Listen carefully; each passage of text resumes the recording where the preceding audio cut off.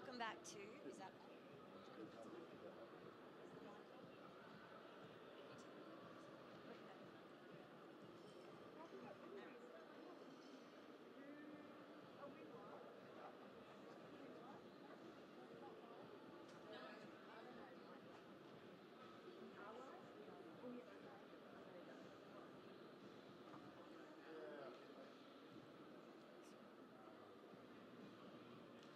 Welcome back to day 2 of our state time trial. I don't know where the mic is to turn it on. And Aaron has that.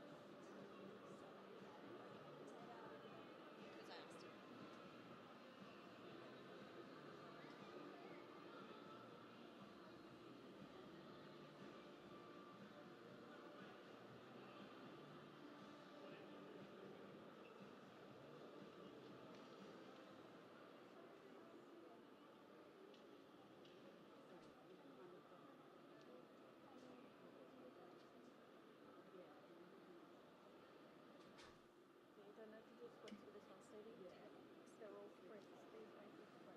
Welcome back to day 2 of our Queensland State Championships. Riding up this morning we have event number 20 just about to commence, and that is our under 11 flying 200. This is a straight final for these riders at 2.5 laps. We have Whitfield, Henderson, Cunningham, we have Milan Klein, Imogen Kemps and Emmeline Waller. They are already up on the gates, on the fence, waiting for their rides.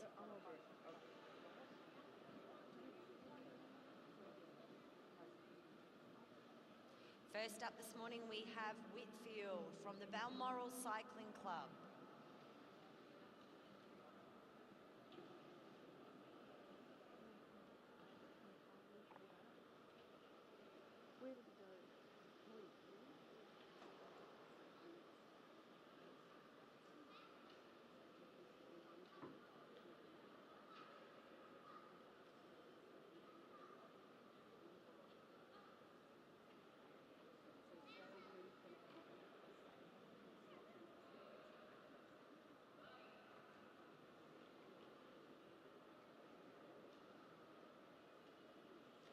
And we've got Whitfield off and racing. So we've started here for our day 2 of the state championships.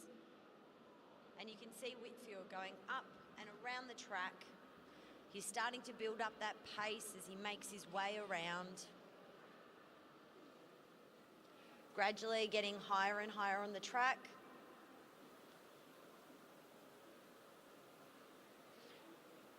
His pace is really starting to build. He's really pushing those pedals hard.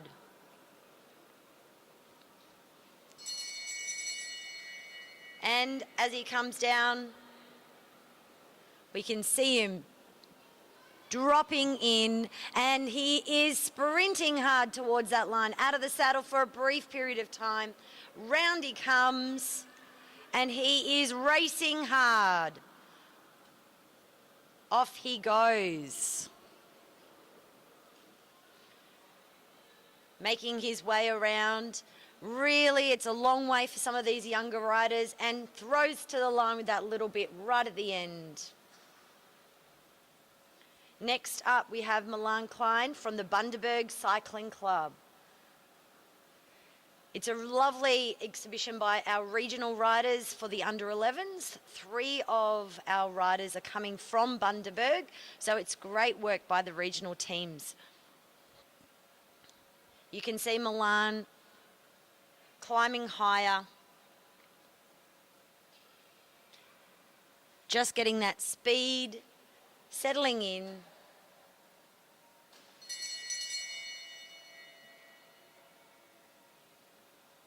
And holding on that blue line. Milan's dropped in, and now coming around.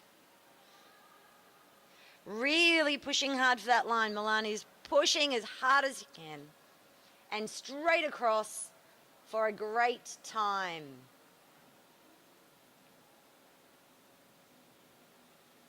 Next up we have Imogen Kemps also from the Bundaberg Cycling Club. And Imogen is just rolling around a little bit. She's building up that speed, and now she's going to climb back up again. So she's on that blue line. Just making sure, just keeping in that a little bit lower. She's got that speed coming up, more of a straight line acceleration rather than a drop in of any kind. And then up onto the red a little bit. So you can see Imogen's got a bit of a faster pace. She's still got some areas to improve on, but really doing very well. And around she comes. She is sprinting hard for this end, throws to the line. And Imogen, a great ride for first place at the moment. Well done, Imogen. Emmeline Lawler is our final rider in the under 11s, and she is on the track now.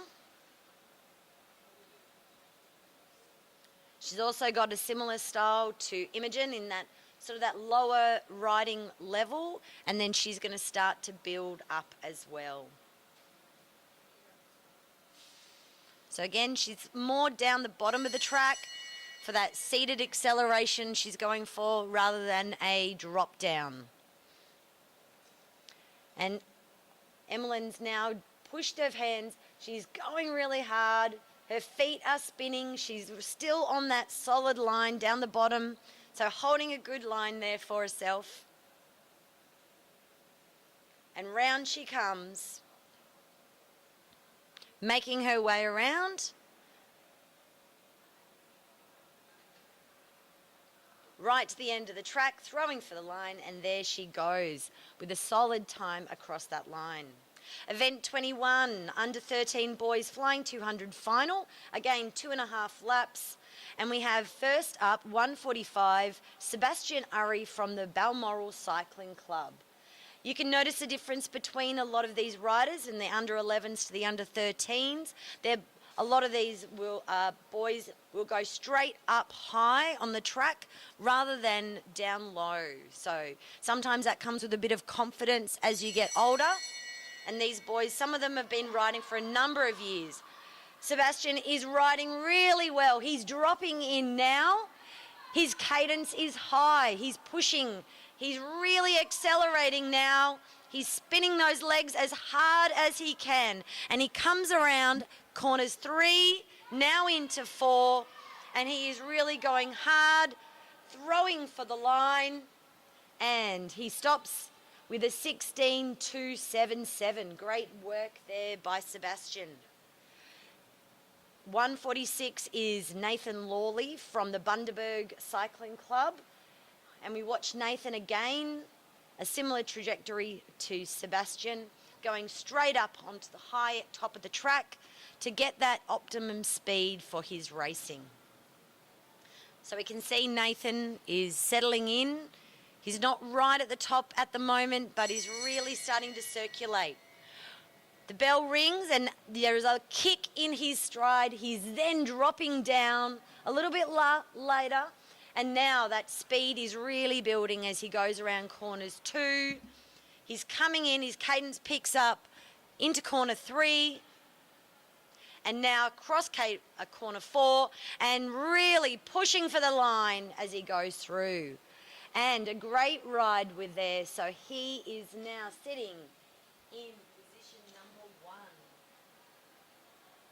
Great work by Nathan for the top slot at the moment.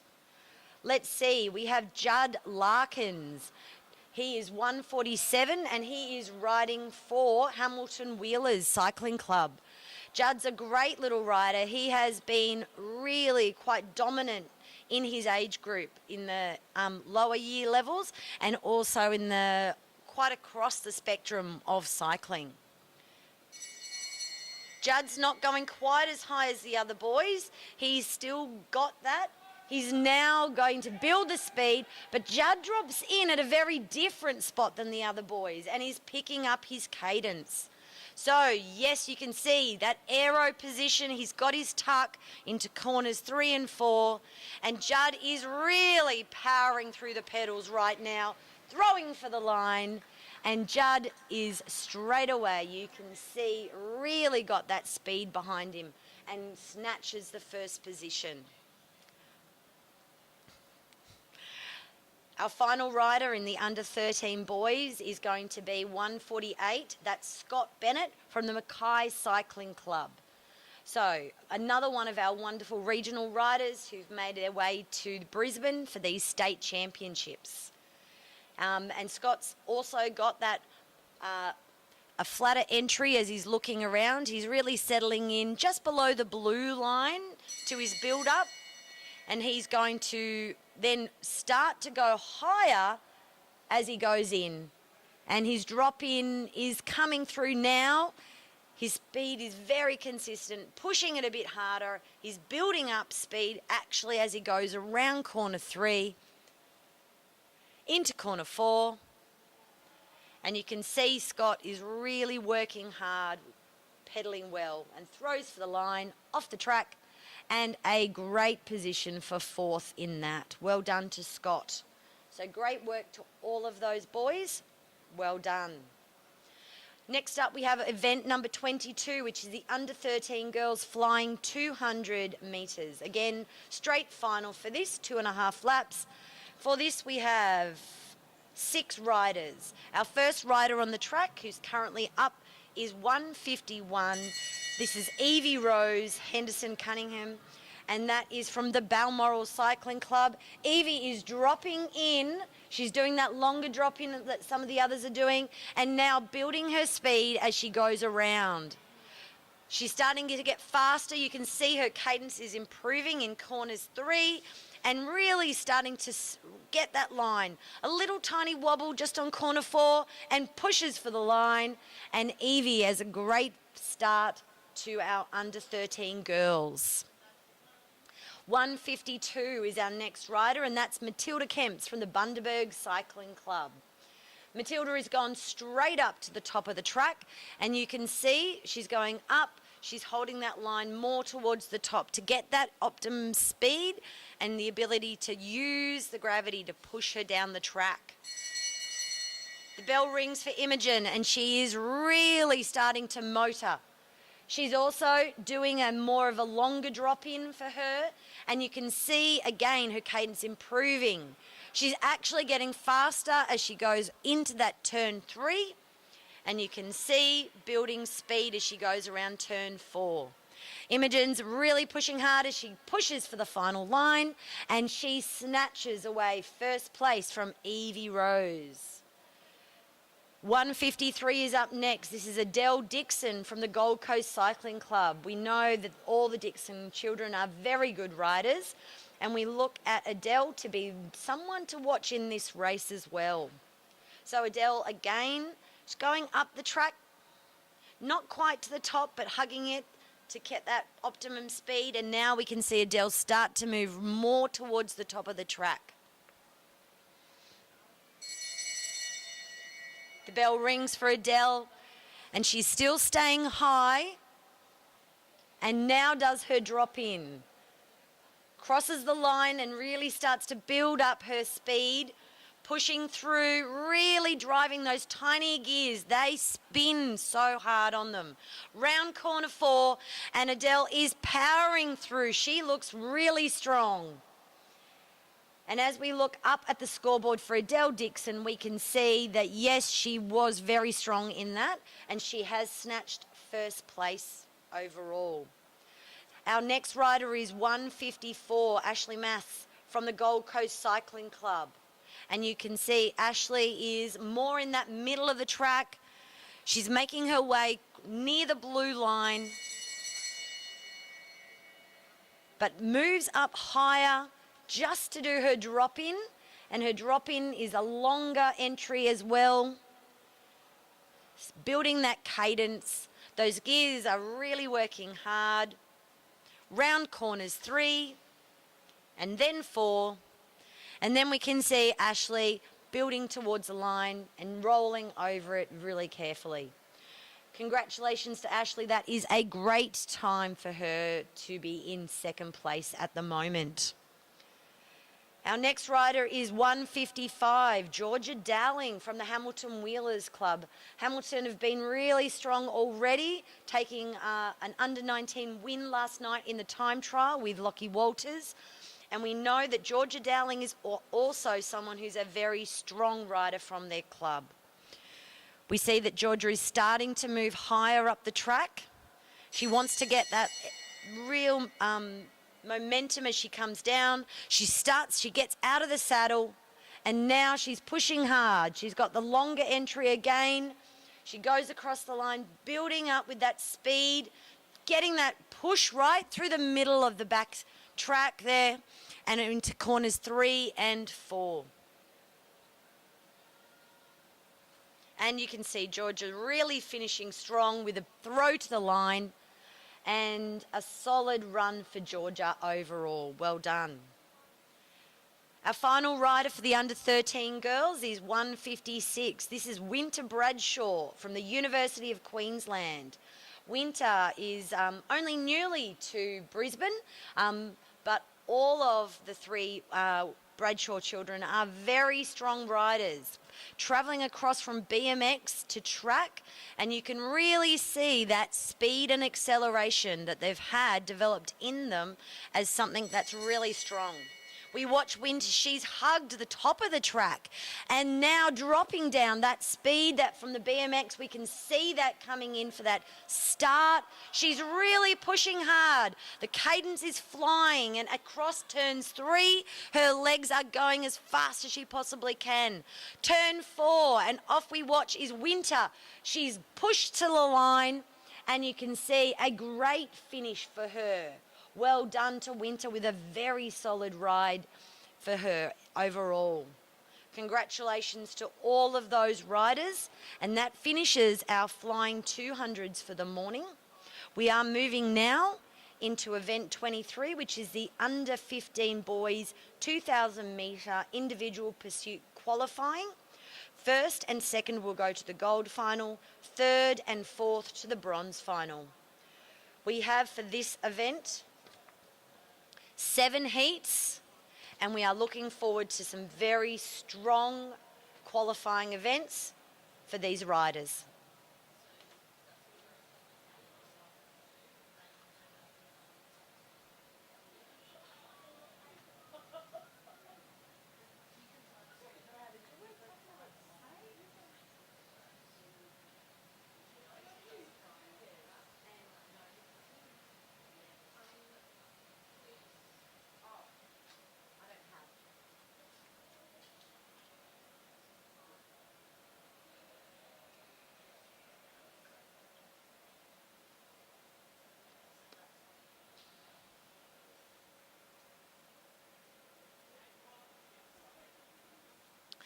Could we please have anyone who is a gate volunteer as quickly as possible to make their way to the front and back straight? We need those people to be there straight away. So gate volunteers, even if you're not a gate volunteer and you know how to do it, now is the time to step up. So please make your way to the gates and see if you can be of assistance so that we can get going as quickly as possible.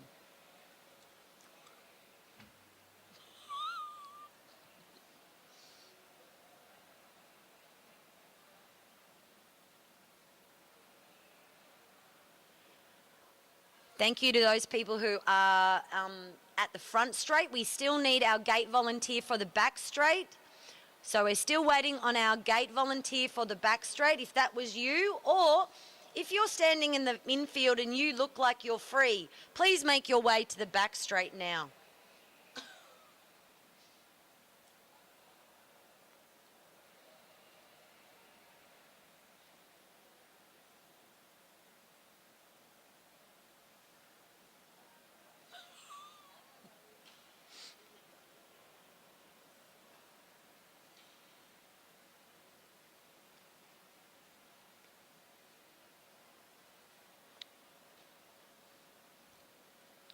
Thank you to all those people who then came up to the back straight. We really appreciate that.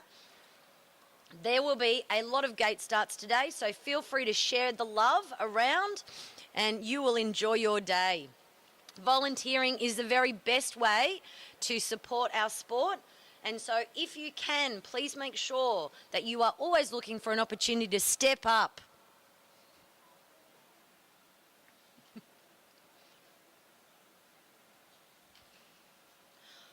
All right, we have Heat 1 getting ready, and in Heat 1 we only have one rider at the moment. We are looking at Felix Henderson, rider 3 from the Balmoral Cycling Club.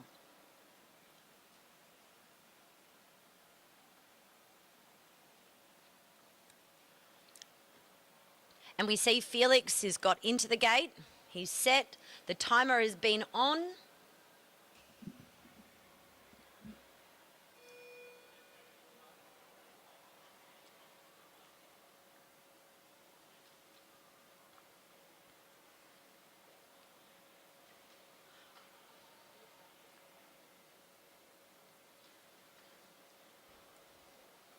Felix is ready, he's just adjusting glasses, getting himself set, really focused on this 2,000 metre individual pursuit. And he gets a great gate start. He really pushes along and he's going strongly into turn 1. He's still out of the saddle, riding around, he's still out, which is a great start to his 2,000 metres. He settles in corner 3 and around he goes. He's now started to get into position and he's moved into that aero space. He's hugging that line and trying to keep it really still on the track, making sure that he's got as little wobble as he can.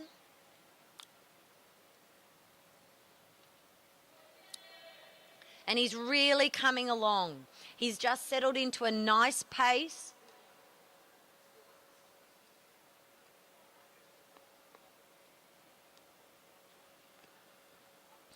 And straight away you can see that he's just looking comfortable out there at the moment.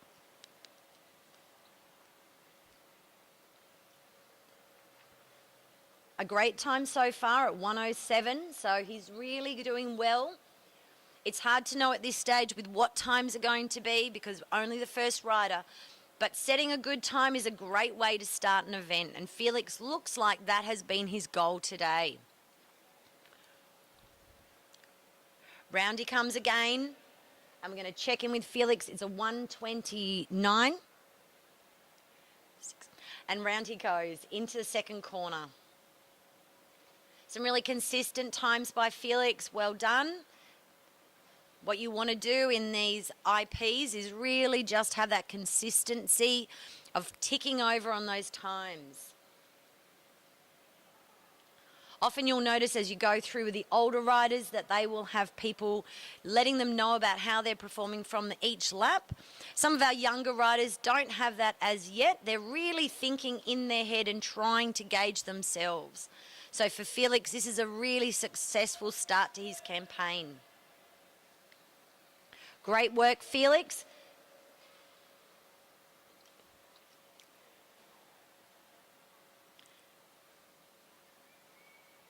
And you can see counting down the laps as well. Round we go.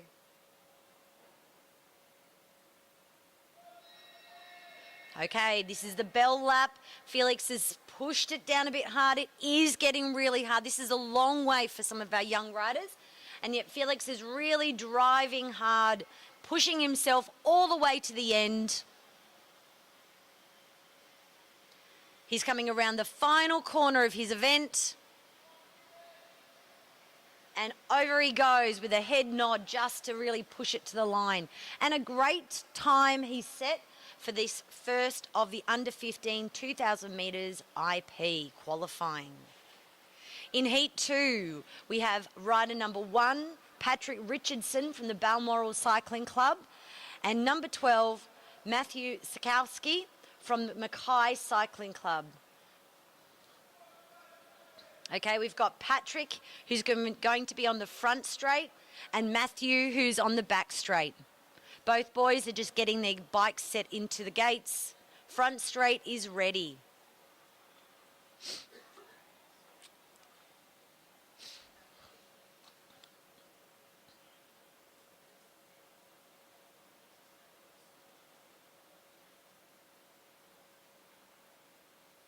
Okay, we've got Backstraight, who's now ready as well.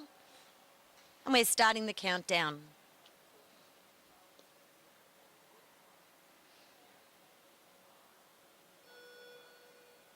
30 seconds for the boys. You can see them very different styles of getting ready. Patrick's really just getting into the zone, taps the legs, locks in place.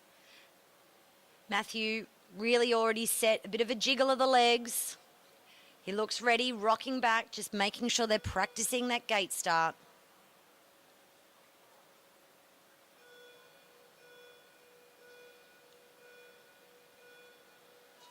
Out of the gate, both boys, a really successful start to their gates, and they are both around the corners. Looks like it's pretty even on the track at the moment. We are looking forward. Oh, it could be just Patrick Richardson up by a smidgen. And here you can see, as we talked about earlier, if you look at the bottom of the track, you'll see that Pat has somebody who's counting laps and giving him a bit of advice about how to go. Round they go again, and we can see some really great work by both boys. And we see Matthew just coming up a little bit on Patrick in that lap. He's just making it away slightly. And then Matthew's really building up a little bit of a gap on Patrick at this stage. It's only early in the race, and everyone has a different way of riding an IP. Some people go out early hard, and some people look to have a consistent lap time.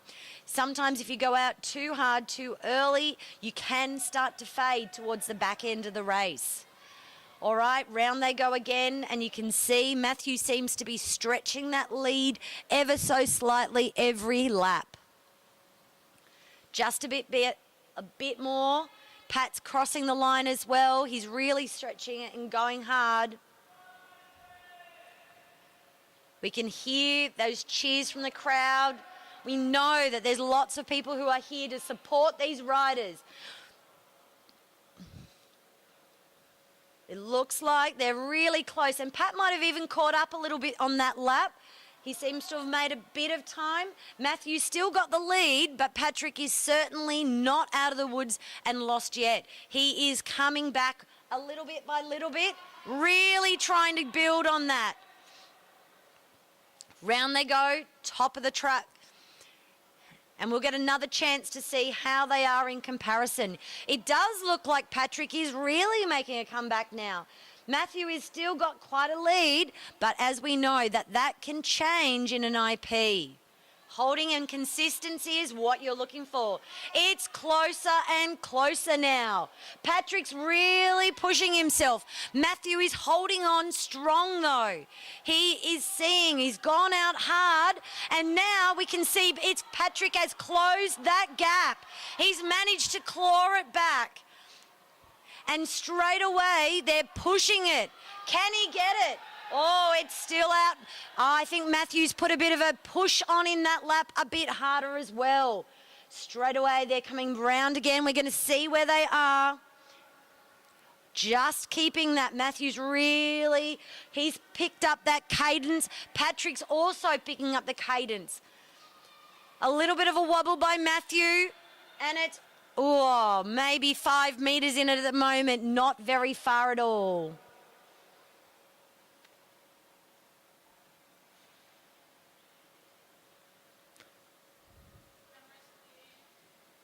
Congratulations to those boys. Some really strong riding. Felix Henderson still is in first place.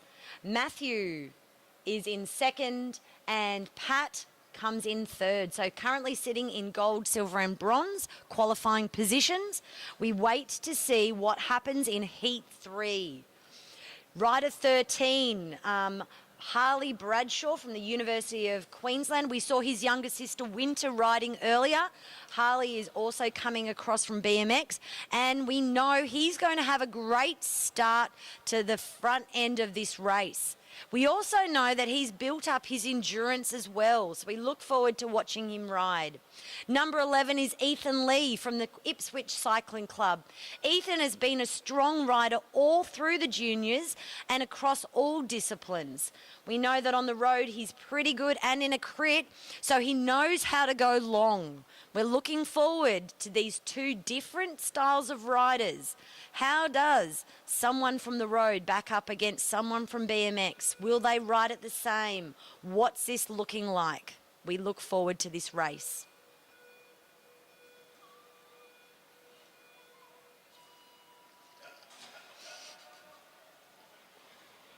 Right, both out of the gates. We can see, as expected, Harley Bradshaw has a flyer of a first lap. He's coming around. Great work, but Ethan Lee is also out of the saddle and pushing hard. Harley and Ethan really working through their gears right now. Ethan, in fact, in front at the moment. Harley's got a very tucked aero position. And Ethan comes around as well. He's got a bit of a higher spacing. He's looking at the track a little bit differently. You'll see Harley's really tucked his hands in front of them, almost in that sort of piercing through the air. Dad calling from the bottom, letting him know how he's going. Ethan's moving around quickly as well. And you can see Ethan's really made some really early headway on this race, giving himself a great lead. Up, up is the call from Dad to Harley. You can get faster, go. 4 laps to go. These boys are really motoring now. It's a very fast race and this heat is going to be blistering. Straight away you can see the speed is quite significantly faster. Let's go. All right. You can see Harley's starting to catch back up. Ethan came out very strong in that front end of the race. Harley seems to be maintaining a more consistent pace. So let's see how it goes. Ethan, just in that last half lap, has really pushed it out again. He's started to push a bit harder again. But it does look like Harley is pulling it back again, like we saw in the last race. Doesn't mean that you're out just because there's a bit of a gap. You can pull it back really quickly. We're watching Harley. He's determined. You can see that it's hurting him in this lap. Ethan comes around. He does look a lot more relaxed. And Harley's really hunched over. We can see it looks like it is stretching out a little bit more again. And that final lap, we're hearing call the sprint the lap, and we can see that he's trying to push those legs harder. Again, the cadence is picking up by both the boys. It's really hard in this last lap. And we're watching as straight away we can see over the line goes Ethan and over the line goes Harley. You can tell that was a very, very fast because we have first and second. That heat was certainly much quicker than our previous two. So far into the gold and silver position would be Ethan and Harley. They're looking forward to going to that final and see if they can battle it out. But there are a few people up and coming, which is Henry Vasquez and Max Edwards. Henry is rider number 4 from the Balmoral Cycling Club. Max Edwards is rider number 7 from Hamilton Wheelers. And they want to stop those previous 2 riders from making their way to the gold final. Both these boys are looking forward to really getting a great ride on. We can see that some of the boys have got callers again, and we can see Alex Quirk down there for Henry, getting ready to call him and let him know how he's going. The gates are set, and we're counting down. Oh, actually, I've got a drink down there. Just in my bag. Thanks for that.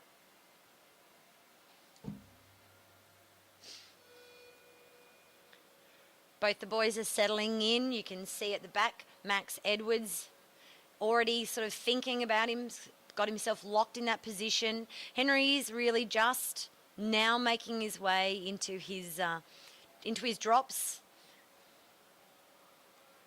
Just a few adjustments of helmets, locking in place.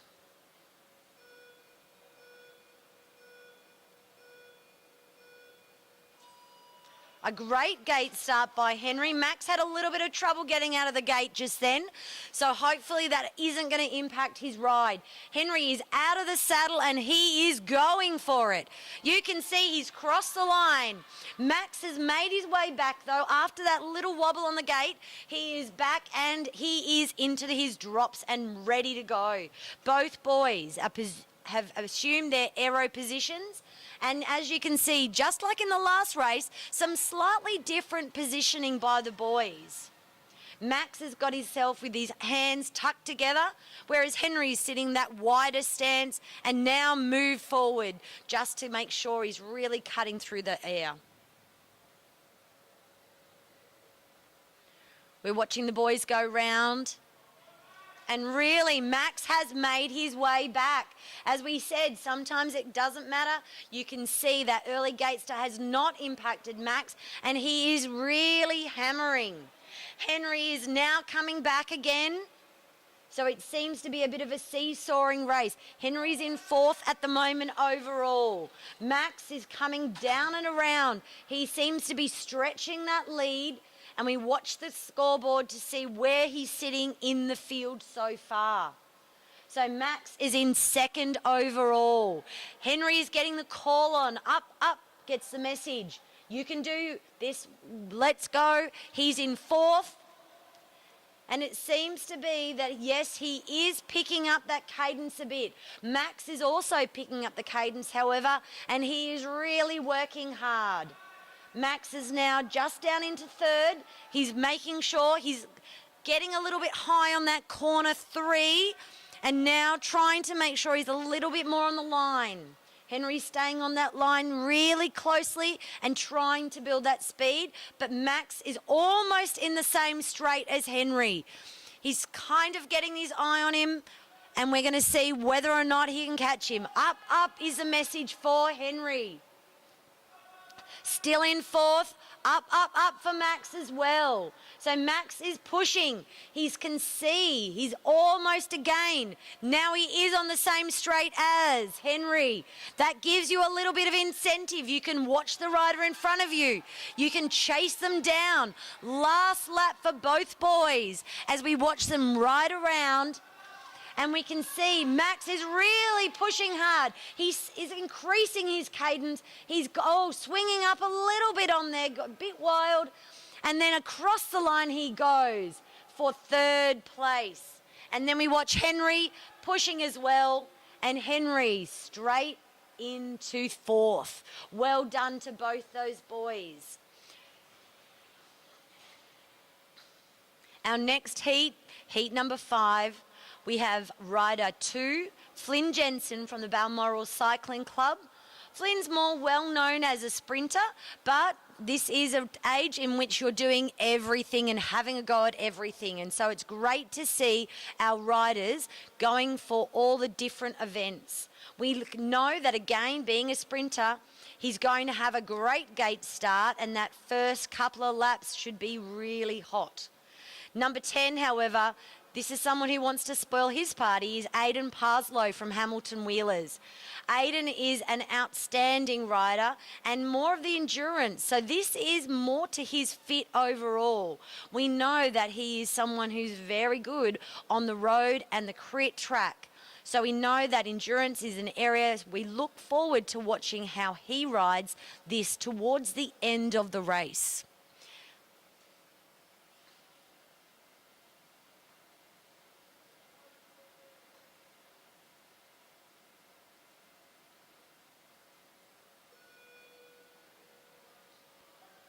Both boys are settled in. Very focused for both of these boys. Scoreboard has still got the previous riders up, so we're just ticking over. Now we see Flynn and Aidan. And counting down 5 seconds. Oh, Flynn, a really good start. And also Aiden, a great start. Aiden is pushing through. He is out of the saddle, going around. Flynn is out of the saddle. Both boys still out of the saddle, settled in now, just as they cross that first half lap time. And then you can see straight into their efforts. We're going to get a bit of an indicator. Aiden in first already. Flynn, also a really good solid start. Straight into that, trying to get that set cadence.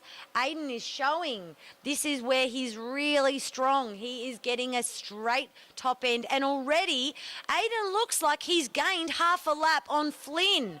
This is a very good start by Aiden. He would be in the same straight and within 1.5 laps.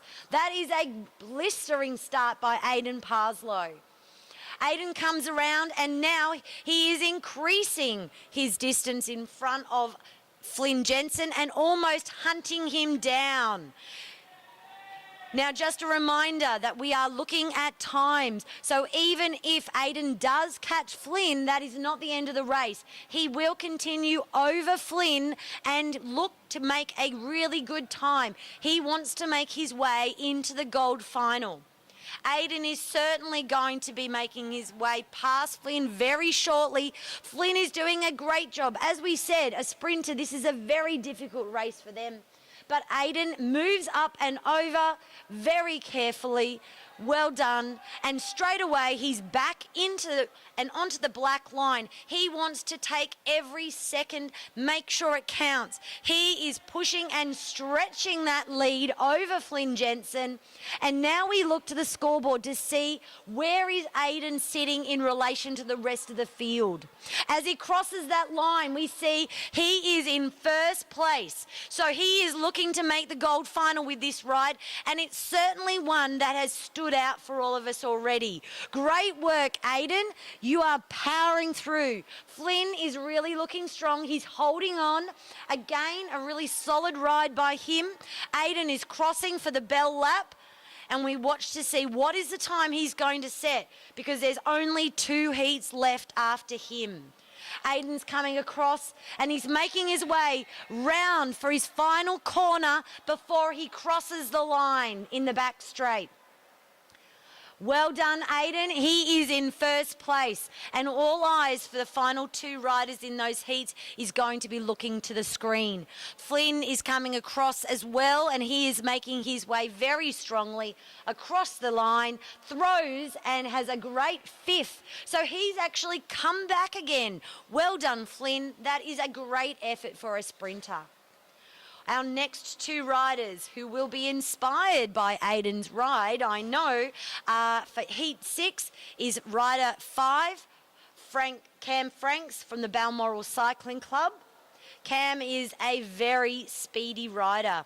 He's very versatile as well, and as we walk down the rest of this line for these next heats, you're going to notice that they are consistently coming up in a lot of the finals we see. Cam is very strong. He finished 4th last night in the time trial. Number 9, Elliot King from the Hamilton Wheelers Cycling Club is on the back straight. Elliot is also a very strong rider, and we look forward to seeing how he rides today.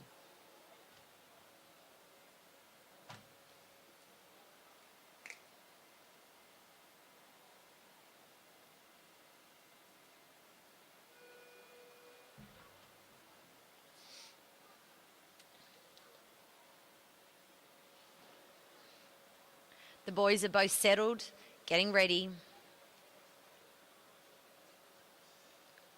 We're looking carefully through. You can see both heads are down.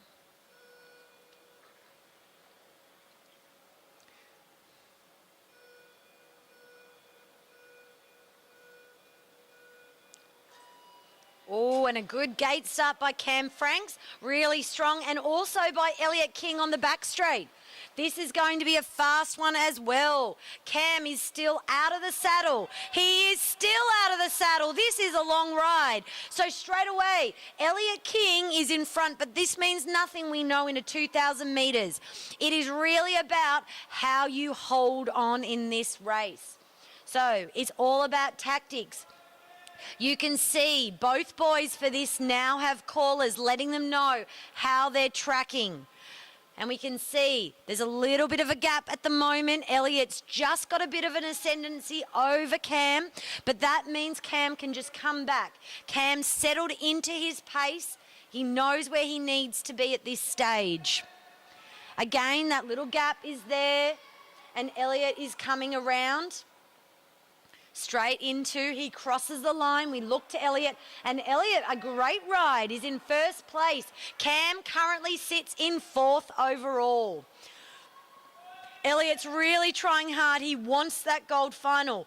Cam also wants to make those finals as well. So those boys are going to be pushing hard to stay there, trying to knock them.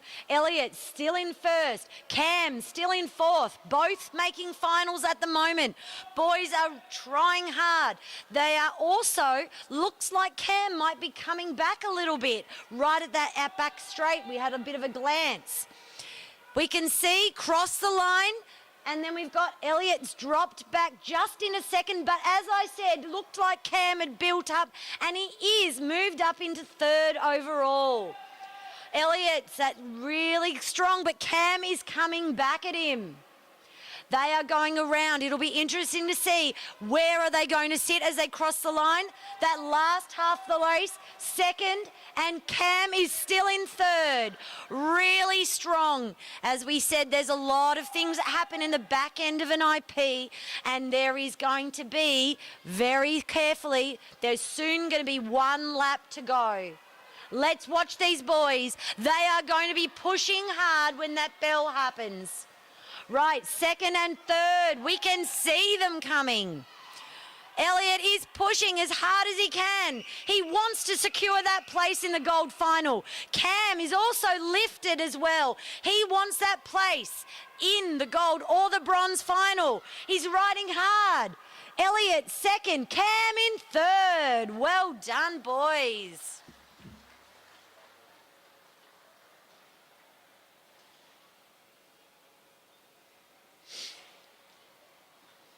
Our final heat for the under 15 boys 2,000 metre IP qualifiers is heat number 7.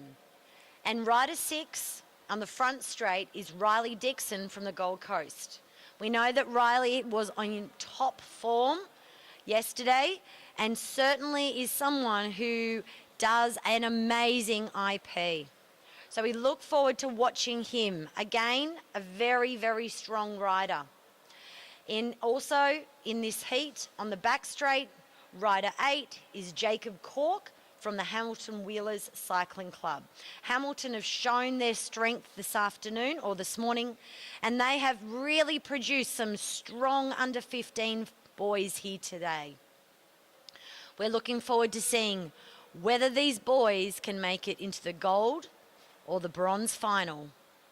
They really have to look at pushing hard because everyone before them has done an amazing job.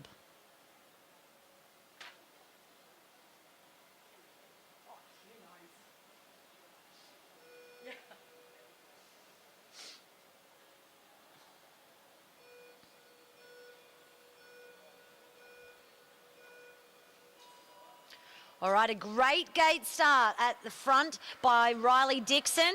Jacob Cork had a bit of a slower start out of the gate, but we saw Jack Edwards do that earlier and then power through to actually be first on that lap. So let's have a little look. It does look like Riley is taking advantage of that really good smooth gate start, and he's coming strong out of that first lap. We can also see Jacob is also settled in, and he hasn't let that little wobble at the start impact him at all. Straight away, we're going to be watching to see how these boys, where are they sitting? The heat's important, but also the times are the most important.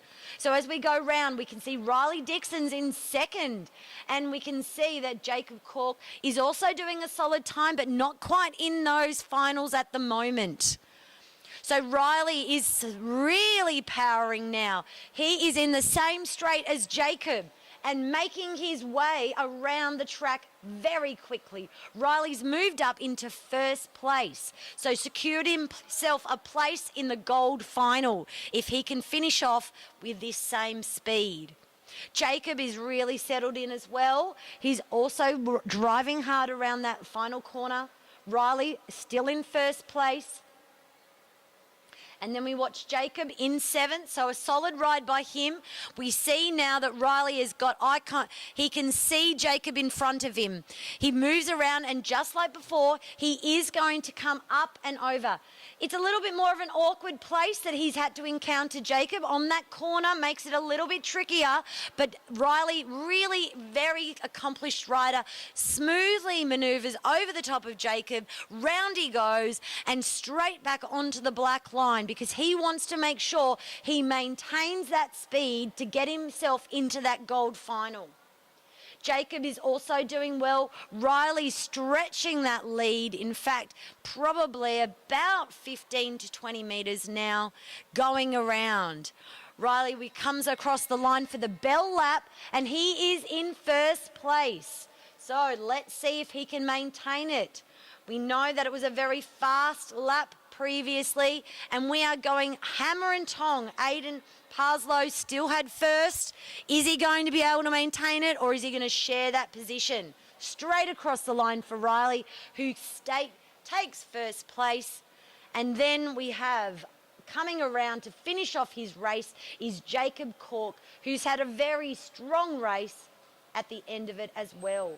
He moved up into fifth place, so actually gained 2 places in that final lap.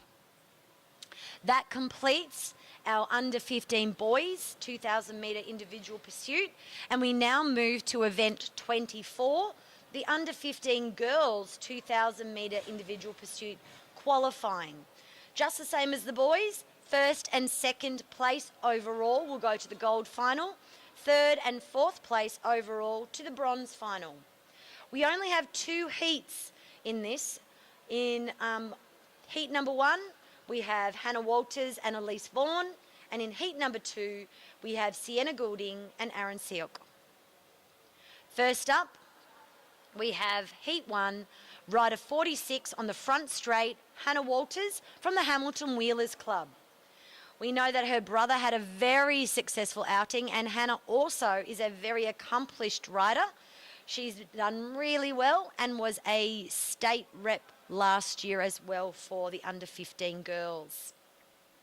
Elise Vaughan is on the back straight. She's rider 45, and she's from the Bundaberg Cycling Club.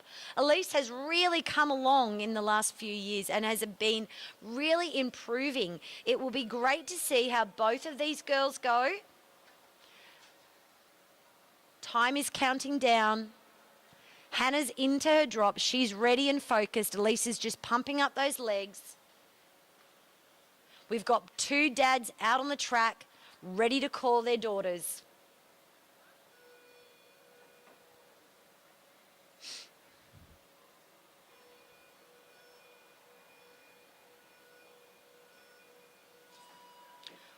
A good gate start. I think Elise might have just got a little bit better. She's really pushing, but Hannah, we know, has that really strong kick of endurance, and she's got that Walters energy that we saw even in her brother last night in the time trial. So both girls settling in, and as you can see, just that little bit of a gate start helped Elise to have that lead at this stage. So Elise has got that little bit of in front. At the moment, both girls don't have a time to chase, so they are setting the time at the moment. Hannah is pulling back that time though. She's really settled in. Elise and her both start to get their cadence going to the speed that they want, and they will start to get some messages from the people on the side, up, down, however they're going. You can see, hold that steady. All right, as we go across the line, you can see Hannah has managed to make her way back, and it's probably only about 4 metres distance between the 2 girls. Not much at all. A little bit more there. And you've got Elise Vaughan in first, Hannah Walters in second at the moment. There's still 4 laps to go, so we know that anything can happen. The back end, as we said, of this race is a real game changer. This is when you have to be able to maintain the pace that you've put in earlier on.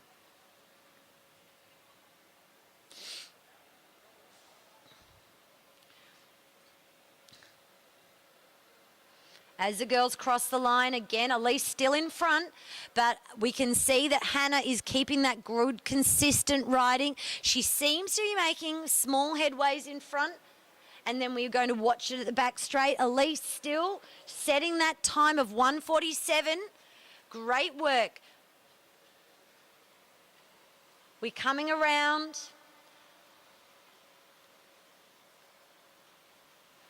Looks like Elise might be making a little bit more headway on Hannah at this stage. And the girls go around again. Let's see how they're going. Elise Vaughan seems to be stretching out that lead at the moment. She's really putting in some big energy at this last bit. You can see she is stamping on those pedals. She has her bell lap. Hannah receives the bell lap. She's also pushing hard on those pedals. It's hard in this last little bit. This is when it burns. You're breathing hard. You are trying to get every ounce of energy into those pedals that you can. And Elise throws to the line, and she is sitting in first. Hannah also with a very strong ride for both of those girls. Heat number 2 is up next. We have at the front track, rider 44, Sienna Golding from the Ipswich Cycling Club. And on the back straight, rider 43, Aaron Silk from the University of Queensland Cycling Club. We know that Sienna is also a very strong rider. She's very accomplished on the track, but also on road as well as with the crit track as well. Been riding for a long time and so has come up through the ranks as well. In comparison, we look over at Aaron, who comes from the BMX background. Again, you can see a lot of our younger riders who are making that transition and doing multiple types of sports. We look to Aaron to have a great gate start, but we do know that Sienna also is very strong in her gate. This will be a really good event.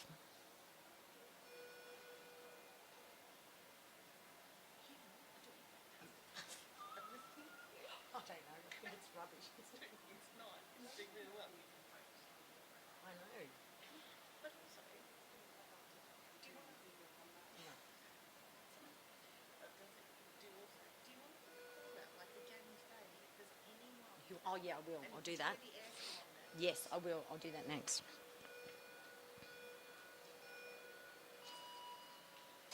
All right, so that was a really good gate start. As we expected, Aaron had that good start. She is out and out of the saddle. You can also see Sienna was out. A little bit of a slower gate start by Sienna, but as we can see, only millimetres in it, really across the line, very similar.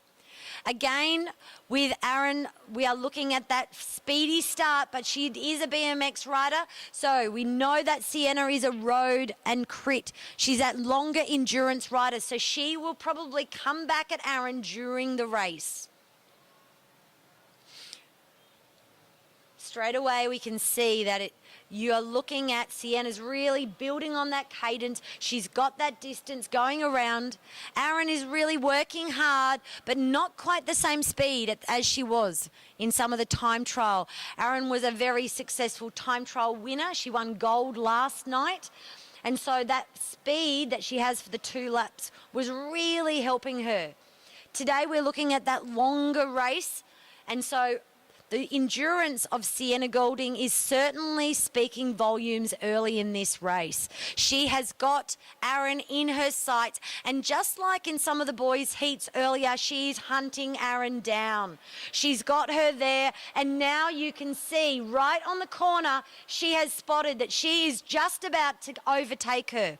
She's fortunate. It's a much better place. She's up and over and now back onto the black line. Sienna is now hunting a time. She wants to beat Hannah Walters. She wants to make it to that gold final. Hannah was riding very strongly, so she will have to maintain for Sienna a strong ride. Aaron is also working very well. It's hard work out there for some of our sprinters when they come up into the IP distances. So Sienna is pushing hard. She has made her way into first place. So she has made her way past both Hannah Walters and Elise Vaughan for this event.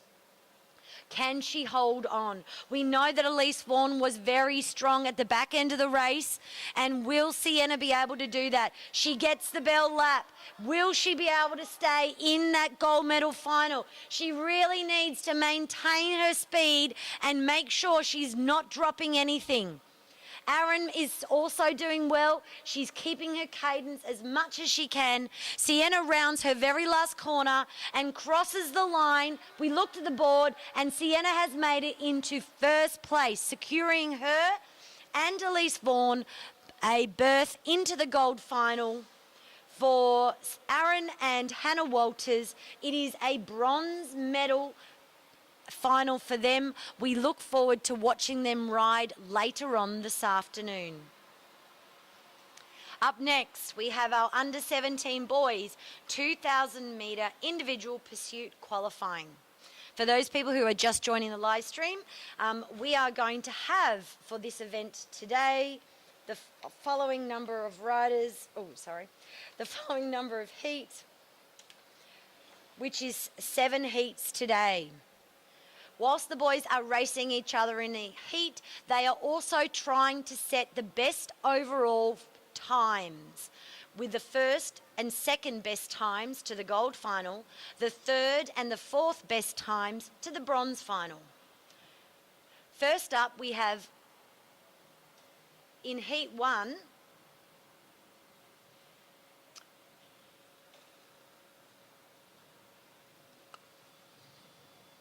Oliver Urry from the Balmoral Cycling Club. Who's the other guy? Who's the other rider?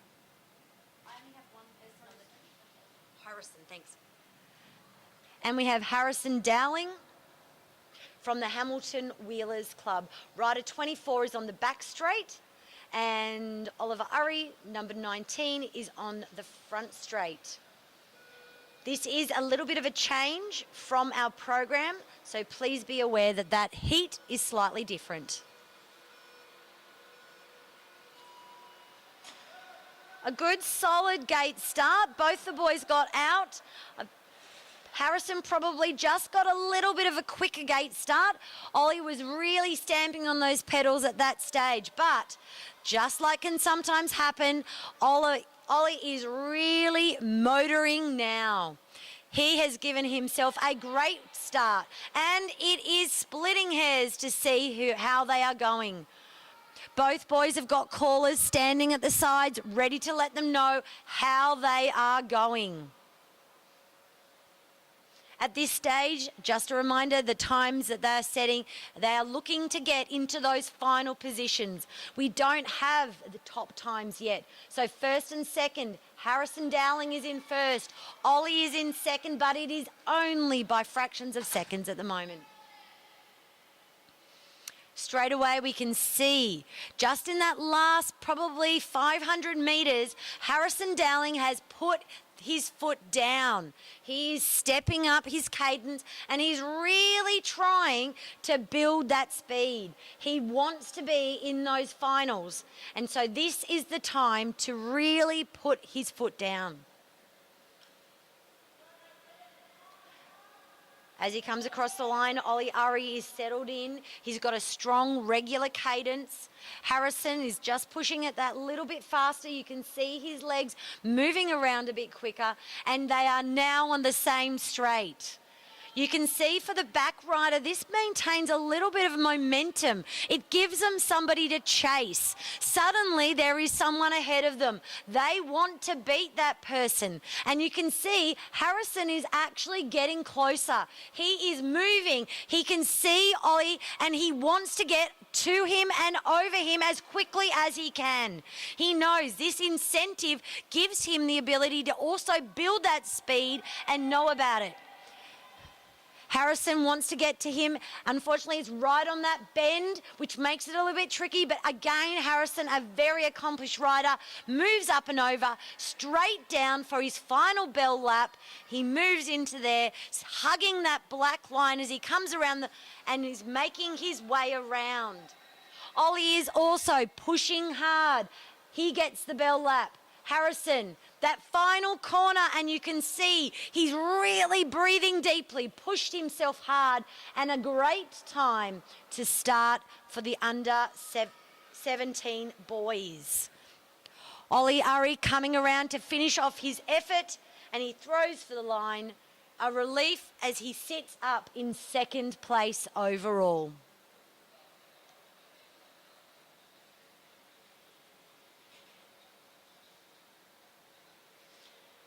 Heat number 2 has the boys coming up right now. On the front straight, rider 25 is Flynn Larkins from the Hamilton Wheelers Club. Just like earlier, Flynn is coming, he is more recognised as a sprinter. However, he is a very strong rider, and so we know that he will have a great gate start, front end of this race, but he's also been working on some really good endurance. As you know, the boys are going to be doing kilos, and so Flynn is really someone who's very strong in his riding at the moment. He has been improving more and more, and some great work has been done over the last few years. At the back straight, we have rider 18, Josh Franks from the Balmoral Cycling Club.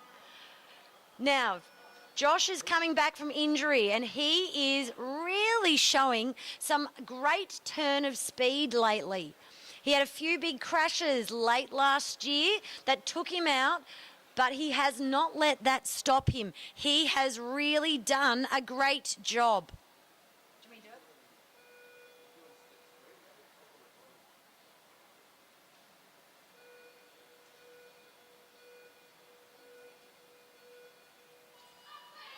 All right, both boys, as expected. Flynn Larkins, I think, had the better gate start. Really strong. They're coming out. Oh, it's hard to tell. You can see Flynn out of the saddle. Josh out of the saddle. Josh sits down. Flynn is still, and he only now sits back down in the saddle. It is going to be very close, crossing the line, and it is only slightly different between the two boys. As they come round, you can see Flynn just crossing in front of Josh at this stage, but again, early in the race, and we know Flynn Larkins is a sprinter. So this is to be expected that this is his end of the race. We know Josh has been more well known as a more enduro rider, and that's something we're going to be looking forward to see how this race ends up for both of the boys. Flynn crosses first. He is sitting currently in first place overall. Josh Franks in second place overall. So some strong rides by both the boys. And Flynn looks to be increasing slightly his lead. As we go across the line, it'll be time to see. And yes, it does look like Flynn is building a little bit of a gap between him and Josh. Josh, however, we know can settle in, and Josh, being an enduro, can hold on to the very end of this race. We're hoping that his endurance is built back up after those crashes, and he is on the recovery, so this is something we're looking forward to. Flynn is still in first. Josh is still in second. Flynn crosses the line, and he has built up a little bit more of a gap again. He seems to get one of those corners where he really pushes hard around the top end.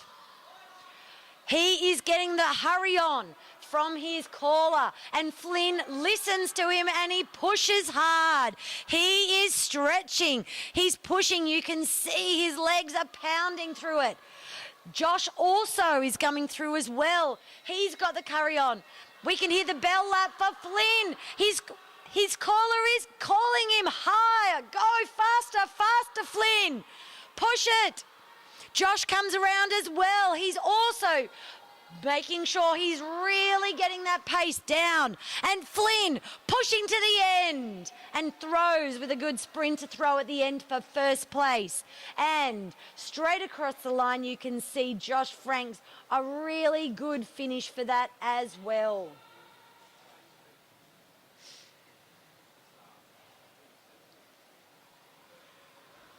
Well done to both those boys. Next up, we have the next heat, which is going to be in the front straight. We have rider 16, Ollie Jordan from the Balmoral Cycling Club. Ollie is another very accomplished rider. This is a field full of stars at the moment. We know that this is something that Ollie is a very good rider at. He's also, again, multidisciplinary. We know he does the CX. He's also road, time trialling. Really good job with Ollie. At the back straight, we have Lachlan Chamberlain from Hamilton Wheelers, rider 23. Just like all the Hamilton Wheelers have been some very strong riders coming out of Hamilton Wheelers, and Lachlan Chamberlain is no different. He is also an incredibly strong rider. Both of these boys will be chasing the gold final places. That will be their aim. They will be looking to take Flynn Larkins and move him off that top spot. Let's see how they go.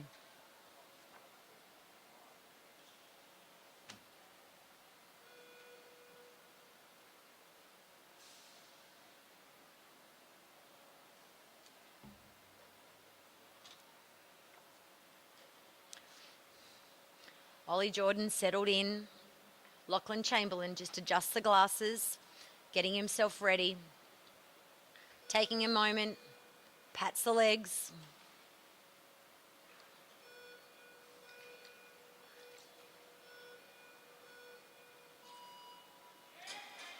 A good gate start by both the boys. Ollie out of the saddle. Also, Lachlan out of the saddle, riding hard. It's really neck and neck. Both of these boys are very strong.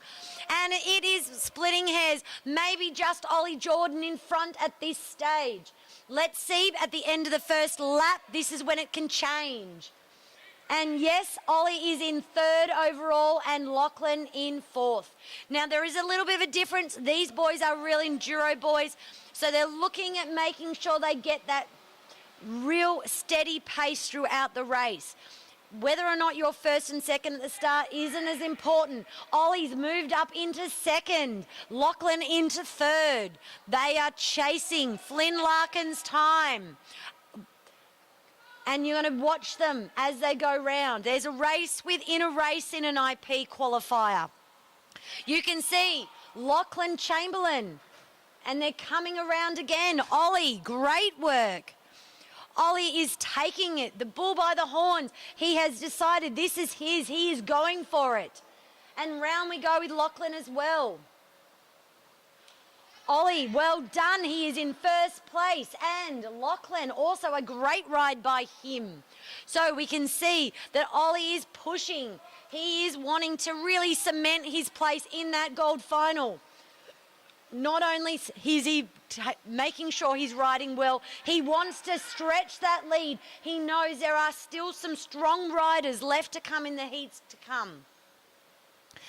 Lachlan pushing hard. He certainly has got his pace going. He really wants to make sure he also makes a final. Here comes Ollie again, still in first place. He's getting the call out from his dad down on the blue band. Same with Lachlan. He's getting the calls. How are they going? Looks like Ollie Jordan is really rocketing through this IP today. He is firing. A great ride by Ollie Jordan.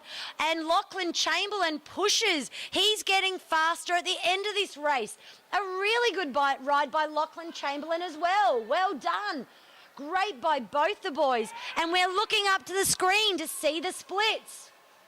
First for Ollie Jordan and second for Lachlan Chamberlain. Great riding by those boys. As we said, a really good ride by both of them. Strong by Ollie Jordan that whole way through, and Lachlan Chamberlain really finishing strong to snatch second place off Flynn Larkins just in those last couple of laps. Our next heat has some very big hitters in it. In Heat 6, we have 26, George Tucker from the Rockhampton Cycling Club. George has been a rider for a long time in track, and he has really shown his form in the last 12 to 18 months. He has developed as a rider incredibly, and the speed in which he's been able to get is quite extraordinary. So we look forward to seeing what he can do, again, both in sprint but also in enduro events. At the back of the track, we have 15, Felix Crossman from the Balmoral Cycling Club. Felix is also someone who's stepped up and who has done some amazing things. You don't want to let Felix get too far out in front of you because he has an amazing kick on him. The endurance is certainly his strength in this field. Really good gate start by both the boys, strongly out. George Tucker, as expected, still out of the saddle. They both boys only dropping in now to their seated, and they are taking their positions. George Tucker marginally in front of Felix Crossman, but we know that that first lap is sometimes tricky to tell. George still slightly in front of Felix. We look to the screen to see how they're going within the race. And we see George Tucker, very strong. Felix Crossman, also very strong. First and second overall. Will they be able to maintain it? This is a very fast starting race. We look at how well they're going. Are they going to be able to keep this speed throughout the race? So Felix is coming back. George is there. We're looking around again. This is an important split. How are the boys going? Felix is in front and George is in second. Felix is extending that lead. As we said, Felix Crossman, a very accomplished enduro rider, and has certainly been building on his form throughout the year. He is a strong rider, and we know Balmoral build a lot of really good endurance into their riders. This has been a strength. We've had lots of good IPers come out of Balmoral recently. George Tucker is really doing well, but it's almost like Felix Crossman can see George Tucker at the straight he's in. And now Felix Crossman is going to chase George Tucker down. We know this is something that really builds for that back rider. Felix is coming up. We can see that he's there. This is his final. He's on those bell laps. And straight away, we are watching them come around. Is Felix going to catch him? Felix goes across in first place. And George, still an incredible ride. He is making his way across, and he crossed in second. That just shows you the distance between the boys. George was still in second place overall. So all of those amazing rides before, George was faster than. Felix is really looking on form for that gold final. Our final heat of the under 17 boys 2,000 metres. On the front straight, rider 21, Oscar Schoff from the Gold Coast Cycling Club. We know that, again, this is one of Oscar's really special events. He is one of the top under 17 boys, and we are looking forward to seeing what these two boys, Oscar and Eli, can do in this event. They just need to knock Felix Crossman off to keep that place in a gold final. At the back straight, we have Eli Taylor, rider 22 from the Hamilton Wheelers Cycling Club. We can see Eli getting himself ready and sorted. Eli, again, is someone who's been a really good rider and very on form. Over the last few years, Eli's unfortunately had a few accidents again, so he's missed some of the big events, but he's always consistently been on those top places. Good gate start, really good by Oscar Schoff. He is pushing it. Eli Taylor, a good start, but Oscar is out of the saddle. He is only just sat down. Eli still out of the saddle. He is pushing it, still out of the saddle for Eli Taylor, and sits down now. Oscar, though, has got a commanding lead already. We knew this was something that Oscar was looking forward to, and we can see that he is really looking to set a very strong time. He's riding against Eli Taylor, but he's actually competing against Felix Crossman. He wants to beat that. He wants to go into that gold final on top. Let's see what the split is for Oscar as he goes across the line now. And he is very happy with that time. Oscar is really motoring. Eli also really going well, and already, even in such a short amount of time, we can see that Oscar has Eli in his sights. He has now seen him, and we know that this is going to mean that Oscar has somebody to chase. You can see he's picked up his cadence. In fact, it looks like Oscar's getting faster each lap. He is really building. Oh, he's going, get it quick, get it quick. And as we go round, you can see up he goes. Oscar is going to be moving over and trying to come round Eli on a corner. But again, these junior riders are very talented. They know what they're doing. He locks into place. He's in first. He wants to maintain it. Eli's looking for that bronze medal position as well. He's in fourth. Both of them are looking at finals. Go, boys, let's go. Oscar is riding very strongly. Take it home. Let's go. Oscar and Eli, both of them. Let's get some crowd cheering for these boys. They're working very hard. This is going to be a very strong end. Both of the boys. Eli looks like he's moving faster again. Oscar's in first. Let's watch Eli, see if he can get into that bronze medal final. He is really coming strong. Does he make it in? Yes, he does.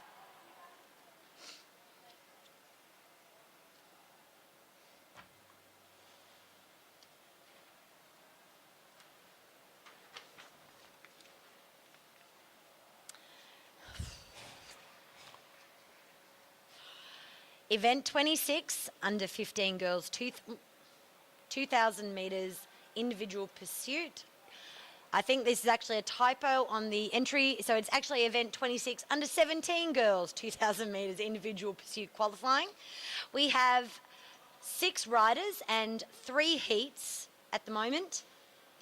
Again, just a reminder to those who are turning on the live stream just now, it is first and second to the gold final, third and fourth to the bronze final. So just a really important piece of information for you.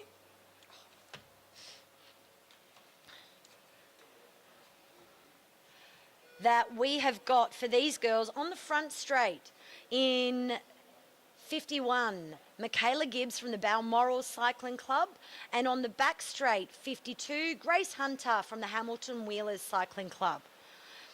We've got Michaela and Grace, really both very strong. Michaela has really developed as a rider in the last 12 to 18 months, came through, spent a lot of time at Women on Track, but has really come through.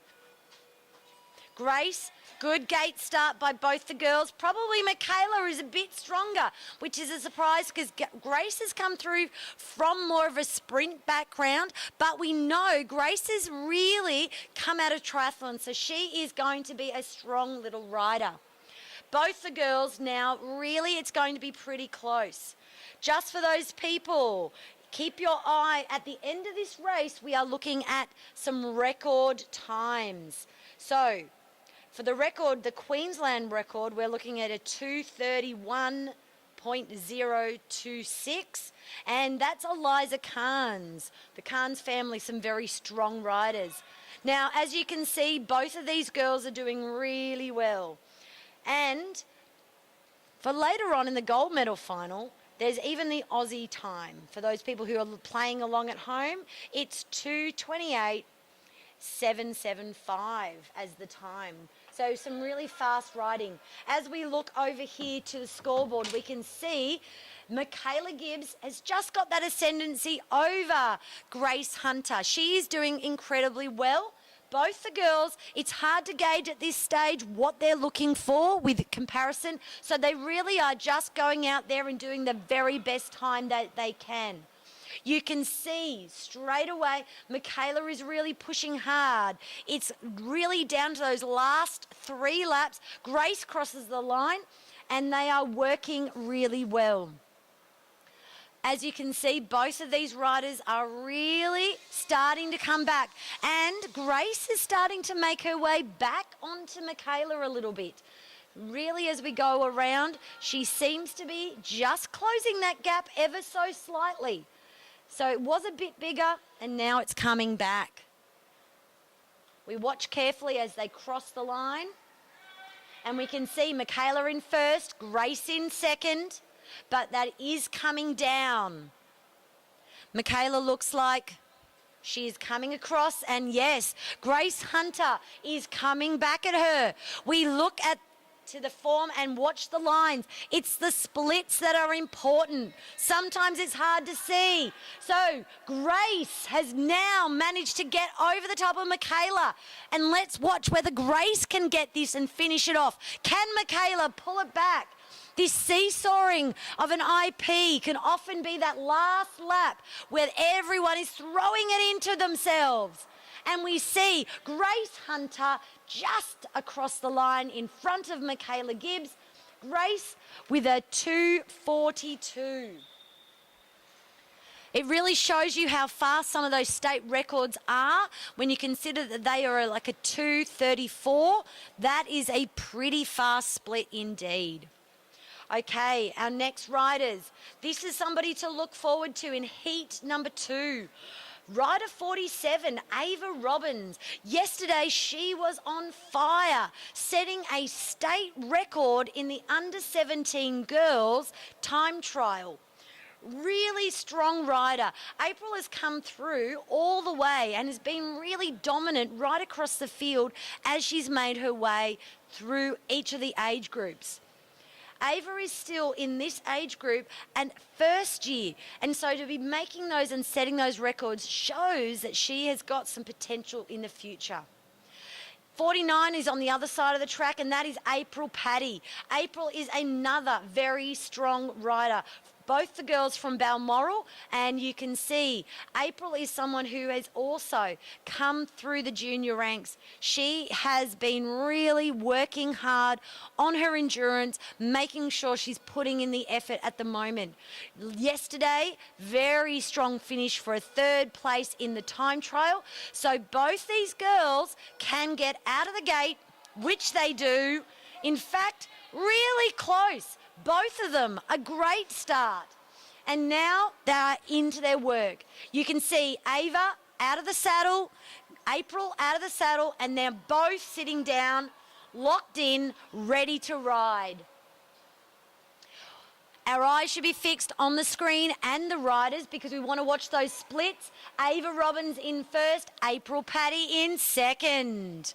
Let's keep going. These girls are riding against themselves in a heat, but also they're riding for a time. So they are wanting to compete against each other, but also beat that first place time or hold a really good time to get into that gold final. You can see still really close between the two girls. It does look like Ava has got that first place, that she is just got there, slightly stretching that lead at the moment. She's getting her call from Mum on the sidelines down on the blue band, and you can see April also getting her calls as well. Some really good riding by both Ava and April. Ava looking very strong, a very good form on the bike. And as we said, you can see, yes, she is making up quite a lot of time in this next little gap here. We look for the split that's going to be happening right about now. So eyes to the screen and you'll see split. Yes, that's a great time. And April comes across, she's still in second. So it shows you how fast Ava is travelling. She is really blistering. She's got a lot of speed at this tail end. We know that she's a good time trialer, but also a very, very strong IPer. So they are now on the same straight. We know what that means for girls in an IP, and boys, they are chasing someone down. April is still going very well. She's still sitting in second. However, we can see that Ava is really going to be get motoring now. She wants to make sure she makes the gold final. She's coming around. She is getting over in that last corner now and making her way almost across the line, throwing for the line, first place, and you can see it is a 2:31. So great work straight away overall. Hope for those people playing at home, they might have looked at that time. April Paddy, also an amazing time for her on a 2:40. So well done to April. I think she got a state record, but I don't know. Okay. I think that was a state record. Is that 2:31.375? Oh, I don't know. But they're for the boys, though. No, that's the girls. Eliza.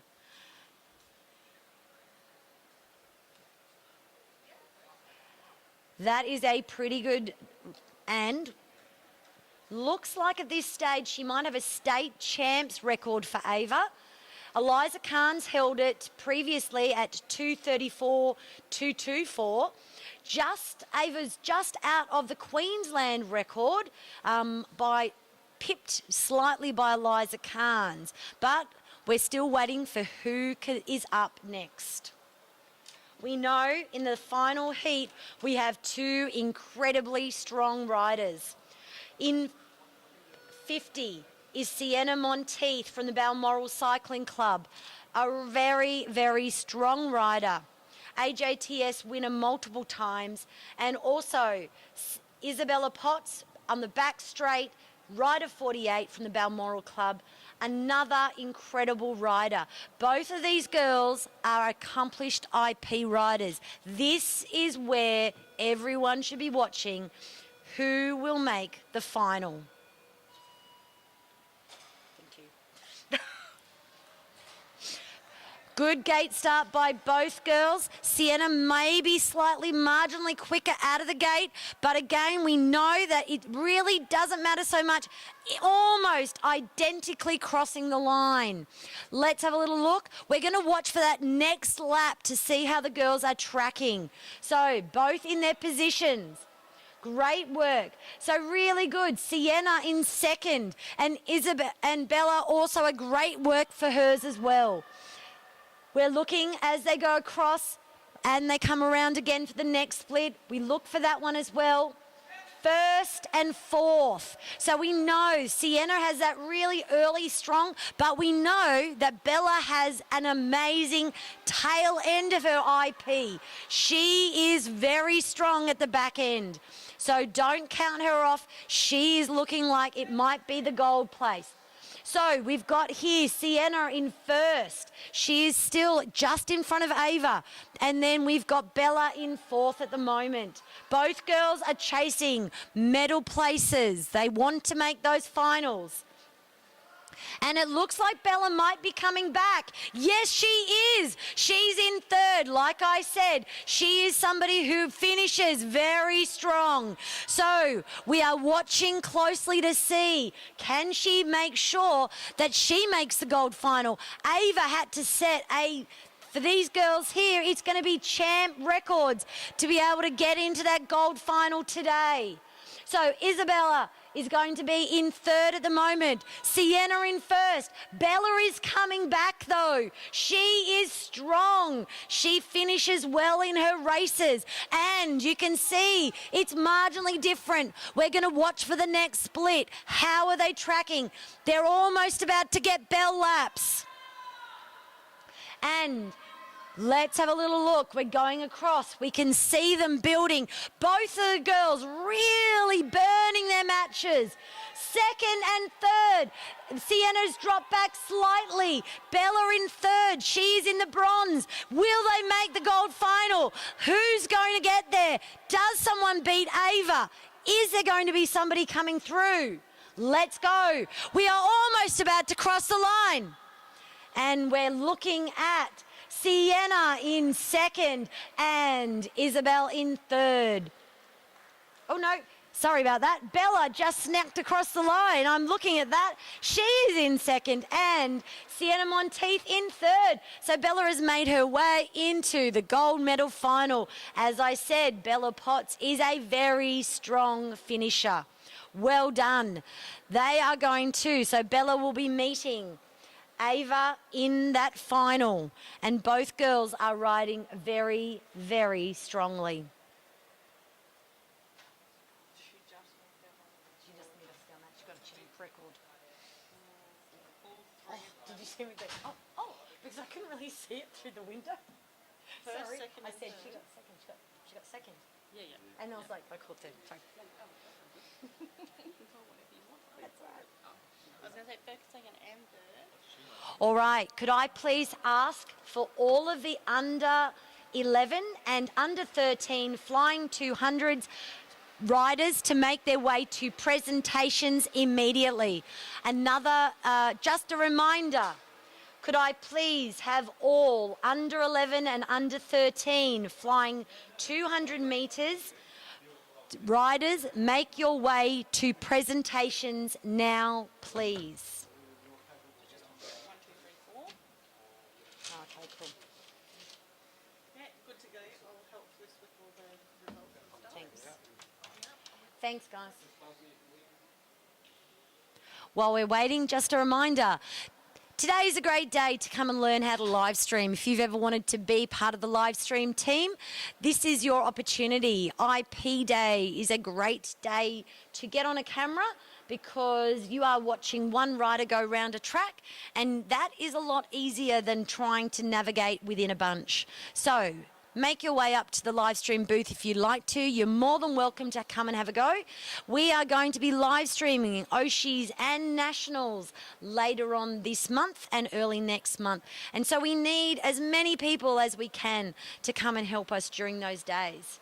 However, you might also want to be involved in doing some of the other live streaming at different events around the place. So if you're from a regional area, we'd love you to also come up because you might want to come and try filming in Bundaberg next time we're there. Or you might want to set up your own live stream in Cairns.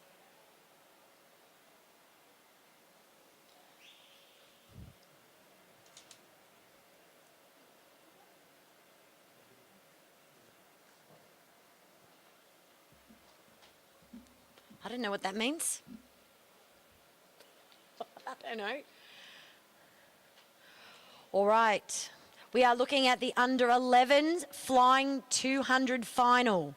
We've called the under 11 flying 200 final presentations, and we've also called for the under 13 flying 200 presentations.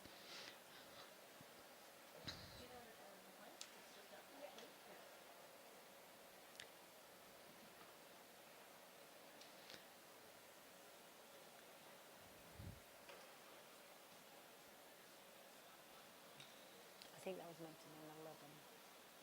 Should have been like that. I don't know. 13, yeah. Yeah.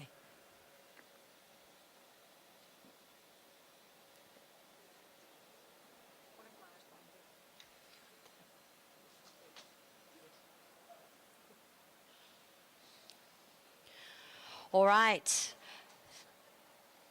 Under 11 flying 200 metres. This is a mixed category. And in third place, From the Balmoral Cycling Club, we have Whitfield Henderson Cunnington, and he was in an amazing time of 21.028.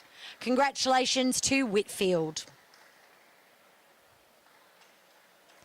And in second place, from the Bundaberg Cycling Club, Milan Klein, who rode a smashing 18.597. Congratulations. And in first place, from the Bundaberg Cycling Club, Imogen Kemps, who rode 16.92.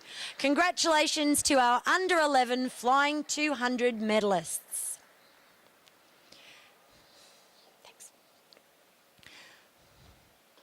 Make sure you get lots of photos, standing on that top block and celebrating.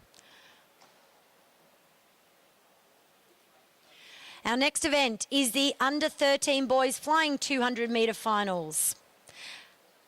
And in third place from the Balmoral Cycling Club was Sebastian Urry with 16.277. In second place from the Bundaberg Cycling Club was Nathan Lawley with a 15.441. And in first place with a smashing time of 14.354 was Judd Larkins from the Hamilton Wheelers Cycling Club. Let's give the boys a cheer. Well done, boys. Hands in the air. And please make your way to the top block to celebrate together. Congratulations to all those riders.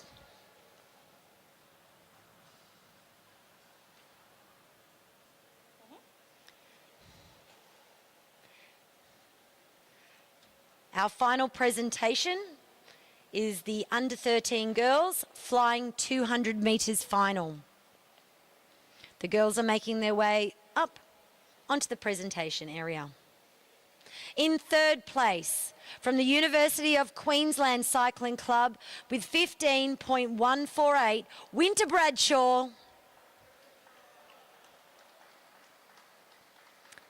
In second place, from the Gold Coast Cycling Club, Ashley Mass, and she rode a 14.929.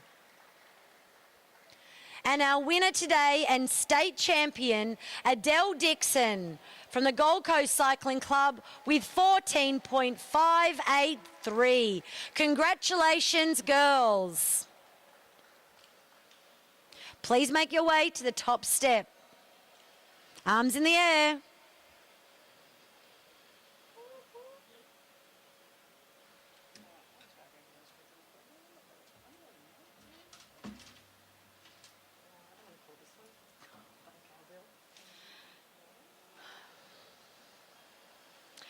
Our next event is the event 27, the Junior Women 19 Sprint Qualifying. The fastest 8 will go to the quarterfinal. For this event, we know that all girls will move forward into that qualifying space, but what the girls are actually also trying to do is that they're looking at setting some really good times to give them an idea of where they're sitting across the board. We have a very strong under-19 women's field at the moment, right across Australia, and the girls are looking at how they're going here, but also nationally.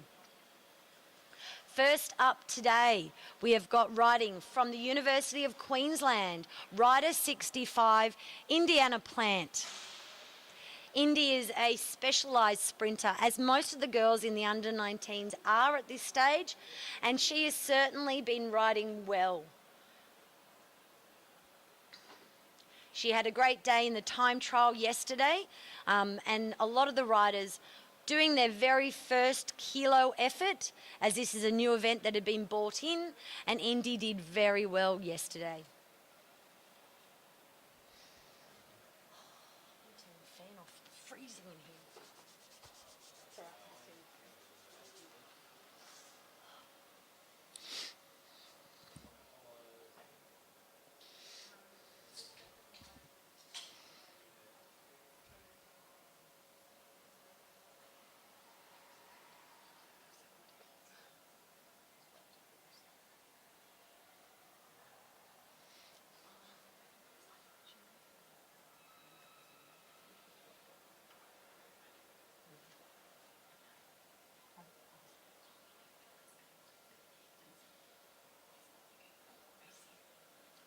was like, okay, I'll call it like that. I know. And then I was like, I called it. Oh, no, it's done.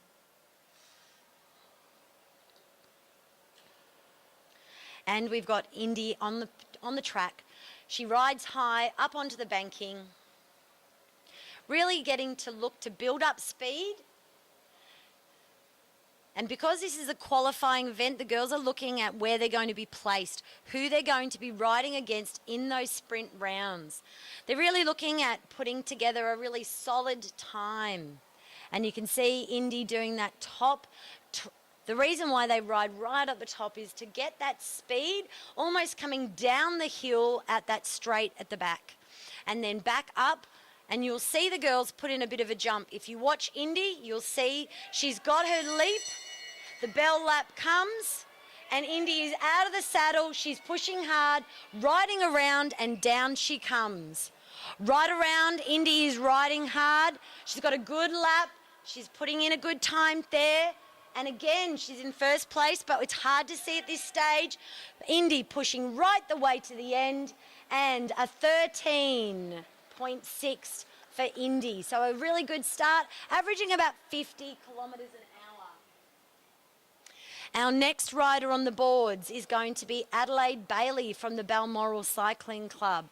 So Adelaide is riding as rider 57, and she's also starting to move straight up onto that banking at the top.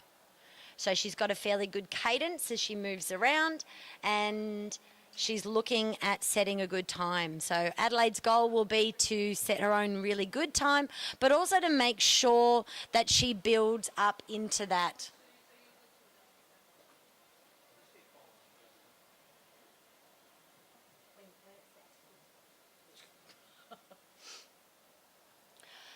All right, so we can see up there with Adelaide Bailey, who's coming around. She's really looking at, she's got a bit of speed on that back end. She's come up and over.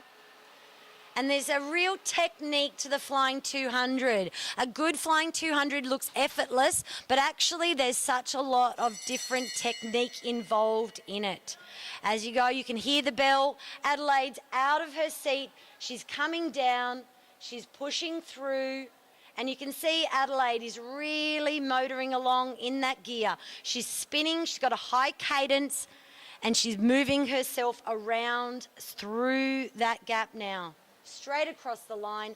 And Adelaide sets a 13 for first place, and she's got a 55 for her average speed. So well done for Adelaide.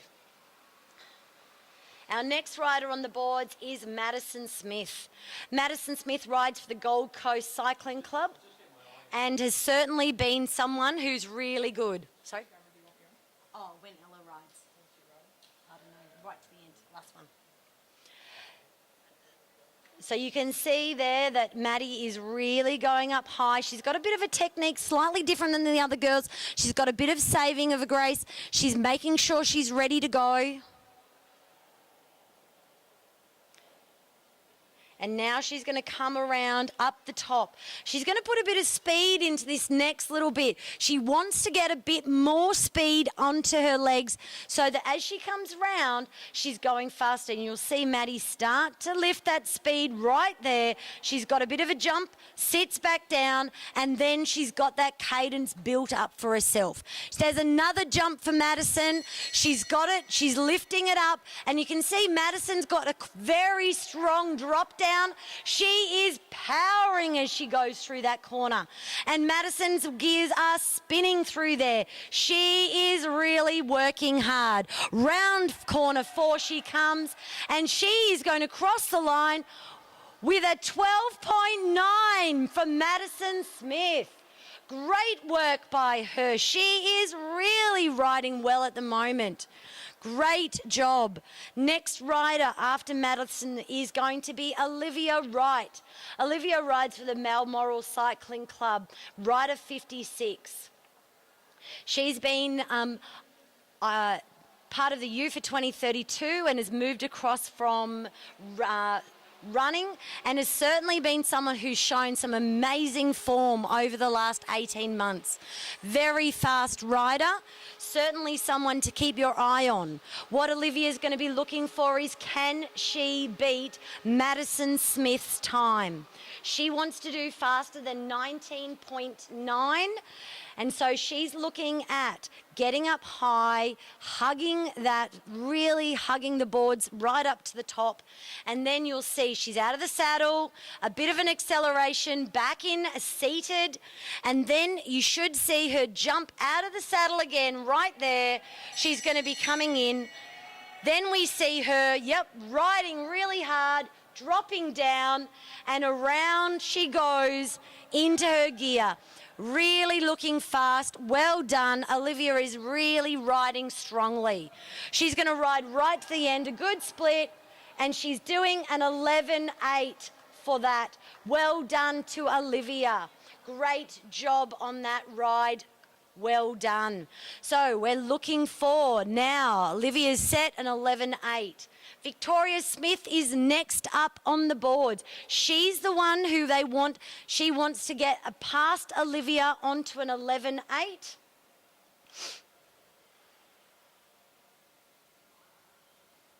Oh, Milan, sorry. Milan Bradshaw, my apologies, is going to be rider 64. She's already on the track from the University of Queensland. And you can see she's up here. She's also hugging up the track. She's making sure she's got that really high banking. We saw earlier her younger brother and sister with some amazing riding. Milan also came across from BMX, but has been in the track scene for a little while. She's really a very, very strong rider.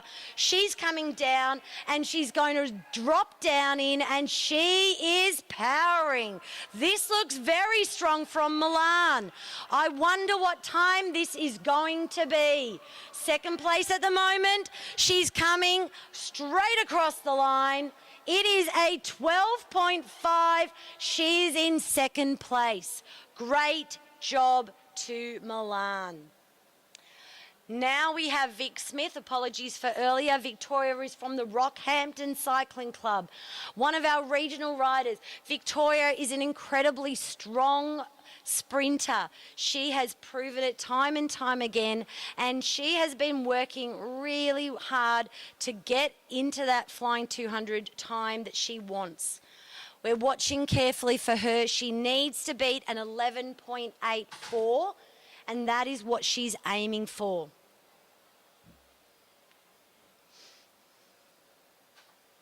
You can see she's doing that final lap, just slightly dropped down a little bit than the previous girls. She's got a bit of a speed there, not out of the saddle like some of the others, but she's going to be riding hard. Now Vic gets out of the saddle. She pushes hard. She's really motoring. She comes down around the track. She comes down round corner number 2 into the straight.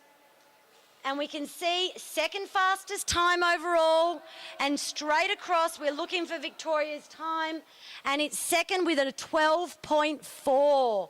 Well done, Victoria. So a great ride by her. Now we've got our last rider for the under-19 girls, Ella Liang. Ella's been riding very strong. Last night, a really good time, just off the Australian record in the time trial, and also a really, really strong rider. We know that for Ella, this is something that she's been working very hard on, her flying 200, and we're looking forward to seeing a really good time from her today. We're just going to be watching carefully. Again, everybody has slightly different techniques as they ride their races. So you can see they're going to be building her speed. She's getting a little bit faster. Round she goes. You might see her then build up a little bit more as she goes around. She's building it up there. She's building it. She's out of the saddle. She's coming around. Down she comes. She's going to go through. She's building. She's going down around. She's really pushing hard. Down she goes. Her legs are flying. She is really motoring. She's coming through like that. She's going to go through, pushing it hard as she can. And she's in second with a 12.1.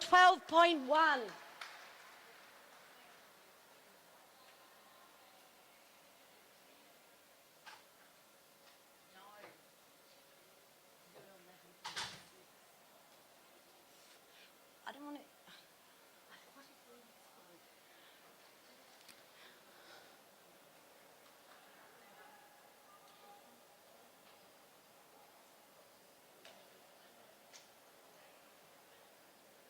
That was tough. You did good then.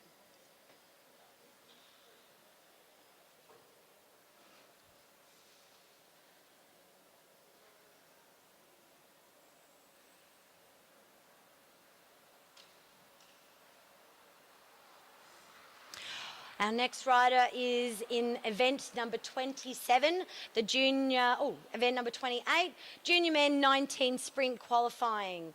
And you can see what we've got here is rider 38, Cameron Tipple. So we've got Cameron Tipple of the Fraser Coast Cycling Club. And straight away we can see in there, we are looking at Cameron is really riding strong. He's coming around. And Cameron finished off with a 13.3. Well done to Cameron, 63.38 for that event.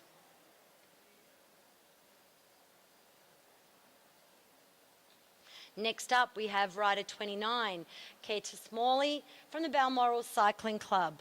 Again, we've got someone who's really strong, and another U for 2032 rider.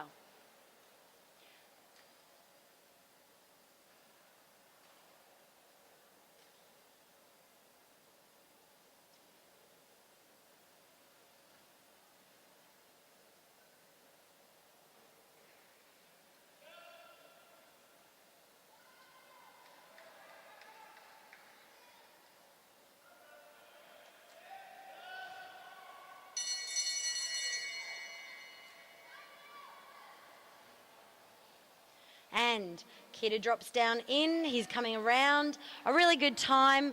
A great split for Keita on that one there. Looks like he's in second place.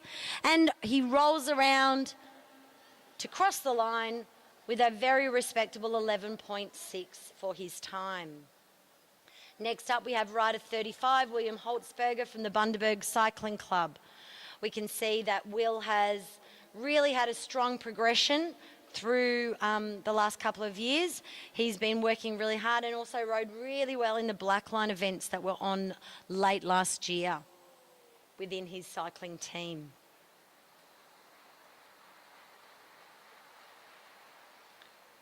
Will finds himself tucking down into that aero position at the back of the track. And round he goes.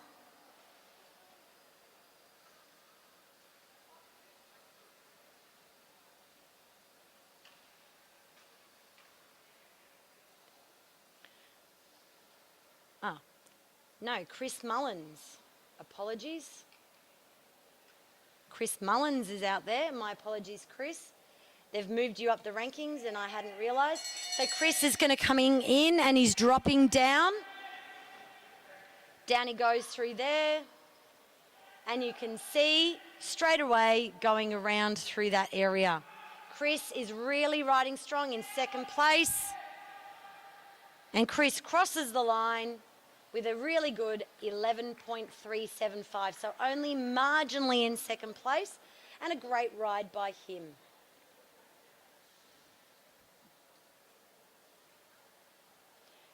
Our next rider should be rider 36, Nate Argent.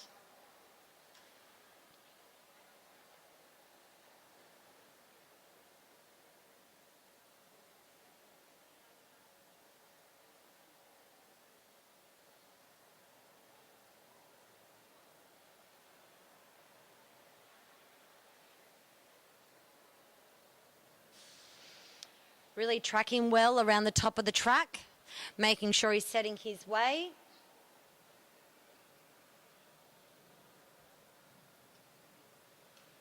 And you can see there he goes, round the top again.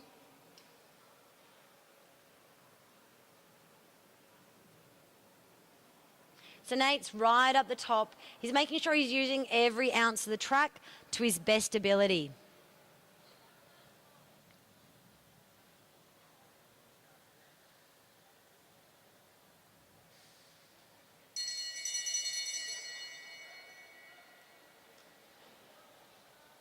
Round he goes, Nate drops in. He's riding strong as he goes round that back end into turn 3 and round into turn 4 as well. And crossing the line with a first place and an 11.053. So Nate, a very strong ride by him, looking at that. We do know we have some very strong riders coming up next in Seb Topping, rider 30 from Balmoral. Seb's been really working very hard on his Flying 200 and has got some great results. He's had a smashing first lap in a team sprint as well.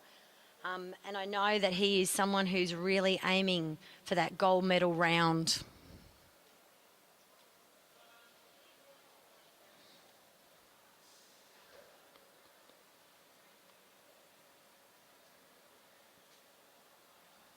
Round Seb comes again just up the top.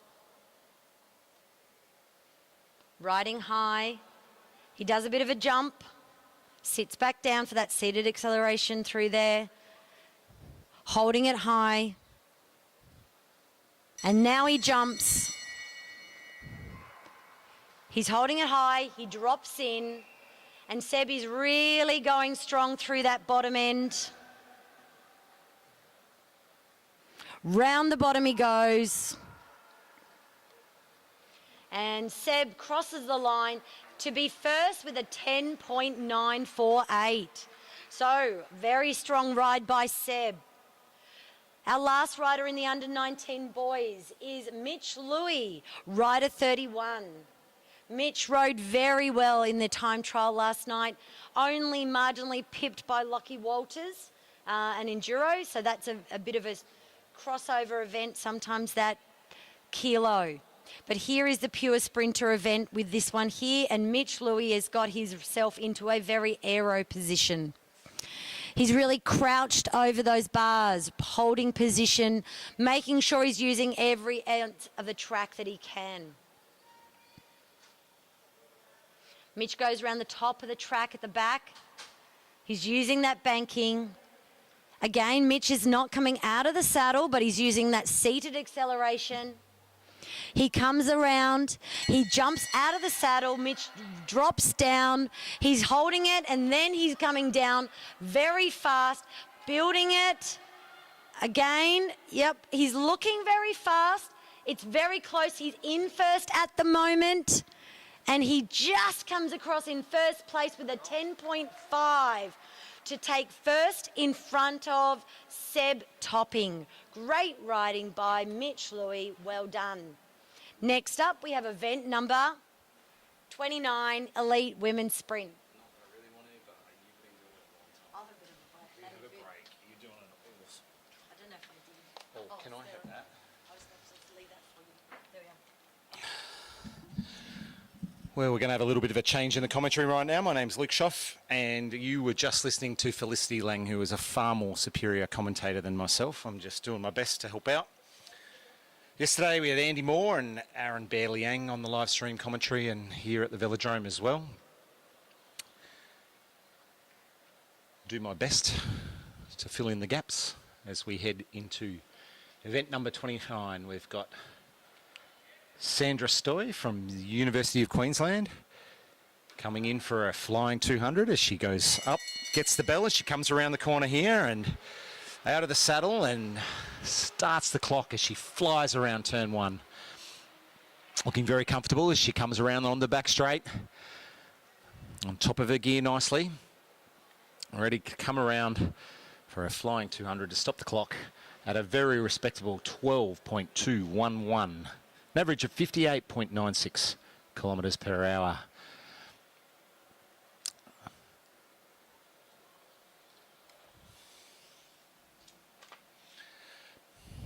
Next up, we have rider number 135, Laurelia Moss from Coffs Harbour Cycling Club. Great to have interstate riders here at our state championships to bulk out the fields and do that. We have an amazing sport, but great to be able to get interstate and compete.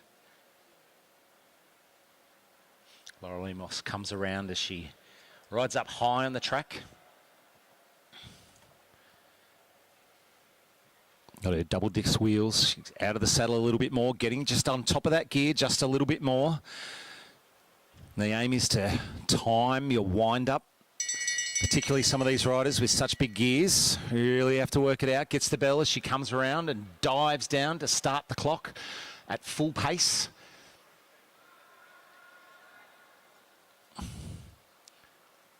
Sets a pretty quick time at the split. She comes around to stop the clock on 12.102, puts her in currently first place. Next rider from a little bit even further south than Coffs Harbour, from Launceston City, Lauren Perry, rider number 136. Made the trip all the way up from Tasmania. Great to have such quality sprinters here at our state championships.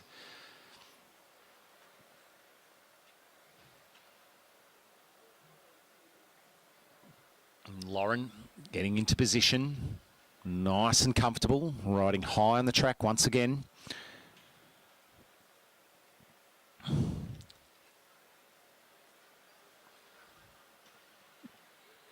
These sprinters know every inch of a 250 metre velodrome. They know what their cadence needs to be at the right point, where they need to be on the banking, in order to hit that start time at the perfect time for them to be able to do their absolute flying best. And here we go.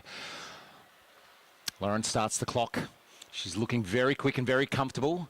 Currently in first position at the split and 5.6. Comes around and stops the clock at 11.390.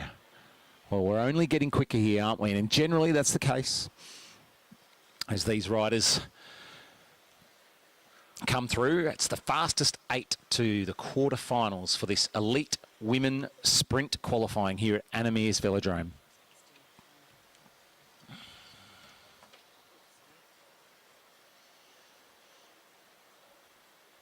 Next up, we're back to a local rider here from Balmoral Cycling Club, Emma Stevens. An excellent sprinter here. See her here training, working very hard, whether it's on the weights, on the trainer, out in the road, or in the velodrome.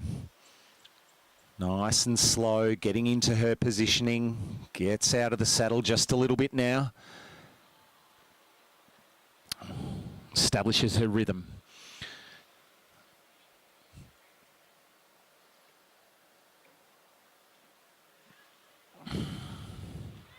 She's winding it up a little bit more on the back straight as she comes around. She'll get the bell soon. Winding it up more as she comes into the front straight. Nice and high, dives down and starts the clock.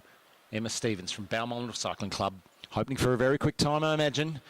And at the split, she's 5.612 in first place at that split as she comes into the front straight now and stops the clock in first place at 11.315.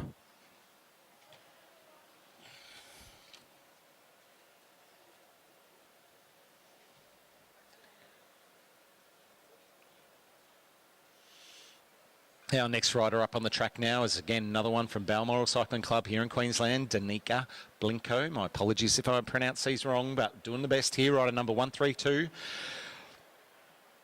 Danica, here she is, getting in her rhythm now as she prepares to post, hopefully, what will be a very quick time. After this event, we've got our elite men sprints. For this one, the fastest 8 go through to the quarterfinal, and if you're after the results, you can go to Oz Cycling results page. For those of you both here at the Velodrome and on the live stream, always great to be able to have that up on your phone. Oz Cycling events page, live results all the time as we go through the day. You can see the exact times, the events coming up, as Danica comes around, gets the bell, gets right on those gear, top of that gear, and flies in and starts the clock. Comes down the back straight, putting every effort in to fly at a flying 5.2 seconds at the split, coming through, and it's going to be, again, the fastest time of 11.068 for Danica. All of these riders know their times and what they should be doing well, particularly if you're a sprinter. You know them. Hundredths, milliseconds, you know what you should be doing. Hopefully for Danica, she's happy with that time. They know the conditions here today. I'm imagining it's a pretty fast track out there. The weather here is typically humid and hot for this time of the year in Queensland. I can only imagine that the track's going to get quicker as the day goes on.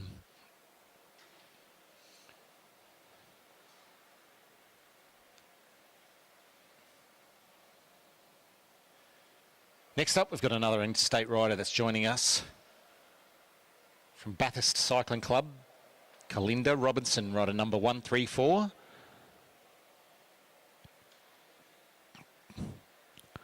Staying high, coming around, getting the bell. Out of the saddle, settling now, back into the saddle as she comes around to start the clock. Down the back straight in a beautiful aero position as well, while still maintaining maximum power. Pretty good split there. She's going to have a faster front end, but stops the clock at 11.563. Fourth position for Kalinda Robinson from Bathurst Cycling Club. Just got two more riders left in this event for the elite women's sprints qualifying. Fastest 8 to qualify.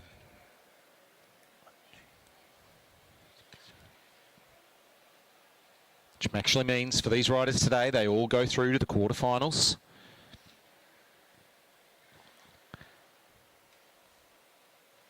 And next up on the track, we have rider number 133 from Balmoral Cycling Club, Molly McGill.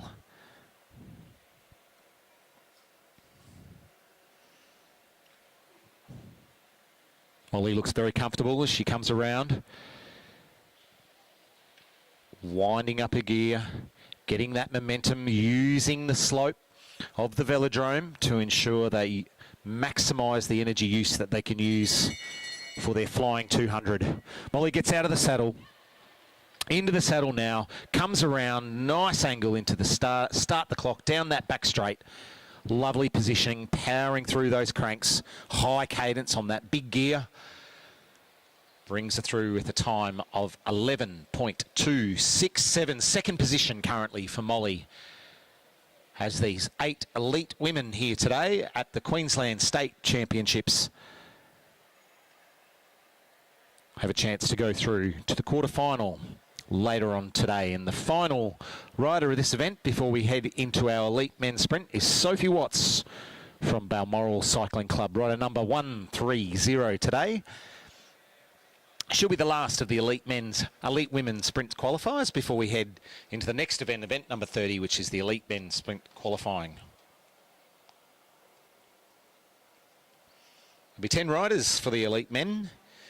As we watch Sophie Watts coming around now. Comfortable, high. Rolling down that back straight now. Winding the gear up, getting ready for the bell. Ensuring she's out of that saddle very, very early. And back in now, coming down at a high pace to start the clock.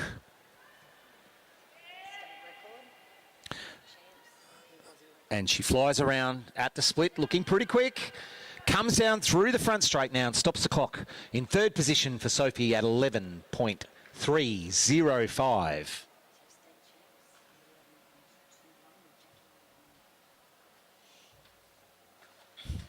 And just for information, the state champ time was set by Jackie Megnell Moore with a time of 11.271. Not sure of the date of that. Don't have that in that stats with me, but for the elite women's sprint, the state champ time is 11.271 that people will be chasing today.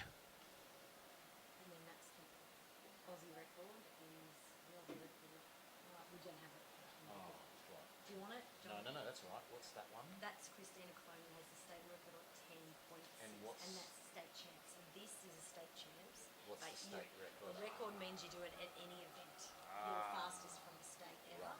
But you have to do a state champs record at a state champs. And now coming around for the bell is John Elder from Ipswich Cycling Club, rider number 100. He starts the clock now at a very cracking speed as he came down the back straight. Hits the split with a 5.6 second split. Being the first rider, he's position number 1. He'll stop the clock at a very quick 11.416 seconds. That was John Elder from Ipswich Cycling Club. Our next rider is Corey Bonington from the University of Queensland Cycling Club, rider number 126.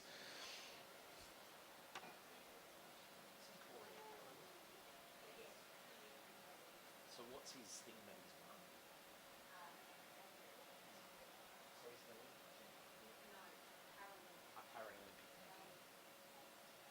Great to see Corey riding here today. We saw him yesterday, and as we know, Corey's one of our Paralympic champions. Looking very comfortable, high on the velodrome now. Distinctive yellow socks today. They look regulation height to me as well. As he winds it up, comes through, he'll get the bell now. He'll get right on top of that gear he's in. Gets those legs spinning. The cadence is high as he flies around and starts the clock. Goes into the back straight. Corey Bonington sends a fast split there of 5.22. Comes into the front straight now and stops the clock at 10.461 seconds.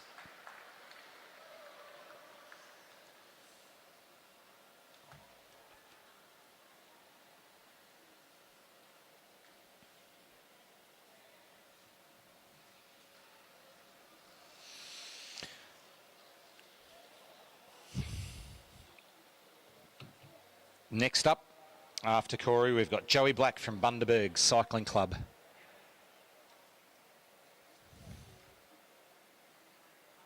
Is that right? Is that Joey?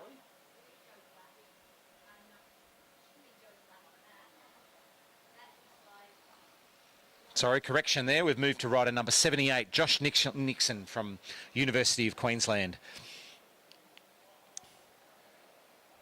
Josh Nixon now comes around, gets ready for the bell. Gets in position, starts the clock, flying around the back straight now, ducks his head, ensures that he's got the best power coming out whilst maintaining the best position he can. It's always a trick. And comes through with 11.614 seconds. That's Josh Nixon from the University of Queensland Cycling Club. Our next rider, the program in front of me is correct, is Caleb Blitchfeld. Again, from the same club here in Queensland. Very strong club, strong supportive club, as they all are up here. Caleb will be hoping for a fantastic time here for event number 30, our elite men's sprint qualifying. Fastest 8 to the quarterfinal, and 9 and 10 will go to a ride-off.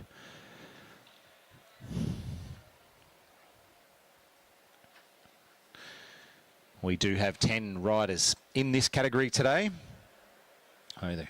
Fastest 8 to the quarterfinal, and 9 and 10 will have a ride-off for our state championships today. As Caleb winds it up, gets the bell from our commissaire, out of the saddle, into the corner, and starts the clock.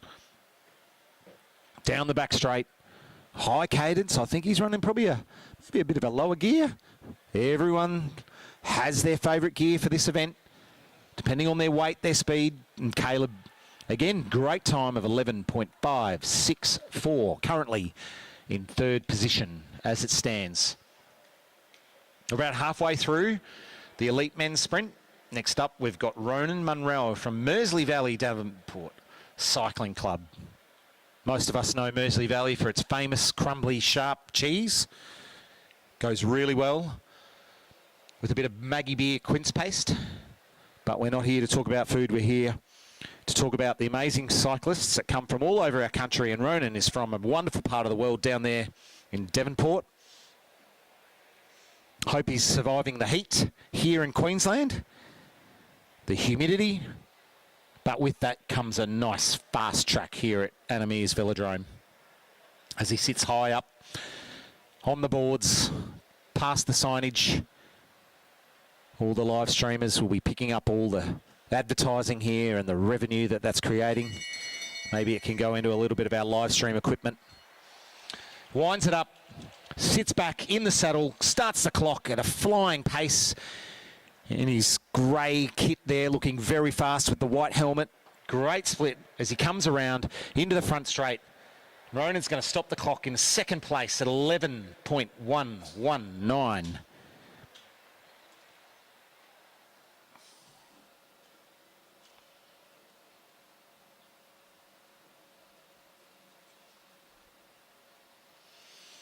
Next up, we've got Charles Hoffman, rider number 74, on the boards, getting ready to set a time to hopefully secure a place as one of the fastest 8 for the quarterfinal here. And Charles is from the Hunter District Cycling Club.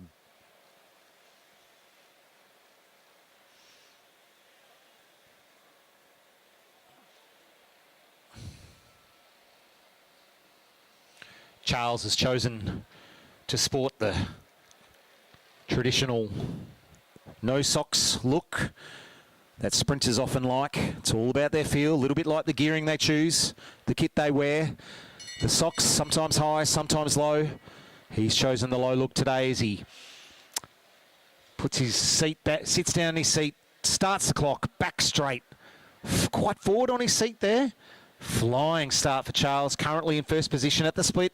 Comes down to the front straight and sets a very quick 10.556 qualifying sprint time for Charles Hoffman from Hunter District Cycling Club.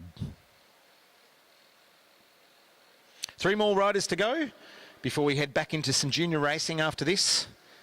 3 more elite men. We've got Ryan Gallagher currently on the boards from Blackburn Cycling Club. And then the last 2 riders in this elite men sprint category for today will be Ryan Elliott and Byron Davies, both from Balmoral Cycling Club. So just 2 more riders after Sam today. Great that Sam could make the trip to be here as well. Of course, being a state championship event, particularly for these elite men sprinters, very important that their coaches, their managers, bring them to events like this around the country, but particularly to Anna Meares Velodrome, the best velodrome of Australia and the home of sprint cycling in particular here in Queensland. Sam winds it up. He gets the bell. He's out of the saddle. He's got a great grip on those sprint bars. In the saddle, starts the clock, looking very fast down that back straight. He is absolutely flying, Sam Gallagher.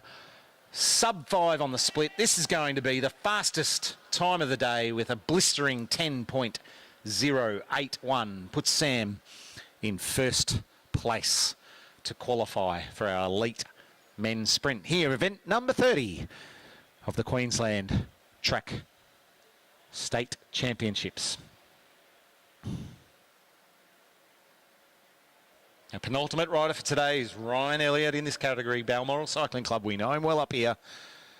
He's going to be looking for a very quick time today, considering that we have fast conditions. Very low position from this sprinter. One wonders how he can fit all his body between those huge thighs and still breathe in air. These sprinters are amazing with their ability for these amazing, powerful bursts of energy that we're seeing from Ryan Elliott right now as he gets into an extremely aero position, but still pushes out so much power and speed through the high cadence of those cranks and those massive gears that these guys ride.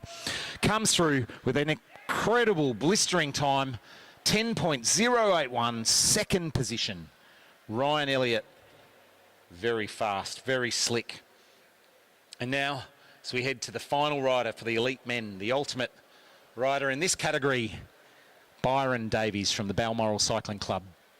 once again, we'll be hoping to be setting a very quick time for his ride today. High on the boards. Once again, low, good position, crouched, concentrating, pensive. These sprinters, not just about strength, but it's about mental fortitude as well. Their ability to know, no matter what, they can ride fast.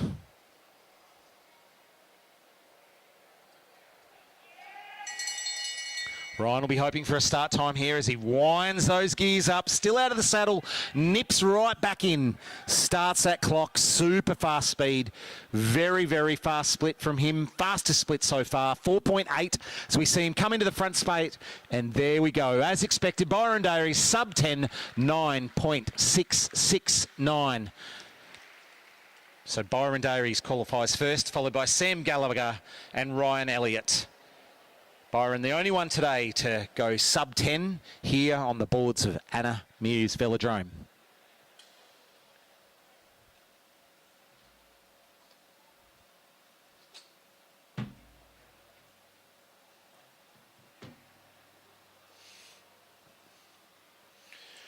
So as we've had our sprinters going around the boards today, our juniors have been preparing in the infield. As we've just getting some, so they're getting ready for the under 11 time trial. We're just checking on some record numbers. Being a state championship events, there's always numbers that we can share, not only state records that can be set at or any event around Australia, but also state championships records for each state. I've got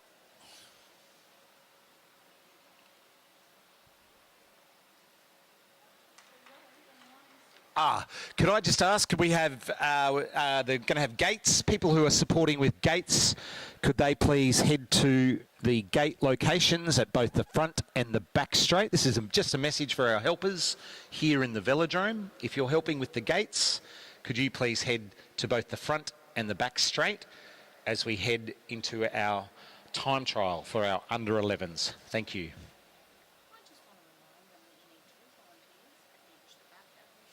Yes. So if there are any volunteers in the infield, helpers that could help with the start gates for this event, they could just go to each the back and the front gate. We just need 2 volunteers there to support our young riders as we bring the gates on and off for our time trials, which are about to start. And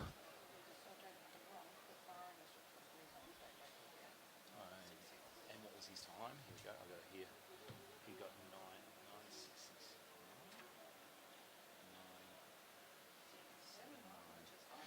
And so we're just checking on the records here, yet to be clarified, but it looks like Byron has broken his own state record. His previous one was 9.679, but today up on the screen is 9.669. So if that is correct, yet to be confirmed, Byron just broke his own state record.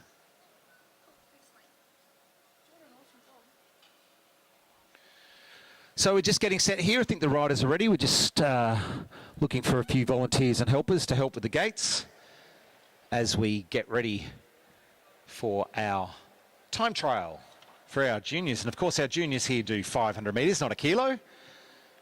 Quite rightly so. And heat number 1 of event 31 will be Whitfield, Henderson, Cunnington and Milan Klein.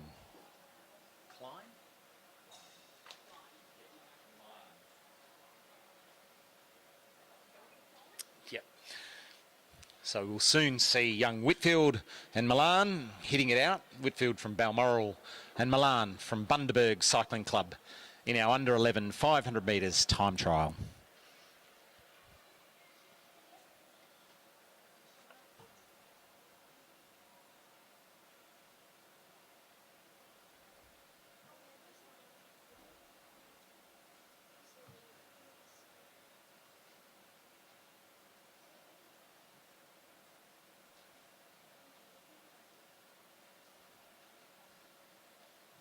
So it looks like we've got the riders on the track.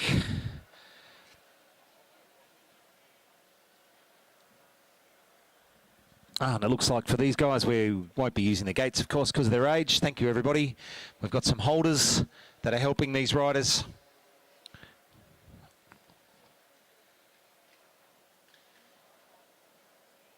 Gate starts can be quite a little bit of a tricky thing to start.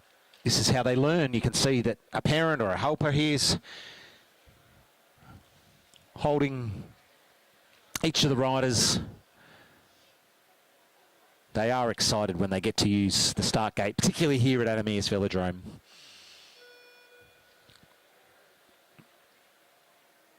As we get ready now for young Whitfield and Milan to battle it out for 500 metres.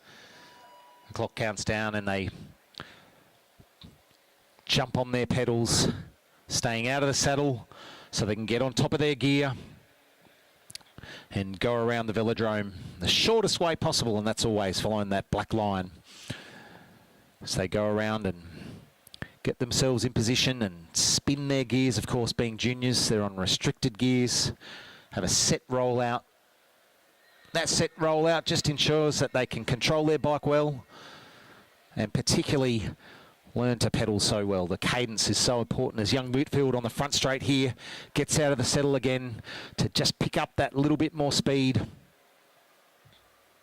And Milan from Bundaberg comes around, navigates the big 44-degree bend of Adam Eyres Velodrome.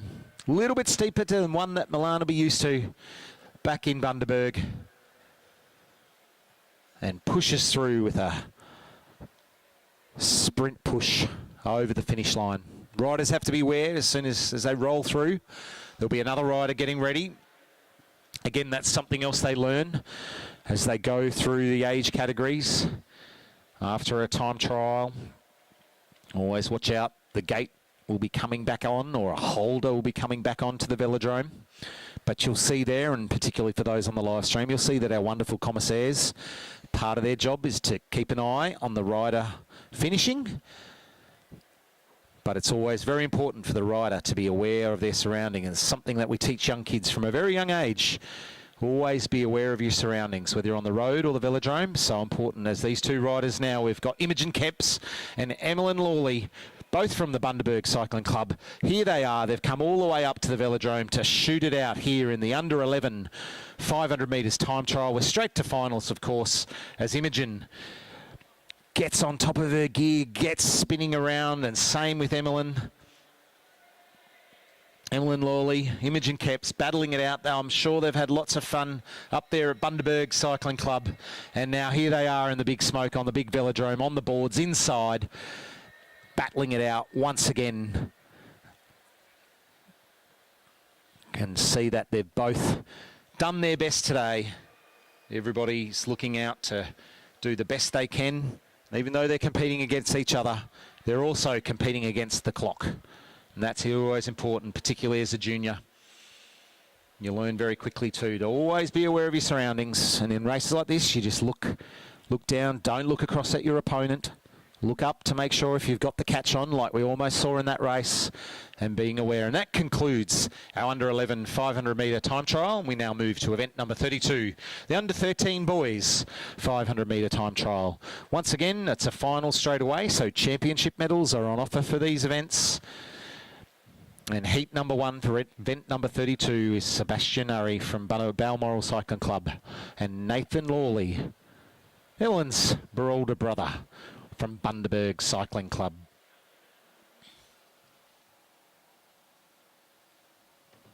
So that under 11 result left Imogen Kepps in first position, Milan Klein in second, Whitfield Henderson Cunnington in third, and Emmeline Lawley in fourth. As the clock counts down for our two next riders in under 13, Sebastian and Nathan. As Sebastian here in the front straight gets on top of his gear and his fantastic blue track bike. Nathan's had a great start on the back straight as he comes around now in the front straight, and his shiny Marinda looking very good, looking very comfortable, looking like he's got a high cadence on that gear. Sebastian comes in, gets the bell lap. Both boys do. They get their respective bells at their respective straights. They're riding through. Looks like Sebastian might be the faster one here, but it's all about the times. Times across all the heats. And at the moment, Nathan stops the clock at 44.411. And Sebastian in second position, 47.602.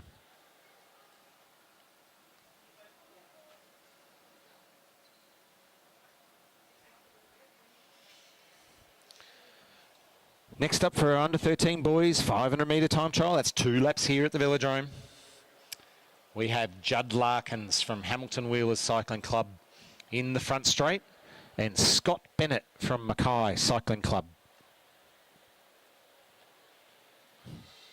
Even though some of our riders from interstate have travelled a long way, some of our riders from our state have travelled a long way, and Scott Bennett and his family would be one of them.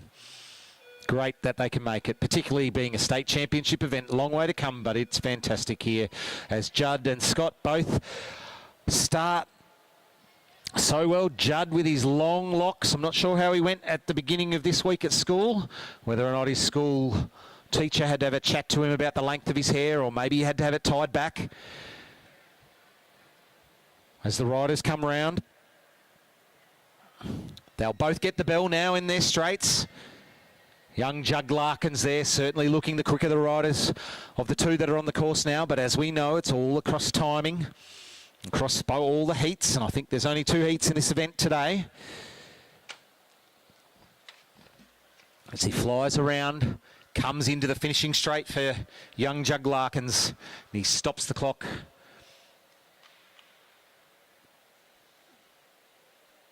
At a 48.446. Missed the time there as it jumped off our screen here at the Velodrome. I'll just have a look online.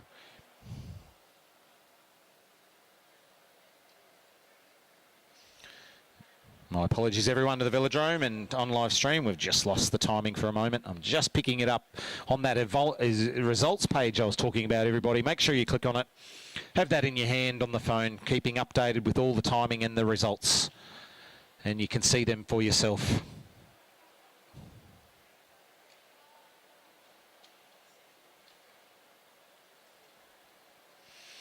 So after event number 32, if you look on that results page, we've got Nathan Lawley in first place with 44.4, Sebastian Urry with 47.6, Judd Larkins 48.4, and Scott Bennett with 48.5. Now we head into our under 13 girls 500 metre time trial. Again, holders are on there. We've got Evie Rose from Balmoral and Matilda Kemps from Bundaberg Cycling Club. Evie Rose is in the front straight, Matilda's in the back straight. The time has gone down, the count is down. They're on their bikes, they're off, they are rolling.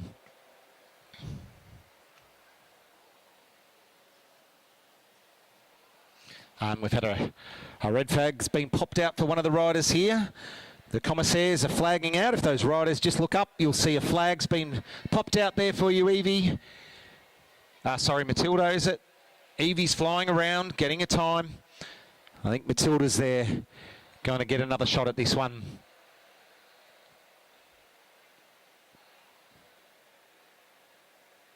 As Evie Rose comes around, she's going very hard, looking up there. And Evie Rose sets a time of 44.903.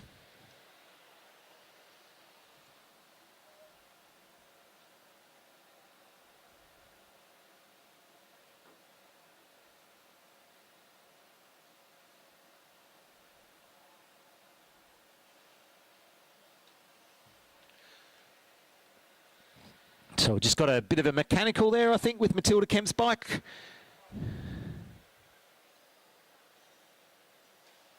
Looks like she's all ready to go for a restart now. Walking up the Velodrome, very well drilled on how to get on her bike. Great work from our commissaires there, acting very quickly and getting the signals out to the riders.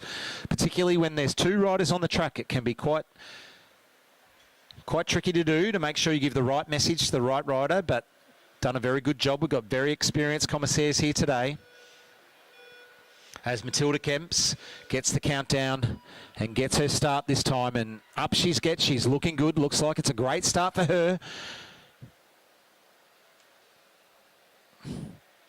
So out of the saddle as she comes in now. Into the front straight. She's got supporters on the infield and giving her encouragement as she goes around.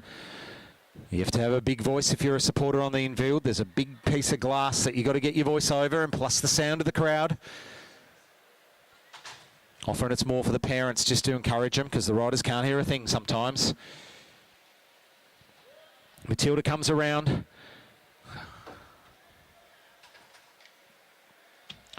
Comes around, taking a really short line there.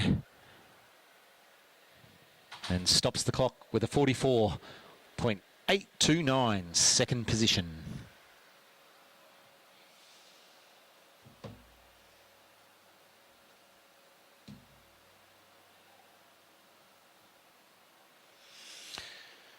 Two more riders on the course now. We've got Adele Dixon from Gold Coast Cycling Club and Ashley Mass from Gold Coast Cycling Club. Two Gold Coast riders in heat number 2 of the under 13 girls 500 metre time trial.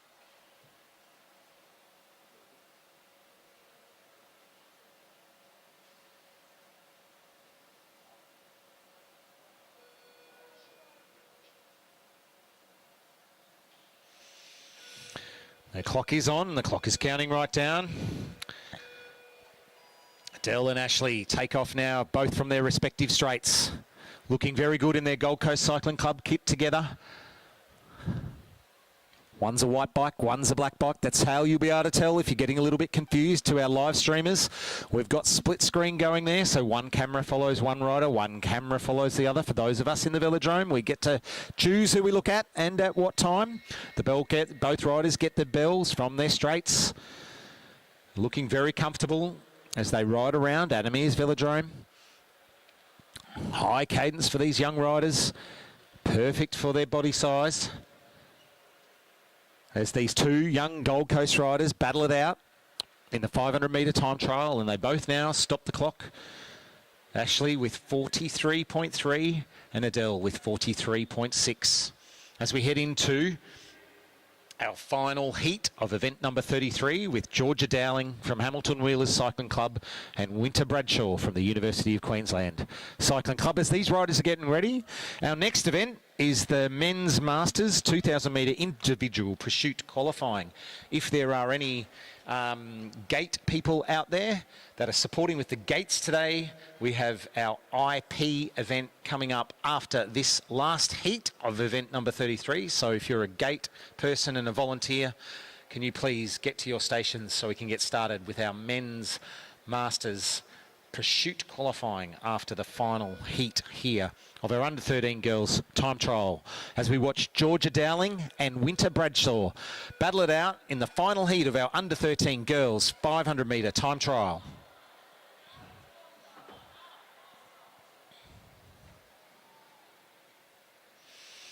The time to beat at the moment is a 43, oh wait a minute, yep, 43.9 as these girls come around.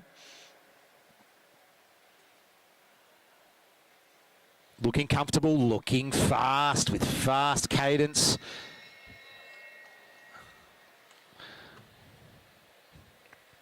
Winter's got the pink bike. Georgia's got the, from a distance now, silver, I think. Eyes aren't so good anymore.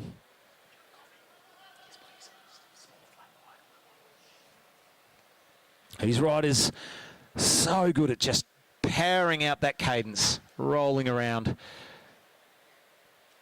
They stop the clock there. Winter Bradshaw moves into second position with a 44.8.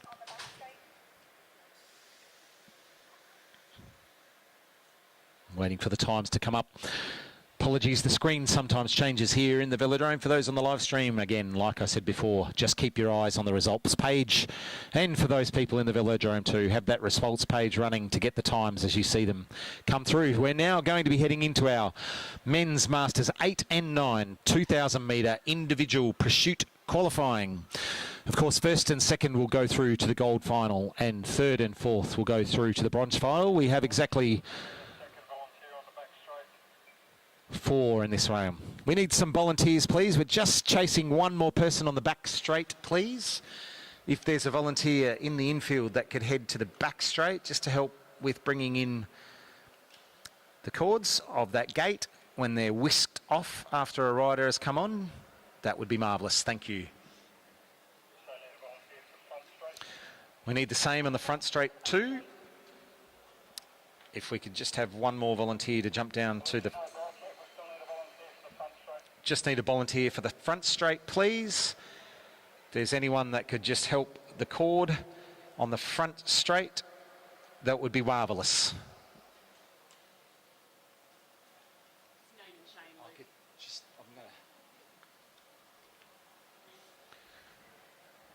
Ladies and gentlemen, in the infield, if there's just one person who could help with the cord on the front straight, that would be marvellous. It's a really easy job. You don't have to do much. Thank you very much. That would be awesome.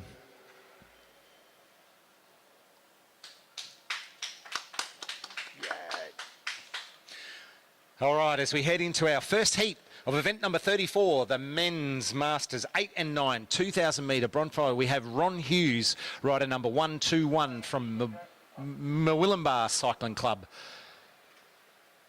on the front straight, and Richard Watson from the Sunshine Coast Cycling Club.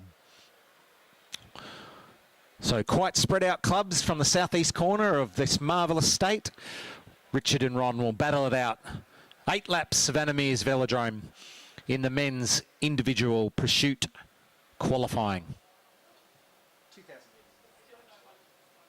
Oh. We're still checking a helper, I believe.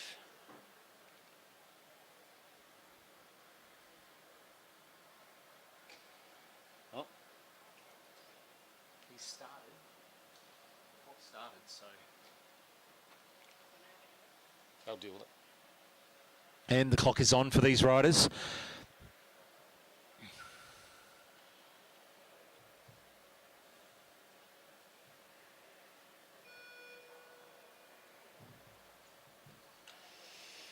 So we've got Ron Hughes again in the front straight, Richard Watson in the back straight.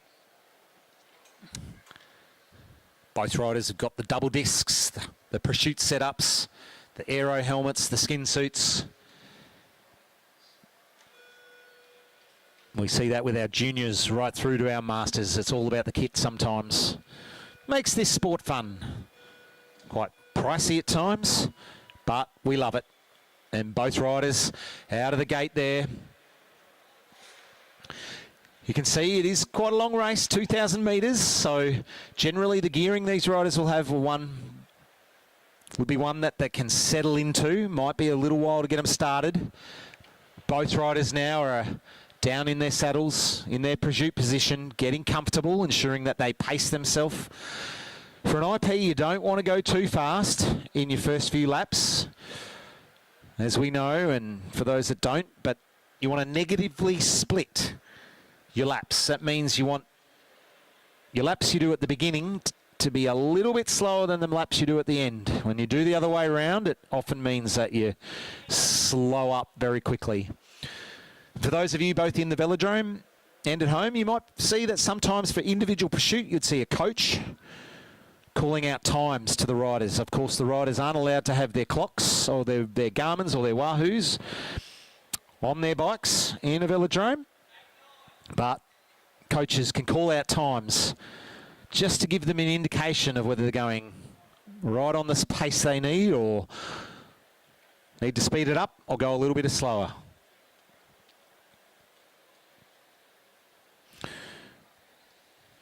These riders are looking comfortable as they come around. 3 laps to go for both riders. And once again, it's time that's always important. However, when the rider you're up against on the velodrome, if you can see them in your straight, sometimes it means you can urge you on, and that's probably what Ron Hughes is doing right now. He's just potentially seeing Richard Watson as he comes out into the back of the back straight. Up ahead of him, he'll see Richard. Gives him a little bit of target. He has to be careful, though, if he does catch him. He's not allowed to draft. Of course, there's no drafting in this.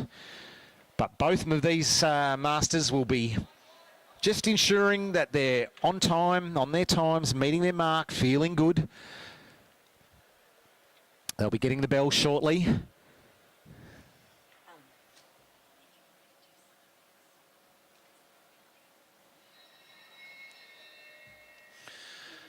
Ron gets the bell now. He'll be coming around for his final lap. Richard will get it now too. Both men will be now pushing for that last effort to get that last second off their time, see if they can get around even a little bit quicker. And Ronnie Hughes finishes his time just as Richard comes round. And there was, ladies and gentlemen, very good eyes from Ron. He made sure he looked up and saw that the rider that he was with.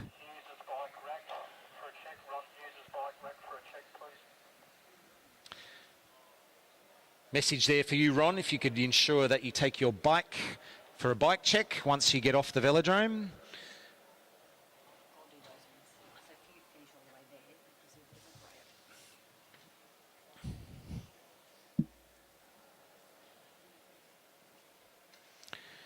Right, now we head to our second and final heat of event number 34 of our Mastermen 8 and 9 2,000 metre individual pursuit qualifying event. It's Lewis Marshall from Rockhampton Cycling Club and Stephen Mayman from Gold Coast Cycling Club.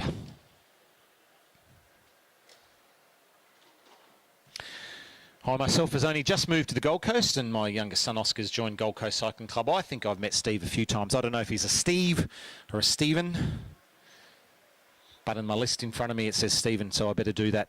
I work in schools, so usually we just have to be sure. Make sure we're calling people the right names, of course, so I tend to shorten them where I can. So Steve or Stephen, I'll call it Stephen for today on the live stream and out in the velodrome. So Lewis and Stephen now getting the countdown for their 2,000 metre individual pursuit event. Of course, first and second will go through to the gold final, with third and fourth fighting it out for bronze later on today.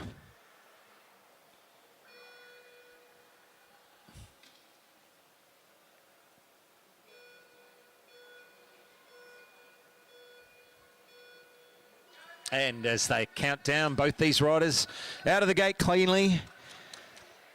Got Lewis Marshall here in the front straight. Got a pretty big gear there, taking him a little bit to get on it as Stephen Mayman comes around from the Gold Coast Cycling Club. Now, as you'll note, Stephen's got some bands on his kit there, which means he's got a national championship in this event before. He's in a Gold Coast Cycling Club skin suit, looking very comfortable there, as now is Lewis Marshall from Rockhampton Cycling Club. Both these riders now in the pursuing position, comfortable. They're perched in their seats in a position that's comfortable for these 2,000 metres. There's a head round, 8 laps.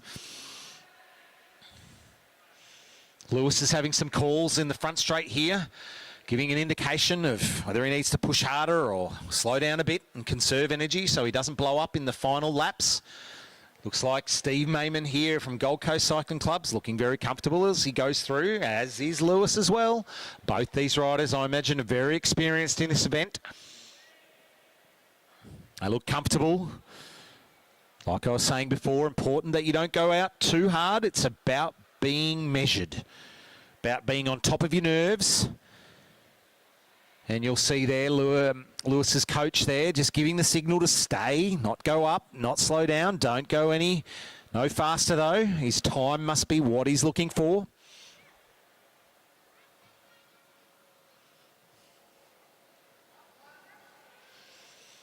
As Lewis Marshall there gets a message from his coach, just go up one. He must have just getting that pacing right, so important. Some of these riders now will just know it. You just get the feeling in your legs. If you know your legs well, you know what to do. The riders now coming to the back end of their race. I imagine that lactic acid is building up, but they've got to get on top of that. This is what they train for. This is what their legs have been doing for many, many years for these riders. I am allowed to say that. We are talking about masters here. They've got lots and lots of experience. As both riders now get the bell. Lewis Marshall still currently sitting in the first position, followed by Stephen there. If I look at the time on the board here at Anime's Velodrome. Both these riders now, their legs would be absolutely burning. That's why recovery is so important too, because this is qualifying. They've got another race to do. And in the end, Stephen Mayman takes first position with 2 minutes, 35 seconds, followed by Lewis Marshall in second position at the end of this event, 2:36. A message there, could we have Steve Mayhem's bike over to bike check, please? If Steve could take his bike over to bike check, please. And I think there was a message there too for Ron to do the same from the commissaire. Okay, now we head into event number 35. Men 7, Masters Men 7. Again, 2,000 metres individual pursuit. Of course, it's a qualifying event for later today. First and second through to the gold final and third and fourth to bronze. Could we keep that gate in on the back straight, please? So this first event is simply one rider on the front straight.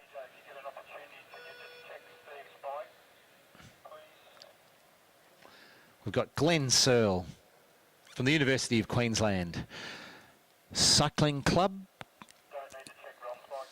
in the front straight.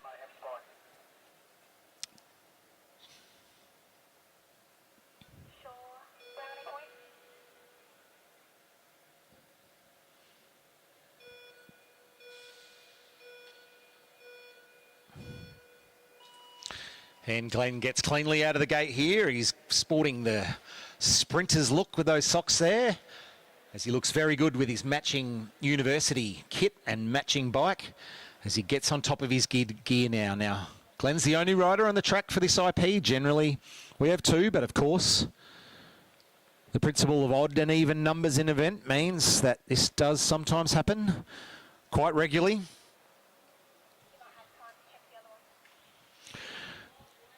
So Glenn Searle, rider number 116 from the University of Queensland, now gets into his position. Can we check that record? I think Steve Mayhem, I don't know, you can check with Mandy.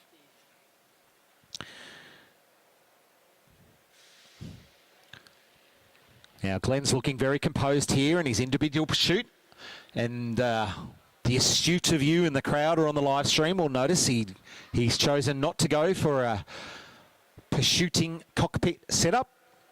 For those of you that aren't sure what I'm talking about there, he's just got his bunch bars or his sprint bars on. He's made a decision there that he wants to just ride around for these 8 laps in the most comfortable position, and possibly for many of our riders too. Still aero enough. You've just got to be able to put those watts out, and if you can do that in the most comfortable position, sometimes that's important. Sometimes riders can get a little bit caught up in aero gains, particularly in the cycling world,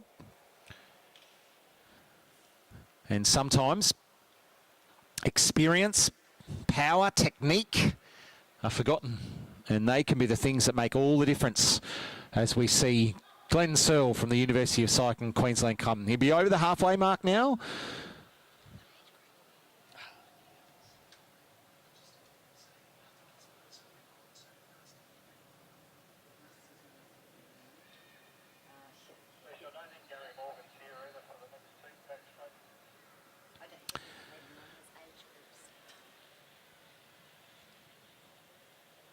Glenn's been measured here as he's gone around in just a consistent pace. He's looking very comfortable there as we have our first rider of the Men's Masters 7. Glenn's our first and only rider on for this event. He gets the bell, gets encouragement to push from his team as he heads around for his final lap in this 2,000 metre individual pursuit.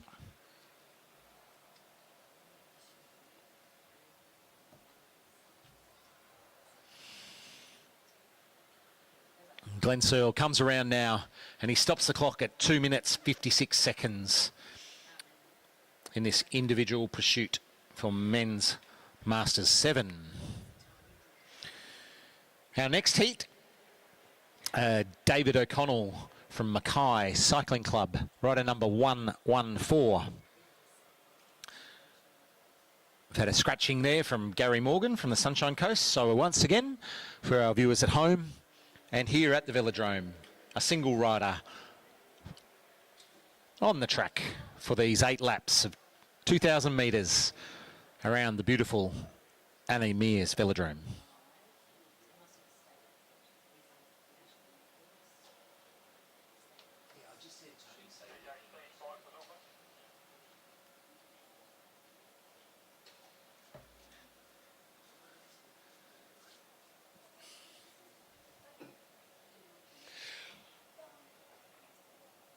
The clock is on for David O'Connell here.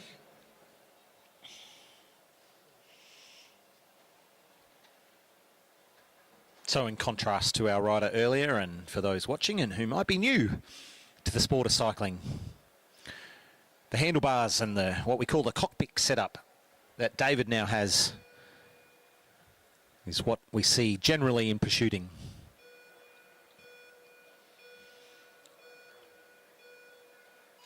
As he listens to the clock counting down, a little bit of a shaky start there out of the gates, but he gets in his rhythm, and the experience of just being able to get back on that black line comes shining through here from David O'Connell as he heads around and still out of the saddle and all the way halfway around the Velodrome and still not back in the saddle, but now feels like he's on top of his gear, feels comfortable, and he gets into that pursuiting position, that aerodynamic position that he feels comfortable in. He would have done a few laps around velodromes before in his time, and he knows the pace he needs to set. He knows the rhythm he needs to feel as each lap goes by.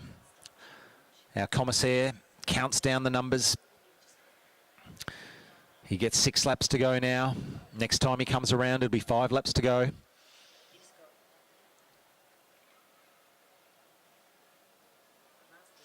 And so David O'Connell from Mackay Cycling Club comes around to the front straight again to get 5 laps to go. He's focused, set and comfortable.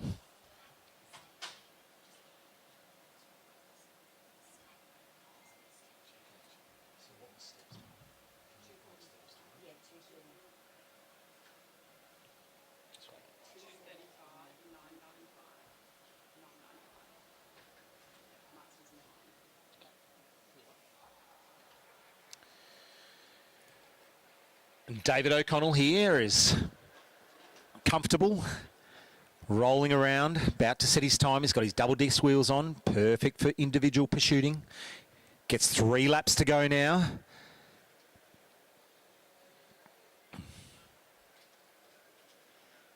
Looks up, doesn't have to worry about another rider that he might be on the catch for. There's only one rider once again. We normally have 2, but if a rider pulls out, if we've got odd numbers, it means that sometimes as a rider, you're the only one on there. David gets 2 laps to go.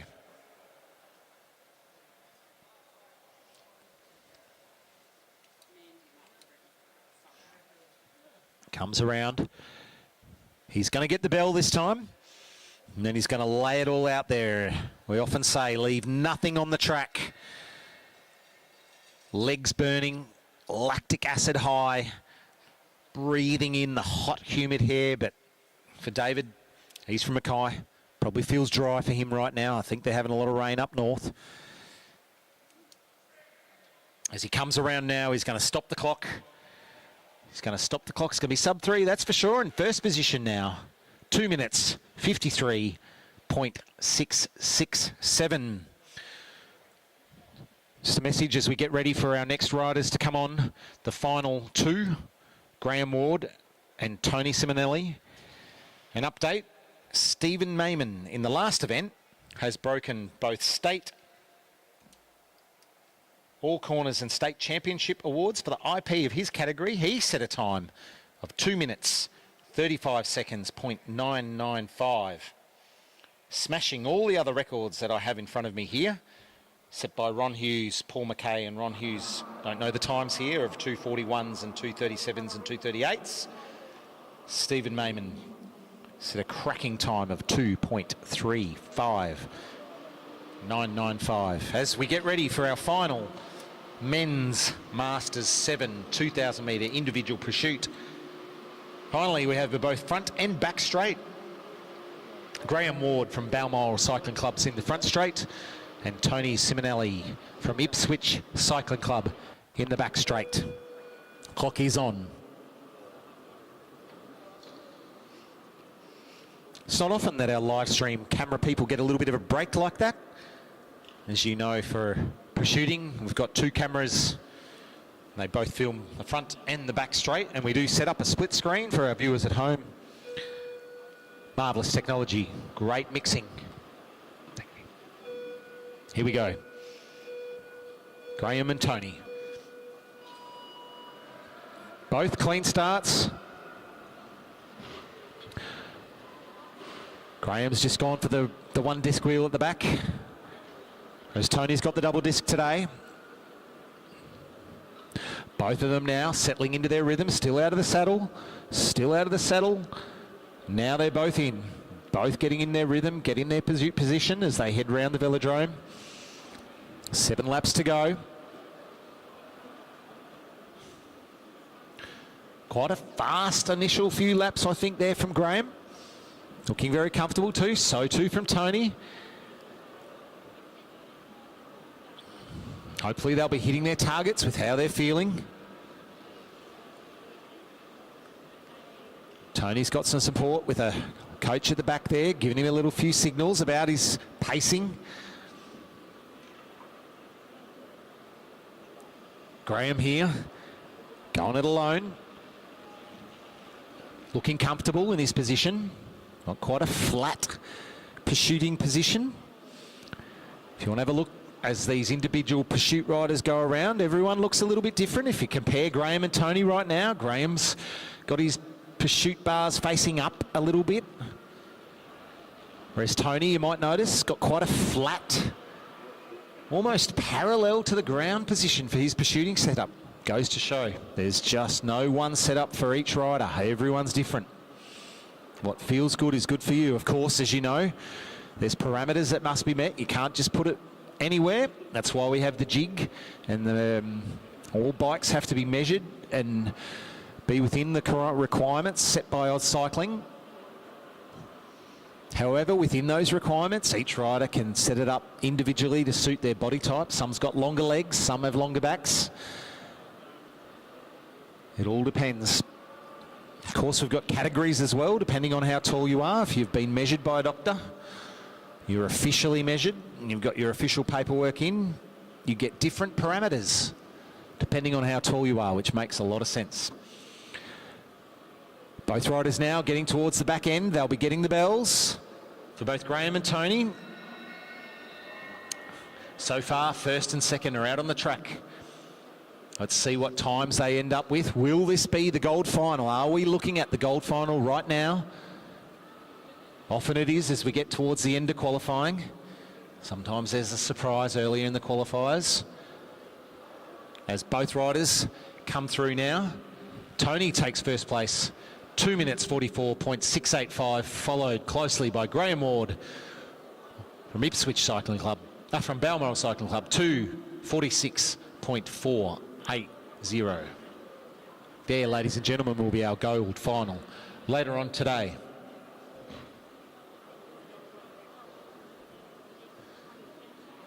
Going to head now into event number 36, Men's Masters 6, and I'm going to hand over to the wonderful dulcet tones of Felicity Lang as I take a little break from the microphone. I don't mind the microphone, but I find this commentating thing quite tiring. Here's Felicity.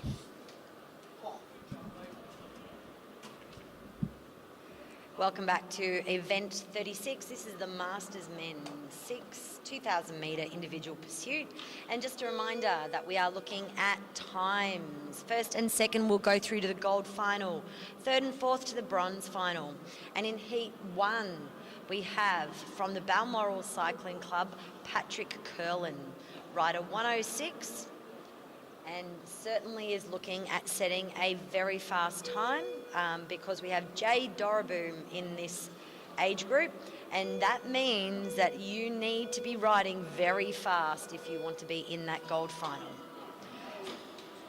Out of the gate reasonably well, a little bit rocky through that gate stretch there, but he's back in and Patrick is riding reasonably smoothly around the track. Out of the saddle still. Out of the saddle still. So what we're going to do is look through and we can see our first split. And obviously he is in first place. He's the only rider that has competed so far. So straight away we are looking at how Patrick is riding. He's got a smooth form and he's really making sure he's using that aero placement. You might notice that the Masters generally don't, like some of our junior riders, have callers. In the under 17s, 19s and elites, you'll often see a caller on the side, giving them encouragement, but also giving them an understanding of how they're going. This is often absent in the Masters riders, so they have to then monitor themselves. So it can become very difficult to judge how you're tracking. And the speed can fluctuate a little bit more than if you were with one of the junior riders. So 8 laps to go and we are tracking on really well with Patrick. He seems to have picked his particular speed and he's settled into it right now.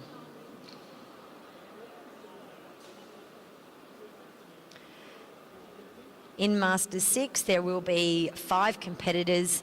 So it means that at the moment there will be one person who won't be making it through. So it's really a matter of making sure you want to get into one of those final events. And as we go through, you can see he's continuing to build that speed. Consistency is the key for the IP.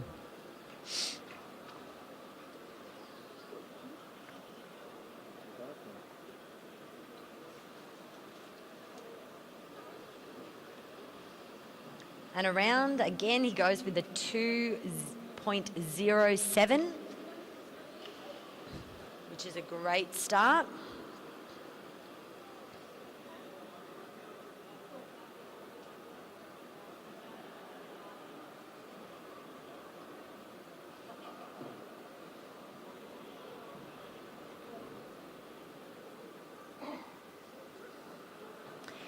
And Patrick is just keeping on going through those areas. We can see the next riders getting themselves ready, making sure that they're waiting patiently.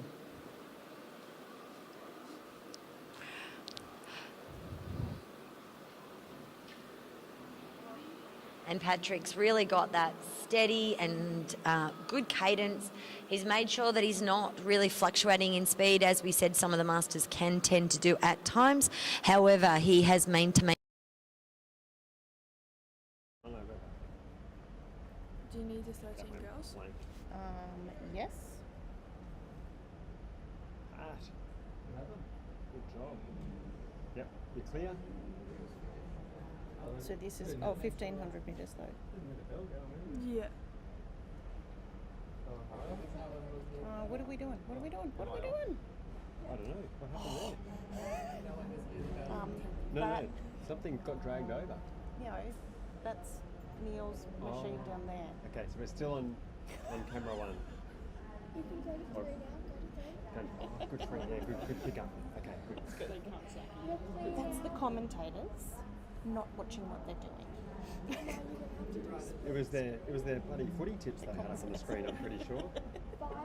5 and... Okay. 1500 metres. Okay, we're both Yes. live. 2 point. We're live. Hang on, who is it? I see how they're going.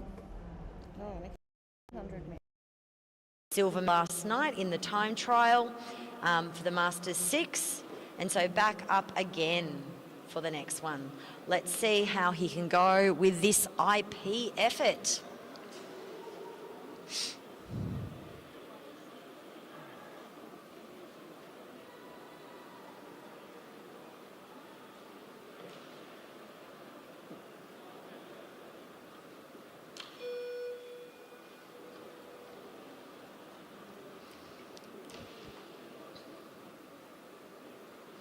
Both riders are getting themselves organised. Scott's down in his drops. Jason is a little bit more relaxed, counting down the time and just watching the clock. Now both riders are in their drops.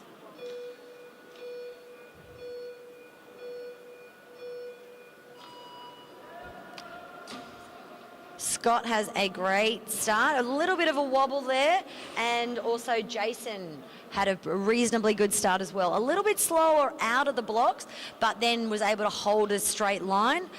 Both of the riders are going well and getting into their strides.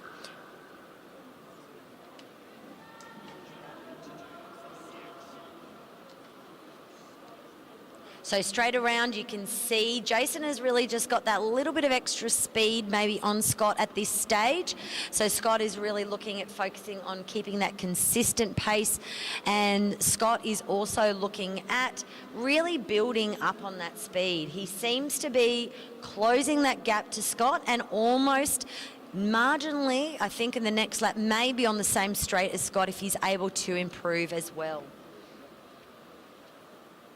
It looks like Scott's actually slightly pulling ahead. He is making gains on Jason at this stage. So Jason's in first and Scott is in third at the moment. So some really good riding by both of these riders, consistently working very well.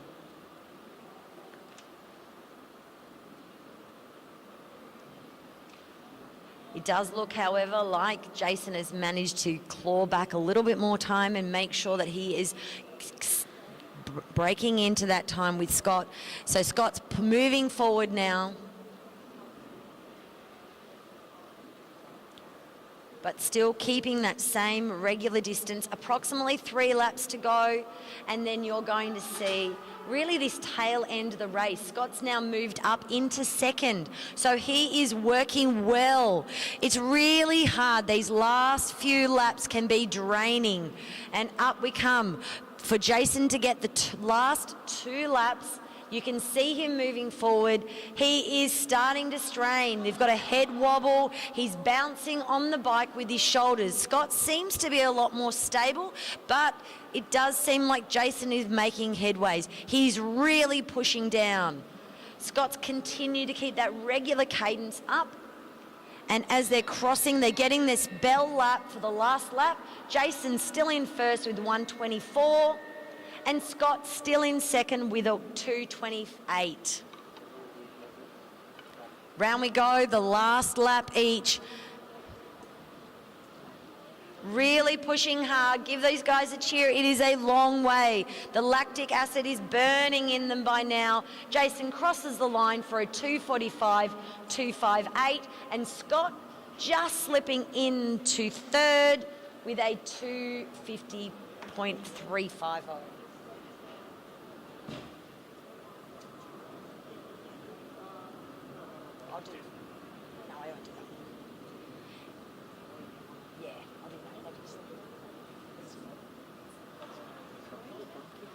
All right, we have our final heat of the Masters 6 2,000 metres individual pursuit. We are now looking at rider 107 on the front straight, Ian Snodgrass from Ipswich Cycling Club. So Ian does a lot of work with the juniors in his club and is very supportive of them all. We've also got 108, Jay Dorraboom. From the Life Cycle Cycling Club. Jay is quite a remarkable rider and is certainly probably the person to be watching in this race. Looking at the time that he can set, at the moment we've got Jason Reed on a 2:45, but we know that both of these riders are going to be aiming to knock him off that top position and make their way into the gold final.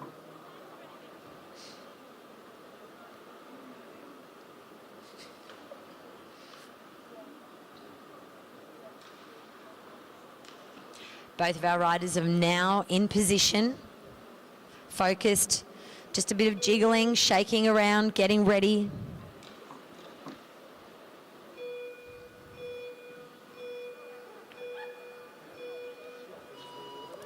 And both out of the gate reasonably well. Jay looks like he's had much more forward movement, but Ian is also really strong.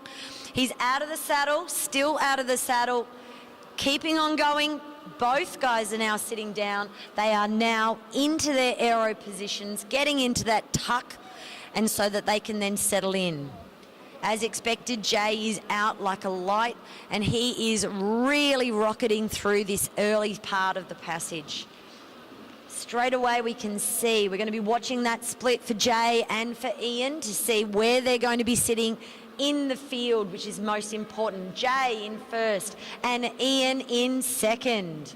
Great work by both these last heat riders, and again, really strong riding. We're watching, it looks like it could be Jay even building on that time. As he goes through, Jay still in first and Ian still in second. Straight away, you can notice that Jay is also moving up in that cadence. He's got those bigger gears on, much more speed that's coming out of him.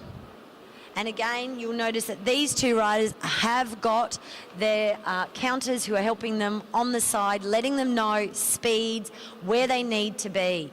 Jay is now in the same straight as Ian. He can see Ian in front of him, and almost as if he sees him, he is suddenly put on a burst of speed, and he is making huge gains on Ian right now.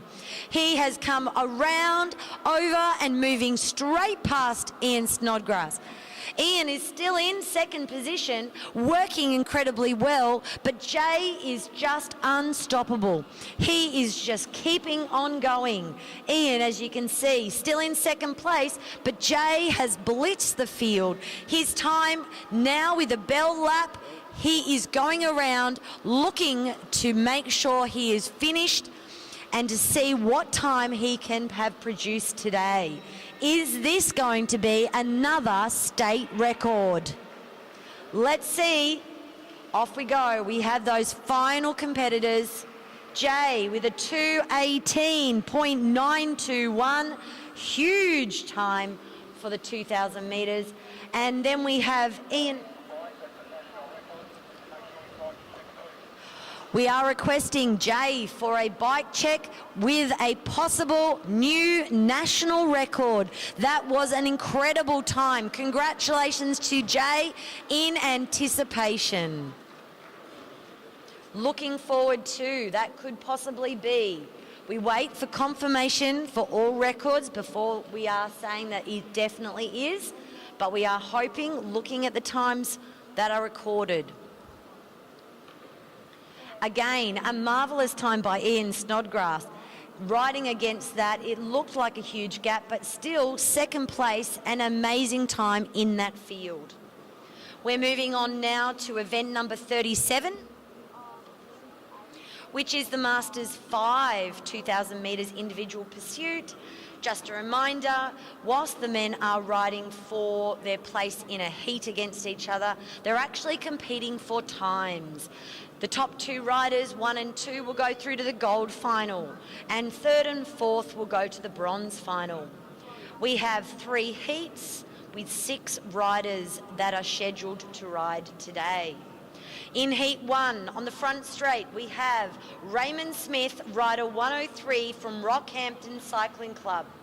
Raymond is certainly a well-accomplished rider, and we also have 101, Scott Hutchinson from Lifecycle Cycling Club. Right, an early start.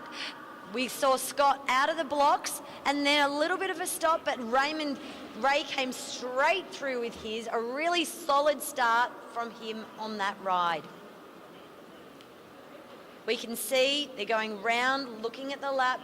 They're back into their cadence. Both of the men are into their positions. We've got a bit of a difference. You've got Scott with his aero bars, and you've got Ray with the drops. So the difference between the styles of riding this Masters Men IP and the way in which it's structured. It looks like that Raymond is certainly going to be making his way. He is in first place at the moment, and Scott is coming close as well.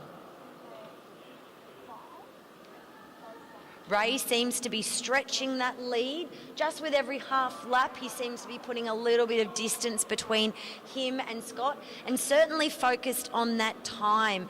Ray wants to be getting into that gold final. So whilst he is riding against Scott, he is also making sure that he is going to be giving himself the times he needs. So pacing himself. Again, both these riders are really concentrating for themselves. No callers to let them know where lap times are. So they're going to have to be gauging for themselves how they think their own splits are going. We're down into the last couple of laps, 3 laps left. And we can see coming up for the next split, and we can have a look at the time.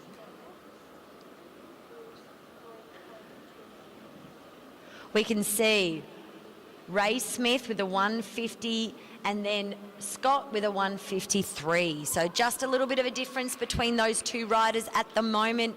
Ray does seem to be really building on that lead that he established early on with that really good gate start that he managed to achieve.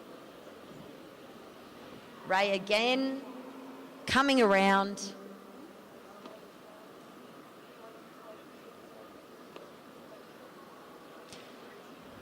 And then we are looking at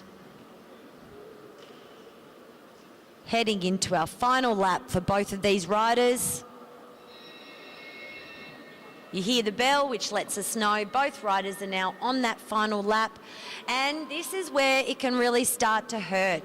You're really pushing your body. You want to go. We can see Ray Smith is starting to build his cadence, especially around those last 2 corners. He's really trying hard and has stretched out that lead, keeping on going. But Scott is pushing back right at the end.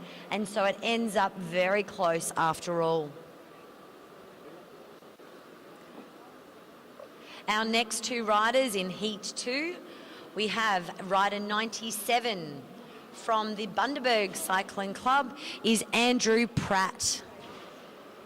And at the back, rider 99, Glenn Catherall from the Gold Coast Cycling Club.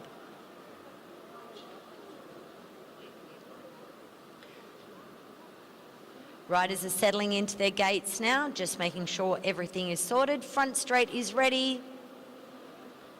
And we're just waiting for the back straight just to make sure that all with the gate is sorted.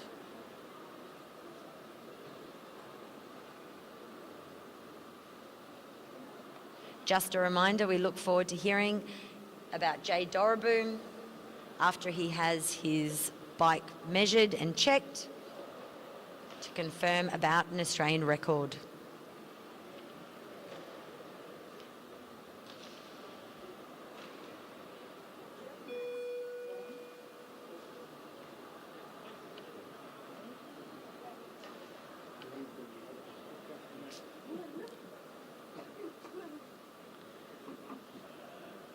Both riders settling themselves in.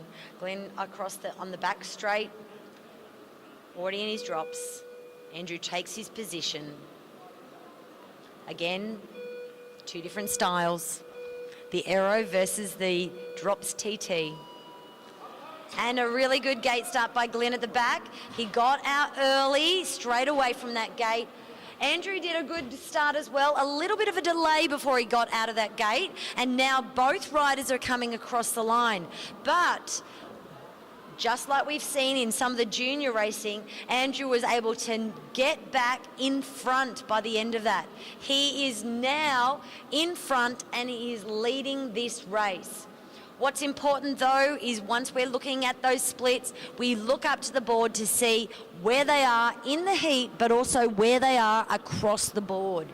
As Andrew crosses the line, we are now looking up and he is in first place and Glenn is in second place overall. A little bit of a wobble there for Glenn on that final turn 4 of the track, just a bit of a rise, and so that may have impacted him, but in fact, it's given him a bit of a lead and he is now pushing ahead. Glenn's coming around really quickly. Maybe that little bit of a wobble at the corner gave him a bit of an adrenaline rush, and now he is really powering through. His lead is increasing. Off he goes like a rocket, and I can see that Andrew is working well, but now you can see that it's just starting to appear that those legs are appearing to have fatigued. Glenn is coming around. They're almost in the same straight. I think by the next lap, we will see both riders being able to see Glenn, able to see Andrew in front of him. As he can see him, he knows he can chase him down now. Andrew is looking tired. His head is starting to hang, and Glenn is pushing to get to him.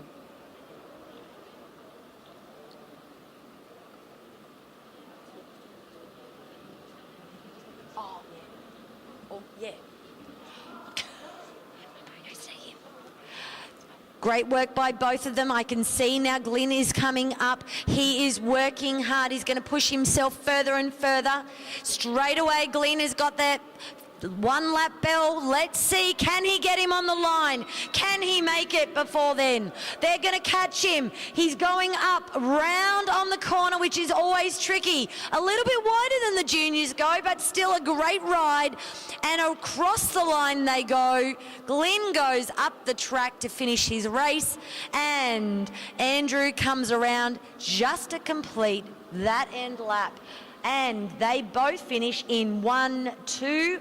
Glenn with a 2:32 and Andrew with a 2:42. So some very good riding there today. Our final heat of the Masters 37 event is rider 103, Bernie Stewart from the University of Queensland. At the front and at the back of the track, we have Chris Weir, 104, from the University of Queensland Cycling also. Both of these riders are incredibly strong. They are looking to get into that gold final. They do need to beat a 2:32, which was a very strong ride by Glenn. Making sure this is the time. They're composing themselves. Again, the difference of the bars versus the drops, and what is that going to mean? In the last race, we saw those with the TT bars seem to have a little bit of an advantage, but we know that some of our elite men also ride with just the drops.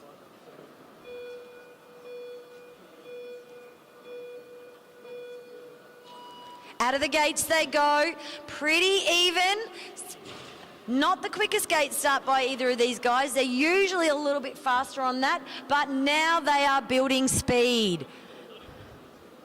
First you can see Bernie is really motoring around. He has put his foot down. He wants to make that gold final, and he is making sure that he gets there.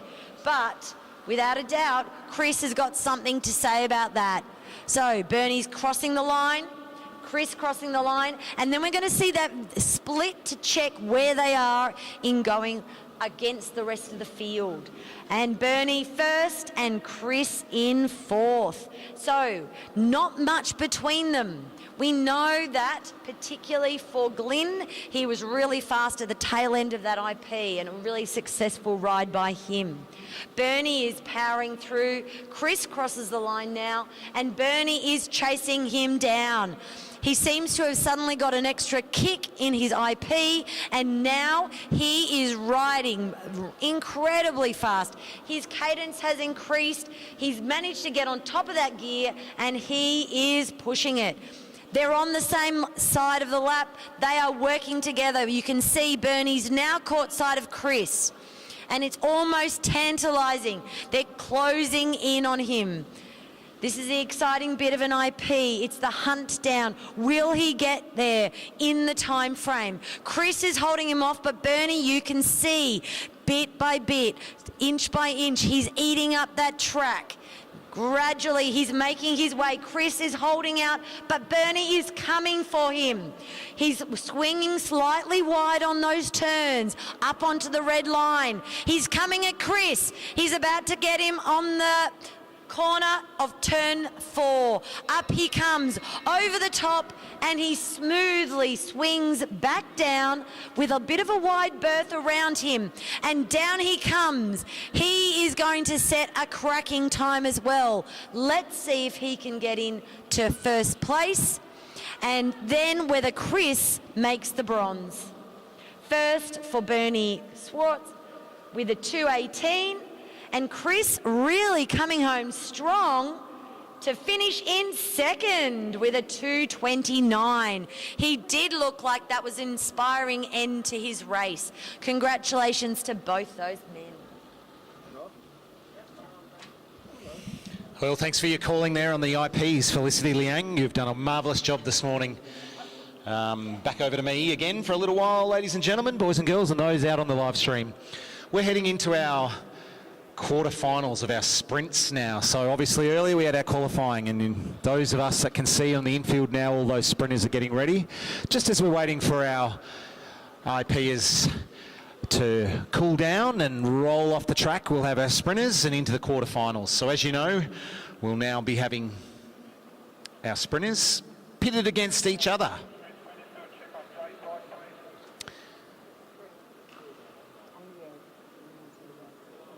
We'll be heading into the sprints, and our first sprint is 1 V8, and it happens to be a bye for Olivia Wright. So we'll be heading into 2 versus 7th, which will be Ella Liang and Indiana Plant. After that, it'll be 3rd versus 6th, which will be Victoria Smith and Adelaide Bailey. And rounding it out at 4th versus 5th with Milan Bradshaw and Madison Smith. Our sprinters now, as we've got our state championships for our timed events and our sprinting events this weekend. Sprinting's always exciting to watch when you've got 2 riders out on a velodrome pitting it against each other. The timing is over now. They've done their flying 200s. They've qualified. Obviously, if you qualified well, means that you do get a great position. You do get pitted against someone who had a significantly slower time than you if you were first. Generally, you're up against 8th. And of course, we can see if you're on either cycling results. The first one is first versus a bye because of the numbers, of course. One of the things you'll notice about our sprinters too, and we might see it a little bit today, sometimes we see them going very, very slow. It's tactical. Bike handling skills are vital.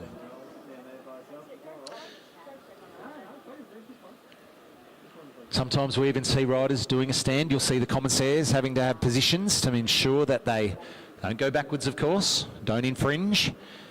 And once again, we've got a very experienced team of commissaires here at the state championships here in Queensland today. They'll be keeping a close eye on all them riders, particularly those that choose to do track stands. For those of you, while we're waiting for our sprinters to get ready, it looks like we're about to start. Going to have 2nd versus 7th from our qualifying. Ella Liang from Balmoral Cycling Club and Indiana Plant, India she's known, from the University of Queensland. You'll see our riders now, they've got their handlers, they'll get pushed up, ready for the start, and then our commissaire will check if they're all good to go. And at the quick blow of a whistle, we'll be able to send them on their way.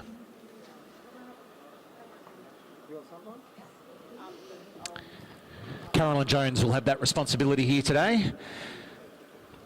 As the riders are brought up to her, she'll check that they're right. She'll walk down the boards, blow the whistle, and the race will be on. You can see the handlers ensuring that the sprinters are happy with their feet position. Ms. Jones checks that the riders are ready. She readies the whistle, and they're off. Riders are given a position, either 1 or 2. depending on that, often these riders will want the back position so they can keep an eye on the rider in front of them. Whereas the front rider has to keep a rider behind, eye on the rider behind. You'll sometimes note, and sometimes it's been said, that you'll always spend more time looking backwards than you do looking forwards if you're a sprinter with the number 1 position. You can see Carolyn Jones, our commissaire here, with a hawk eye, looking at the riders across there to making sure there's no infringements.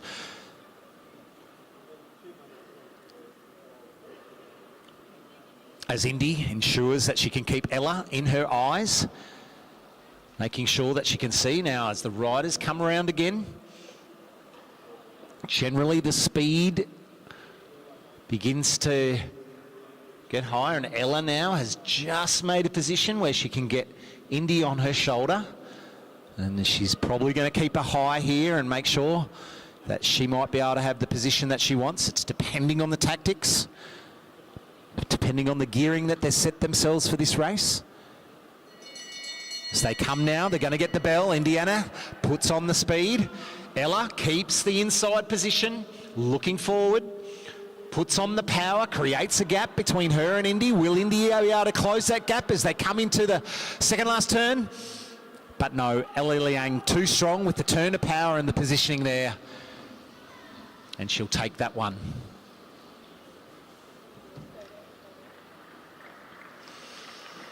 Righto, now we're up for our next race. It's Victoria Smith versus Adelaide Bailey. Victoria from Rockhampton Cycling Club and Adelaide Bailey.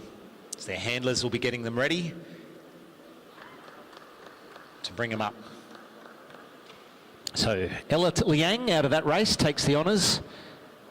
This best of 3 rounds in this sprint here at the Queensland State Championships 2025.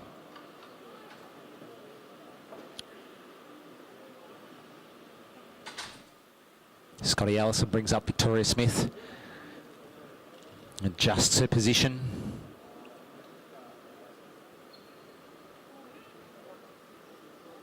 Adelaide Bailey just waiting for a few of the riders from the previous event to come through, make sure it's safe for her to come up.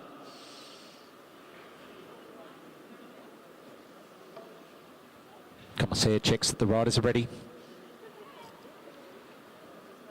Holders let go of the bikes as Victoria goes through as rider number 1, followed by Adelaide Bailey. You'll keep an eye on her rider. Victoria will keep her head turned to make sure Adelaide doesn't make any surprise moves. Both these riders very experienced, junior women under 19s.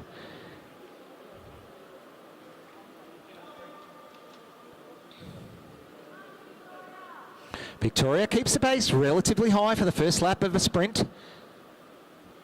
Adelaide Bailey making sure she keeps the position. Doesn't want to be too far behind Victoria. Victoria also wants to make sure that she's not too stuck on the front either. Potentially wants to manoeuvre in a way that makes sure that she is able to respond if Adelaide makes a move.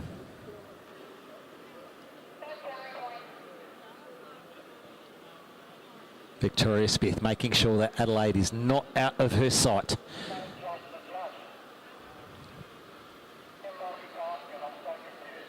So the riders now most likely will be starting to crank up their gear so that they can have the speed to be able to sprint for their final lap. They'll come around and get the bell. Victoria Smith lifts the speed, drops into the sprinter's lane, has a significant gap at this stage over Adelaide. Can Adelaide close it? Or does Victoria have the speed to be able to maintain that gap and to take out this first round? And she does. She comes around now. Victoria Smith convincingly over Adelaide Bailey. The handlers of these next riders and these riders have been very swift as they get ready to come up onto the boards. Our next race for this sprint quarterfinal is Milan Bradshaw from University of Queensland and Madison Smith from Gold Coast Cycling Club. 2, again, very experienced riders going to be battling it out for round one of the sprint quarterfinal.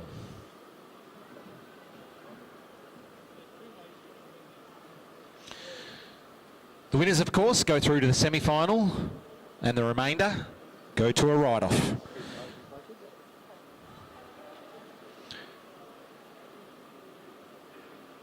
Milan and Madison line up. Commissaire gets the okay.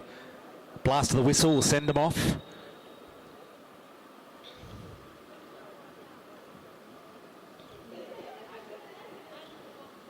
Certainly the pace isn't slow. High enough, cadence relatively high as these riders stay low at the moment on the duck board as they go around. Milan keeping an eye on Madison the whole way. And of course you'll often see the back rider try and keep the front rider looking by weaving.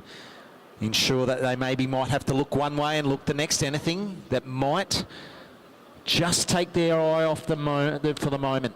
Speed very high as these riders come around onto the back straight. Milan, of course, keeping a keen eye on Madison Smith. Madison Smith, of course, ensuring that she's taking every opportunity. A little bit of wind being cut through. The bell for these riders. Milan taking the speed. Madison using the slipstream of rider number one. Can she come around on the final corner? It's always hard at Anime's Velodrome to come around on that last corner. It's going to be a close one, but Milan takes it over Madison Smith. That's the end of our event number 38. We now head to event number 39, Junior Men's 19 Sprint quarterfinal. Again, winners to the semi-final and the remainder to the write-off.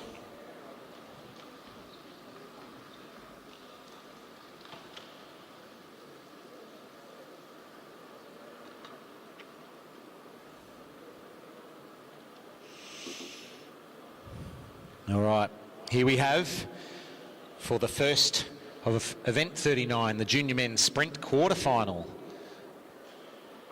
Coming up onto the boards now. Got rider number 35, William Holzberger, and rider number 36, Nate Argent. This is third versus sixth from our qualifying as the riders get their bikes set. Carolyn Jones, commissaire, readies the riders, checks if they're good, and we'll be sending them off in just a moment.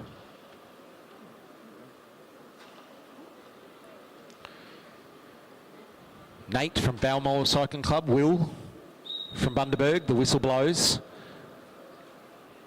Will in position number 1, Nate behind him, and already chooses to sit high and not directly behind Will. Will slows up now, Nate's in front.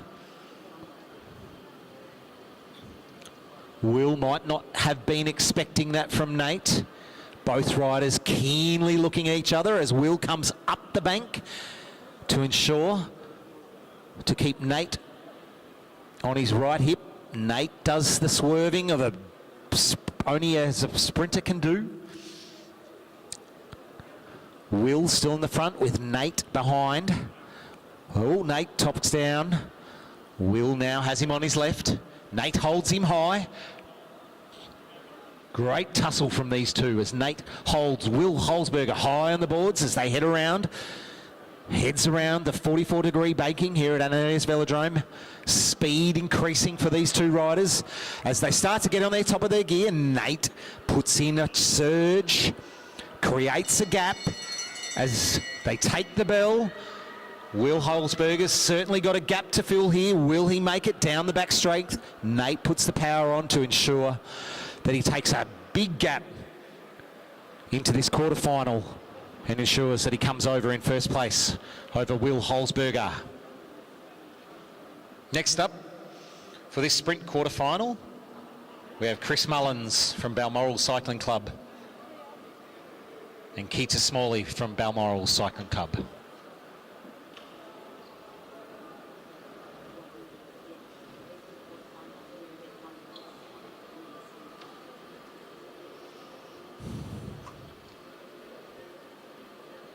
Keita Smalley, rider number 29 from Balmoral.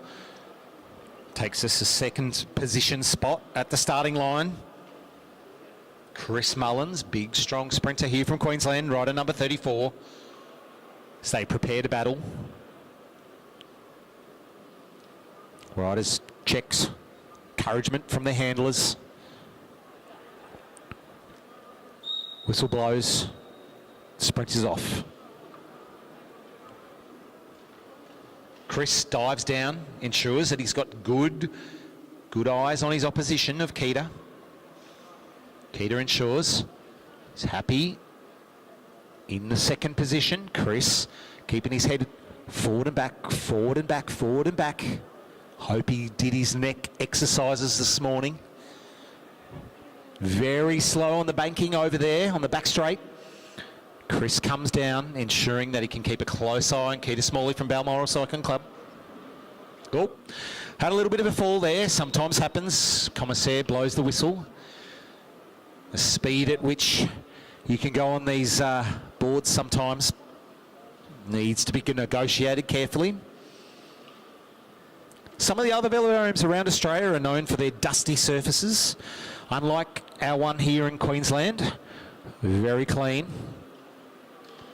The upkeep by all the team here at the Sleeman Complex is wonderful to have. We have it very lucky here in this state. We're going to have a restart here between Keita and Chris. Again, it goes to show the tactics that are required by sprinters is vital. For all the parents in the room, if you've got younger kids who are rolling around in their bike on the front of the backyard, they're really young, get those training wheels off those bikes. Nothing wrong with falling off on a little bike in the backyard on some grass every now and then, even a bit of concrete if you want them to be a track rider. They need to be tough, but bike skills, those bike handling skills from a young age are so important. And that's what we see with all of our sprinters here at Anna-Meares Velodrome today, particularly here at the Queensland State Championships, as these riders, Keita and Chris, battle it out again here in the junior men's under-19 quarterfinals.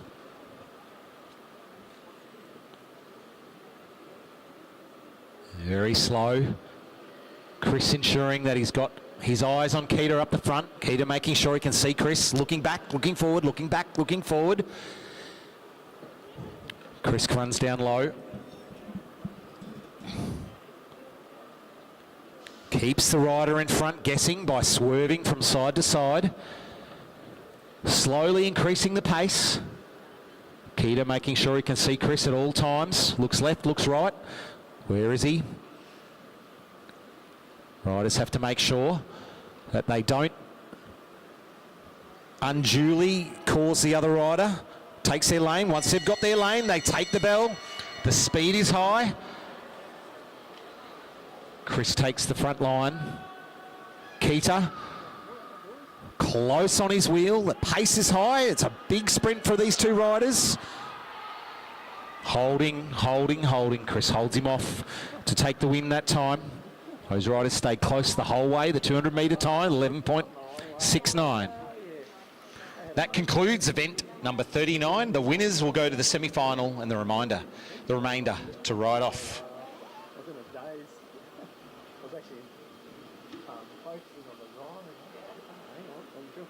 We now head to our sprint quarterfinals for our elite women.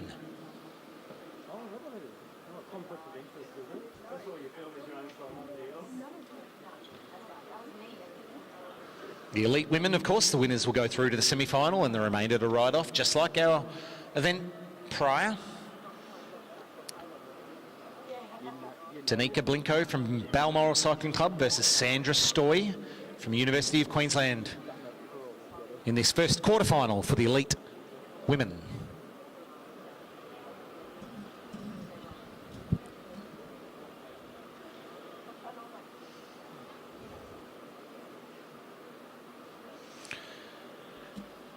Sandra Stoy here from University of Queensland, rider number 137, and Danica, rider number 132.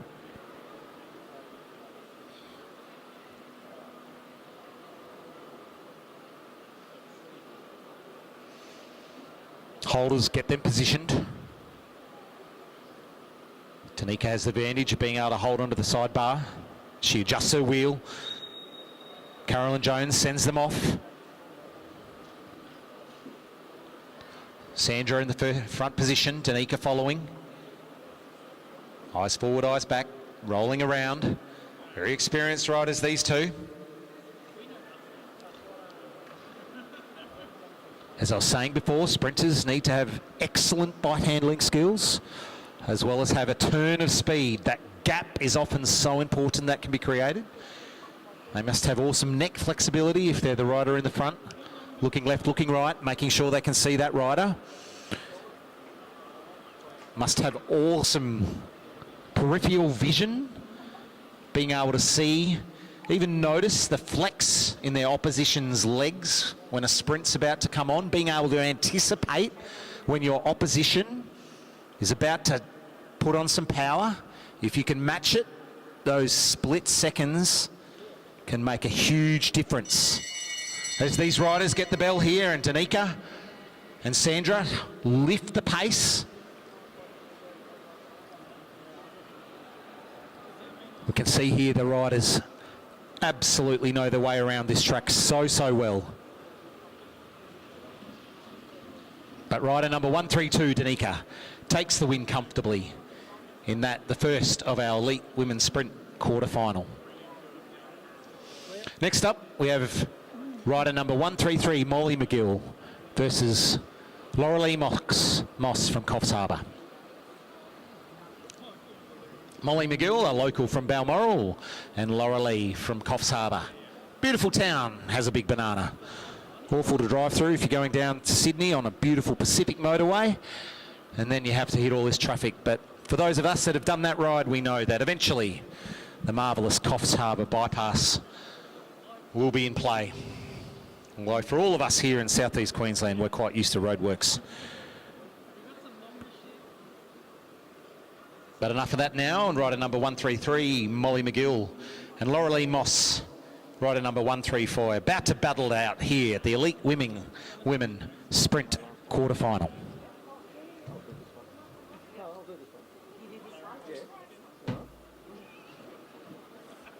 Riders come up to the line for the commissaire to ensure that they're ready to go. Molly McGill will be in the second position, while Laurelie will take the first. We'll see Laurelie keep a close eye on Molly. Both these riders know that they've got to watch each other. They're both very skilled tacticians. As the handlers ensure they get off to a good start. Laurelie leads out Molly.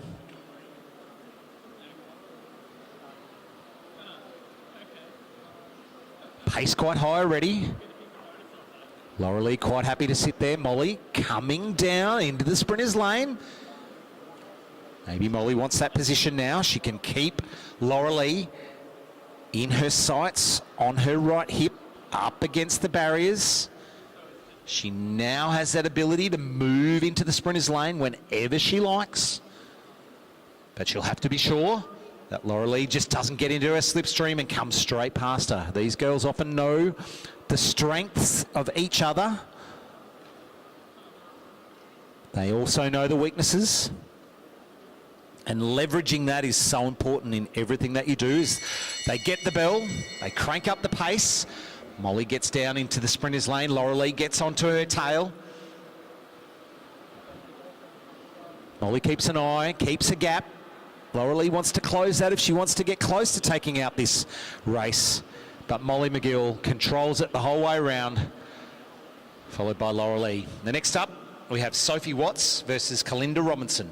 Kalinda's come all the way from Bathurst Cycling Club, and Sophie Watts is one of our locals here from Balmoral Cycling Club.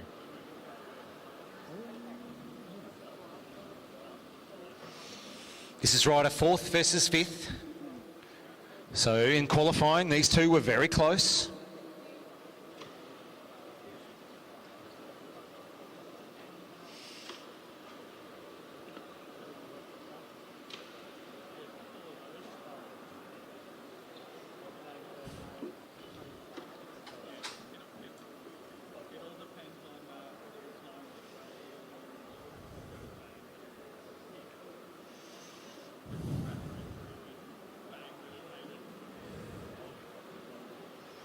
Kalinda comes up onto the boards. She'll be in the second position today.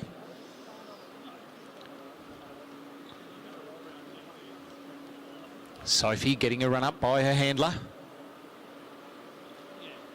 Sophie number 130 in the blue casque helmet. Kalinda Robinson, rider 134 in the black helmet. Carolyn Jones gives them the okay, blows the whistle. Handlers ensure that the riders are off. Both these riders supported by the Queensland Academy of Sport. Both would know each other very well.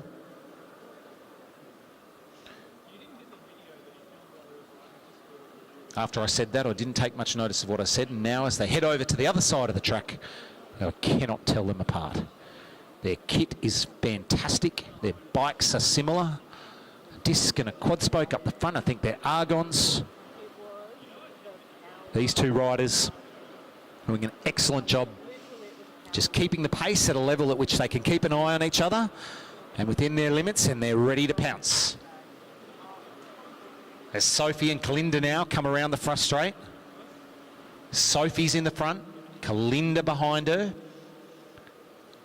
Sophie keeping her head back, making sure she's got her eye on Kalinda, and Kalinda powers up, comes up. Sophie keeps an eye on her, watching her high. She's got her in her sight. She's staying in the sprinter's lane. As Kalinda comes down and gets in her slipstream, no, she wants to keep coming around. She thinks she can come around on this front straight, but Sophie stays in the sprinter's lane. Kalinda tucks in behind her as they come on the back straight. Kalinda puts the power on now. She wants to come around. She wants to come around, but Sophie keeps her line, stays strong, and she powers through to take the win over Kalinda. Excellent racing. Great to see such quality racing here at Annaman's Velodrome for the Queensland State Championships. This is event number 30, Elite Women Sprint Quarter-Final, with the winners to go through to the semi-finals and the remainder to have a ride-off. After this event, we'll be heading into our Elite Men's Sprint Quarter-Final. The final event, in this one though, is rider number 131, Emma Stevens from Balmoral Cycling Club, and rider number 136, Lauren Perry from Launceston City Cycling Club. Beautiful city, Launceston, if anyone's been there. You need about a day, but it's lovely. Emma Stevens taking position number 2, comes up onto the boards. Prepares herself. Her warm-up would have been vigorous. Both these riders ensure their legs are ready to go. Lauren Perry from Launceston taking position number 1. Adjusting her wheel. Gets her angle right. Commissaire makes sure she's comfortable. Whistle goes and they're off.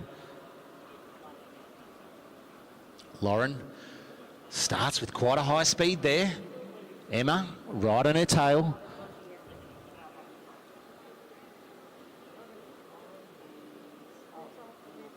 Lauren just staying low, making sure she can keep Emma on her right at the moment. There's no way Emma can duck and weave when Lauren just keeps it that one position, although if Lauren moves up higher, then Emma can weave back around and keep Lauren guessing. Once again, you almost feel like the riders look backwards more than they look forwards if they're rider number 1. That's certainly the case for Lauren today. She's looked backwards 90% of this race so far, keeping her hawk eyes on Emma Stevens. And why wouldn't you? She is a fantastic sprinter here from Queensland. As the bell goes, the riders build up. Emma gets on the wheel of Lauren, powers on to come around, out of turn 3, into turn 4. Lauren keeps the speed on and takes it out. Emma couldn't just get over her that time. Oh, I feel that Emma might have wanted a higher speed. That concludes our Elite Women's Sprint event number 40 quarterfinal, and we head now into event number 41, Elite Men's Sprint quarterfinal. Once again, winners through to the semi-finals and the remainder to ride off.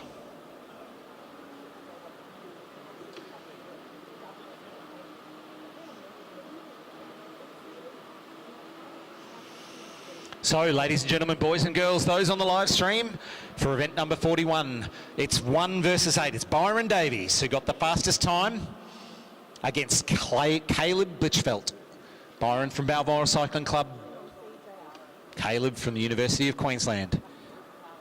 For those watching and can't tell these riders apart, although they do have different kit, Byron's rider number 68 and Caleb is rider number 77. Byron's coming up into the boards now. He'll take rider position number 1 with Caleb be close on his wheels in the purple kit. Rider number 77. Experienced holders too for these two riders. Whistle blows. Byron takes the lead position. Caleb behind him. Byron ensures that Caleb can't come on the left. He stays low. Means he only just has to watch over his right shoulder. Caleb pushes up. Byron responds, ensuring that he's agile enough to ensure to keep the second rider where he wants him. Caleb wants to use every tactic in the book to get any advantage he can over Byron Davies, who in qualifying beat his own record. Byron now keeps Caleb high on the banking. Caleb adds a little bit of extra speed. Byron responds. Both these gentlemen know what gearing they've got. They know what they need to do. Byron sees a rise in the tempo from Caleb. Byron responds. Hears the bell. Looks down. Ensures that he's got the power. Knows what he's got in the legs. Caleb holds on, but the gap is there. The gap continues to increase through turn 3 and 4. And Byron takes out the first heat here in the elite men's sprint quarter-final. Great tactical racing from those two riders. As we head now to our next race, which is Sam Gallagher from Blackburn Cycling Club down in Victoria, and John Elder, local here from Ipswich Cycling Club. Sam is rider number 70 and John, rider number 100. This is 2 versus 7th, 2nd versus 7th from our qualifying in this quarter-final sprint for our elite men.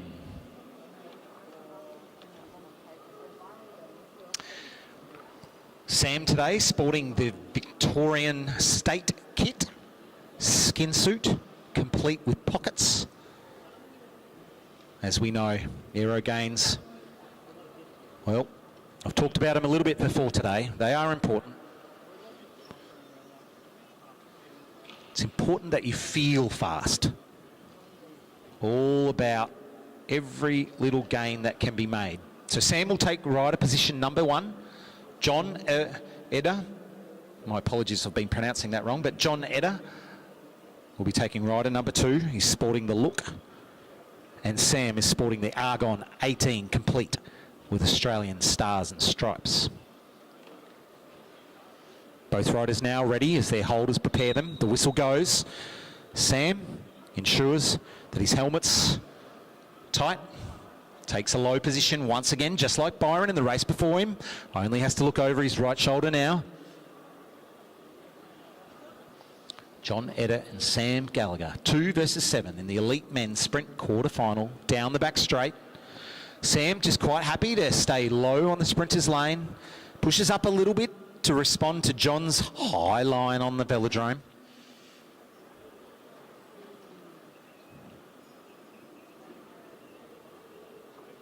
Sam quite happy to have a large gap. He can see John. John wants to stay high, possibly trying to use.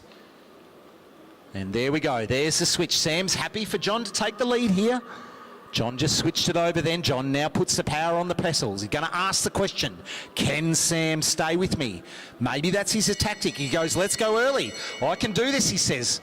Sam keeps him in his crosshairs, comes around on the back straight, says, I think I've got a bigger gear than you, or maybe you've got a smaller gear. I'm going to come around you, comes into turn 4 and comfortably takes that race over John. Great racing, gentlemen.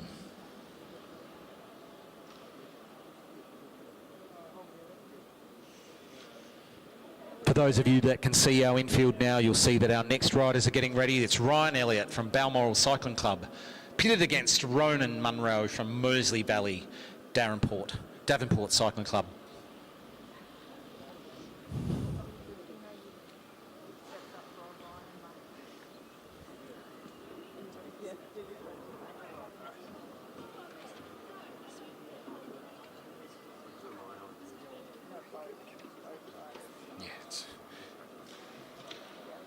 Riders are clipping in. Some of these riders also have straps over their toes. Sprinters love that. Both these riders sporting longer socks, which I like personally, but hey, we've all got our opinions.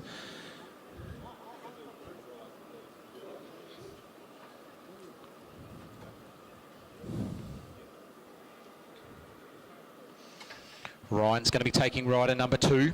Rowan, rider number 1. Riders ensure no sweat in their hands, wipe their legs, slap their thighs. Commissaire sends them off. Ronan takes that front position. Quite a high pace to start. Ryan will be able to just keep an eye on the rider in front of him. Ronan from Mersey Valley keeps it high this time. Ryan responds very quickly to make sure that he can stay in that second position. This is what I was talking about before, ladies and gentlemen. Sometimes the riders go super slow, even so much that they stop, particularly on that section of the back straight where it's not as steep. Certainly can't do that on the corners here at Admir's Velodrome. Tactically, Ronan's showing that he stays low to keep Ryan there, but then happily moves higher now, invites Ryan to say, hey, you want to go early? I'll leave that spot open for you, but no. Ryan's sticking to his game plan and says, I'm going high. Ronan says, okay, I'll go low. And then off they go. Ryan Elliott picking up the speed on his gear. He's got a significant gap as he gets the bell. He's going to be happy with that gap as he comes around now. He's confident in the speed that he can hold. Ronan might be saying, oh, I can catch you. But I think he might find that's going to be a little bit tricky against Ryan Elliott from Balmoral Cycling Club. Ronan Munro has done a great job. Tactically, did all that he can. But Ryan Elliott comes through with an easy win here in the 3 versus 6 quarterfinal of this elite men's sprint here at the Queensland State Championships.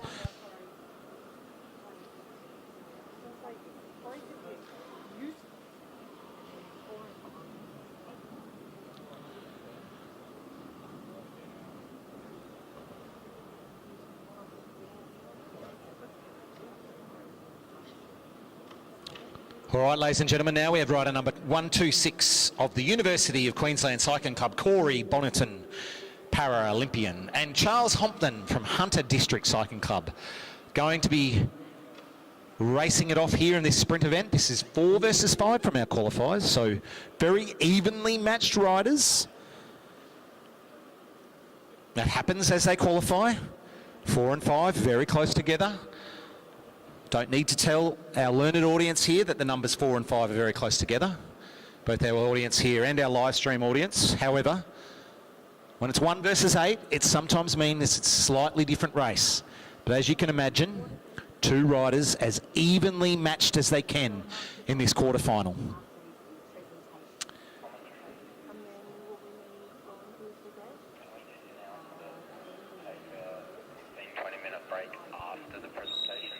Sure.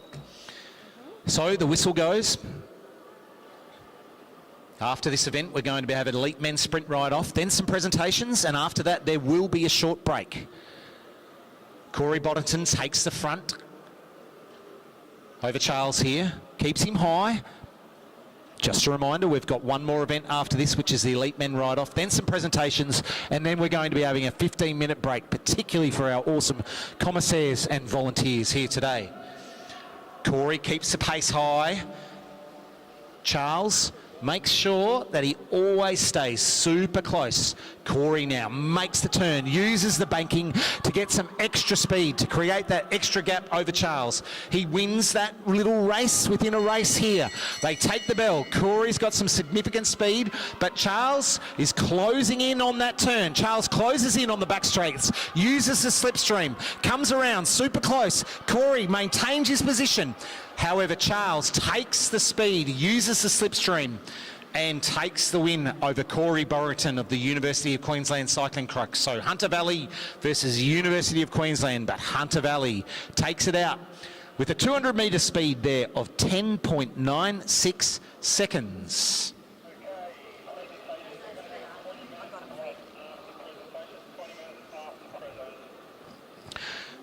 All right.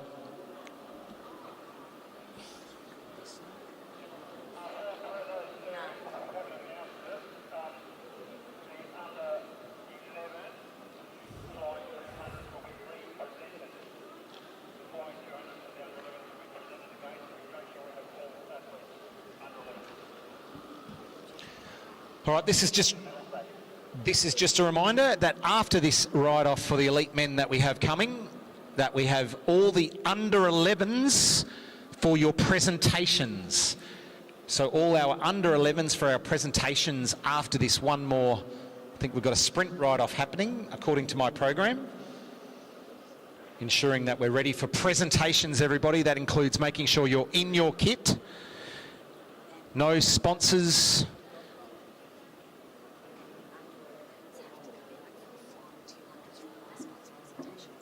And the under 11s from last night's Flying 200 will also need to be prepared for their presentations. That's our under 11s from last night's Flying 200. You will be at your presentations very, very shortly. You can see our presentation banner going up.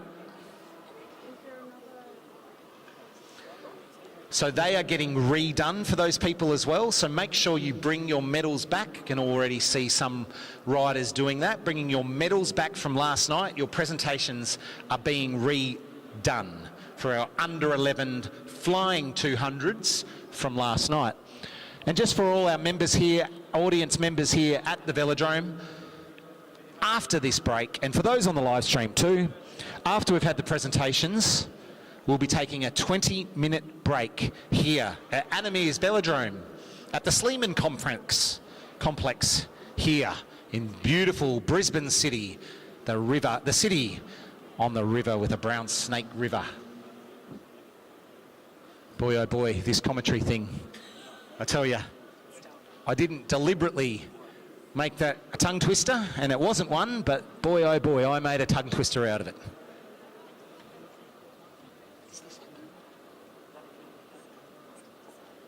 Clearly there's no elite men sprint ride-off needed. We're heading into presentations.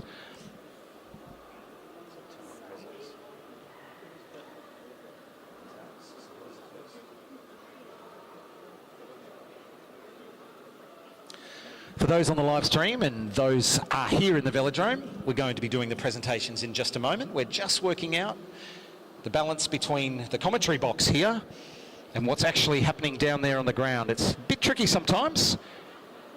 Hopefully, just bear with us for a moment as we organise which presentations are happening so I can announce them for both our local audience here in the Velodrome and also those of you listening, the tens of thousands of listeners on our live stream.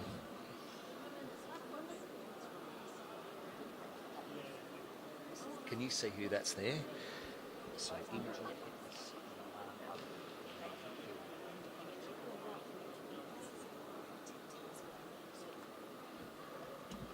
you just check?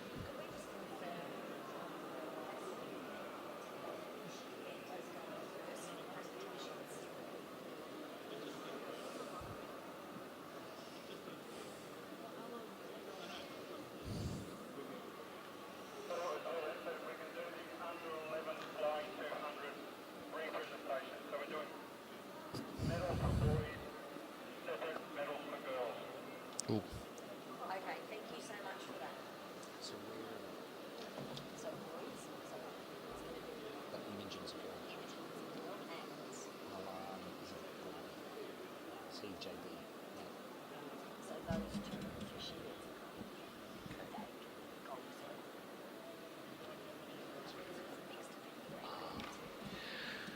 So for those of us listening here, we're going to be doing some separate boys and girls presentations.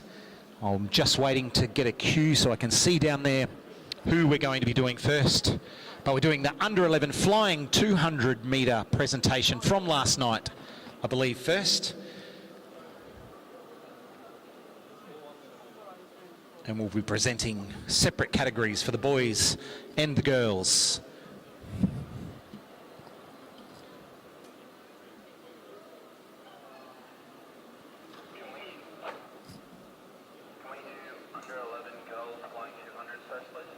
So the first presentation we're going to have is the under 11 girls flying 200 metres. I don't have.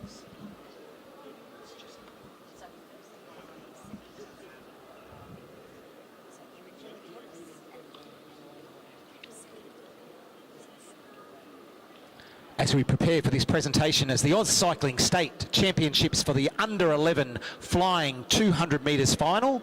In second place from Bundaberg Cycling Club, Emlyn Lawley.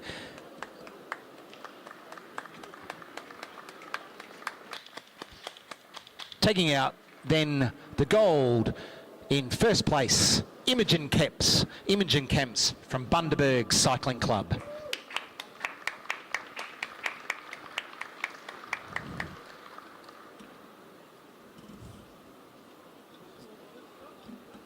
That's it, top step for a photo, girls. Fantastic. Now we head to the boys' presentation for that same event, the Oz Cycling Track State Championships, under 11 flying 200 metres. As Aaron Bear Liang wrestles the two young gentlemen that'll be taking the podium in a moment. Taking out the silver from Balmoral Cycling Club, Whitfield Henderson Cunnington. And taking out the gold from Bundaberg Cycling Club, Milan Klein.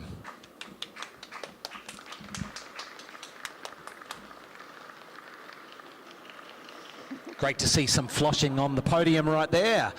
Arms up, and gentlemen now take the top step. Top step for a photo. That's it, Milan, pull him over. Arms around, arms up. Love these under 11s and their enthusiasm.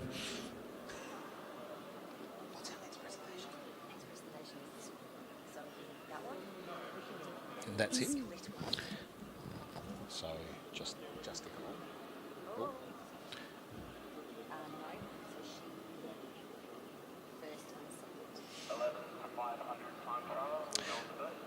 So now we head to the presentation for the girls under 11 500 metre time trial. Taking out the silver from Bundaberg Cycling Club, Emlyn Lawley.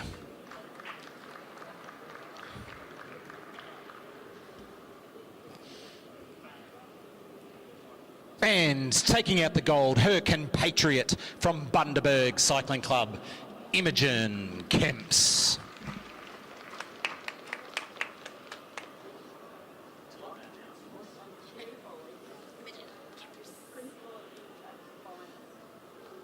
Arms up, that's it. Now take the top step quickly. You guys know the drill. There we go.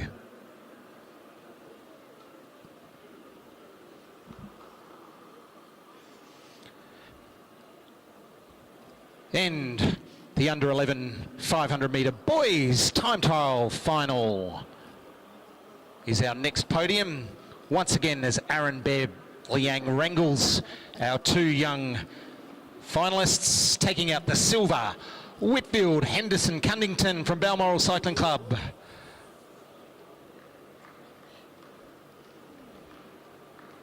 And the gold from Bundaberg Cycling Club, Milan Klein.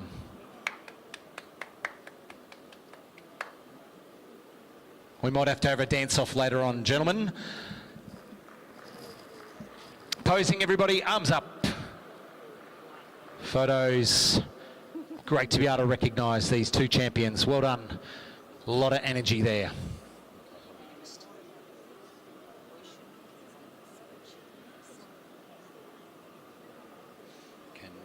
Just check.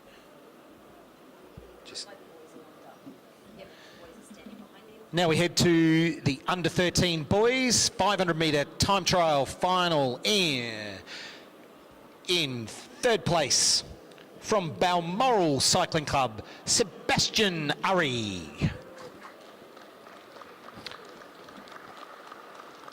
Taking out the silver. In second place from Bundaberg Cycling Club, Nathan Lawley.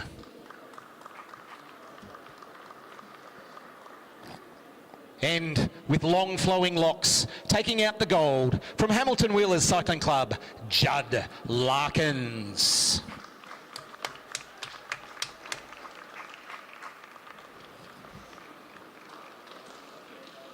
Arms up, gentlemen. Top step, gentlemen. Excellent. Congratulations. That's our under 13s 500 metre time trial presentation. Now we head to the girls, under 13 girls, Queensland State Championship podium for our 500 metre time trial. It was event 33 today. Wonderfully fought out by these fabulous young girls as they head to the podium.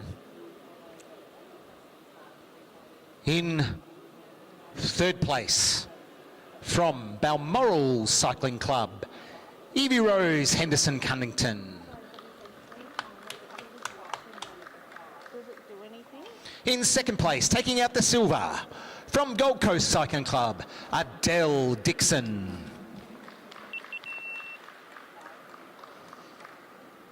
And our Queensland champion, taking out the gold for the under 13 girls 500 metre time trial final from Gold Coast Cycling Club, Ashley Mass. Arms up. Top step. Oh, thumbs up a bit. Yes, that's it. Beautiful. Top step now. Okay, so it's good? No battery level or anything? Excellent. And that concludes this presentation. Ladies and gentlemen, and for the live stream, we're going to now have a 20-minute break. Thank you again to all our volunteers today and those people helping out making this event what it is. It's warm out here in the velodrome. Make sure you keep up your fluids, have plenty of drinks, preferably not alcoholic for all the adults in the room, knowing that it's a very warm day today, and even though you're not in the sun, the perplex roof here does make it very hot. So this is a friendly reminder to all of us, keep your fluids up, particularly our athletes. Have a great break and see you in 15 to 20 minutes. And just a reminder, anyone who wants to volunteer on the live stream, feel free to come up. We can always do with more volunteers right across in everything that we do, but anyone wants to volunteer on the live stream, please pop up our way. Thank you. Oh, so we've got to go again. You tell me when it's enough. Just remind. It's off. Okay. Yep. Start talking.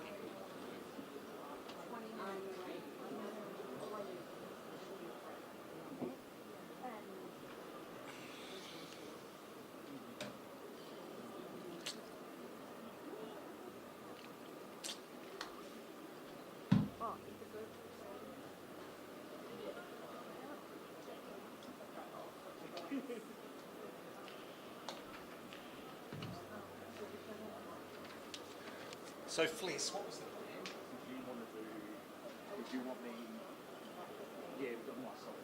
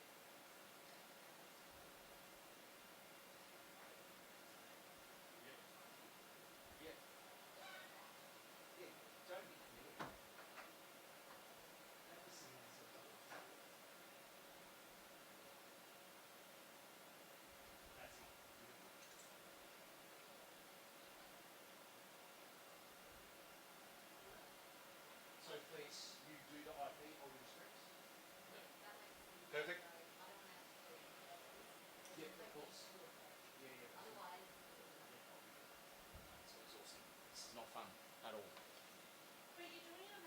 Yeah. Actually, I don't. I quite. There's a delay, and then I laugh, and I'm like, that was good, and you Oh, moved that's on, right. and I'm like, but that was good. I just thought it was you. I didn't know there was a delay. Oh, then I'm slow.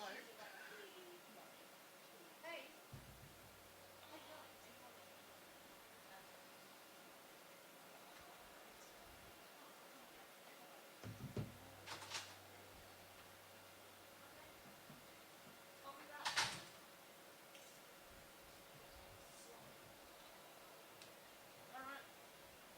I'm gonna go have a break. I wonder if we should shut this and let go.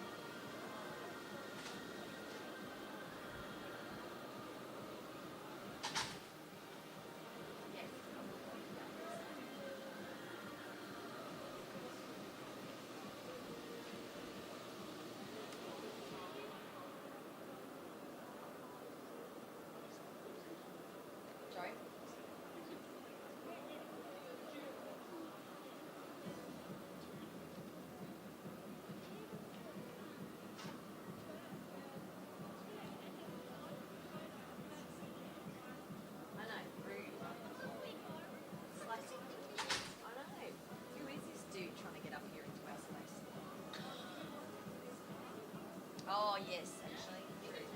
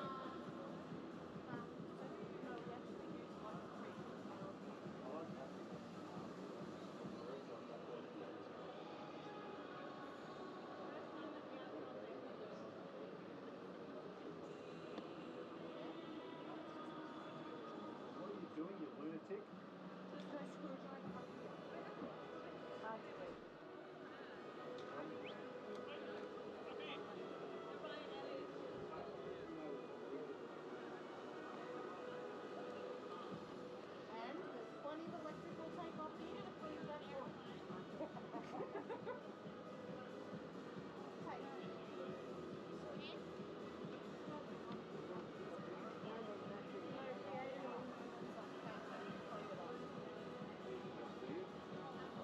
Hey.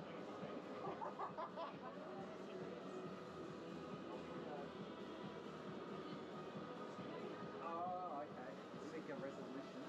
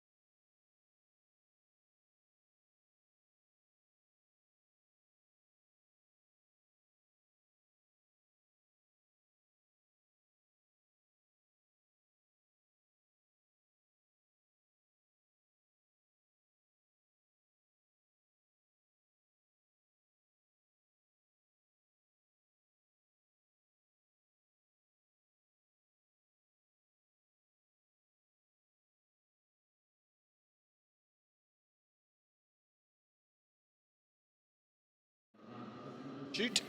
Hope you enjoyed your break, everybody, and please, even though I'm doing a little bit of commentary today, the song selection is by no means a reflection of my taste in music. Whilst Eurythmics is a classic, it's not something that's currently on my playlist. Hope you've had a good break, everybody. To our commissaires and volunteers, once again, thank you for what you do, your weekends, the time you put into making this event happen. It is wonderful. We're getting ready.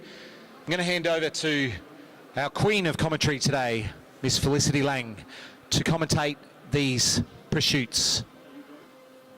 Still need As she does, thank you very much to our gate volunteers as we get ready for our pursuiting and we head into the second part of today's calendar, event number 32, Men's Masters Individual Pursuit.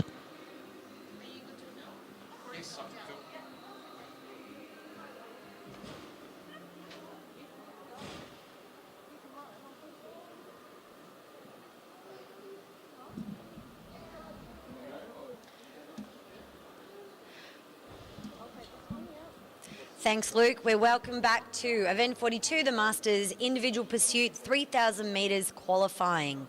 So just a reminder for those who are watching at home or tuning in for the first time, it is a first and second timed event to the gold final. Third and fourth are going through to the bronze final. We have 6 riders competing today, and so that means in heat number 1 we have rider 95 Peter Macris from the University of Queensland. On the back straight we have Chiang Chen, otherwise known as Frank. So we've also from the University of Queensland. Both riders are set. Let's see who gets the better gate start. We know Peter Macris is traditionally known as a sprinter, where Frank is definitely an enduro rider. Who will have the ascendancy?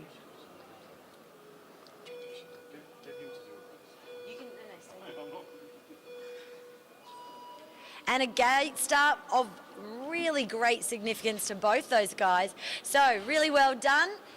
Pete out of the saddle. Frank already sitting in and starting to get ready.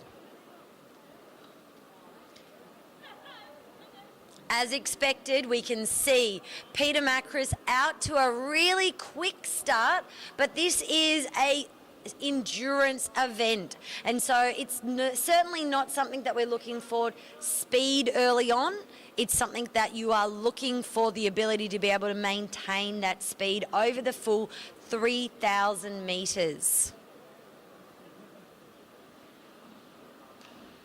We see Peter with a 42, Frank rolling around with a 46, Peter on the same part of the track almost as Frank, but we anticipate that that will actually open up and Frank will start to come back at Pete throughout the race.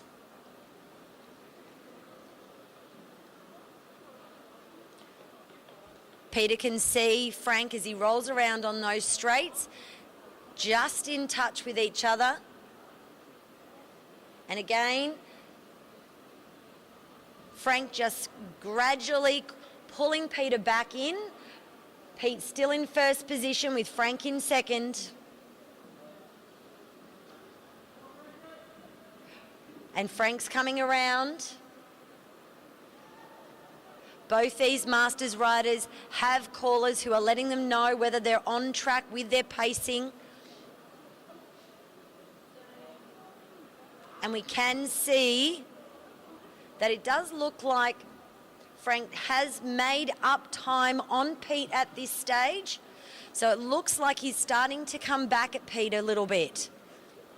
There's 6 laps to go. So this is the back end of the race and certainly a time where we're looking at building on that endurance that we've supported. So we're looking through. Will Frank be able to climb back?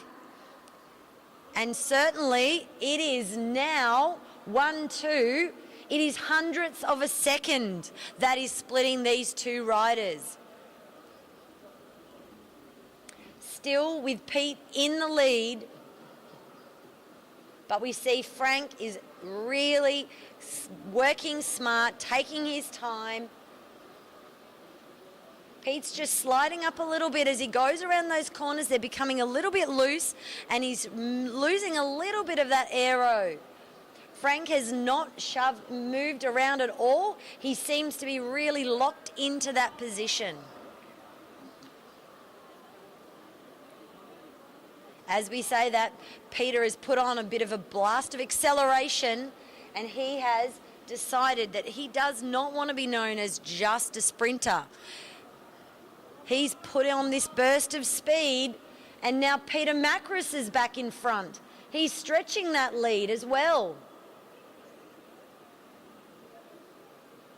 His head is down. He is really hammering through those last and final laps. Peter Macris gets the bell. He's finding it a little bit wobbly. We can see that the fatigue is starting to set in, particularly on those corners, but he has one corner left until he crosses the line for a 3:46, and Frank continues along into second place with a 3:52. A very close and well done race for both of those riders.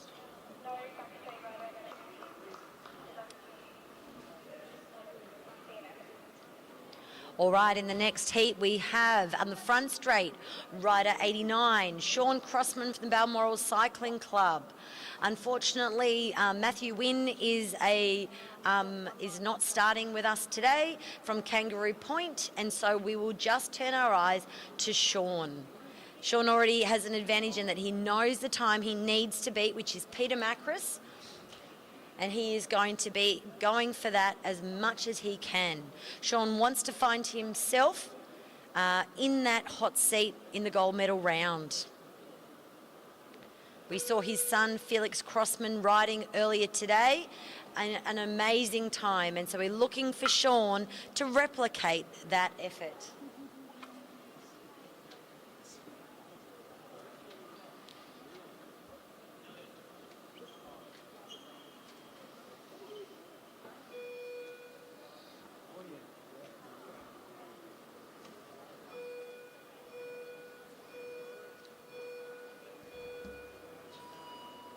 Sean gets out with a reasonably good gate start. He's smoothly across the line and he is still out of the seat. He's travelling well, and we can see Sean has opted for the TT bars, which certainly at a 3,000 metre race is essential. Down he gets into his aero position. And now we're going to be looking for him to keep on that black line with as minimal movement as he can.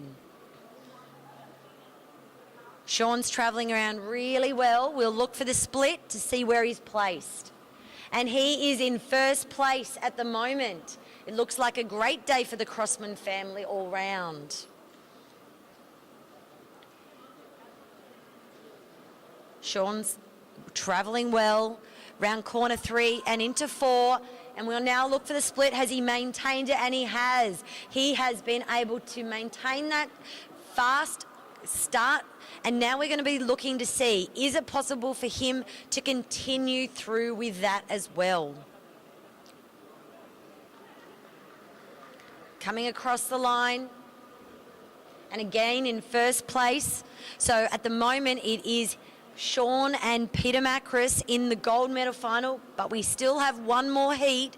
So Sean really wants to cement himself with a good time and give himself enough of a buffer so that if the next two riders come out and do some great times, he's laid down a time that is good enough to get him into that gold final. This is looking fairly comfortable for Sean. He's keeping up that regular pace. And even though he doesn't have someone to give him a pacing, he is able to maintain that for himself. Again, next lap, still in first place. 12 laps for Sean. So really early days in this race at the moment.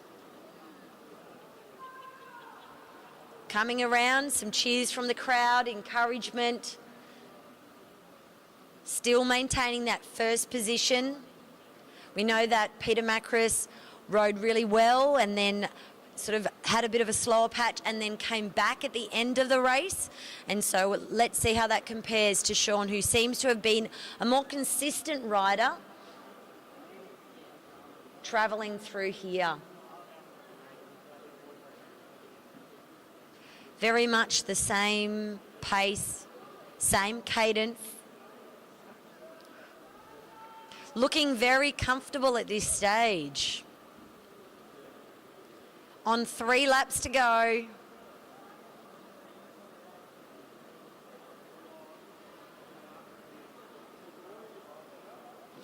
And round he comes.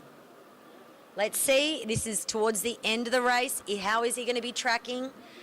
And he has now dropped into second. So Sean really needs to pick it up at about now. So this is where Peter Macris, we saw him put his foot down and really drive hard through that last segment of the race. We're going to see if Sean can equal that with him. Can he get there? It is a bell lap. Still in second. He really needs to start to power through right now. Sean's got that same cadence, but he needs to be picking it up. He needs to be moving faster if he wants to make the first place position to go into that gold medal final. And Sean crosses the line in second with a 3:51 and a great time, still in a gold medal final for him.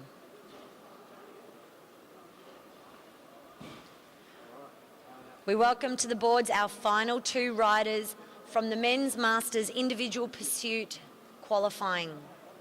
And we have up on the boards rider 92 on the front straight, Andrew Matheson from the University of Queensland. And on the back straight, rider 93, Chris Lang, also from the University of Queensland. As you can see, a very strong field from the University of Queensland today, working hard to make sure that their masters are well supported. Both of these riders are very strong. We know that they have put out some really good performances. Both been riding for a very long time as well. So we anticipate that maybe this is the race in which Peter may not end up in the gold final if Andrew or Chris have anything to say about it.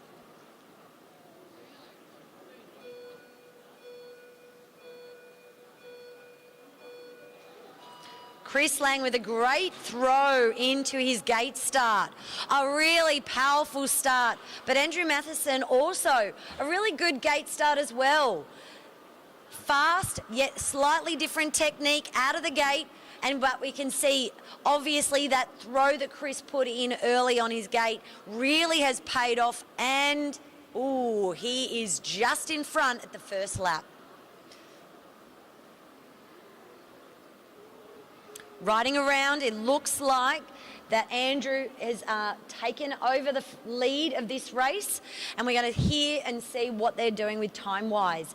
Andrew is also coming over in first place, and Chris Lang in second overall. It looks like Andrew is really building on that speed, a little bit like Jay Doramu did before. He's really coming strong. You can see him. It's a tangible difference between these 2 riders. He seems to be just powering through that track. Chris is also riding incredibly well. He's just much more solid on the bike, and it's a consistent pace. Andrew seems to be accelerating at this stage, and he can see Chris in front of him. He moves up close behind him and almost jumps into his slipstream. Now he's coming up and over and moves straight in front, and he is on his way very quickly. Placing in first at the moment, and Chris Lane is now in third. So we've got Andrew Matheson really having a great ride, maybe even another record ride. Well, let's see how we go. We've had a few that have fallen, and even an Australian record that we think might have gone. So we're hoping that we can see another one in this event. Andrew is really powering now. He has not let off. Chris is really solid on the bike. He has been consistent and ridden really well. But Andrew is just continuing to go from strength to strength in this race. He's coming back around, and you can see that he's actually taking time off the second lap. Let's see the split for this one. So as we look up to the board, we can see it's a 2:33, which is an amazing time by Andrew Matheson. And again, he has Chris Lane in his sights. Will he be able to lap him twice in this race? It is only short in comparison, but he goes up, over and past. It is like Chris is standing still. There is two different races going on. One is for everybody else and one is for Andrew Matheson. He gets the bell lap. This has been a phenomenal race by Andrew Matheson. And also Chris Lane is coming strong at the end. Andrew Matheson continues to power rounds turn 3 and 4, and he comes across the line looking at an amazing time of 3:22.88. Chris Lane is continuing through to finish off his 3,000 metres.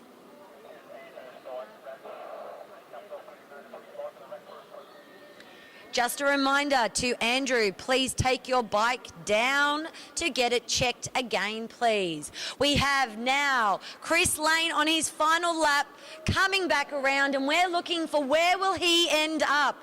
Is he going to challenge Peter Macris for the second place? Is he going to make it to the bronze final? What will happen? We don't know.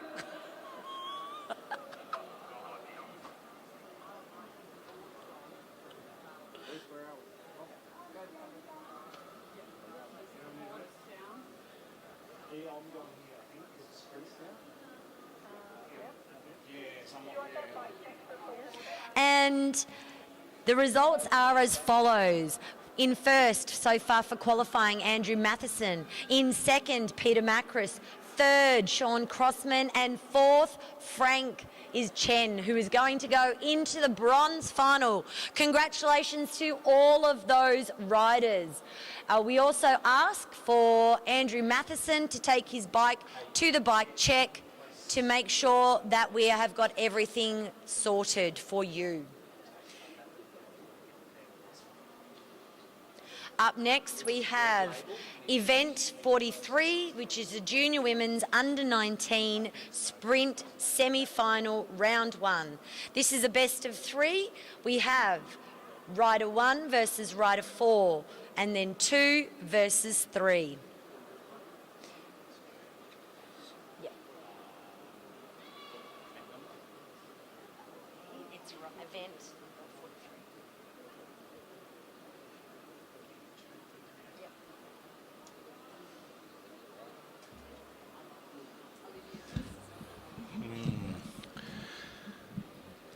Well, great to be watching those pursuits. Now we're heading to the sprints, as Felicity had just mentioned.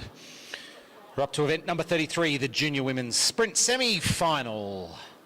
We've got Olivia Wright from Balmoral Cycling Club and Milan Bradshaw from the University of Queensland.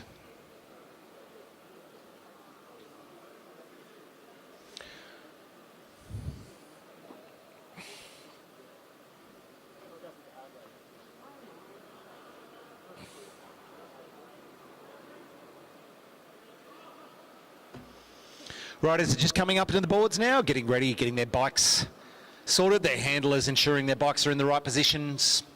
They're going to get them clipped in, then they're going to push them up onto the boards here. Commissaire will come up the front, give them the okay, and they'll be off racing in the best of 3. There'll be a race 1, a race 2 and a decider for these semi-finals.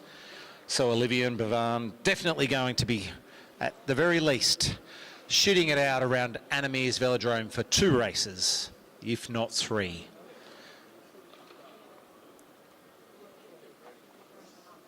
So Olivia Wright, rider number 56. Milan Bradshaw, rider number 64. As a commentator up here, I'm not sure who's rider 1 and who's rider 2. That'll become evident when they get up here on the boards.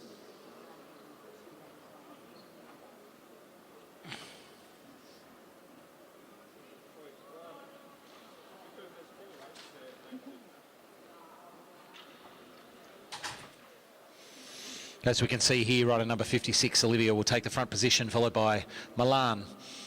Rider number 64 will be chasing her. Commissaire checks that they're okay. The whistle blow and these riders will roll off. Very swift there by Caroline Jones. As Olivia takes that front position and keeps Milan in check behind her. Down on the duck boards, right on that black line now. Olivia making sure Milan's right on her tail.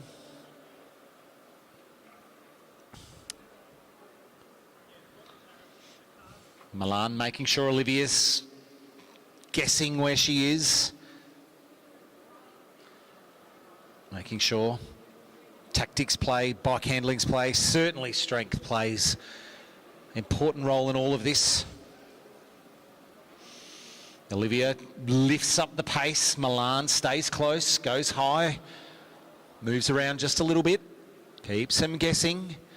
Both riders have the bike skills to be able to ensure that they can pick and choose the path they take safely around this velodrome. As the bell is rung by the commissaires, Olivia comes around in leading position. Milan sits right on her wheel, close in the slipstream, lifts the pressure out of the saddle. Milan chases down. Olivia stays seated, stays strong, and powers through to take the first of race 1 over Milan.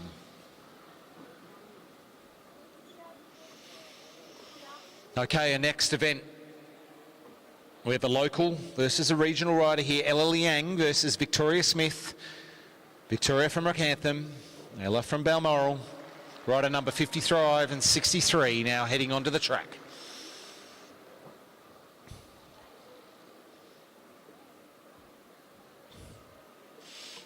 Handlers getting them ready. Victoria clips in.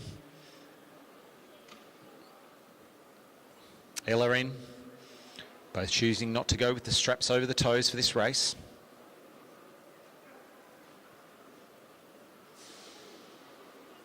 Victoria, rider number 63 from Rockhampton, will take the number 1 position over Ella Liang in the Balmoral kit, rider number 59.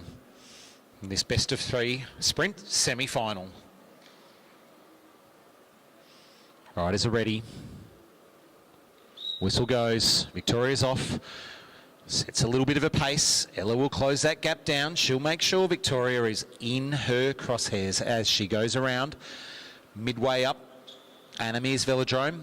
Turn 1, turn 2, onto the back straight. Victoria setting quite the speed there. Certainly no track standing happening on the back straight today. These two want this race to be completed very quickly as they come around turn 3 and already into turn 4. Certainly the pace is high early. Victoria starts high as she comes in the front straight, stays high. Ella right on her tail. Victoria keeps the speed high. Ella keeps her in check.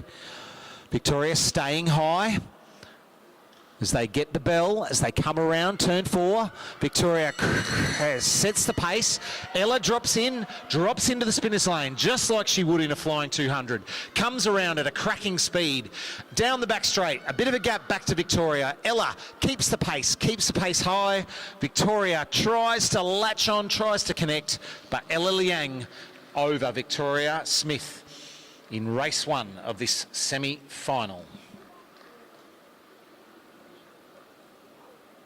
Great race there, ladies, as we head to the next race.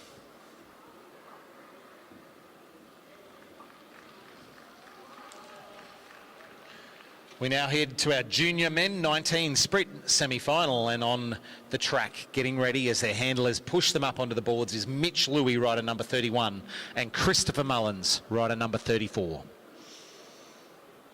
Both of these riders are from the thriving Balmoral Cycling Club here in Queensland.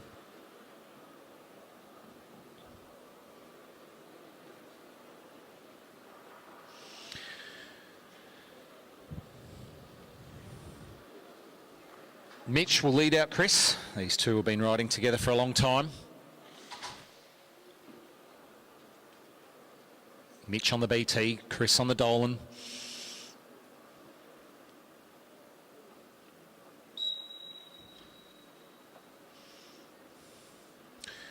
Mitch, happy for Chris to be high. Chris sets the pace high and comes over the top of Mitch. I think Mr. Mullins was intent there to take the first position, and now Chris has got Mitch on his right hip, watching him, keeping an eye behind, pace pretty high. Once again, just like the last race, no track standing on the back straight. And Chris just watching every move of Mitch. Mitch staying calm and still, just keeping a little bit of distance, giving himself options, cranking up. Out of the saddle comes Mitch. Mitch puts on a bit of speed. Chris responds. Chris keeps him high. Chris puts the power on. Mitch comes down, uses the banking, saves a little bit of energy there as they get the bell and they come around for the final lap. Chris staying low, high speed. Mitch in the slipstream, coming over him in the back straight. Who will have the power as they come around turn 3 and into turn 4, into our final straight? And Mitch will take out race number 1 for these two.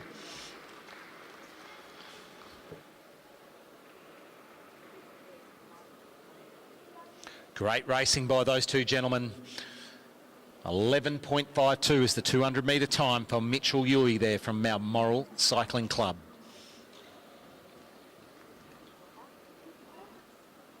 Okay, now we head to the next race for our Junior Men 19 Sprint semi-final. The two gentlemen sprinting it out here today are rider number 30, Sebastian Topping from Balmoral Cycling Club, and from the same club, Nate Argent. Both these riders getting themselves strapped in.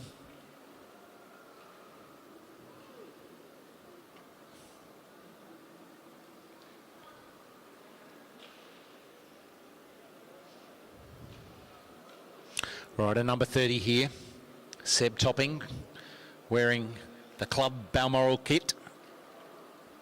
Rider number 36, who's going to be behind Seb, albeit for only a little while potentially, or maybe a longer time, depends how it goes, in the darker unlabelled kit. Riders have their wheels ready, their angles ready.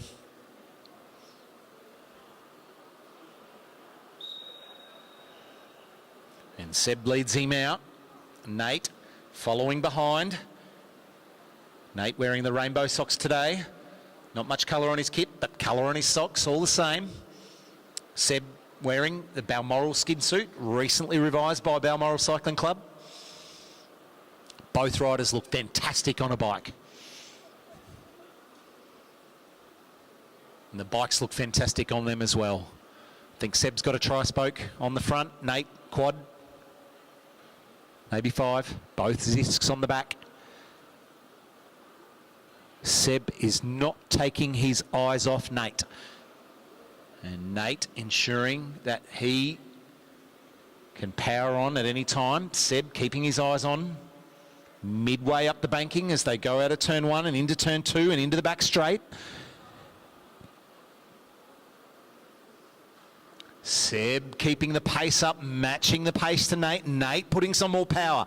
Seb pops down into the sprinter's lane, but keeps Nate a little bit high, makes him go that little bit further. Sometimes that's all that's needed as these two riders go shoulder to shoulder around turn 1 and into turn 2. Seb's having a little bit more power on the back straight. Nate trying to match it. Seb comes into turn 3 and turn 4, leading Nate out, and he will take out race 1 between these two.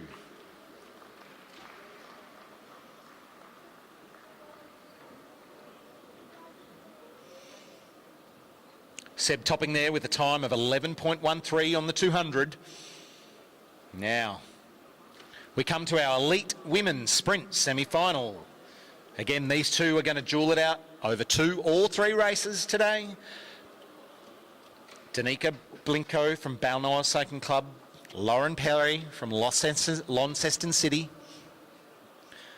Both getting their shoes strapped in. Carolyn Jones waiting patiently for the riders to be ready. The handlers being aware of the riders rolling around as they come off the track. Riders rolling around, being aware of other riders on the track. Great to see. Excellent vision by all riders for safe riding here at the Sleeman Complex, at Anna Meares Velodrome, here in Chandler. So, rider number 132, Danica, she'll be rider number 2. Lauren will lead out rider number 136 from Launceston City. Whistle out. Lauren leads out. Danica in the QAS kit. Lauren, I believe, in Tasmanian kit. I'm not so familiar with their print. Both these riders, very experienced sprinters, quite a slow pace, almost walking pace only at the moment on the back straight. Lauren ensuring that she's got eyes on Danica the whole way.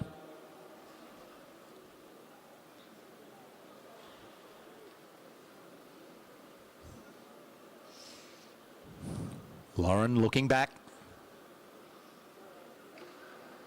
Danica just making sure she's got some height. She's got all the boards to use. Up or down, she can choose. Lauren just making sure all she has to do is look over her right shoulder. By staying in that position, she only has to look in one place. It's a bit trickier when the rider behind you is really close and can go either way. But now, Lauren ensuring that she can quickly nip into that sprinter's lane if Danica goes for it. Danica looking at Lauren, making sure the gap's not too big. There's the bell. No matter what, these two are going to have to crank it up right now, and it's going to be a matter of cadence and power. Lauren going as fast as she can, but Danica coming around the outside, taking the wider lane as she comes into turn 4 with the ascendancy at this time. Well done, Danica from Balmoral. Takes out race 1 of the Elite Women's Sprint Final. Has a time of 12.01 over the 200 for Danica there.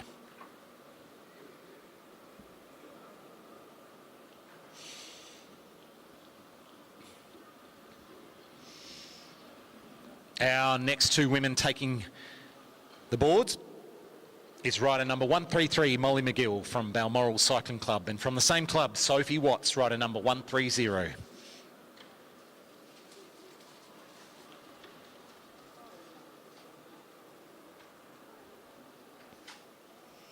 Again, two very experienced sprinters on the board. We'll be bringing up their track bikes to our commissaire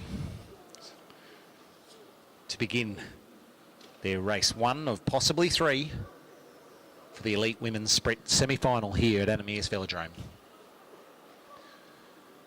Looking at the positioning there, Molly would have position number 1,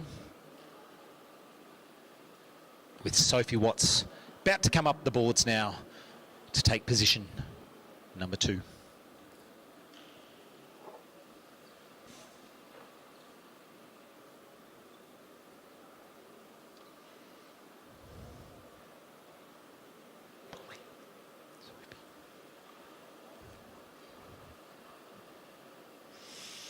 Commissaire happy, riders happy, off they go. Molly leads out Sophie.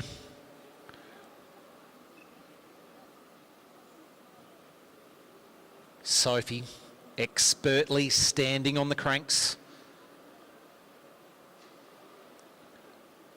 The handling skills of these two girls, second to none. Slow pace on the back straight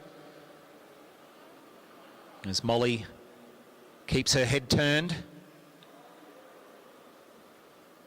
Eyes on Sophie. Speed quite slow as they come around into the front straight now. Where they started, same position.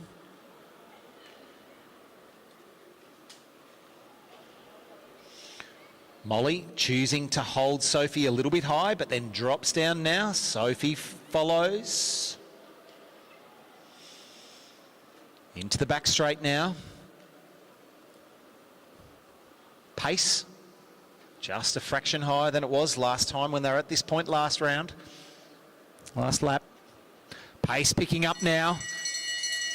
The bell sounds.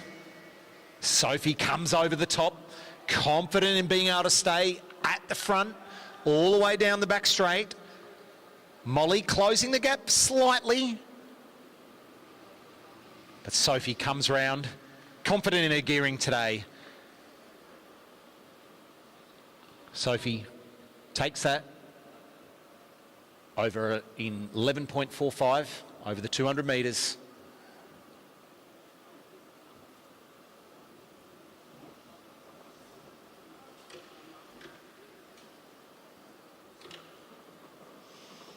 Okay, next event. Byron Davies from Balmoral Cycling Club. Charles Hoffman from Hunter District Cycling Club. Rider number 68 and 74 respectively, getting themselves strapped in. Their handlers holding them expertly as Molly and Sophie roll around and go for their recovery, getting ready for their race number 2. These two gentlemen come up onto the boards. Byron will take position number 1. Charles will take position number 2.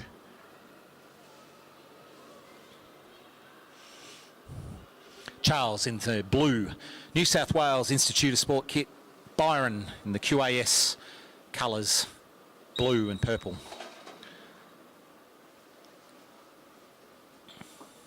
Byron crooks his neck, looks around and will not move his head from that position until he has to, as he keeps his eyes on Charles slowly as they roll around into the back straight.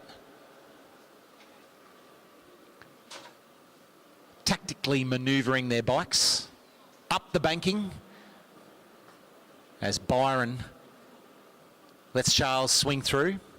Charles now crooks his neck, looks back, keeps his eyes on Byron. Byron expertly manages his fixed gear. Make sure he keeps the pace exactly where he wants it. Charles ensures that he holds Byron where he wants. Byron and Charles both start to crank the pedals on their large gears. So they come around into the back straight. Byron staying high, using the banking. Charles swings up a little bit to keep Byron high, keep him in check. Comes down, they get the bell. Byron comes down again, just like he's flying 200. Picks the line, picks the speed that he wants. Rolls through. Charles does his best, but can see already off the gas. Byron off the gas as Byron takes race run in event 48A of the Elite Men Sprint semi-final. It's a 10.25 for Byron there on the 200.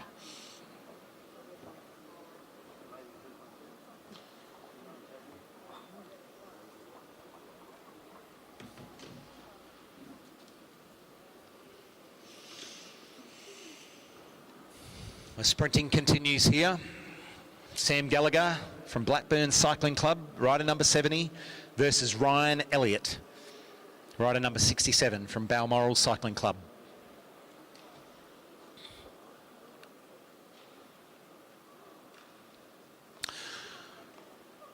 Ryan up on the boards on his Argon 18. Just his wheel. Ryan will be rider number 1 and Sam will be following him closely on his Argon 18.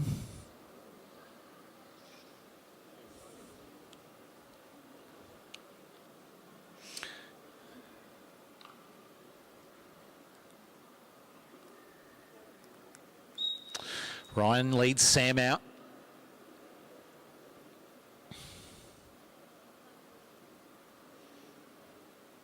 Sam happy to leave a gap. Ryan happy to stay low at this stage as they head into turn 2. Both riders exceptionally experienced sprinters across Australia and overseas. Ever so slowly on the back straight. Crawling pace.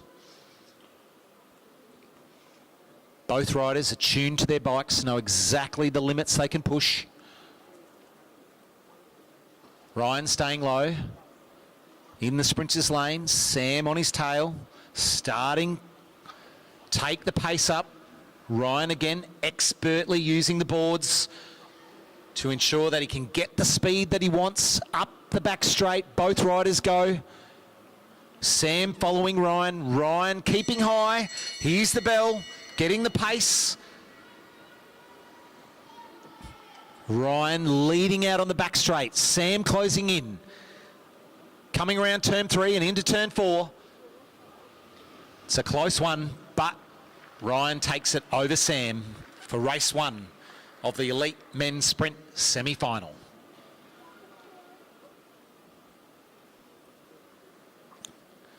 .3 for Ryan over the 200 there in that race.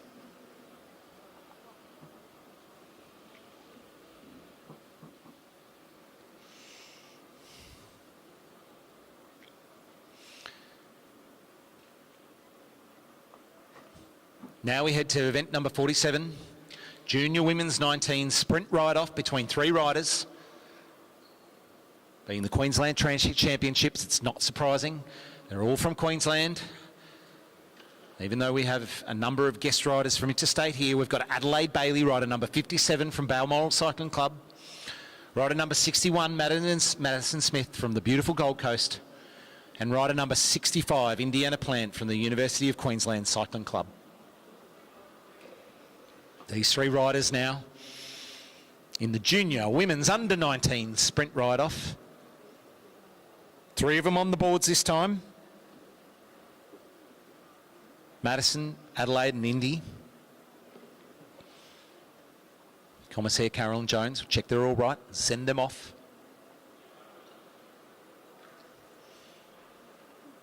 We've got a 3-rider sprint ride-off. Madison Smith will lead them out,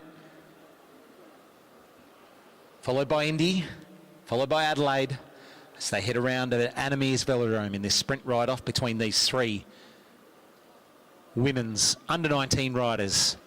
Madison leads up the back straight. Indy follows. Adelaide on Indy's wheel. Madison looking around, looking back, looking forward. Madison's got 2 riders to watch there, whereas Indy's got 1 in the front and 1 in the back. It's a challenge. Madison staying low so she can see the 2 riders. Indy, a little bit of speed in the back straight, rides high.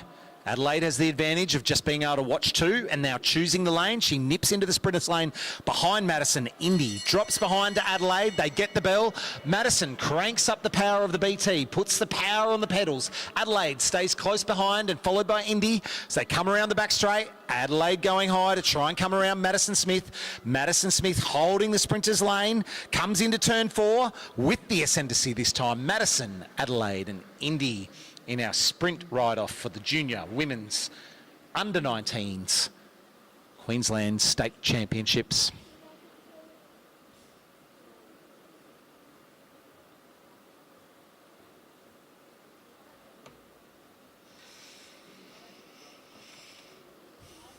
Okay, we've got 2 more riders coming up onto the boards now. We've got a Junior Men's 19 sprint ride-off, this time just the 2 riders. Not the 3 like the last event that we just saw. We've got William Holdsberger from Bundaberg Cycling Club, rider number 35. Up against Keita Smalley. He's from Balmoral Cycling Club, rider number 29.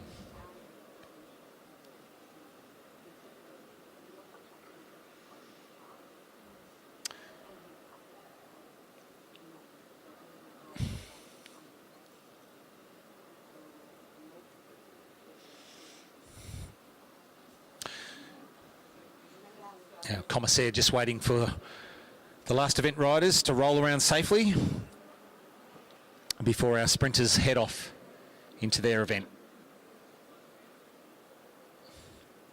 Will lead off Keita as the whistle blows when it's safe to do so.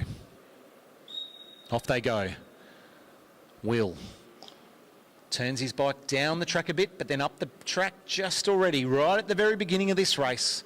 Will is wanting to keep his opposition guessing. He chooses to ride about the middle of the velodrome, comes into turn 2. Keeps Keita high. Keita staying at a nice distance to be able to watch the moves of Will. Both riders comfortable on the bike as they come into the front straight. They've been around once. Pace heightened. Will staying high. Will he dip down here or stay low? Or go low? No, he's going to stay high. Keita's going to stay just on his tail.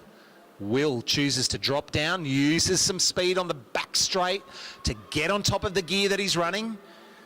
Keita noticed it straight away. He's going to come around. They get the bell. Keita goes past Will.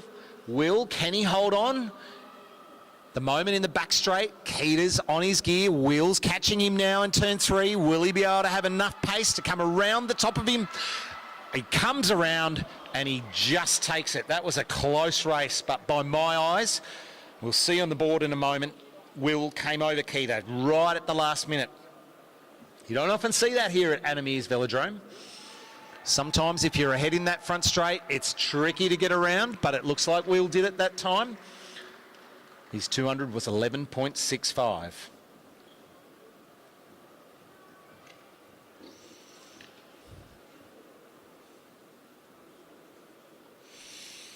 Okay, we're up to event 48A, Elite Women's Sprint Ride-Off. First of all, we've got 7 versus 8. Rider number 135, Laurelie Moss from Coffs Harbour, up against Sandra Stroy from the University of Queensland. Rider number 137. Final adjustments, just waiting for the rolling riders to come around as they come up to the start line for this Elite Women's Sprint Ride-Off.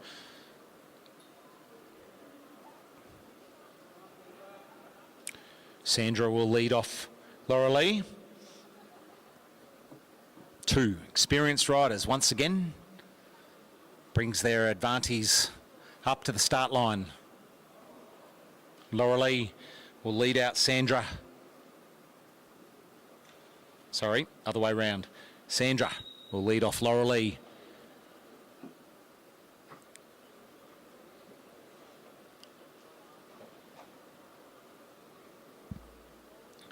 Sandra stays low. Laurelie keeps an eye on her on the red line there. Sandra pushes up a little bit. Just keeping her right in her eyes. They come around the back straight for the first time. Riders have to be careful not to go too slow on that back turn 3 and 4. Sandra holding Laurelie high. Sandra still in the lead position there, just keeping Laurelie on her right hip all the way around turn 1 and turn 2. So they pick up the pace a little bit from that banking, not too much. Sandra opting for the short socks this time. Laurelie with the slightly longer ones as they come around, gets the bell. Both riders cranking the speed up. Still Sandra holding Laurelie there. So they come down the back straight for their final turns into 3 and 4. And it looks like it's going to stay possibly the whole way it has through this whole race. With rider number 137, Sandra Stroy there over Laurelie Moss from Coffs Harbour. 12.50. Over the 200. So we head to our next event. Well, next heat, same event, Emma Stevens from Balmoral Cycling Club up against Kalinda Robinson from Bathurst.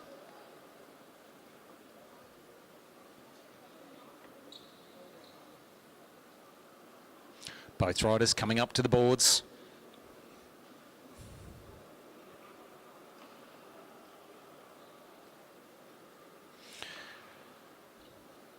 Rider number 131, Emma, will follow behind Kalinda, rider number 134. Both sporting the same kit, the same bikes. Kalinda in the black helmet, Emma in the white helmet. Kalinda leads out, staying low, keeping her eye on Emma.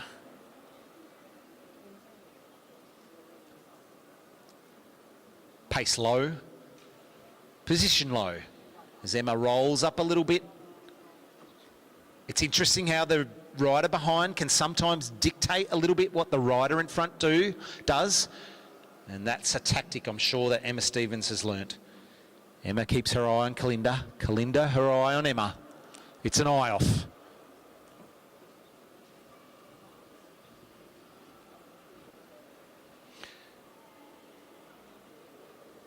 Kalinda goes up a little bit high to keep Emma high. Both probably thinking about the speed and pace that they want to get off the boards as they start to wind it up here on the back straight. Kalinda keeping a distance. Emma also happy with that gap at the moment. Pace high as the bell is sounded. Kalinda staying low. Emma using the banking to come down. Gets into the aero position. Has Kalinda in her crosshairs. Kalinda goes, I'm going to keep coming around here. I'm going to keep the pace high and make sure Emma doesn't come around. But can she do it? Ooh, that one too close for this commentator. That's going to be a photo. We'll wait for the board to see who got that one.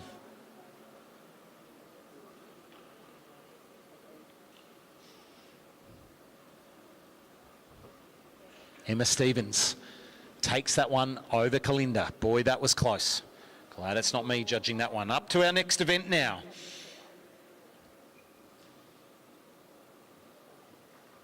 Elite men's sprint ride-off, event 48B. Rider number 100, John Eder from Ipswich, up against rider number 77, Caleb Blichfeldt from University of Queensland.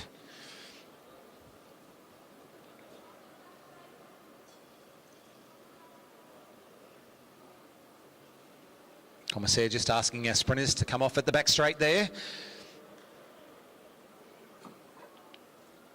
John, rider number 100 from Ipswich, will lead out Caleb, rider number 77 from University of Queensland. Good to see that the University of Queensland Cycle Club's actually got its colours coordinated with the university now. These two gentlemen choosing to have quite a large distance between them. John now steady, ready to go.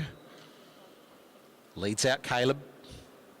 Caleb instantly comes down on the inside to take the lead position. John now sits on his wheel.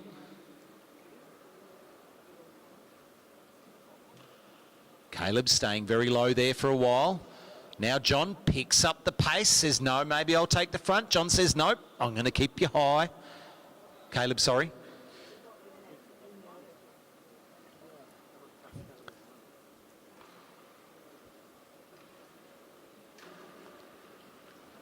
John lifts the pace there. Almost thought he was going to go harder then. No, keeps looking behind, keeps his eye on Caleb. What's Caleb going to do? Caleb takes the sprinter's lane on the back straight and says, I'm going to go down there fast. And John says, I'll have none of that. The bell sounds as Caleb flies past the front straight into turn 1 and turn 2. John says, I'm going to save my bickies for the next race.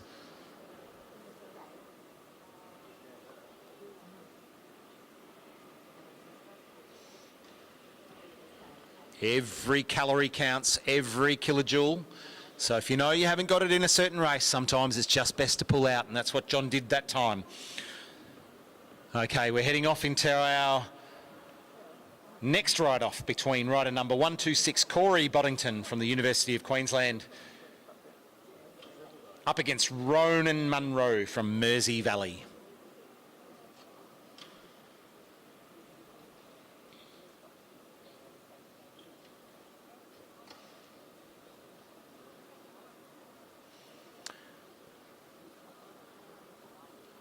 Ronan readies himself.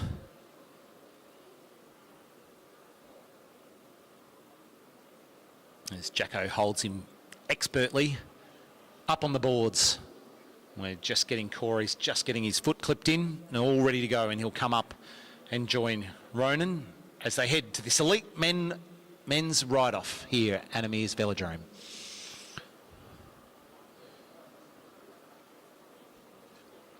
Corey joins Ronan. He'll lead Ronan off. So they head around for 3 fast laps. Well, at least 1 fast lap of the Velodrome.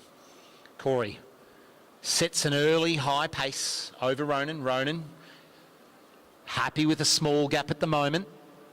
You certainly wouldn't want that gap towards the end of the race.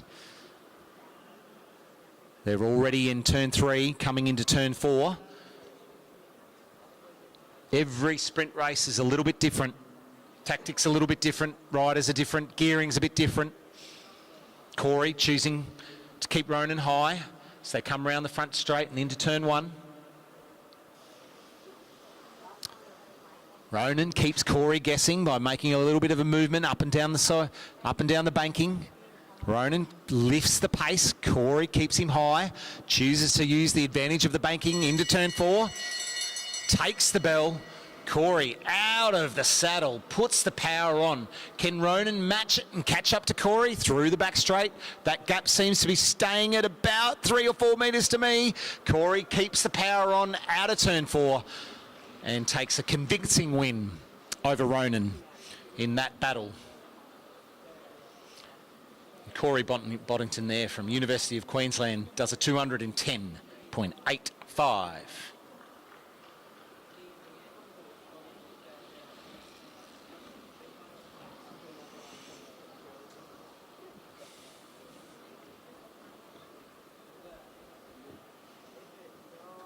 Oh. I haven't got this event online.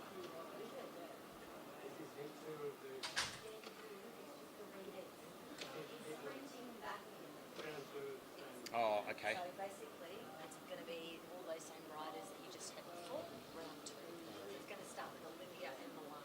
So what event is it again? Event 48. Can you just give me a number? 48. Yeah, it might be populated by now. No. No, then go to the previous one. Like go to that Source 48. It's this one.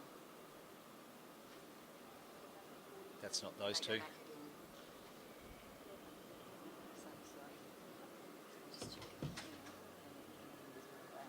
Sorry. That's right. Sorry. Should be these guys. 43A. 43. Okay, it's Olivia Wright and Milan Bradshaw. Olivia's in the Okay, we've got Olivia Wright and Milan Bradshaw here. Milan's leading out Olivia. Can you find it? Yep. Milan keeping an eye on Olivia there. Olivia happy just to have a little bit of a gap. Few little sprinters wobbles at the back to keep Milan guessing.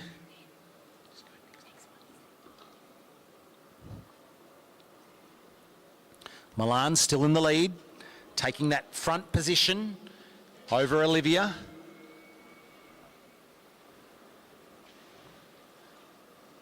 Pace getting higher.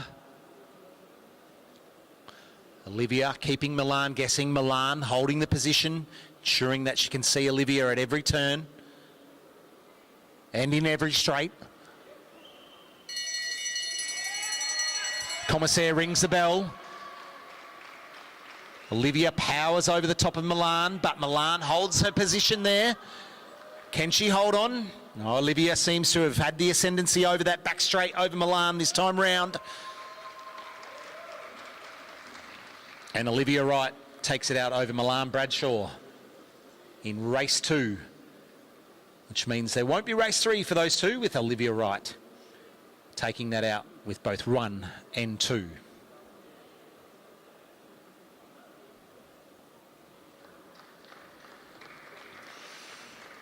Okay, next up we've got race 2 for Ella Liang and Victoria Smith. Ella Liang took out the first race. Will Victoria Smith level it out and take these two to a decider? We will see. Ella will take the lead position this time. Taking a little diversion as she gets ready to come to the race start. Victoria Smith will follow out from Ella. Ella's just going to reset herself as she takes a little jog up to her starting position.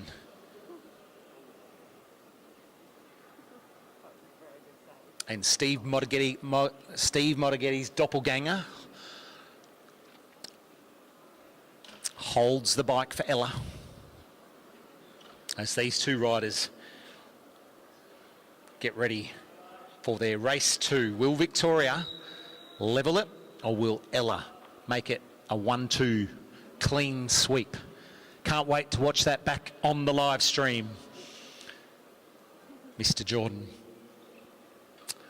So Ella stays in the front as she gums around Victoria Smith.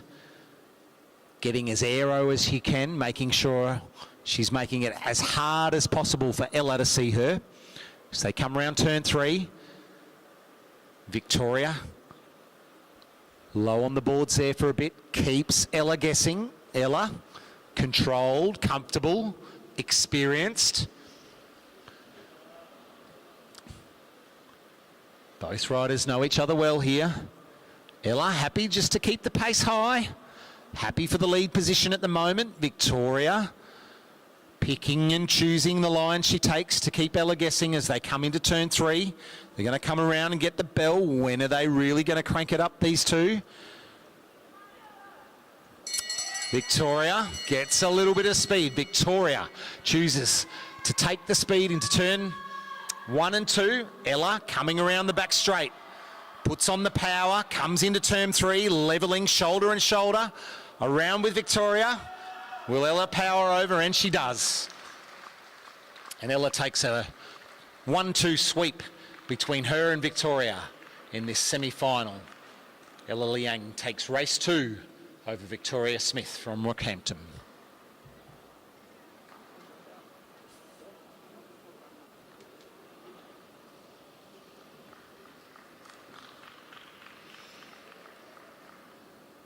Now we head to round 2, race number 2 of our sprint semi-final for Mitch and Chris. Mitch Louis from Balmoral, Christopher Mullins from Balmoral also. Mitch took the first race. Will Chris level it? We will see.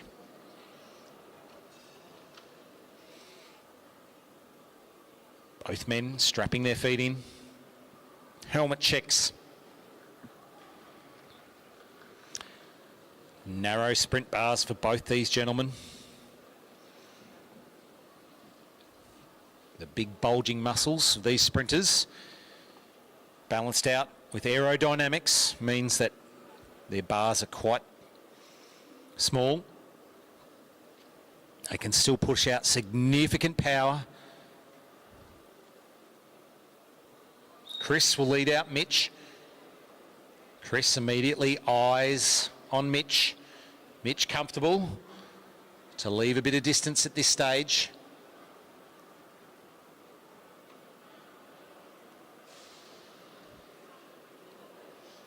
Chris pushes Mitch up a little bit. Mitch happy just to sit at that distance where he can see every move of Chris. Christopher Mullins down low. Mitch happy with the gap at this stage, keeping his eye on Chris. Chris pensive, pointed toes, comfortable where the race is at the moment, I'm sure. Mitch comfortable too, bit of a gap still. Chris keeping the pace high. Mitch starting to wind up on the back straight, getting a little bit of height there to help him with some speed. Chris starting to put the power on those cranks. The bell rings. Chris powering through. Mitch building the speed, wondering whether he can chase him. He closes the gap down on the back straight. Chris digs, but Mitch Luley too strong on the back straight. Comes through turn 3 and turn 4 to take that one for the second race. So we won't be going to a decider on that one.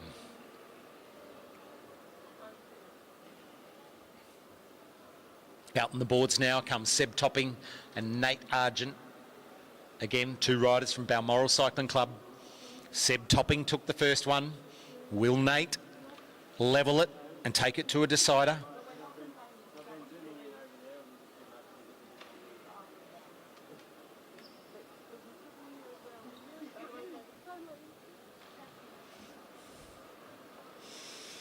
Both these gents expertly brought up to the boards by their handlers. Nate this time will lead out Seb.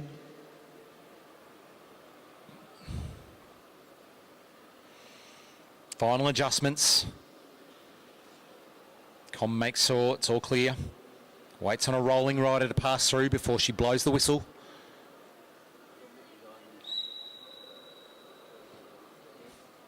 Nate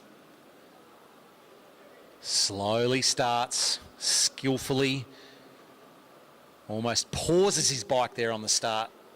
Seb as expertly follows him. Superior bike handling skills from both these boys. Young men more likely. Nate lifting the speed, Seb responding. Seb coming down on the inside out of that turn, now pushes Nate up a little bit. Now Seb holds the inside position and holds Nate high on turn 1 and 2. They lift up the speed on the back straight. Seb in the sprinter's lane, Nate coming around, they get the bell. Nate on the outside wanting to come around Seb, but Seb's got the shorter position, shorter line around the track. Will he have enough to hold on as we go right round? Seb takes that. Seb topping both race 1 and race 2 in the Junior 19 men's sprint semi-final.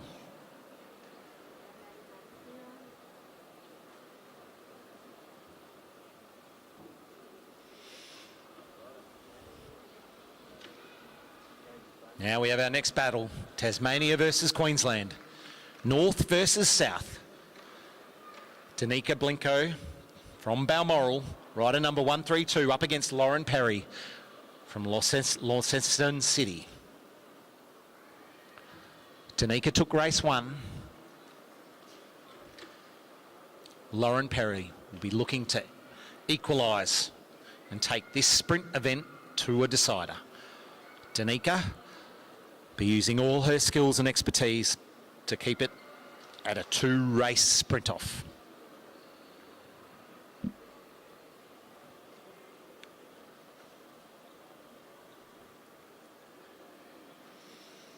Danica will lead off Lauren. Lauren gets her wheels adjusted, gets some encouragement. Danica ready to go. Lauren Forrells, Danica watches, looks back and says, I'm watching you, Lauren. Lauren's looking forward saying, I'm following you. They roll around. Danica stays low. Lauren follows. Up onto the blue line now in the back straight. Back down again. Sprinters wobbles. Technical. Tactical, tenacious.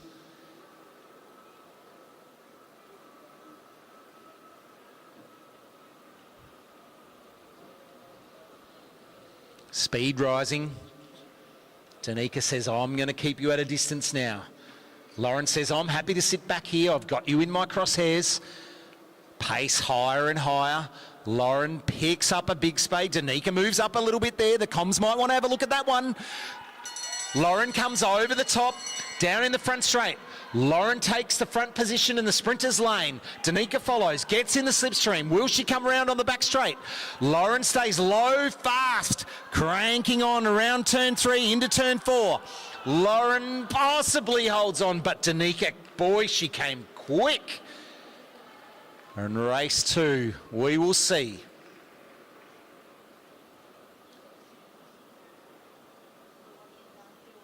Waiting for my results.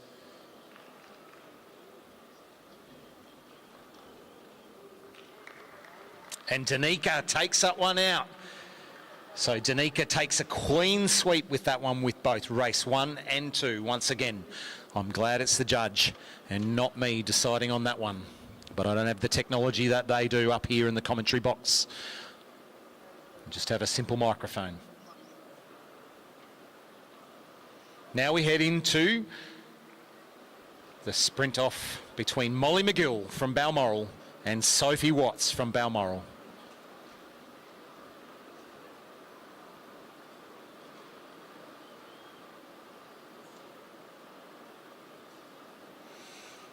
Molly, rider number 133, sporting the Australian kit. And Sophie Watts, rider 130 in the QAS kit. Both exceptionally experienced sprinters here. This will be a great race. Sophie Watts took out race 1. Molly McGill looking to equalise. Oh, a big push there from the handler. 1-3-3 Molly McGill. She's now in front. Sophie Watts follows behind. Molly McGill out in the front. Sophie following behind.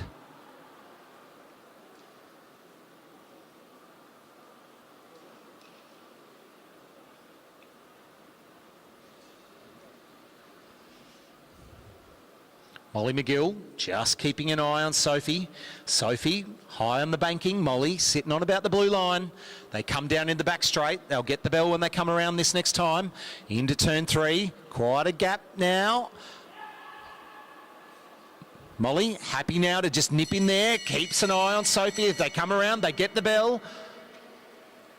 Sophie goes high to try and get a bit of extra speed, dips into the slipstream, comes around, hoping to come around the outside of Molly. Molly holds a position in the sprinter's lane as she comes out, first in turn 4, but it looks like Sophie Watts got it right on the line there.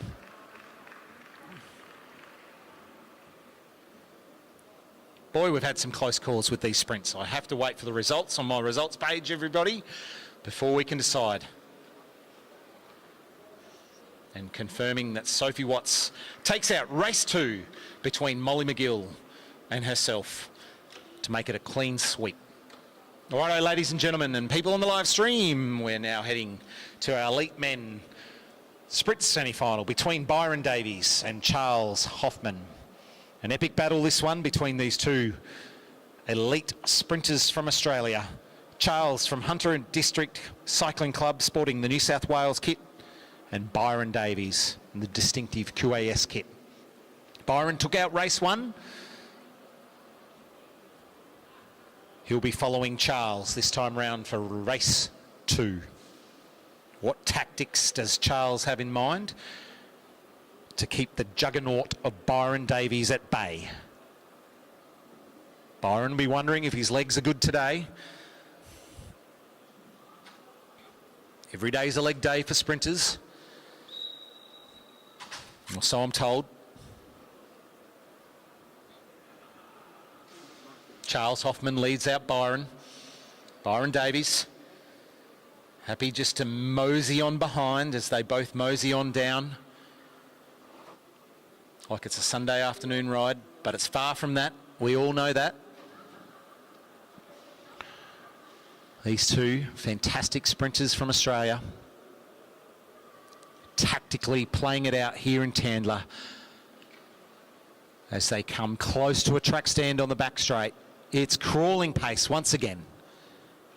If we ever want to get home tonight, I'm glad this is only 3 laps.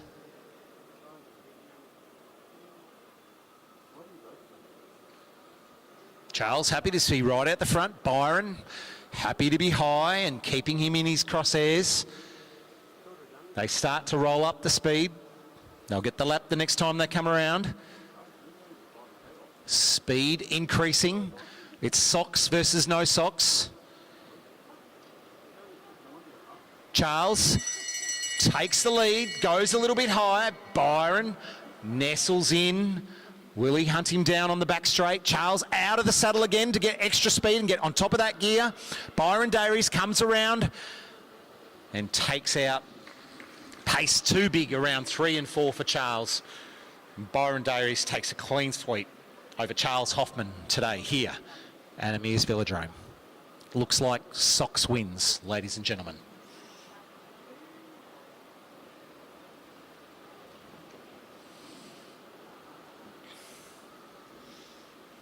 Once again, two fantastic sprinters from Australia pitted against each other will come out for race 2. Ryan Elliott from Balmoral Cycle Club took out race 1. Sam Gallagher from Blackburn all the way down to Victoria will be looking to take out race 2. I don't believe we've had any race go to a third decider yet today. Is this the one? Sam Gallagher will be hoping so. Ryan Elliott, not so much.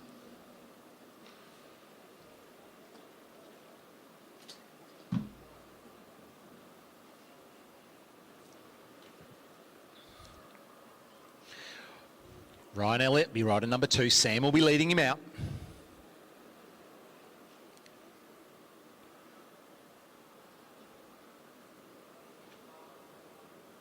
Commissaire's happy. Sam eyeballs Ryan. Ryan eyeballs back. Guess that's what you do with your eyes.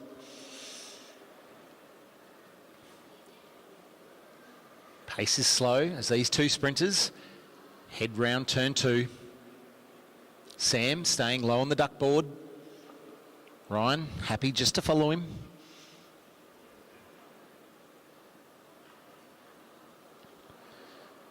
Walking pace down the back straight. Carolyn Jones keeping an eye on them, making sure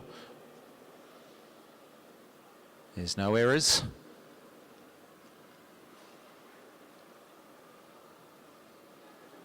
Sam keeping front position. Ryan happy just to sit at the distance they're at now. They've got 2 laps to go.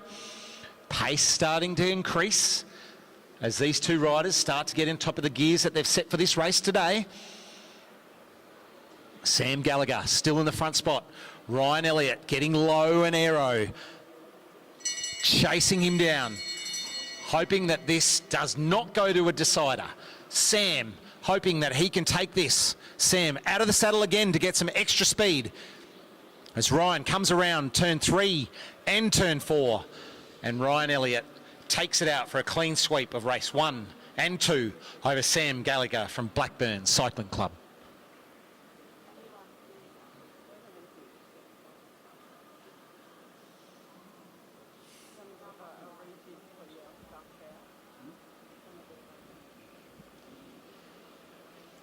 So the sprint wide off next.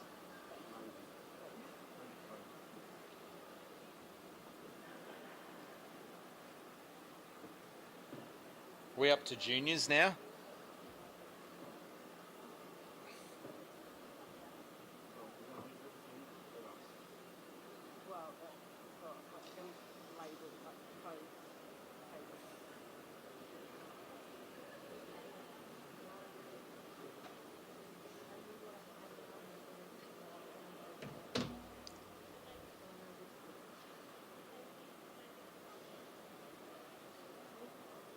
So no more sprint ride-offs. What do we got, kids? What's the next event, everybody? The sprint ride-offs on the menu, but on the 100.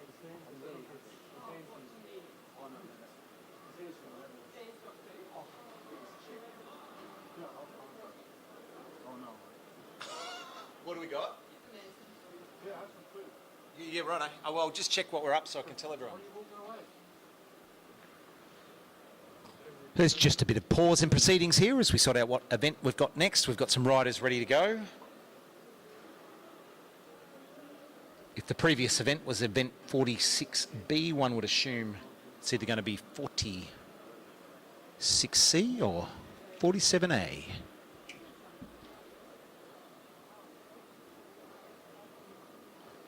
Are these under 11s? Oh, 1,000 metre pursuit final.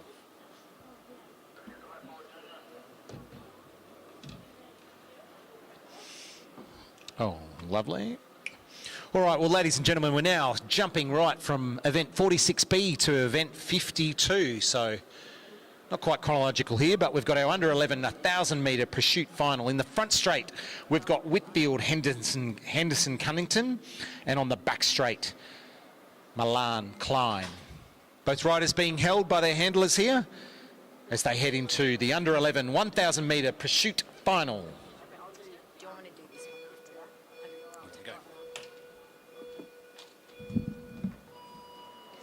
All right, a really good gate start by both of our young riders, and they are off. You can really see Whitfield is pushing hard through that first turn, and Milan is the same.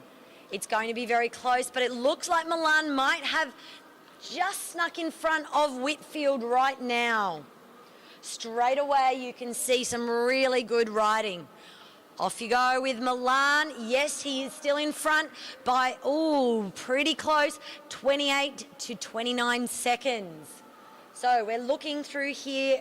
Now, our Queensland and our Queensland state records are both held by Judd Larkins at a 1:36.278. So for the boys, that is what they're aiming for today. They are looking to make sure they get that. And remember, this is another direct final, so there will not be another event after this. However they ride, that is the place that they will receive. Milan is still doing really well, just in front of Whitfield. Whitfield is keeping the pace up, and Milan is almost on the same straight as Whitfield now. They're coming in for their bell laps. Both the boys have got a bell lap now, and they're out of the saddle is Whitfield. He's jumped up and he's pushing hard, and we can see head down. There goes Milan. He is also really stretching himself. They cannot wait to get to the end, and also pushing themselves to the very last second. Milan crosses the line at a 1:47, and then we watch for Whitfield, who crosses at a 1:50. Great work by both the boys. Up next for the under 11s, we have in heat number 2, the girls who are racing as well. We have Imogen Kemp from the Bundaberg Cycling Club as 1:49, and she will be our front straight rider. And unfortunately,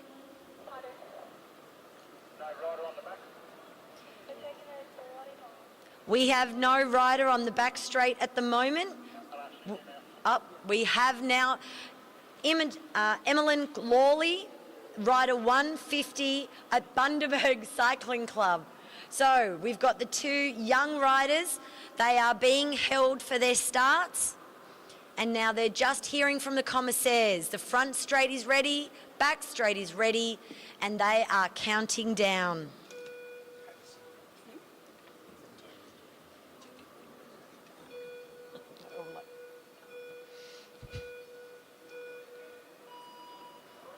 Evie Rose gets a great start. She's really powering through that. Out of the saddle, she is working hard. She sits back right at the top of the track, and there you can see her coming around. Emmeline Lawley, also a really good start, a more of a seated acceleration at the start of her lap, but working very well as well. The girls are rolling around. Emmeline is really looking at cementing just how she's riding through, and obviously getting her confidence on this bigger track today. Imogen Kemps is very familiar. She has been having a wonderful state championships, walking away with 2 gold so far. And she really has got a tiny little bit of space between her and Evelyn. Really, she's closing that gap now, and any minute she is going to be coming up and over her competitor. Fortunately for the girls, it's happening on the straight. She rides right over and then she moves on through. Imogen is riding incredibly well today, and you can see she is just pushing those gears as fast as her legs will go. She has been given her bell lap, and she is now on her way, making it through for the final round.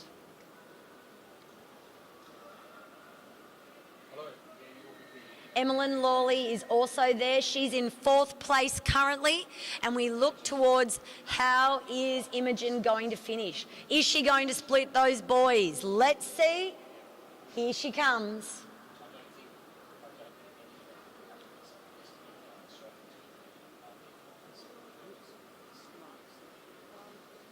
And Imogen manages to make her way into a really great position. She has split the boys and walks away with the gold medal for the under 11 girls in the 1,000-metre pursuit.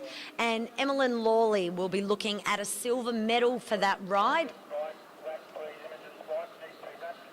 Could we please ask Imogen to please go and check your bike through Bike Check as well? Please go and take your bike to Bike Check, please, Imogen. This next event is event 53, the under 13 girls 1,500 metre individual pursuit. And we have for this 3 heats. The first one we have is Evie Rose Henderson Cunnington, and she is riding for the Balmoral Club on the front straight. On the back straight is Matilda Kemps from the Bundaberg Cycling Club. It looks like a very successful weekend for the Kemps family.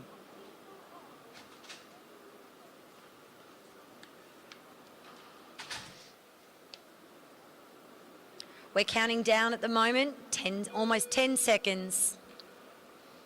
Evie just adjusts, she's ready, she's focused, and so is Matilda. 2 really good gates, a great start. Evie Rose really pushing hard down on those pedals to get maximum acceleration around the corner. They are going to be doing 5 laps around. So you can see, off they go. Great work there. And already we can see that Matilda Kemps is following in her sister's footsteps and doing a smashing job of this IP. But Evie Rose is not giving up. She's coming back. You can see her pedaling is going at a rate of knots. But Matilda is really, really going strong. We can see at the moment Matilda is placed first. These are our only first 2 riders. So later in the events, we will see how people are placed. Matilda is strongly racing away. In this event, the Queensland State and Queensland Championship record is held by Sienna Golding, and currently that stands at 2 minutes, 16 seconds, 5:13. We wonder whether or not Matilda Kemps will have to rack her bike as well by breaking another record. Matilda goes through that split looking very fast indeed. Evie Rose jumps out of the saddle to give herself an extra bit of acceleration, and she is going to be making a little bit more ground on Matilda Kemps. Straight across they go. And they are coming into the final 2 laps. Bell lap at the moment for Imogen Kemps, and bell lap for Evie Rose. Round we go. We're looking at that time, 2:16. It's getting closer, closer. Not quite today, but still an amazing ride by Matilda, and a very, very good ride by Evie Rose as well.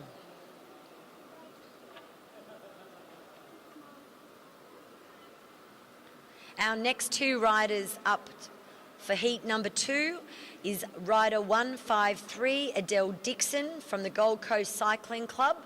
She'll be riding on the front straight, and rider 154, Ashley Maths from the Gold Coast Cycling Club also. Again, these girls are riding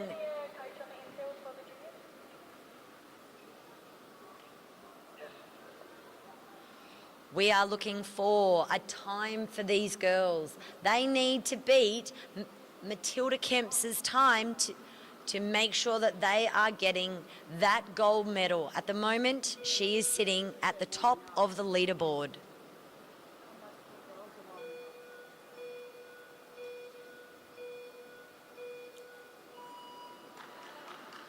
A really good start on the front straight by Adele Dixon.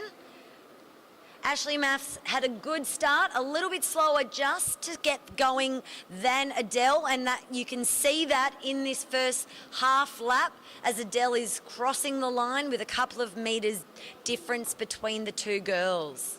As we go round again though, Adele still has that lead. It's only slight at this stage.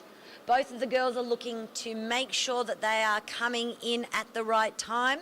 And we know particularly that Ashley has a great turn of speed from our previous time trialling. The girls are rolling around quickly. They cross the line, and we are looking at Adele Dixon in second and Ashley Maths in fourth. So we can see that that was quite a fast ride by Matilda Kemps in that first heat. Let's see how these girls end up with this race. So it isn't a quick race, it is one in which we've got 3 laps left. There's a significant way for these girls to travel. Please give them a cheer, it makes a difference. Let's go, girls, you can do this.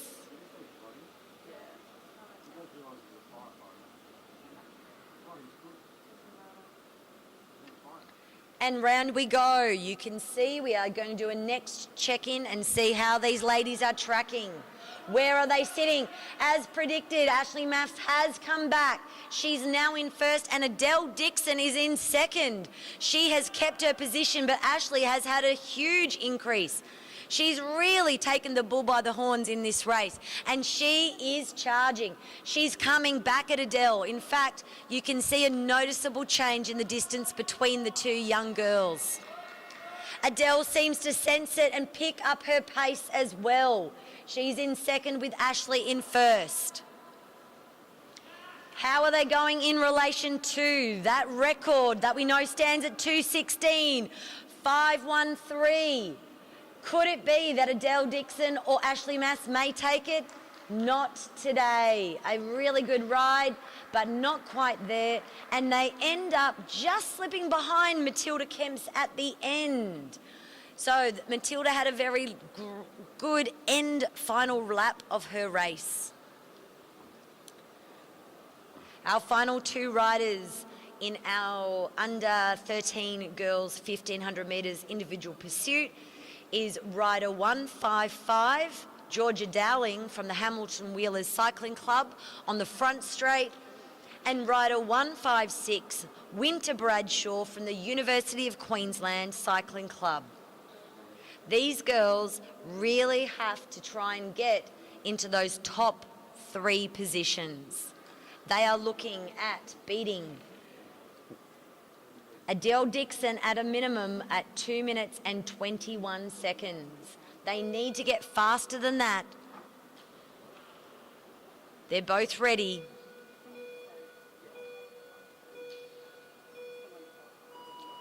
And as expected, Winter Bradshaw is out of the gate fast as lightning. You can see again that BMX background really helps her with her starts, and we can also see for Georgia Dowling that she's had a really reasonable start as well. Winter's still got that extra bit of distance and she is powering through now. She is really going fast. She's spinning those little legs, and Georgia is using a much more controlled cadence for her. She's sort of settled into what she's hoping will be a good rhythm that she can maintain for the whole race. Winter is coming at her, and in fact, within that short amount of time, Winter is now on the same straight as Georgia. Let's see if Winter can keep this up. She is doing an amazing job. She's coming there and they are on the same straight. She can see in front of her that Georgia Dowling is there, and Winter is actually continuing to gain on Georgia. She is doing very well indeed. She's kept up that cadence and the distance is coming down in each pedal stroke. Okay, you can see there is Winter. She's coming at Georgia. Georgia is keeping that same steady, consistent pace, and just about on the straight, Winter is coming up. She goes over and past Georgia Dowling, and she is not stopping. Winter is keeping on going. She is going to make a flying effort of this. Let's see how she goes. Where is Winter going to be sitting? Georgia's in fourth, so Winter's definitely in front of her. Let's go, Winter. I wonder where she is going to be in the rankings. She's in first place. Congratulations to Winter. Amazing job. Let's see her roll around. She is still really got a high cadence. She's put her head down. She wants to make sure she wins. This gold medal is hers at the moment. Georgia is in fourth. She's got her head down as well. She's really trying hard. And Winter comes across for a gold medal ride for Winter Bradshaw. Well done.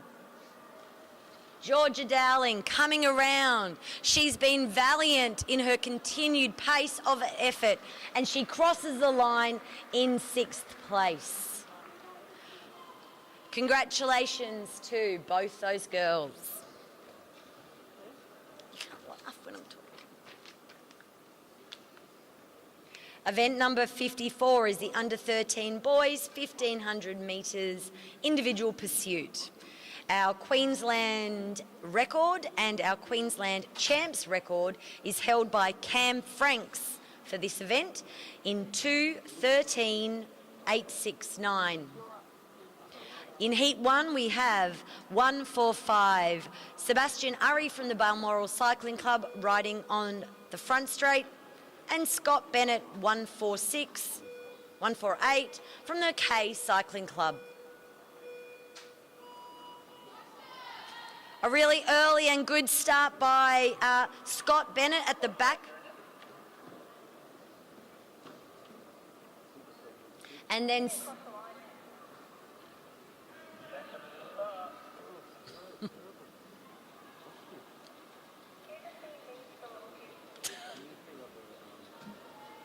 some really good riding there today by both the boys. So almost a quick start there, but was really close. And then what we're looking at is we can see Sebastian Urry is coming back now. So you can see on that one there that Scott Bennett riding really, really well. He's maintained that early lead and is making sure that he takes every advantage that he had. But Seb Urry is really coming back now. Seb's got that big wheels on front of his bike, and he is pushing hard. He's taking advantage of every ounce of energy he has. And now that gap is starting to reduce. Round they go. Scott crosses the line. Seb crosses the line. It is certainly coming down now. A wonderful ride by both the boys, and at the moment, we have no guide to see how they're tracking, so they really have to push themselves and just keep going the best they can. We've got some people who are calling out, giving them some guidance, letting them know where they need to improve, when they need to ride harder. And straight away you can see Scott Bennett in first, Sebastian Urry still in second. Sebastian seems to be finding just this little bit of getting a bit tougher, and Scott seems to be coming into his own now. He's really moving up on Sebastian, and you can see as they do those last corners that their gap is actually moving in the favour of Scott. He's taking ground on Sebastian and improving in time. They are both finishing off their last lap, and across the line goes Scott. And then he is coming over very shortly. There he goes. He finishes with a time of 2:26. And then you can see Sebastian Urry is coming over the line at a 2:36. So just a bit of a difference between those two boys. Let's see our last two riders. Now, in Heat 2, we have rider 147, Judd Larkins from the Hamilton Wheelers. Now, Judd had the record in the under 13, in the under 11s. Let's see how he goes. Now he's moved up to the under 13s. Across the back straight, we should have Nathan Lawley, rider 146 from the Bundaberg Cycling Club. And Nathan also had a great ride in the previous events. Let's watch these two boys, first and second previously.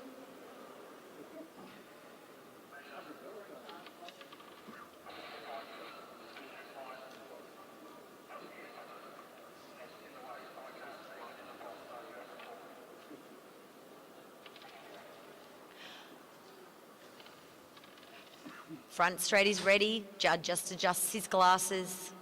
Back straight is ready. Nathan is organised. Holders are ready.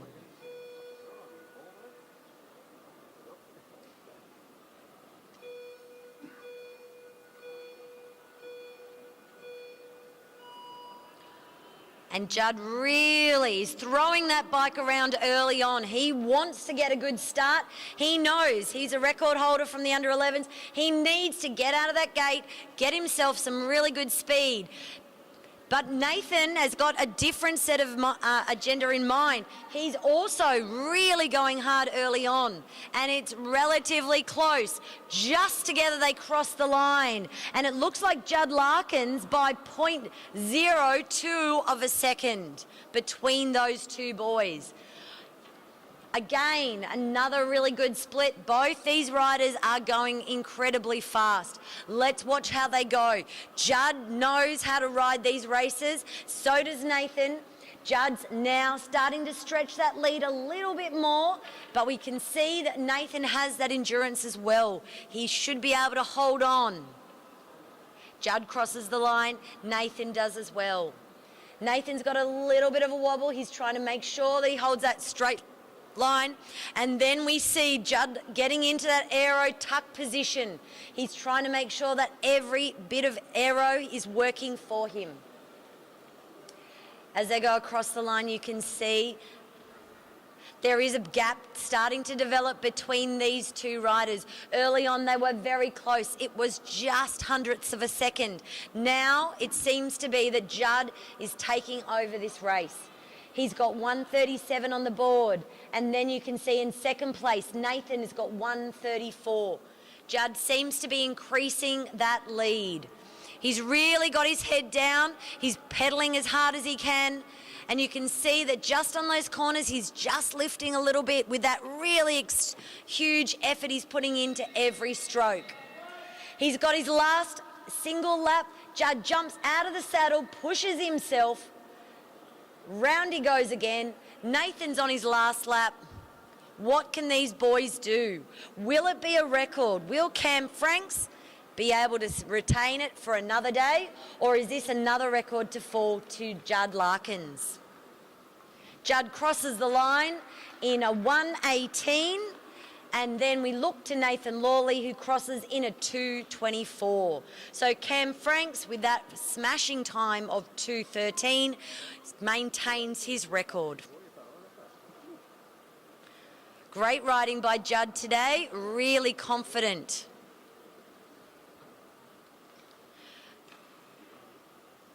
It looks like that Judd has walked away with that ride in first place because it was a final straight up, and then after there we also need to see that you can see Nathan Lawley in second. Okay, just a reminder, could we have any gate volunteers to the back straight, please? Gate volunteers to the back straight. We do need 2 people to be managing a gate. If you are sitting around in the infield, look busy and walk that way. All right. Could we also have one for the front straight?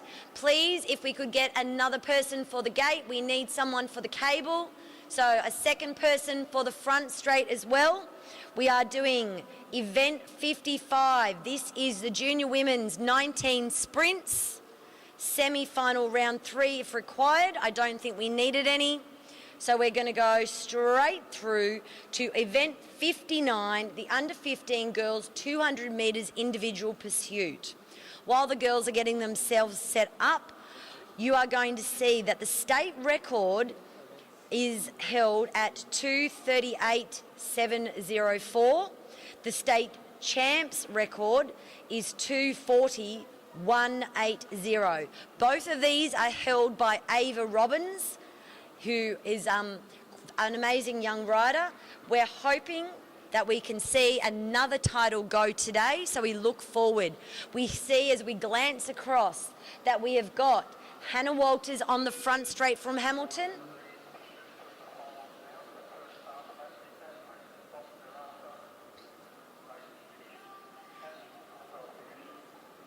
All right, we are looking at this and we can see that Hannah Walters and Aaron Seok. Aaron is on the back straight from the University of Queensland. If there is a catch, that is the end of the race.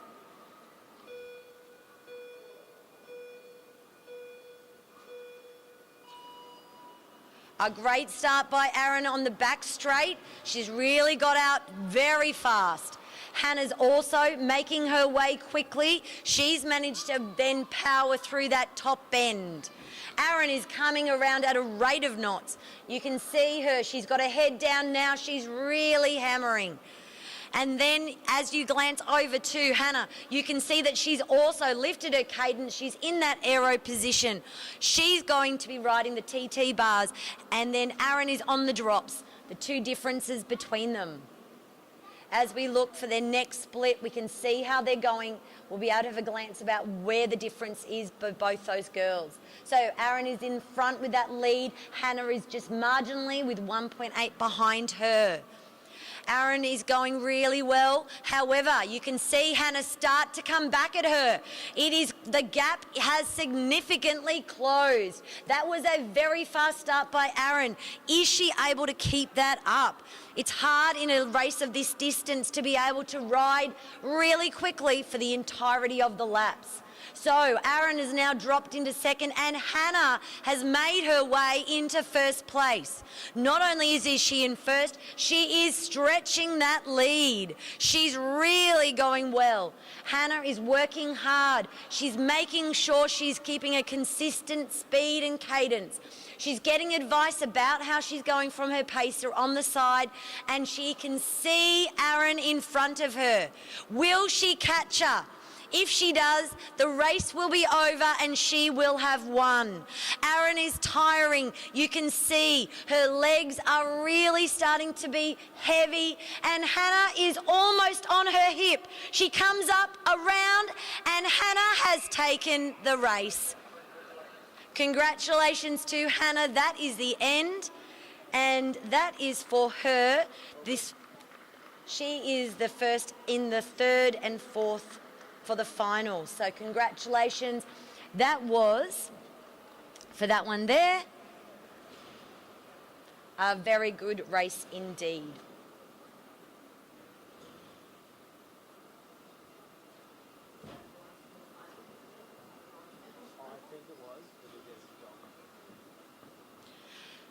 Congratulations to Hannah walking away with the bronze medal. A great ride by her. Now we turn our attention to the next two riders who are going to make their way to our attention. We are still on the under 15 girls 2,000 metres individual pursuit, but this is now the gold final. So on the front straight we have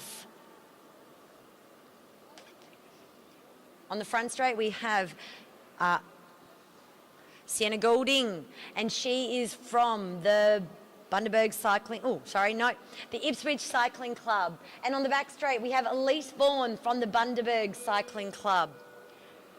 Both the girls are setting their gates. The time is coming.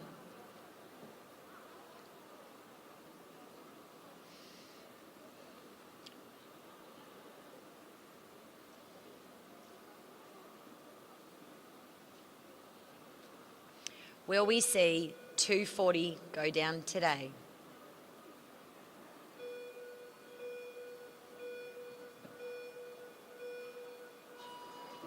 Sienna has a good start, but Elise gets a really good start on the back straight. She is up and she is pedaling hard. She managed to get into that first place and do a really good job earlier on in the qualifiers. And she did a great job. So we're watching as they go round who will be the early leader of this race, and it is Sienna Golding with this race in at the moment. But it is only marginally different between these two riders. You can see next thing we've got is Elise riding over, and we're looking for her. She's stretched out long on the bike. The slightly different positions of their aero spaces. You've got Sienna with her arms more closely tacked to her body. Let's see how successful each of those positions will be. Sienna is now extending that lead. She's really looking hard. She is wanting to chase this, and The difference is we know that Elise goes long, but Sienna has the power to catch her. Is she going to do it? Sienna is coming at Elise at a rate of knots. We can see her coming from behind. She can see Elise in front of her. She wants to get there. She doesn't want to have to do the whole 4 laps that have left. She wants to get there, and Elise knows she has got the legs to do the endurance, but she needs to hold on and get past this bit of the race. Go, Elise. Sienna is coming at her. At any minute now, they are going to be within about 5 metres. And now it is coming down to the finish line, and just at that, we see Sienna come over the top of Elise, and she will take the gold medal for the under 15 girls 2,000 metres individual pursuit, with Elise in silver. Congratulations, girls.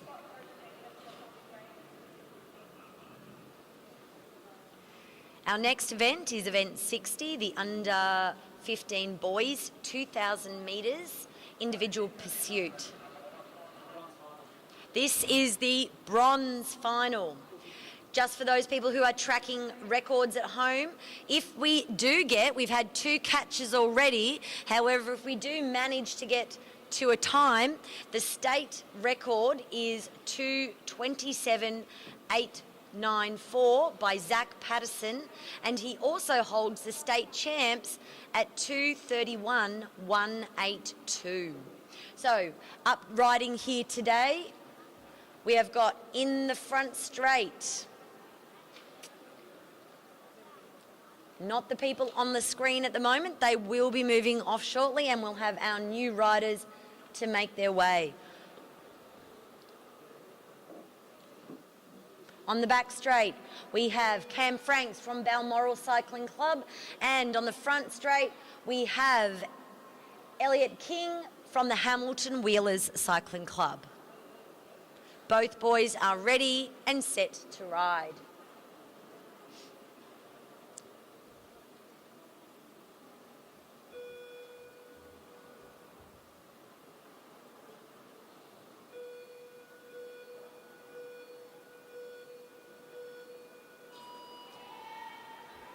They're both out of the gate fairly strongly. It looks pretty even. Maybe Cam Franks with a slight lead at the moment, but we can see that Elliot King is really pushing it. And so it's neck and neck at this stage. It's going to be looking at that split. Who can get that really good first lap in? And it looks like it's just Elliot King, but we know Cam Franks is a very strong rider, and it means that he will be pushing hard. Elliot's just in front by a bike length. Is Cam Franks still coming? Yes, he is. He is making his way around the track. Elliot's going out strong.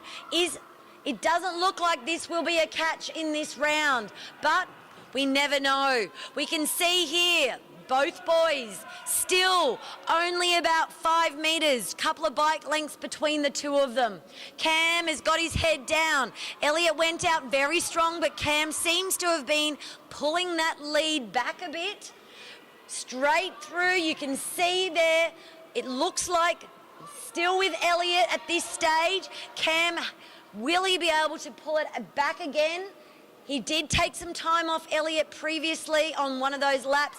And again, it's only about 3 bike lengths. So Cam, Elliot King, it's very close. Who will it be? It looks like Elliot's starting to build that speed on the back straight as he goes around. Cam is also head down, really driving those feet into the pedals. He really wants this. Our record holder from the under 11s knows what he needs to do. Under 13s.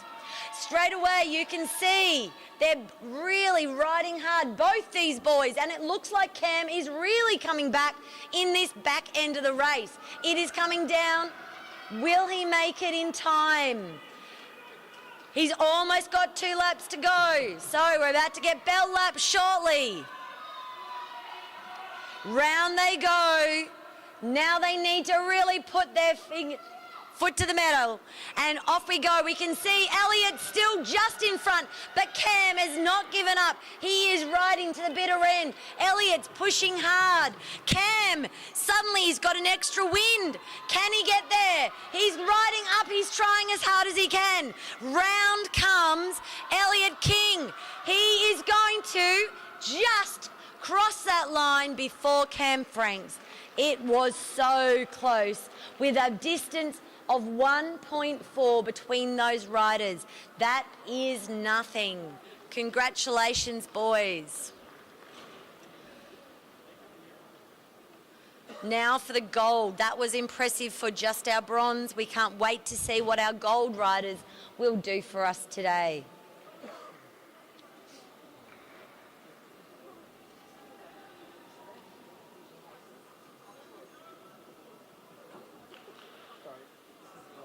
Yeah.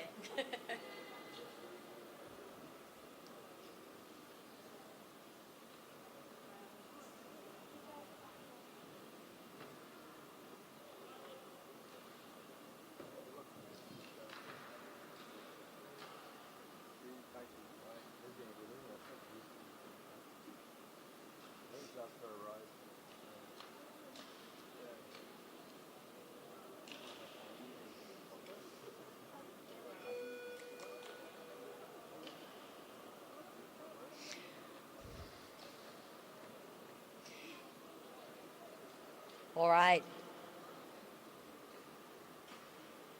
We look to these two riders waiting patiently. Rider 6, Riley Dixon on the front straight, and Rider 10, Aidan Parslow from Hamilton Wheelers on the back straight.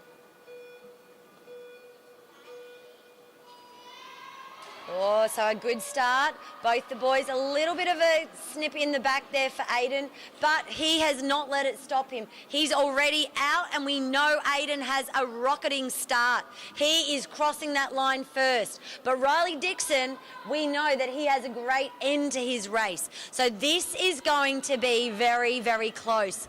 Aidan is in the lead at the moment. He is probably looking to try and extend that. A dream run would be to be able to catch, but this is probably not the person you're going to be able to catch, because Riley Dixon is an amazing rider in himself as well. Both these young riders, it is neck and neck, and in fact, Riley Dixon is now in first. He's managed to really put his foot down, and he is riding strong. Straight away we can see that slightly behind, Aidan's got that pace going. Riley's really powering through, and he's in first. He's managed to extend that lead in that lap. He's now at 1.17 for that lead. We're looking to see how they go. Straight away, Aidan moves up. He looks like his pace is increasing. The call is to build, lift, and Aidan is responding, but so is Riley, and the gap is widening. It is now 2.8, and it's really going to be something. Aidan is pushing hard. His legs are really going as quickly as they can, and Riley is moving around as well. Riley Dixon crosses, and again, the lead increases again. It's now over 3 seconds. Riley is certainly working hard, but Aidan is not giving up. He is pushing hard to the very end. He's riding as a champion. Riley Dixon crosses the line, and there we can see, again, that 3 second gap between the boys. Heads down. You can see a slightly different aero position between these two riders, and they come up for their final lap. So as their final lap occurs, you can see that Aidan's still with that gap to him. He's going to have to make up a fair bit of ground, but it looks like at this stage, Riley Dixon will be the new state champion for the under 15 boys. And he crosses the line with Aidan Parslow in second place with a valiant effort as well. Congratulations to both those riders.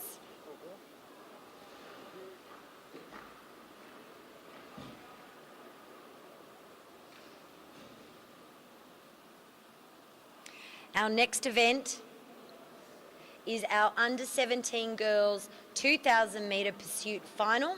This is our bronze final. In the front straight, we have competitor 50, Sienna Monteith.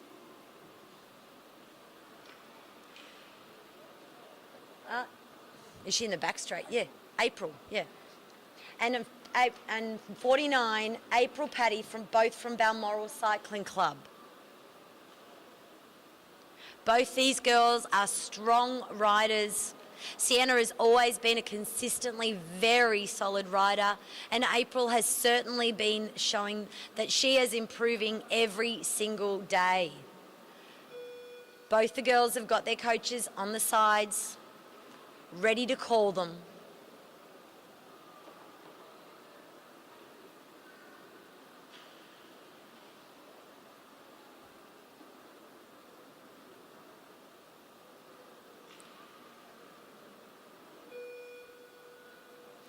A focus about both these girls. Hands in the drops, counting down. A good start by both girls. They're both out of the gate, still out of the saddle. You can see Sienna still out of the saddle. She's moving very quickly. And also April as well. Sienna just sits down. April sits down at almost the same time. And they are really going well. Straight away, April on the back straight, Sienna on the front straight. Sienna's in first at the moment, but we know that in an IP, really who crosses the line the very first time sometimes doesn't matter at all. It's who crosses at the end, and that is what we're looking for. Sienna is going to be looking to really set a good time here. She would have probably been looking to be in that gold medal final today, but it's such a strong group of girls that she's found herself in bronze. April Paddy, also a very accomplished IP rider. This is going to be a strong event. Sienna has got a great lead so far. She's moving very quickly. She is almost decided. Maybe this is the one that she wants to try and have a catch. She's really pushing hard. April's got a great cadence. She's driving nicely through the gear, but we can see Sienna is really coming at her and coming at her quickly. They are on the same straight now. It looks like Sienna is trying to do the catch. Will she manage it? There is still 3 laps left, but April is holding strong. She's keeping that cadence. It doesn't seem to have moved in the last half lap, but as I say that, Sienna seems to kick again, and that gap is getting smaller. Sienna is coming closer and closer. We know that it's easier to be the hunter at the back. You've got somebody to chase, and that's exactly what Sienna is doing. She's got April in her sights, and any minute now, you can see that she is hoping that she will be coming over the top of April, and this will be a catch end of the race. Right on the finish, Sienna walks away with the bronze. April with a very good ride.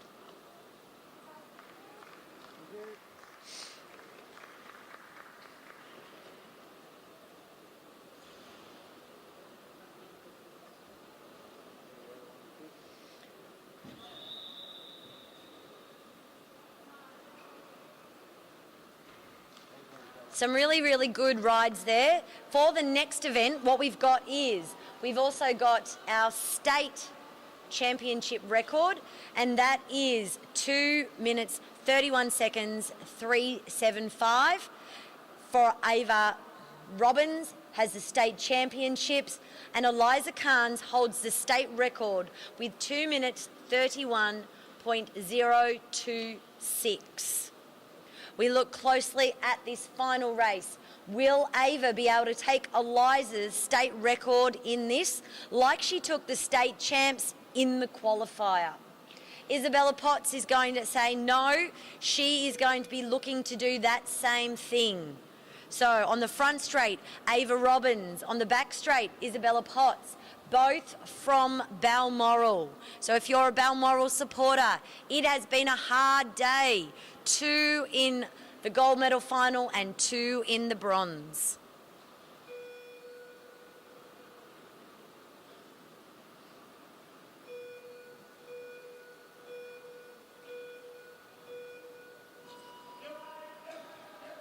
A good gate start by both the girls.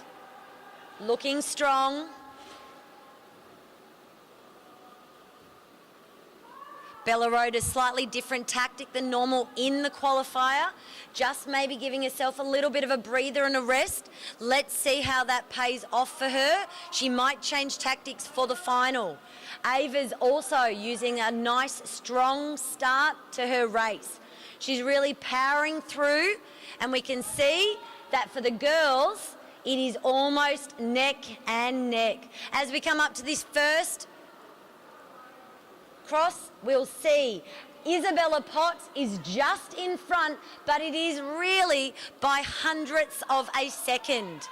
Then Bella is looking. Maybe that change of sprint tactics or IP tactics for this event is working for Bella. But Ava Robbins is an amazing competitor. She will not give up. She will be there every stretch. And in fact, it looks like it could even be that she is making her way back. Bella is looking great. Ava is looking great. Who's going to be? It looks like it might be Ava Robbins now. The difference, again, only hundredths of a second. It is looking at pedaling, pushing hard, making sure you're there. And we can see that Ava seems to be building in intensity. She's got that cadence up. She's getting a cheer. Her coach is on the sidelines. Bella is getting a cheer. She's getting advice. Coming on, she says, let's go. You need to work harder. Push that gear through. And then we can see the gap is widening up a little bit. It's now at 1.8. So it really is a bit of a gap. We're looking, how is Ava tracking? Is she on record pace? We know that she was able to do one in the next round. Off we go.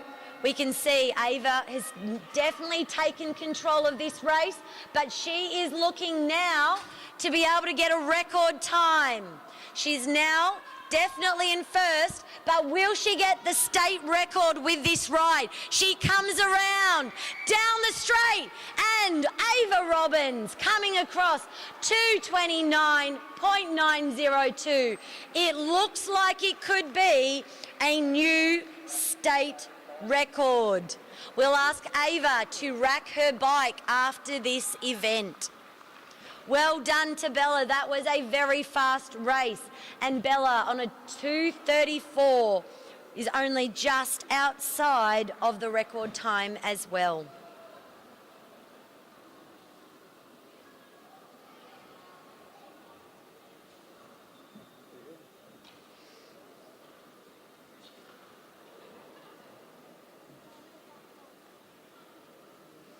Our next event is the Under-17 Boys 2,000 metre individual pursuit final. This is the bronze final between George Tucker, who is sitting on the front straight, rider 26 from Rockhampton, and Eli Taylor, rider 22 from Hamilton Wheelers Cycling Club. James Moriarty holds our state champs and state record of 2:16.550. I wonder whether or not we will be able to see another record fall today amongst our younger riders. Quite a few have gone.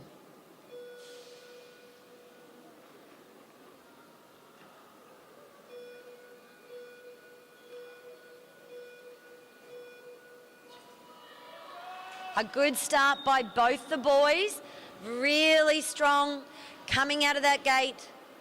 George looks like he's just in front at this stage, really building, coming around in that area, and then you can see straight in Eli as well. Again, it doesn't necessarily matter who's in front at the start, it's looking towards that end of the race. Who can maintain their speed? We can see George crossing the line, but Eli seems to be coming back at him. That gap that was there is now reducing. We watched that happen in the last race, and we can see George is getting instructions, up, up, there is a difference. And we see Eli going, same thing. It's coming down even further. Eli looks quite comfortable in a really relaxed aero position. George in the drops, in that different, more of a sprinting style stance that he's got. Certainly something that is an interesting adjustment for both of those boys. Eli comes around again. And as they cross the line, we'll look at the splits for both these boys. George Tucker. And then we've got Eli with 2.3 as a difference. So we've got just over 2 seconds between those two boys. Is Eli going to be able to bridge that gap? He only has 3 laps. However, Eli looks like he might be able to come back. George is doing well. He seems to be slightly tiring on this lap. Not quite the same cadence as he has had. He's getting instructions though. Eli seems to be keeping that same pace, but the time is not going down. Up, up we get for George Tucker again. And as we roll around, you will see it does seem to be that he's lifted again. He's listened to his coach's instructions, and he's pushing hard. He's really giving it everything. He's pushing to the very end.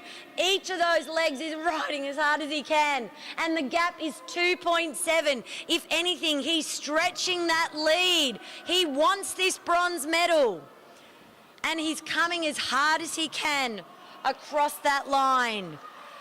Over he goes. One happy boy with a bronze medal, and Eli, another great ride as well.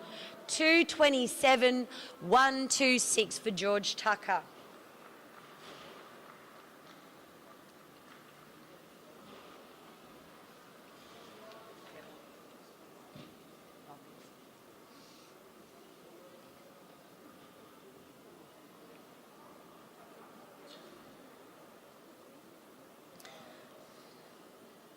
Up next, we have 2 incredible riders in the under-17 boys 2,000 metre pursuit final. On the front lap, rider 21, Oscar Schoff, riding for the Gold Coast. And on the back straight, rider 15, riding for Balmoral Cycling Club, Felix Crossman. Both boys are looking to get gold. Maybe they also have their eyes on the prize of the state record and state championship time. Remember, that's 2:16.550. Who will be walking away with a gold today?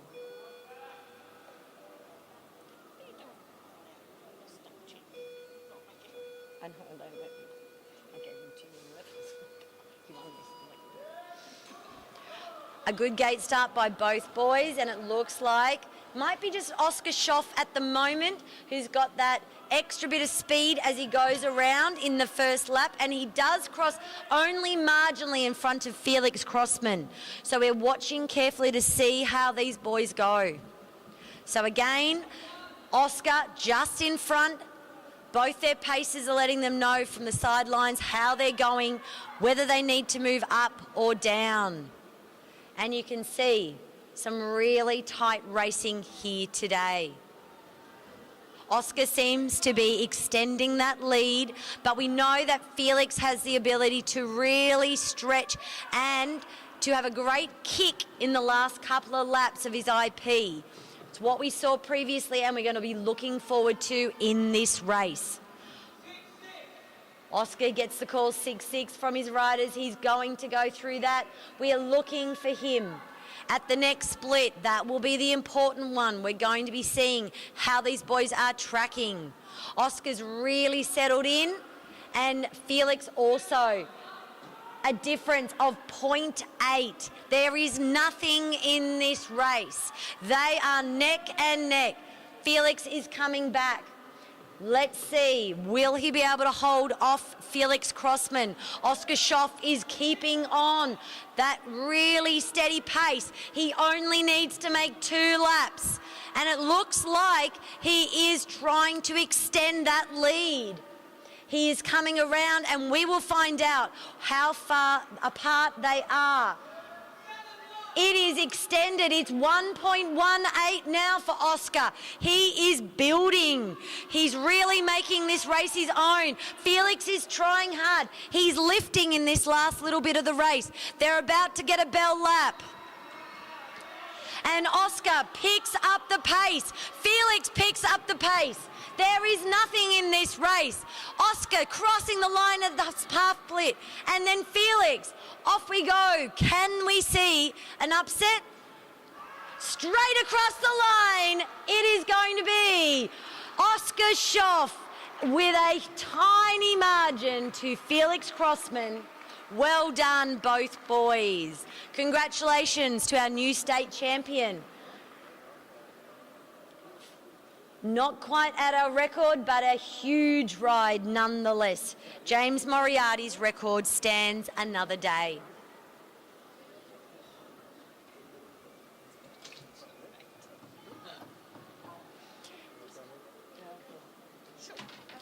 We ask now that all under 13, under 11, under 15 and under 17 individual pursuit riders make their way to presentations. I'll repeat. If you are an under 11, under 13, under 15 or under 17 pursuit rider, male and female, make sure you make your way to the presentation podium.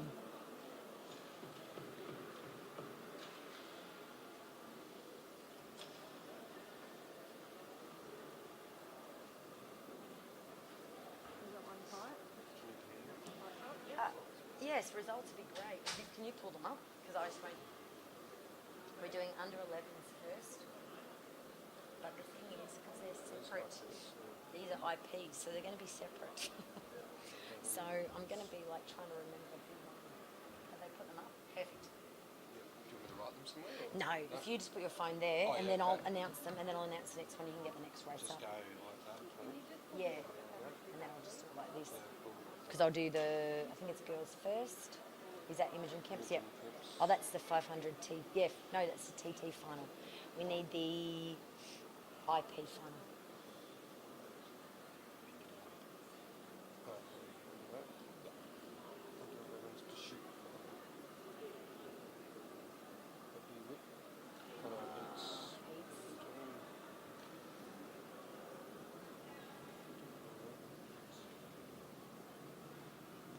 No.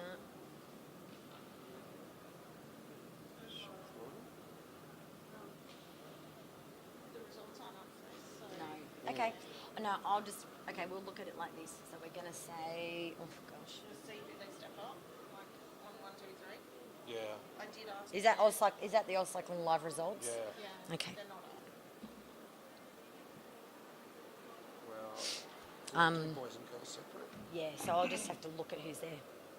Oh, there you go. They've just refreshed them. What did that? Yep, they've just refreshed them. So refresh the page. Yep. Beautiful. So Imogen. Imogen and Emmeline and then I don't know. because they do boys and Oh, they'll do them separate.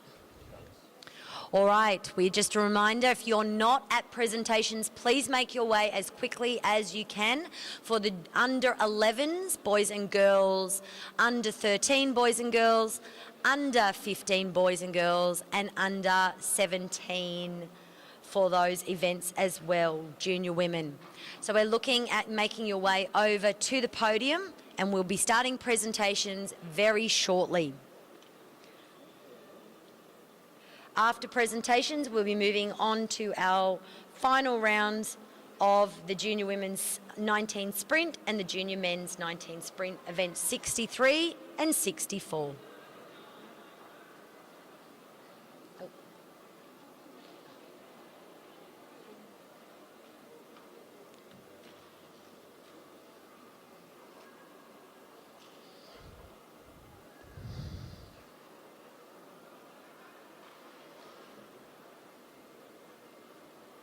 And for our girls under 11,000 metre pursuit final, we have in second place Emmeline Lawley from the Bundaberg Cycling Club.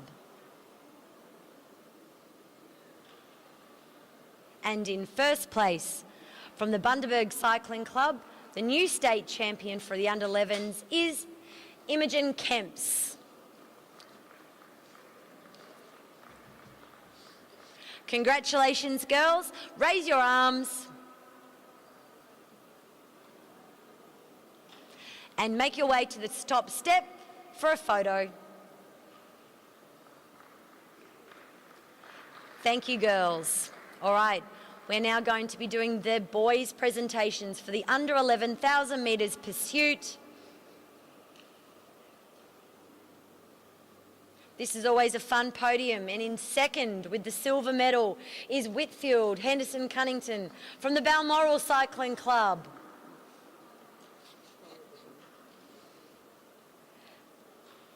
And in first place from the Bundaberg Cycling Club, Milan Klein.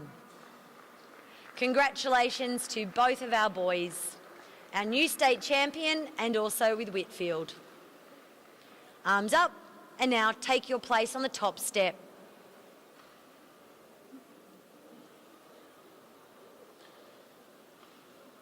Thank you, boys. You may hop down.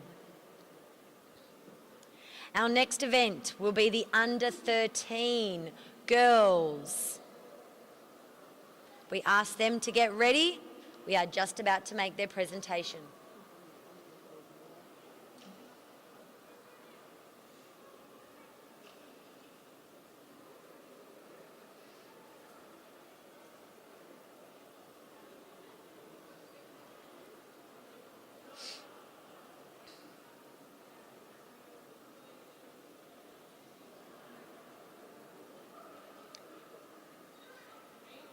Under 13 girls, 1,500 metres individual pursuit final.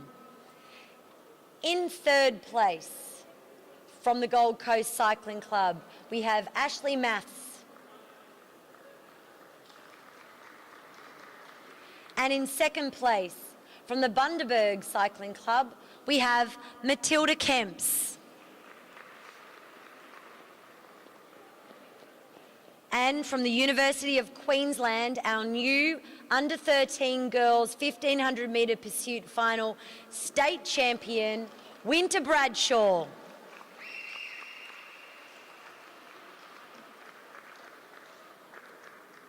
Please take the top step, girls. Congratulations to all our under 13 girls.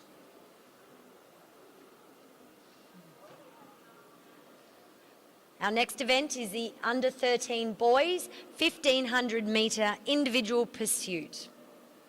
In third place is Scott Bennett from Mackay Cycling Club.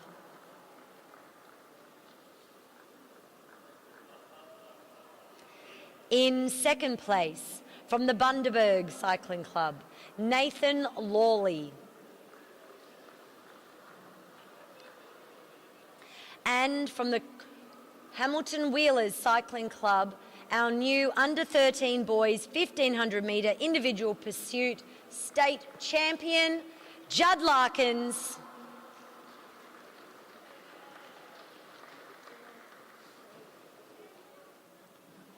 Hands in the air, boys. And please take the top step together.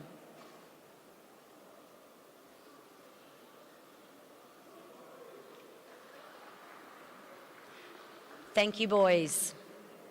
Our next event is our under 15 girls 2,000 metre individual pursuit.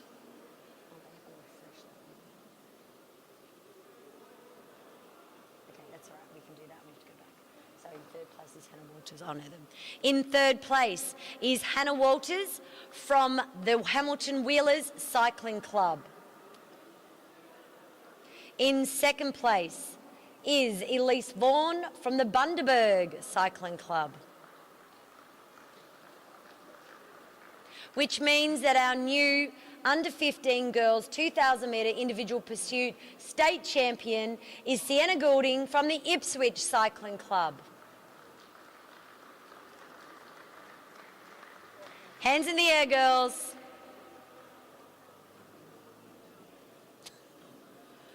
Please take the top step.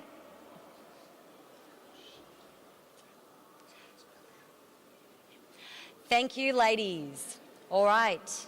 Our next event is going to be the under 15 boys 2,000 metres individual pursuit. Bronze final.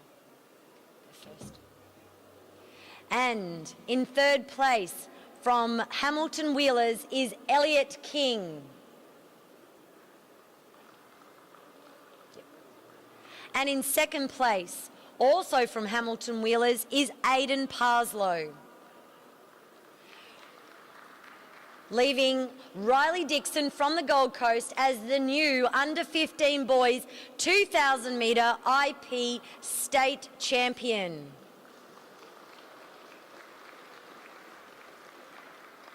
Arms in the air, boys.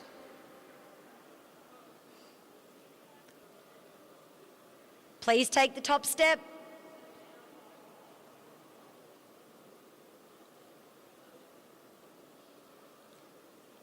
Congratulations to those riders. Our next event is the under 17 girls 2,000 metres individual pursuit.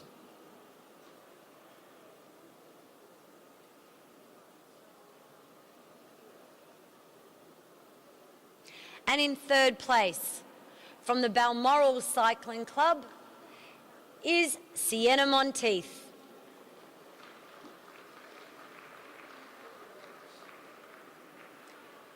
In second place, also from the Balmoral Cycling Club, is Isabella Potts.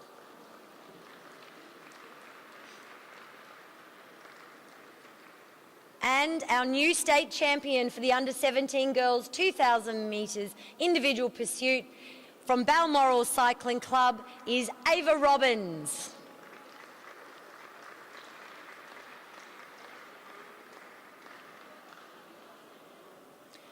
Arms in the air, girls. Stand on that top step.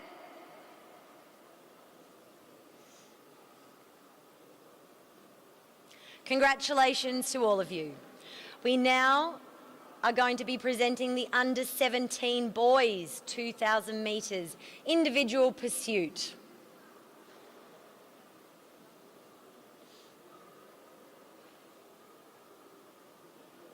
And in third place, from Rockhampton Cycling Club, George Tucker.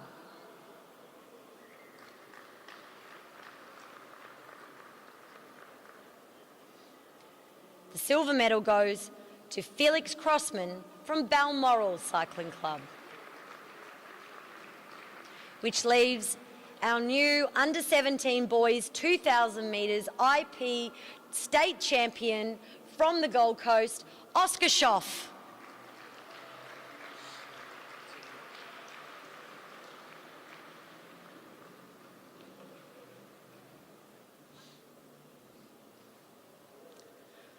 Congratulations, boys. Please take the top step. Arms up if you want.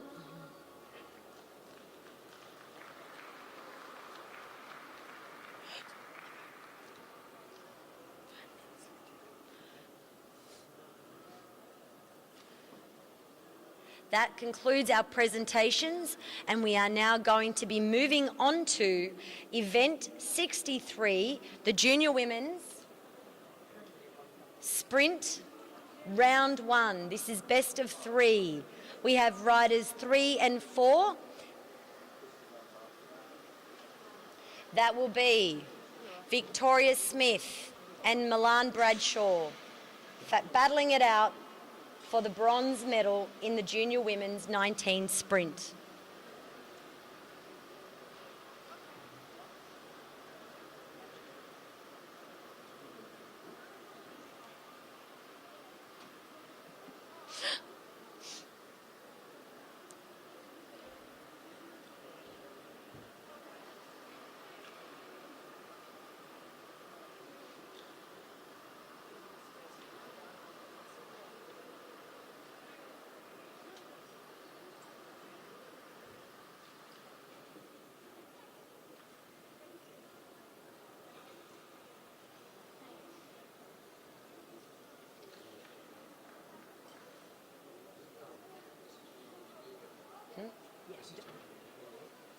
Yep.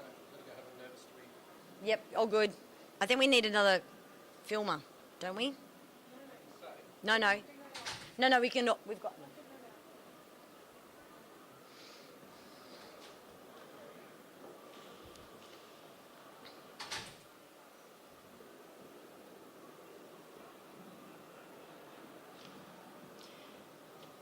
And we watch as Victoria Smith from Rockhampton makes her way up to the track for this first round of the bronze final for the junior women's sprint.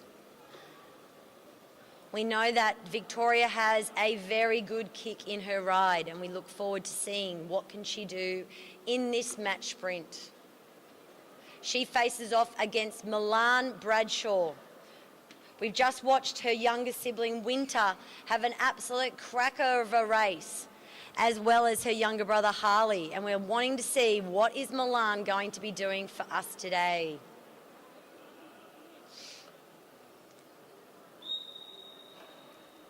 The whistle goes and both the girls have a gradual ease off the start.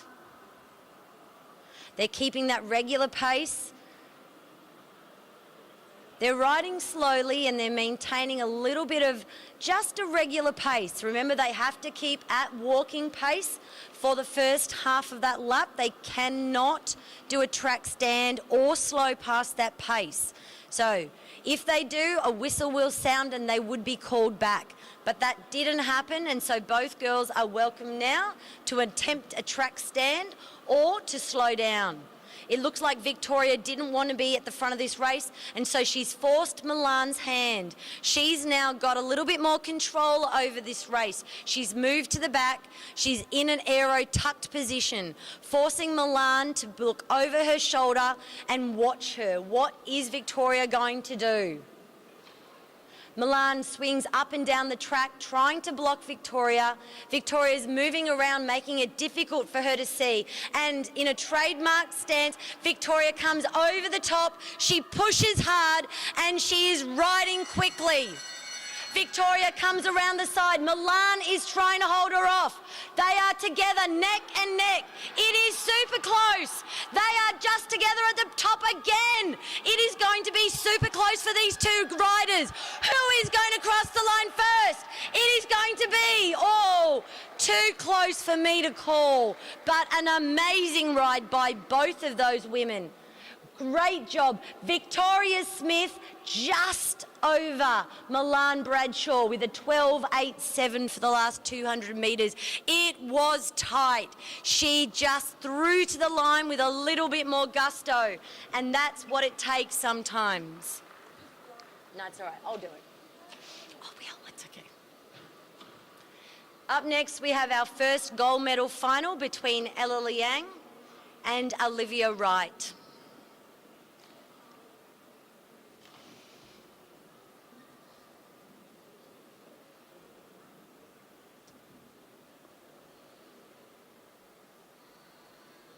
Both girls are on the starting line.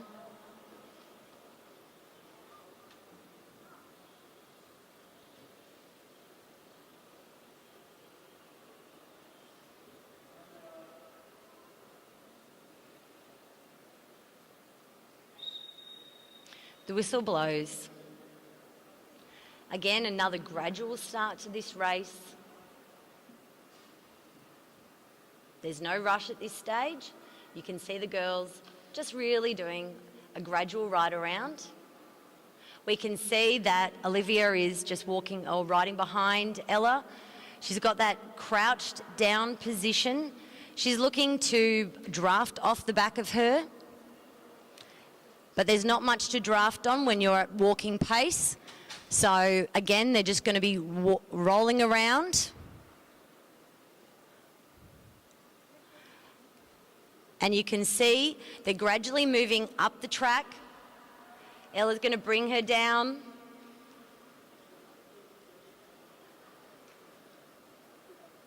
And as you can see, Olivia's going to try and get some height to run at Ella from that height as well. But Ella moves up also, so that negates in that move from there.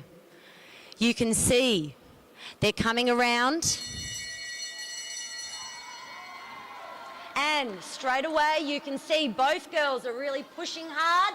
They're going around. Together they go. Off they go together. They're going over the top. They go through here. You can see them straight across. Over they go. And Ella takes it. Woo! Sorry. Okay, that was really exciting, and don't commentate on your own daughter's race. Okay, so the next event we have up is the under 19 boys. We are looking at the bronze medal ride-off. Between these two riders, we have Chris Mullins is coming up for his ride, and he will be facing off against Nate Argent. This is a tough battle. Both very strong riders. This entire field in the under 19 boys, really you could throw a blanket over all of them. They are so fast, all of them.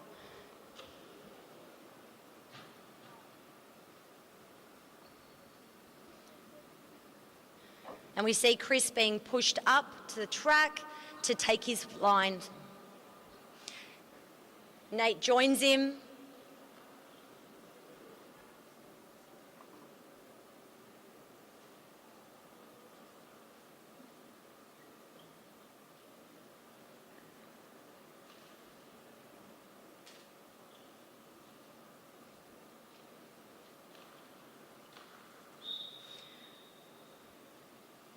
A gradual push from the, and then you can see Chris has gone down onto the duckboard, riding around. There's a little bit more of a gap than there was in the previous two match sprint heats. And you can see here that Nate's just giving him a little bit of room. But as he gives room, he goes high.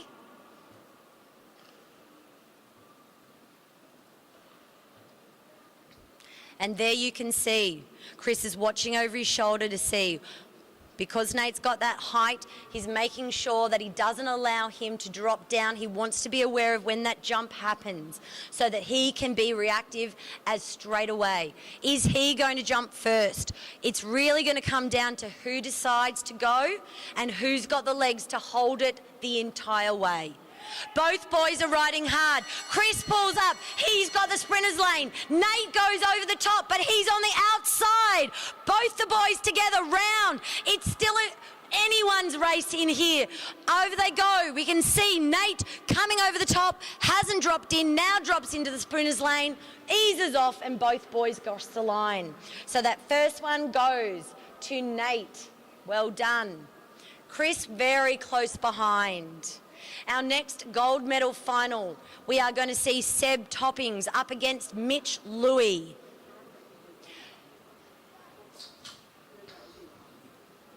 Mitch Louis, a second year, Seb Topping, a first year. So again, a little bit of speed difference at times, but Seb has really rocketed through his last couple of months and has been on fire.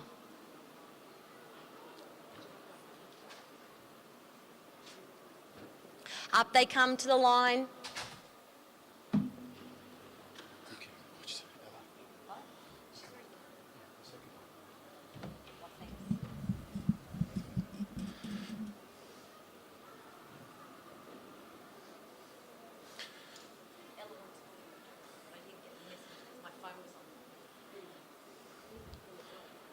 All right, moving now to the junior men 19 sprint bronze gold final.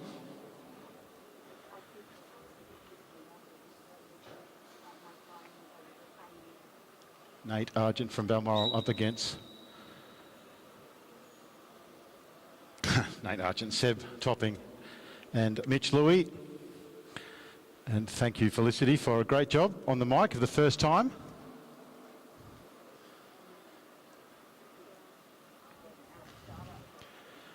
So for the first half lap, the riders are required to race at walking pace, which is actually very slow. After that, they can pretty much do what they like.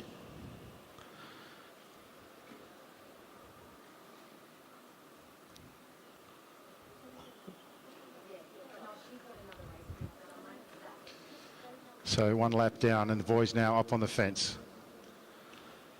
Seb controlling the race. The Seb's in the blue and white of the Balmoral.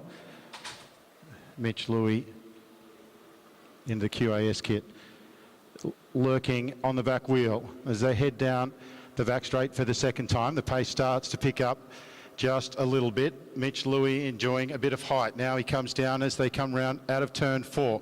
Seb turning it up and the switch back from Mitch, but Seb was almost able to shut the gate, but he wasn't quite able to get there. Mitch Louis too fast to head down the back straight, but Seb is going to have another shot. He's putting everything at it, but Mitch Louis, as he comes out of turn 4, will take the first heat.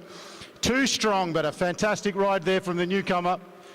Seb topping, looking really strong there, but not quite strong enough for Mitch Louis, who takes that one comfortably. We've got quite a few new riders in the sprint cohort that have come from BMX. Seb is one of them, and he's decided to become a fully fledged trackie. He's taken the pill, and it's great to have the BMX riders and also their families as part of the community. BMX don't need them, they've got too many people as it is.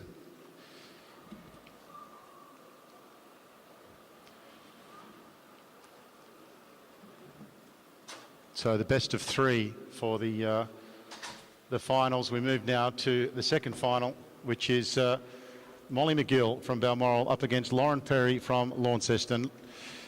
Lauren rider 2, she's closest to the fence. Can you read the scoreboard? Yeah. All right, you're up. Okay, we're ready for this event now, number 66A. Molly McGill and Lauren Perry out there now. And these girls pretty evenly matched in their times earlier on, so it should make some good racing.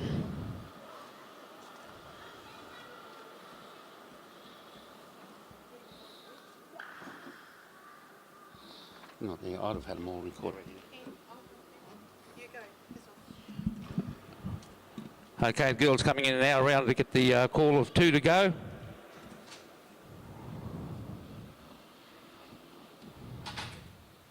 McGill leading out. Perry sitting up high on the track waiting to see if they can duck under. Keeping a quick look around now is whether you time out, use our 1-2-3 tactic, but no, we're just going to try and ride it hard from the back.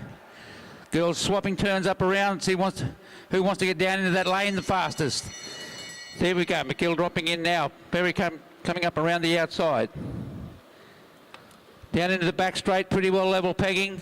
The girls will come into the transition area. The right on the inside does have the opportunity of the shortest distance to travel, and that's the way it's going to bring it home there now. So that'll be McGill taking that round 1. Very close. It's one of those situations where who's ever at the front's going to stay there.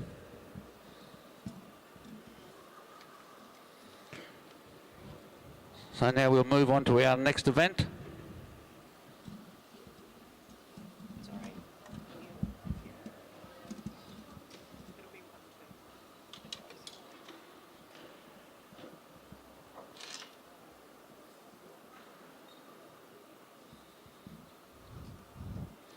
So just getting ready to come up onto the track there now. Girls making final preparation.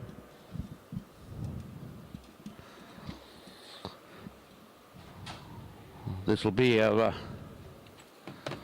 first ride-off for our gold and silver. Although it's actually a ride-off for the gold, no one ever rides for the silver.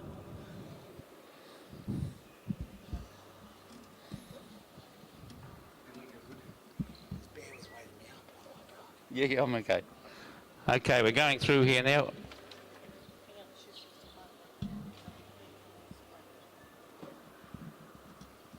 It's not those. 130 and 132. So we've got Danica Blinko and Sophie Watts. Sophie Watts drawing number 1. So she'll be on the bottom of the track. The girls raid away now. These would have been pretty close times earlier on the day in their 200s. So these girls will watch each other very closely. Because the rider who draws the bottom of the track must lead for the first half lap at a pace of walking distance or greater. Although I didn't see anyone walking with them, so no one knows. But the rider from the back can take the lead if so desired. But usually not on the left-hand side of the front rider, as I did see a little earlier on today. There's no rule that says you can't ride on the blue. The rules say that you must not improve your position. And going from the back rider to the front rider, I think, is an improvement of position. But no biggie in the outcome overall. Here we go now. The girls coming around now. So Sophie leading it out from Danica. Danica will close that gap in the back straight and try and get her on in the transition area. Blinko coming up around now the outside, coming around to turn 3, into bend 4, coming into the straight. Danica Blinko just taking that one out. She'll take out round 1 and rode that the way it should be ridden. Because one of the things you need to know when you're riding these races is you always watch your opponents in their early events. Find out what their strengths and weaknesses are. And try and know what your own are. That's always a good advantage too. Because if you don't know them, you're pretty well buggered out there. So, and always know the times of what your opposition rides too.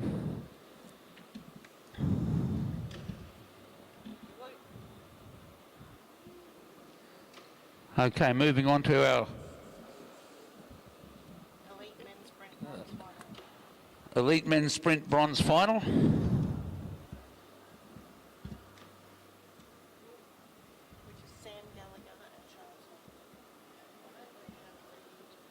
So we've got Sam Gallagher and Charles Hoffman coming up here now.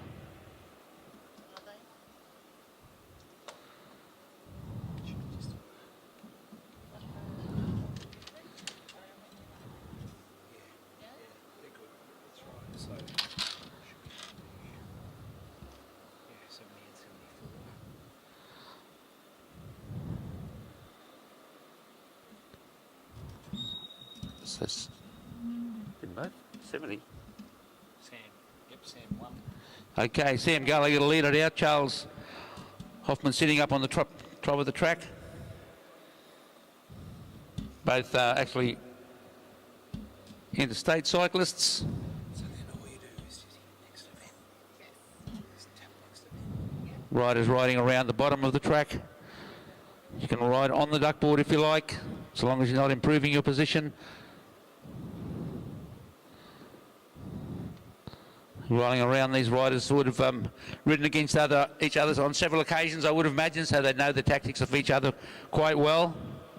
Pace starting to pick up a little now. We'll start jockeying around now for position. Gallagher watching over the shoulder, making sure he can keep an eye on Hoffman. Picking up the pace now, a bit of up and down the track. 1, 2. Gallagher still leading it out. Hoffman taking some height, not quite able to drop in underneath. They'll come in this time to get the bell. Gallagher now is going to kick it home. Hoffman's going to try and come around the outside. Both riders seated, coming out of turn 3, down into the back straight. Hoffman trying to get and improve his position on the outside. He's not going anywhere. So that will assume that Gallagher is going to stay in front now and roll home to take out round 1 in the bronze medal ride-off for the Elite Men's Sprint.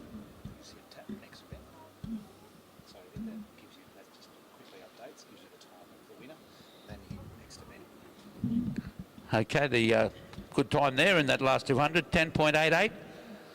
Once upon a time, that would have been considered a fast qualifying time.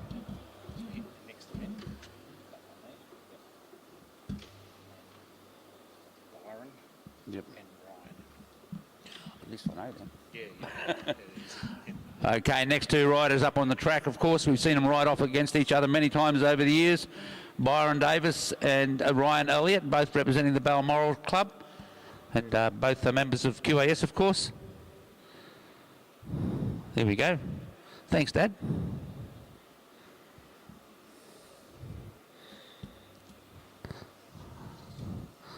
So Ryan up onto the start line, drawing the bottom position. Byron Davis starting from above.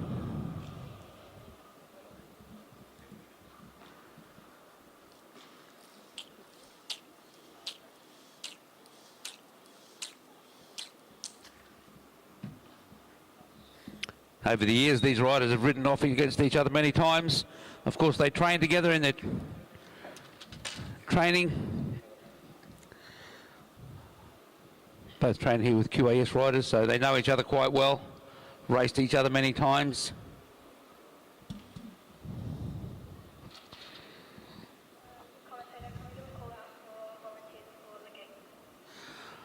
Okay, attention in the pits, attention in the pits. We've got some pursuits coming up and we'll need some volunteers for the gates. It's not pursuits or time trials. Yeah, pursuits I think it is, so we need volunteers for the starting gates. Thank you. That because I'll go down and do the gates. Okay, yeah, I'll get by. I'll try and figure this out. Yeah, all you do is hit next event. I'll go down and do the gates. Okay, the riders around here don't seem to be in any hurry. They're going nowhere fast at the moment. Davis decided he's going to pick the track up. Got to pick the pace up a little bit coming around the bends like that. If you get under 13 kilometres an hour on those bends, your wheels will slip out from under you, and don't ask me how I know that. Okay, the boys are playing games now. Right on the bottom. Byron on the top having a look around. They're coming in now, 1.5 to go. Elliott keeping an eye on Davis. Davis sitting up high. Elliott trying to hold him up on the fence. They're coming now. They'll come in to get the bell this time. Byron Davis around the outside. Elliott holding him up there. Coming around there. It's pedal for pedal, wheel for wheel. Down the back straight. Both riders level pegging. Coming around in the transition area. See what he can do. Who is going to hold on? And Ryan Elliott will take that one out. So that's round one for Ryan Elliott.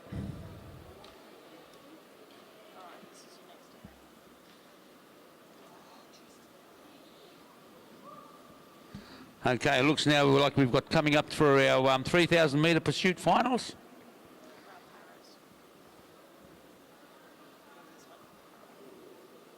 Which one? Well, they're not paras.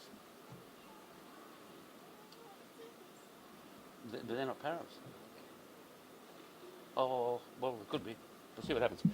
Okay, we come. Oh yeah. Oh yeah, it is too, sorry.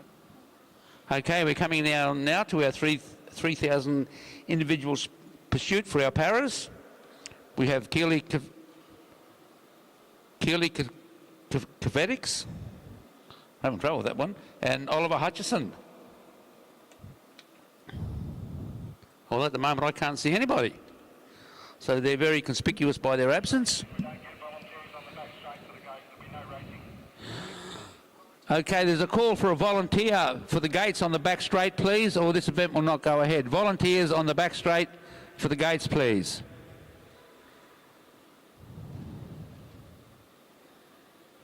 This should have all been organised before it. We've been calling from all day, Billy. This is all CA problem. What's that? Okay, now if we need a couple of volunteers over the back, I can see some people heading over that way.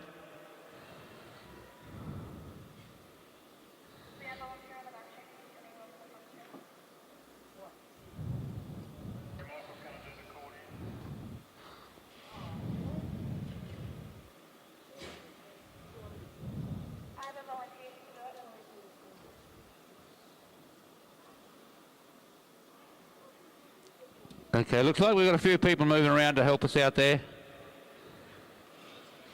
As with most sports, we rely a lot on volunteers. If I could put the mic in my pocket, I'd go down and do it from here.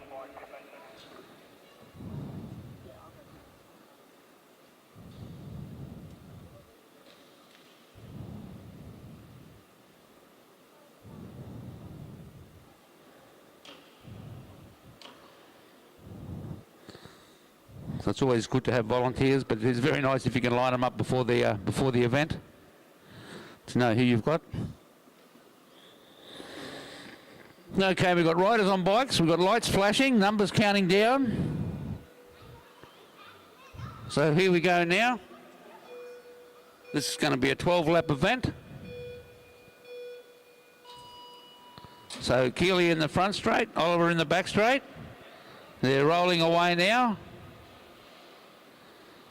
Let's see how they go with their pursuit. No one, not a big hurry there, but then again, you won't win a pursuit in the first 2 laps. As some people tried. I watched the young rider do that earlier. She put 2 seconds into her opponent in the first lap and ended up getting lapped by the end of the 1,500 metres.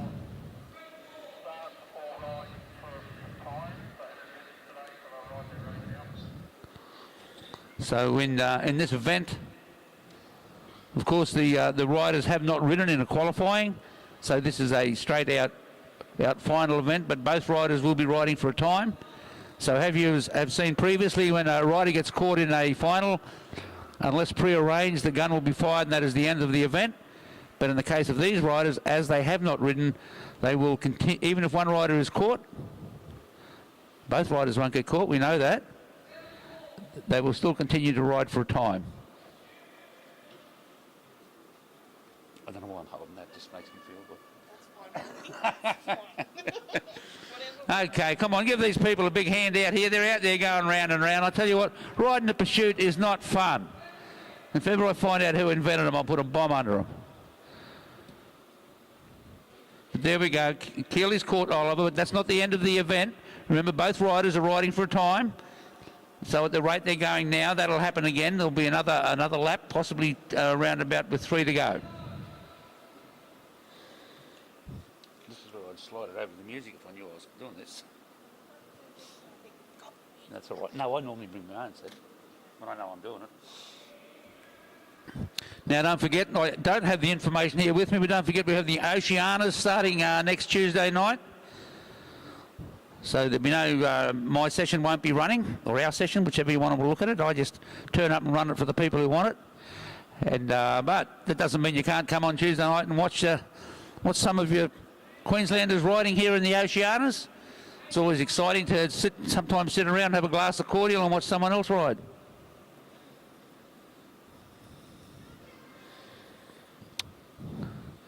Some of these riders coming through there now. Keely comes through this time to get the call of 4 to go. I think Oliver will have the call of 5 over that side. Yes, it'll be 4 next time around for Oliver. And I would say by that time he will have been caught again by Keely.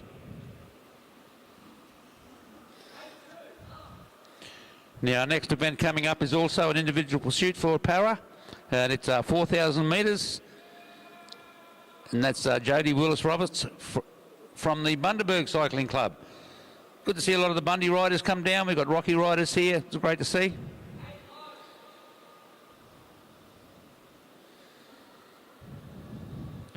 So Keely will come around this time to get the call of 2 to go. No, we've got the bell actually. Oh, that's right, lap up, yes. I was going on the front straight from the back straight. So that's 1 to go there. We've got a few of these pursuits. C3, the 3,000 metre individual pursuit with Paige Greco and Kyle Willis. And then we'll go back to our sprints.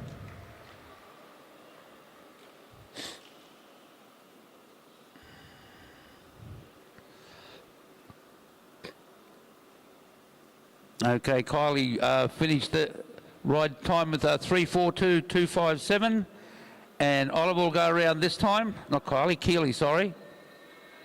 Oliver will stop the clock at 4:07.744. So that is their own individual times.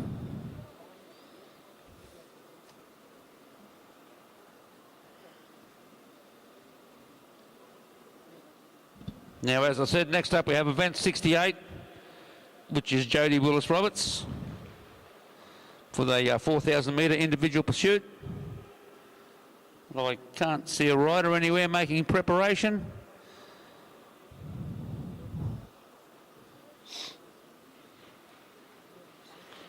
Oh yes, here we go. Pardon?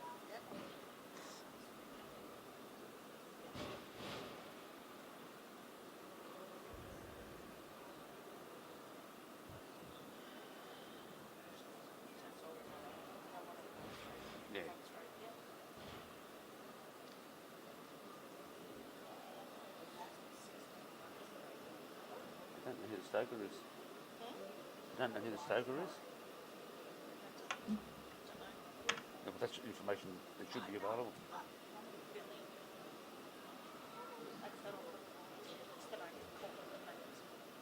Yeah, well, they don't. I'm absolutely. I've got cycling today is falling apart. It's getting worse and worse.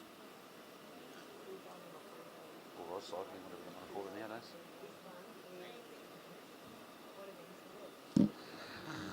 Okay, now I assume, make the assumption here that the rider being represented as a para is Jodie Willis-Roberts. I have no information as to who the stoker is. So, I'm still in Bundaberg kit, so I assume they're a Bundaberg rider, would train together in Bundaberg. It's good fun riding these tandems.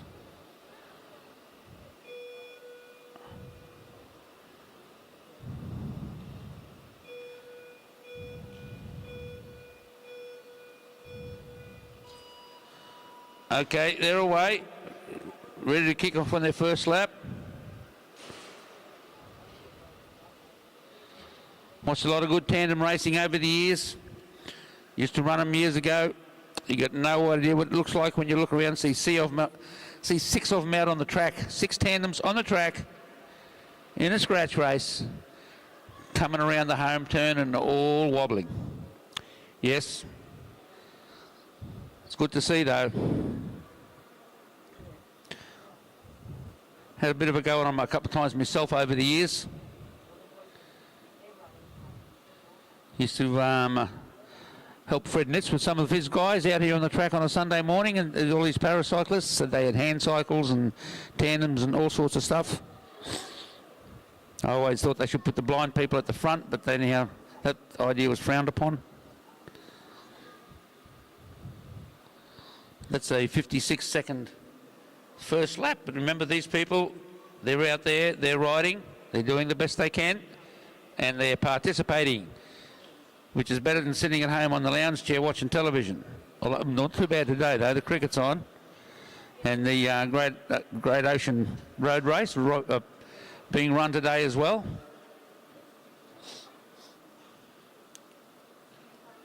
All down one side. I'm fine at the moment.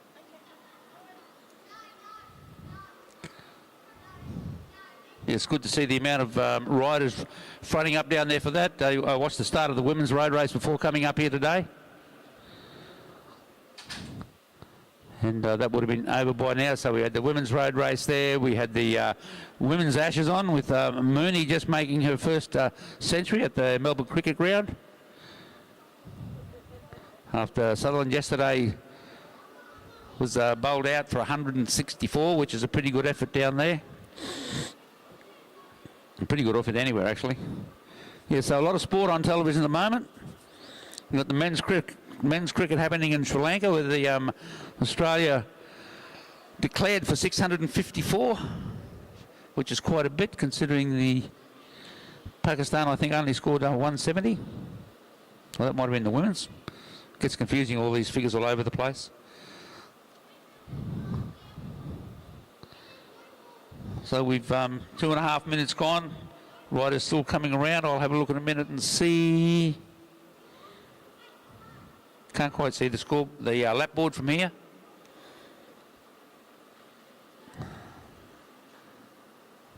I'll just have to wait and see.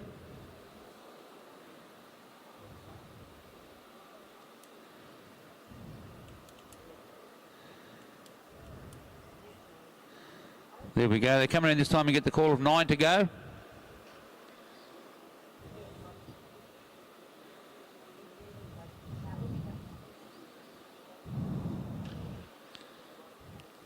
Yes, if you watch the cricket these days, after watching the BBLs, both the men and the women, and then you watch a test match, you think, oh, okay. But the thing is with a lot of the cricket now is you watch it, it's a lot more to do with gymnastics and acrobats these days, with the way they get around and throw themselves with the ball, take catches, move around, even the batters dancing down the crease. I mean, they stand more like baseball players sometimes in the BBL. You just see them stand there with the bat up ready to go, instead of the old traditional tapping on the ground, waiting for the bowler to come up and bowl. We're also getting ready for our the Bathurst. I think it's a Bathurst, the 12-hour on tomorrow. So for those motor event enthusiasts, there's a 12-hour event there. So a bit of everything happening. Just have to buy a lot more television sets and have one set up in each corner of the room, so you can just get on a swivel chair and watch them all.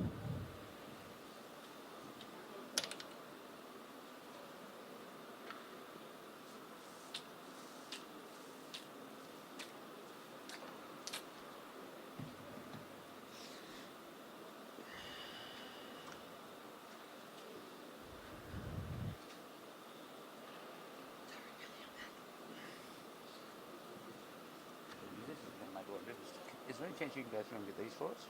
Yep. This is your next one. Yep. Yep. Oh, yeah. So you want these ones? Mhm. Okay. So you good with these ones for now? Yep. Yep. Yep. They're good.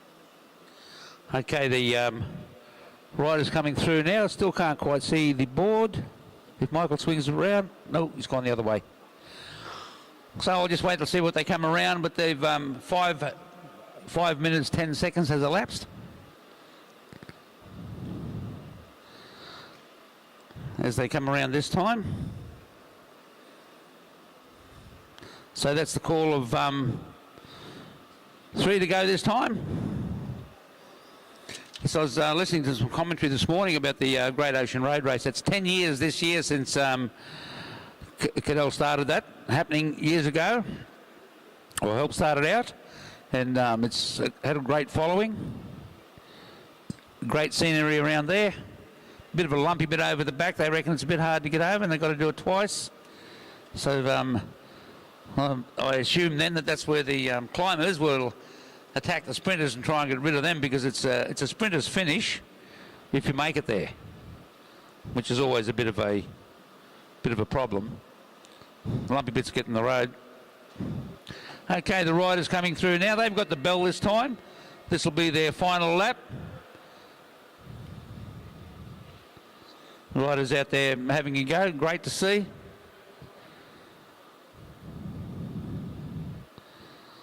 I know they're not having as much fun as they thought they were going to have, because by this time there's probably a lot of pain happening, and in the back of your head you're saying to yourself, why did I do this?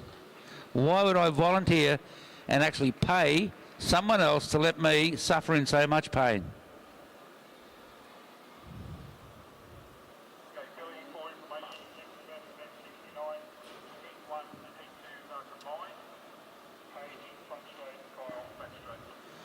Okay, now we've got 2 heats for the next event, but some riders aren't there, so we're just going to have 1 heat. So we'll have Paige Greco in the front straight and Kyle Willis in the back straight. So they're getting those riders set up now.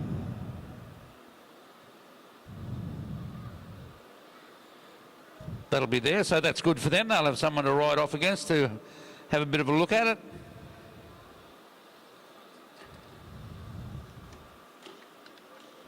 Yeah, there you go.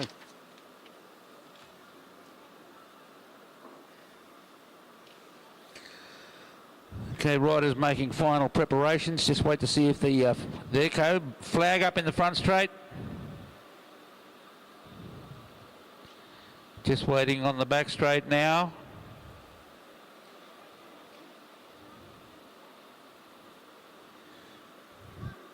Okay, rider down, flag up. Flags drop, counter on, 13 to go.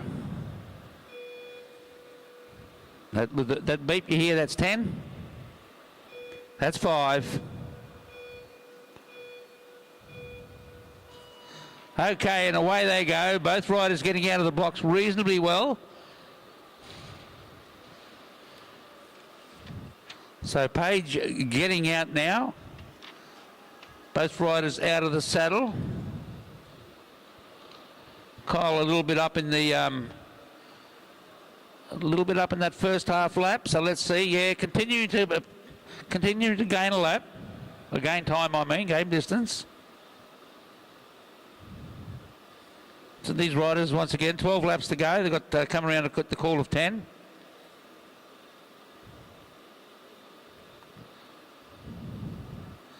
So Kyle Willis making a gain on Paige Greco.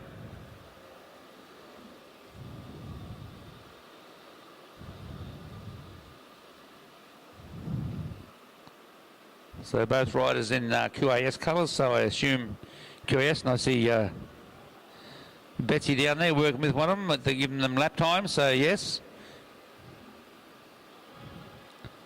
Probably getting themselves ready for Nationals. Once again, this is still going to be a timed event, so even though Paige has been caught by Kyle, they will continue to race for individual times.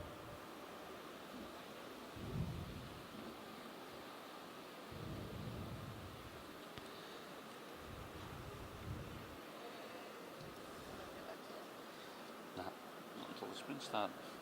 It doesn't matter.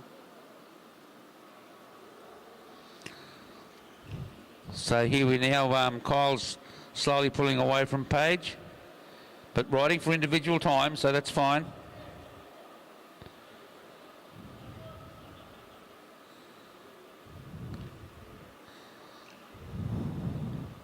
So we've got the Oceanas coming up. As I said, they start next Tuesday on the, not next Tuesday, sorry, the Tuesday after on the 11th of February. So if you can, if you're not competing, come along and have a bit of a look at some stage. Might try and get up and have a bit of a look myself. Depends what times they're on. Haven't seen any info, so it's a bit hard to tell. Even this event I tried to find out info, didn't know what was on, when, who was riding. Just knew that it was on.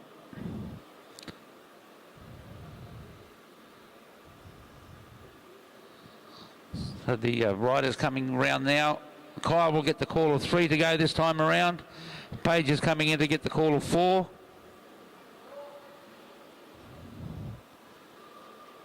And after that, hopefully all our sprinters are getting ready, because we'll go back through our rounds of sprints for round 2. I think. Yep. Round 2.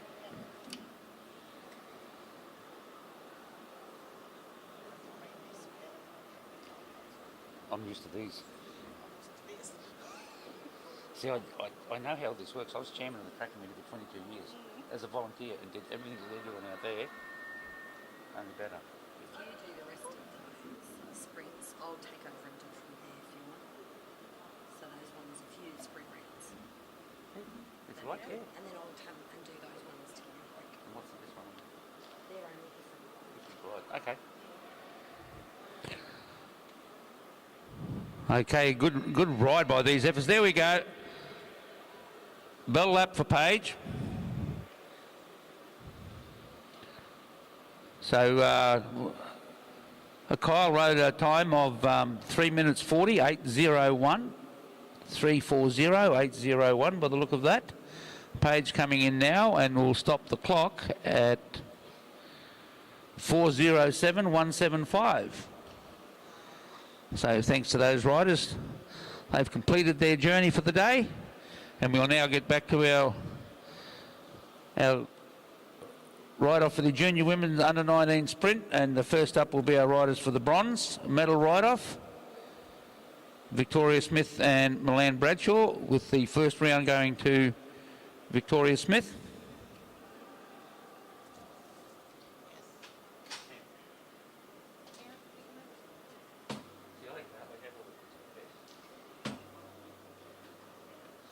So we've got Victoria Smith got that one. And Ella got that one, I think.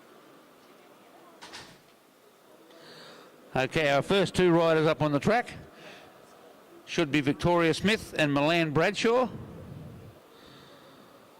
I think Milan Bradshaw is with Uni.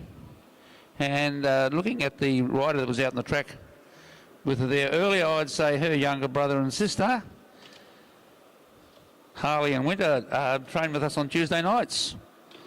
You can't miss Winter. She's got this cutest little pink bike, and she won the pursuit earlier. When you've seen her on the stadium over there on the podium, she was smaller than the other 2 girls, but she can pedal.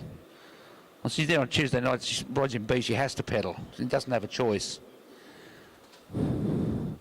Okay, 2 riders coming up on the track now. Milan Bradshaw would be on the bottom. Victoria Smith at the top, very close last of time around.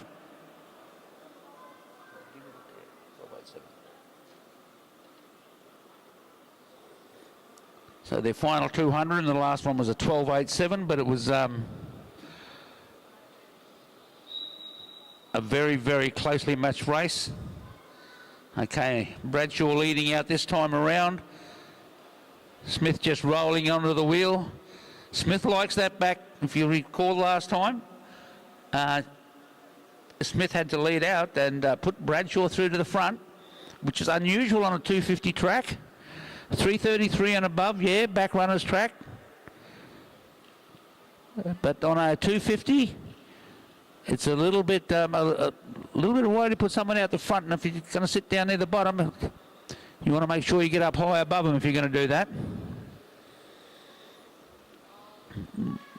Bradshaw just looking over the shoulder, remaining down there in the sprinter's lane, up and down the track a little bit.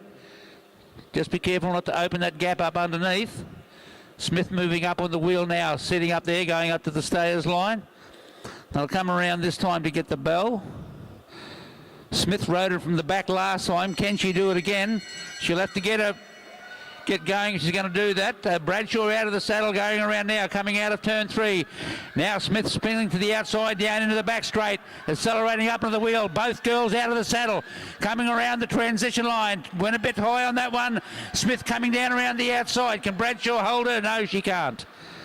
So that will go to Victoria Smith, and that will give her the bronze medal. So that 2 out of 2 is done. Not a very quick 200 time, but in this event that is irrelevant because it was the way the race was ridden. And that was important, and a good ride from Victoria Smith. But a good ride from Milan Bradshaw as well. Good ride from anybody who's competing. Because remember, if you don't have someone there to compete against, you can't win anything, can you? Well, I used to have this argument years ago. You can't win a gold medal if you don't ride off against anybody. But anyhow, yeah, it used to happen.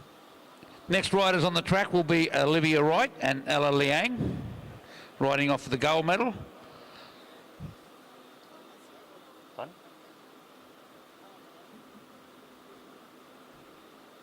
Yeah, they had it on there wrong earlier on. Oh, you'd be surprised what they do down there that's wrong.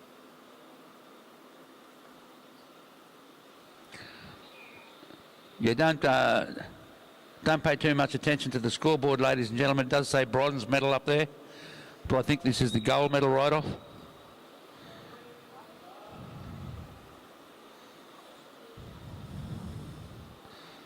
Olivia Wright leading that out. Ella Liang sitting on the back. These girls have raced each other plenty of times over the years. They know what the tactics are like. They know what each other's strengths and weaknesses are like. So that's what you need to ride to. You want to know these things when you're riding at these kind of events. You want to know what the other riders are capable of, what they're not capable of. Know what to look for when you're riding them against them. Know where their pedal stroke is. All very important bits of information and knowledge. You've got to learn how to be proactive and reacting. Okay. Now, Wright's picked it up a bit early, so she's put a bit of a gap. Olivia wasn't quite expecting it. She's put a bit of a gap in, but not fully committed yet, so Liang's closed on her very quickly. She's swung straight up, right round, straight over the top of Olivia Wright. Ella will go on and ride this one out with quite a bit of a gap back to the second rider. Much a bigger distance here than in the first lap, which was a bit less than half a wheel. So that will give the gold medal there to Ella Liang, silver medal to Olivia Wright, bronze medal to Victoria Bradshaw. Sorry, Victoria Smith. Look at that. It's my bad riding. No, it's me. I've actually got split vision. I have double vision. I can't see anything out there.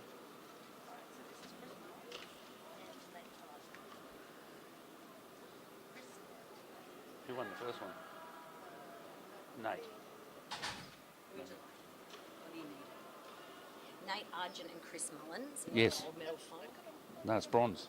In the bronze? Yeah, Yeah. bronze. And then Mitch Louis and Yeah, got him. Yeah. Okay, next two riders up on the track will be Nate Argent and Chris Mullins for their second ride off with the bronze medal. Both Balmoral riders. Nate Argent took out the first one in a close finish, so we'll see how he goes this time.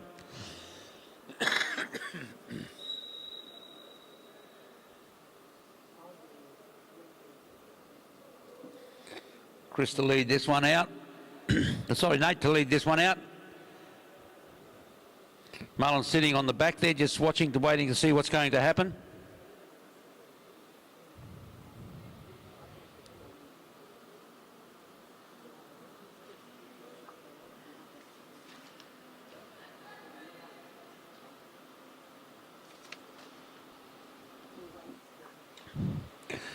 Now let's see what happens here. Riders getting up high on the track. Argent keeping an eye on Mullo. Coming down now, left the gate open there, but opportunity not taken. Argent still sitting up the top. Mullins didn't take the opportunity. He did. He got the opportunity there and took it. Now Mullins is leading it out. Argent's got the long way around to go. Coming out of the transition area of turn 3. Argent going down around the back straight, coming into turn 3. It's a long way around up on the top. They come through now. Argent slowly got the upper hand and will go out and take that one. That will give him the second ride and also win him the bronze medal. Next two riders up on the track, Mitch Louis and Seb Topping. Mitch Louis taking out the first round.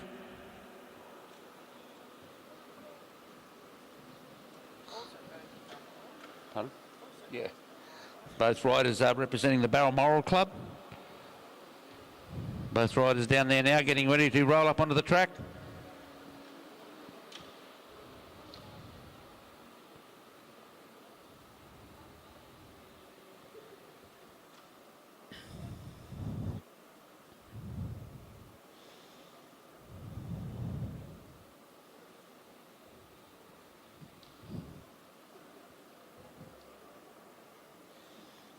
Okay, final instructions by the starter. Riders down on the drops. There goes the whistle and away they go. Mitch Louis to lead this one out. Just rolling around down the bottom of the track, keeping the eye on his rider.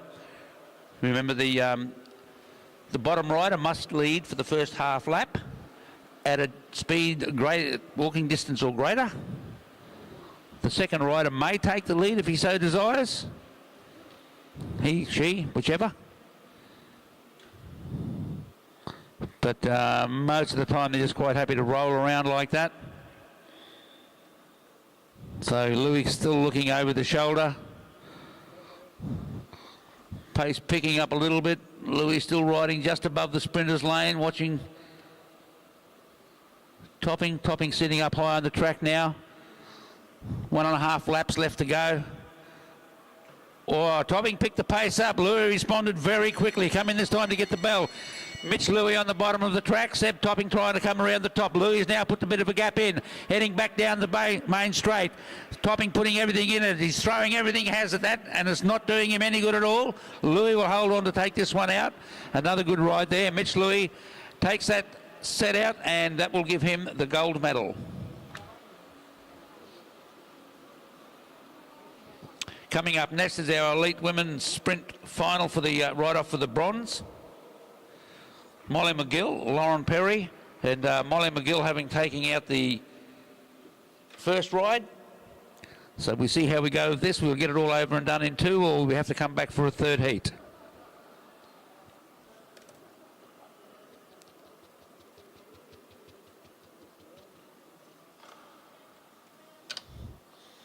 Riders making final preparation now.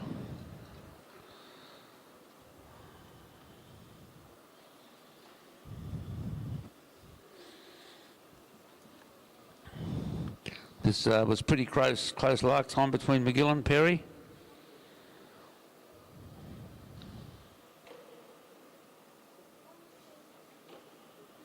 So we've got Perry on the bottom of the track,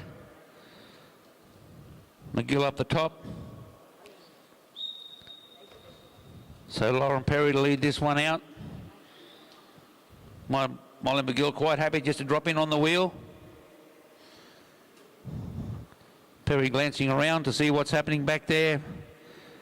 McGill just sitting 2 or 3 bike lengths back. Perry drifts to the middle of the track. So you fit the front, you want to be high or low. Sitting in the middle, the rider at the back's got 2 options. You want to narrow that down to 1. Okay, coming through now.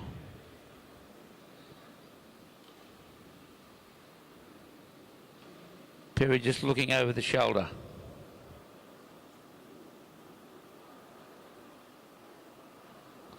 They'll come in now, this time the call to get the bell. Both riders out of the saddle. McGill sitting at the back. Coming around now, she's going to put the pedal down. She's coming around now, overtake her, and not that it's overly comfortable, but just there. That's about the same as what the last one was. Let's see what the judges think about that, but that should go there. Yes, that will give our bronze medal to Molly McGill. Good ride by Lauren Perry. Nice tight racing. No one fell over, that's always a bonus. Okay, next 2 riders on the track should be Danica Blinko and Sophie Watts. This will be the second ride off for the gold medal. Danica taking out the first heat.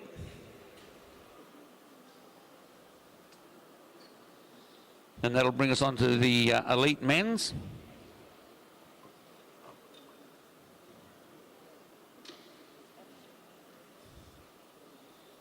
Okay, there we go now.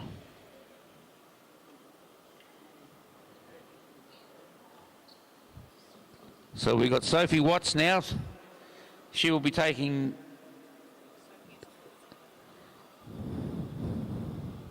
Danica's on the bottom. Danica to lead out.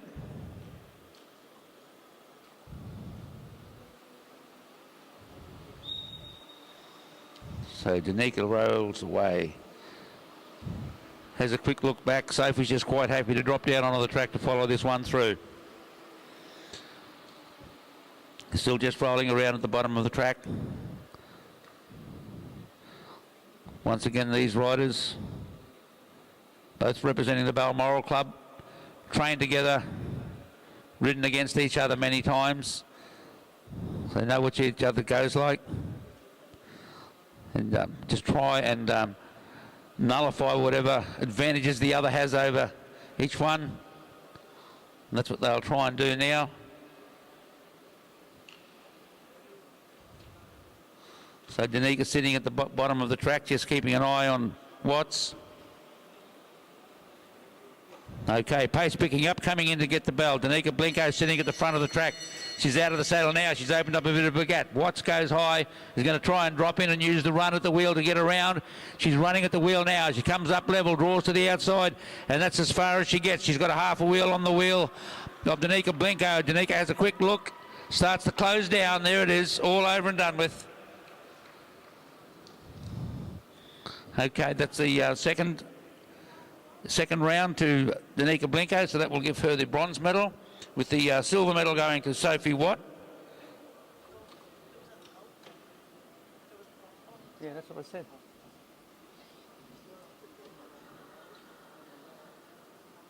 I'm not even married and I'm still getting in trouble by a woman. But I was right. Makes a change, I win one. Okay, so once again, and we'll try this again. Danica Blinko wins the gold medal. You agree with that? Yeah, I do. Good, yeah. Sophie Watt wins the silver medal. And who do you think we'll give the bronze medal to? Okay, we'll give it to Molly McGill. Molly McGill. Okay, we've got that sorted. Thank you very much.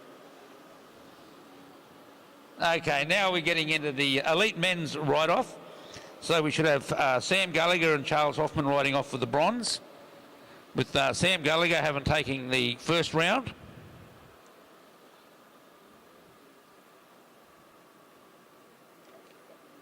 74. Charles.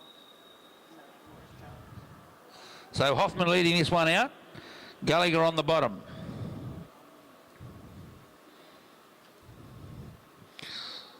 So we'll see what he managed to come from the back last time, see what happens this time. The riders rolling around there now, just keeping a bit of an eye on each other. With the Sam Gallagher representing Blackburn Cycling Club and Charles Hoffman from the Hunter District Cycling Club. So we've got several states represented here at the moment. Riding here in the Queensland Championships. Not unusual. It's happened before over the years. I remember many years ago the Queensland State Junior, we used to have all our titles together. We were on this 2 weeks before the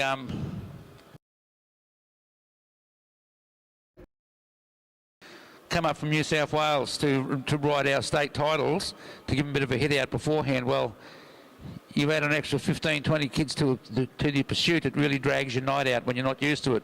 Now these riders coming in now, they're coming in now. And let's see what's going to happen here. Hoffman's down at the bottom, Gallagher sitting on the back. He's going to come up and around. Not much of a problem there. Hoffman did try. He's given it, still giving it all he's got. Gallagher's going to come through and roll him to take that heat out, and that will give him the silver medal. No, bronze medal. Sorry, just playing around up here.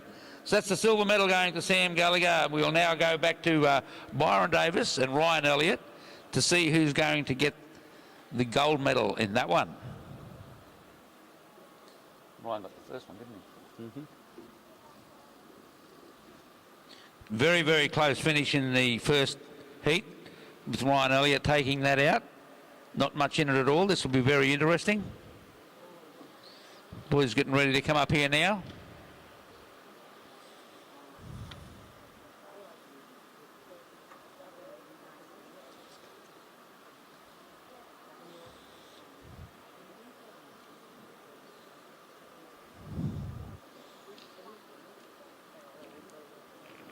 Okay, looks like we'll wait and see. Things have changed a lot. Back about a million years ago when I used to try this sprint racing for a bit of fun, the bottom rider had to be within the sprinter's lane.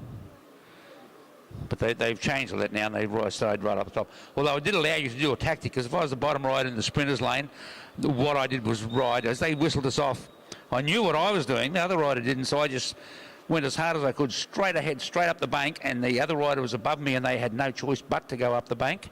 And I started their legs lactating straight away, so that was always good fun. Okay, they're riding off pretty steady now. Davies leading this one out. Elliott's just sitting at the back. They've raced against each other a lot of time. Trained together too, of course. I've watched them race over the years now, and well, especially Ryan Elliott since he was a junior. Well, I've been around a long time, so I've known most of the riders here at rode as juniors. I knew them as juniors. Matter of fact, there's riders out there who are riding in Masters who bring their kids along now, and I knew them as juniors. It's a bit of worry when you get someone turn up at the window to say, you know, oh yeah, I'm Masters too. And I think, yeah, I knew you when you were junior under 13. Okay, these boys still rolling around nice and steady. Byron Davis starting to move up the track a little bit now. Elliott follows him up. Davis just having a bit of a look around. Still got 2 laps to go, so they won't get overexcited just yet. Okay, slowing right down. They're not going to stop. Still in the middle of the track.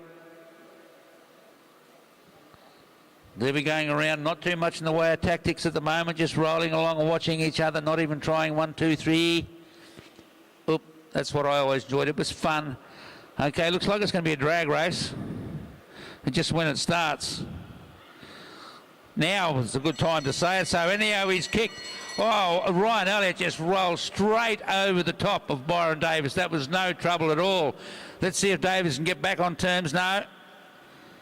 He's not even holding his own there. I think he's conceded. There we go. Elliott will go across to take that one out. So that'll give him the second one, and he will be the winner of the gold medal. And Byron Davis will take the silver one. Yes. So that concludes the elite men's sprint, then concludes all our sprints, all taken out in 2 rounds, so there'll be no carry on from there. And for a little bit of a break now, I'll hand you back over to Felicity to take over, and she will do the call for the Masters pursuits. And I'll go down and make a nuisance of myself to some of the riders.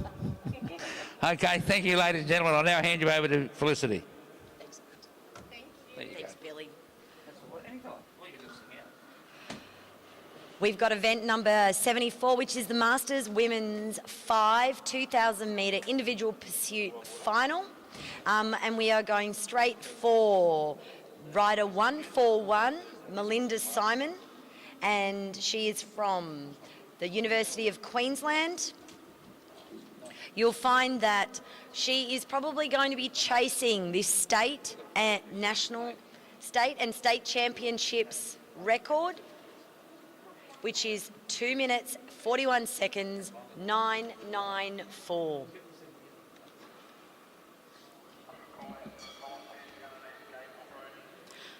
All right, we shouldn't have to do this again, guys. Please get ready. If you are on a gate, could we make your way, please? We will need front and back gates for some of these. Please make sure you make your way to assist with the gates.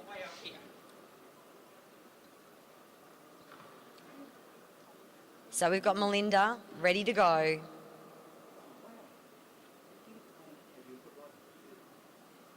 Thank you to those people who are walking over. We also need some people at the back as well for the back straight.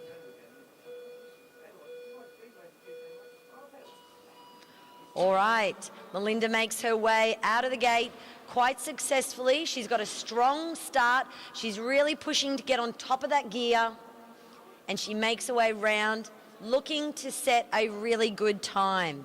She'd be focused on that state record, state championship record, which is 2 minutes 41.99 seconds.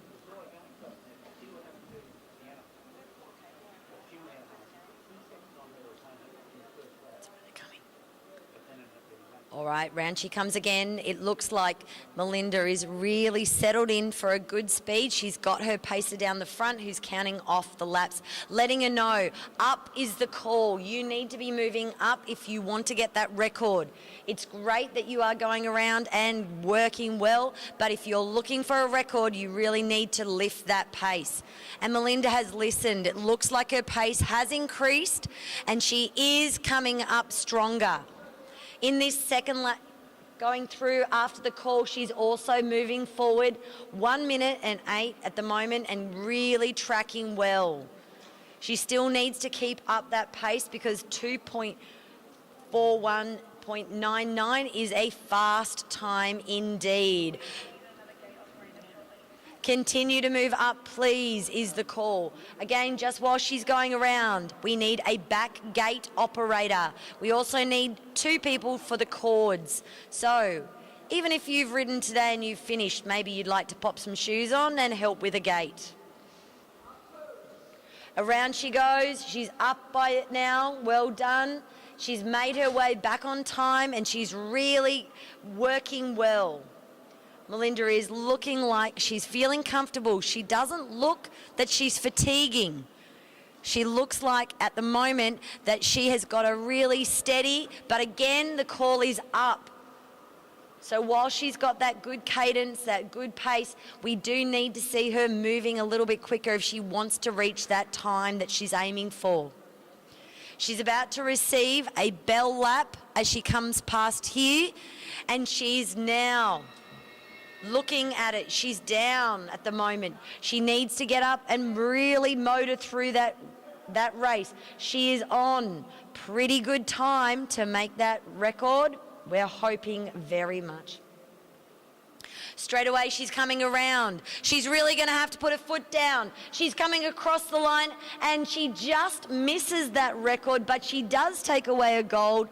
So she is consolidated, but a really close race for Melinda with that state record. Even though she was by herself, she was racing for a record and did an amazing job.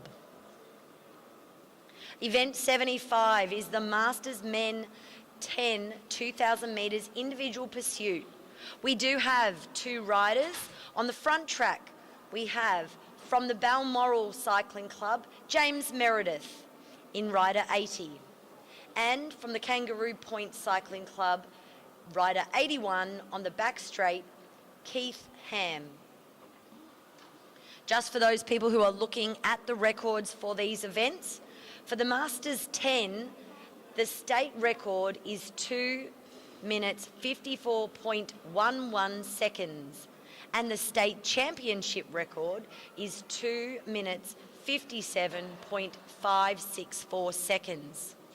For those who are not sure of the difference between those 2 records, one is the best time that someone from the state has ever done, and the one which is called the Champs is one that has to be done during the state championships.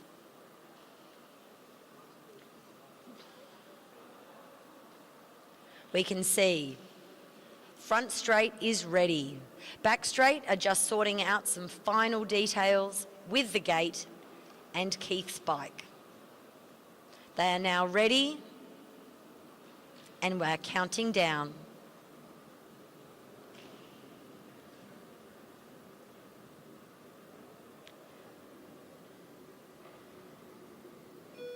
Keith is locking into his aero position.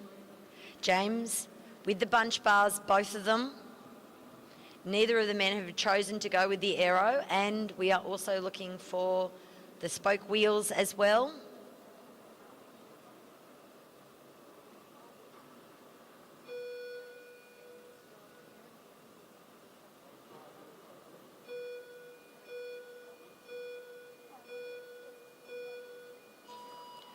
A good start by Keith. He goes down a little bit onto the blue band, but then still successfully maintains his go. James also has a little bit of a hiccup in that start, just a bit of a slow start, but Keith seems to really have been powering on. He's now just in front of James. So Keith is now slowly making his way around the track, and you can see James is starting to accelerate. So Keith still in front. He's maintained that lead. He's really working hard, making sure that he is not exerting himself too much at this first part of the race. So we've got 6 laps to go, and we can see again it's getting very, very close. Keith still maintaining that lead, but it is dwindling. You can see James is chipping away at Keith's lead. He can see that together.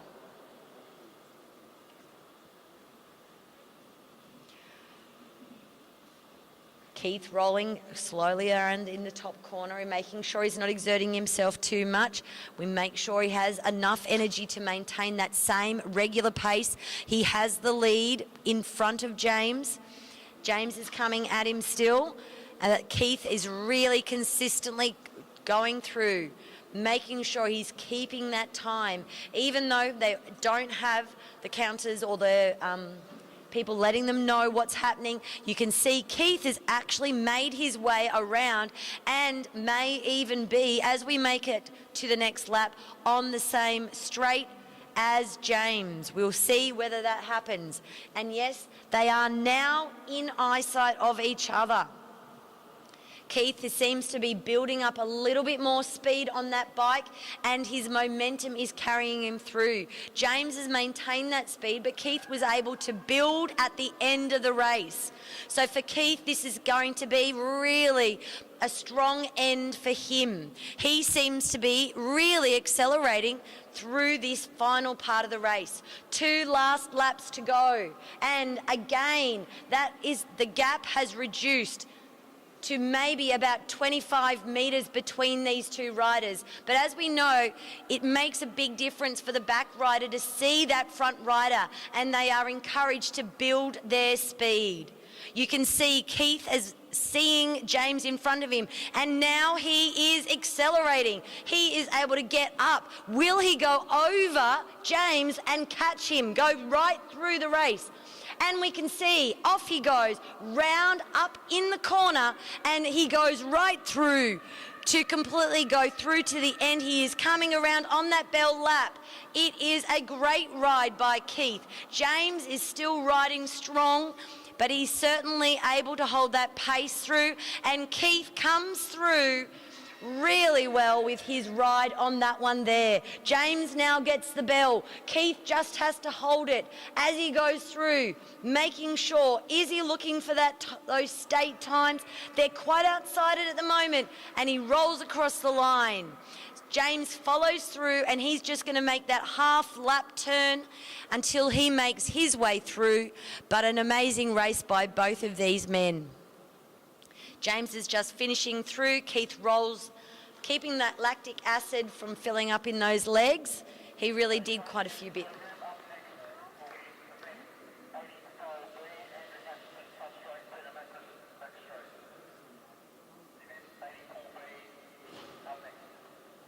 Event 84B, we are moving to event 84B for those riders. So we have, at the front straight, we have Andrew Matheson, and on the back straight, we have Peter Macris.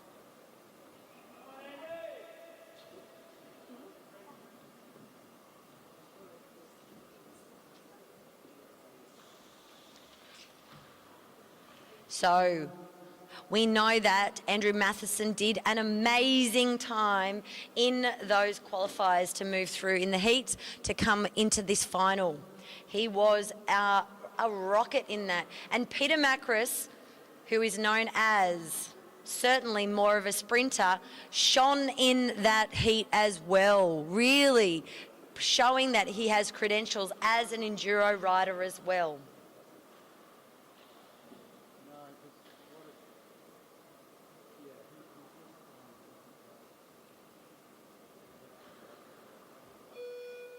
Both men taking their places. Peter in the drops, Andrew with the TT bars.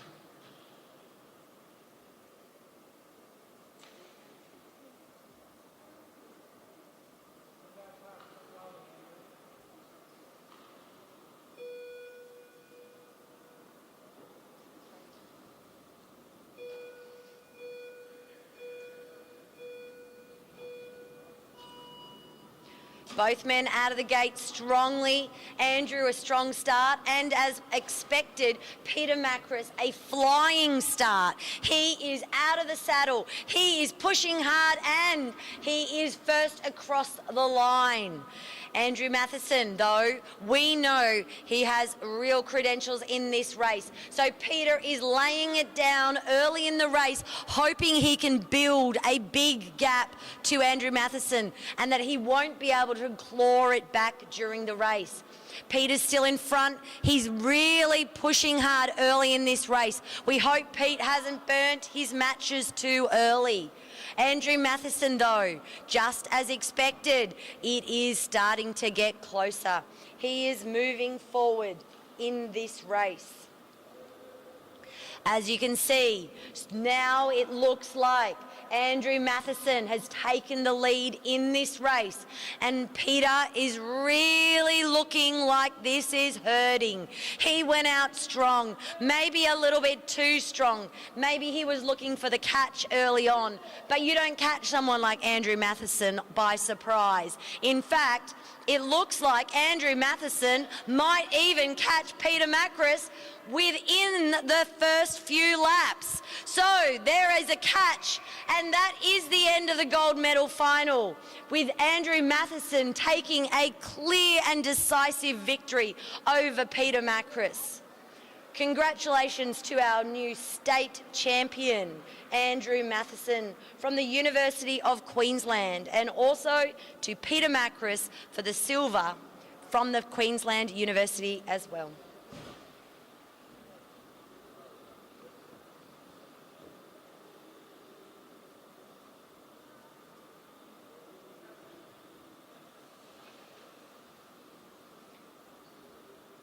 Our next event is the Masters 4 3,000 metres bronze final, riding on the... No, that mustn't be right. Who's this?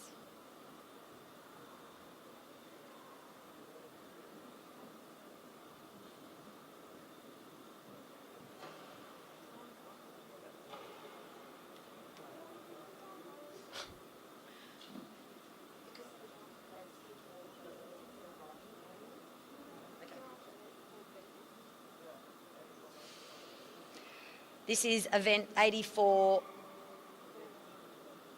which is the going back to the Masters 3000 Pursuit Bronze Final.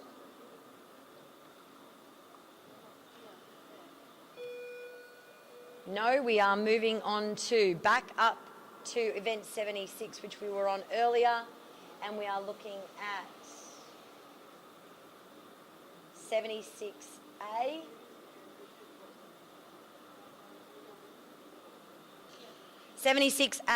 And on the front straight we have Ron Hughes from the Murwillumbah Cycling Club. Back straight, Richard Watson from the Sunshine Coast Cycling Club. And both men get a great start out of the gate. Very strong. We know Ron Hughes has a real pedigree when it comes to cycling throughout the entire family. We can see that for all of them. Straight away, we're looking at how they're tracking around the track.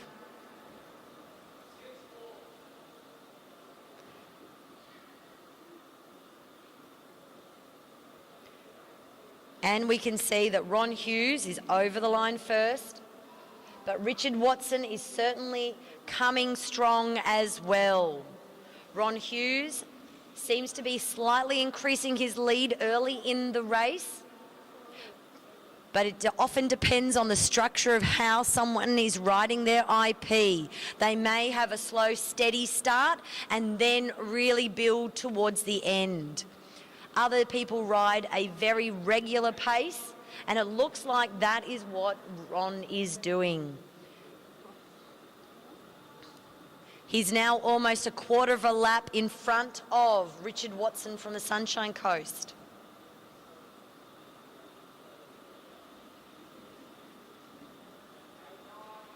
And round again he goes for Ron Hughes. And we'll look for the split for the next time that they come through. So Richard's coming through, calls for come on. And we notice that the split is approximately almost half a lap. You've got quite a bit of difference between these two riders. Not only that, we can see Ron Hughes is doing what we've seen all day from our IP riders. He is coming up behind and stalking Richard Watson. He is making his way from the back, and he is going to be catching him. If Richard does not pick up the pace, it's very clear that Ron Hughes will take this race. He is coming at a pace. He's moving quickly. He gets the bell lap. Will he make it before the end of the race? Now, he's looking. His legs are really burning. Can he get there before the end of the race? He's almost around. We've got Richard Watson is holding him out. He's just not letting him do the catch. And there we have it, with Ron Hughes winning and Richard Watson coming around. So Ron Hughes takes the bronze medal, Richard Watson coming in fourth. And for those people listening at home, for this event here, our state champs was 2 minutes 48.88. So it may be that he needs to rack his bike for Ron Hughes, but there is more to come. So let's watch what happens next.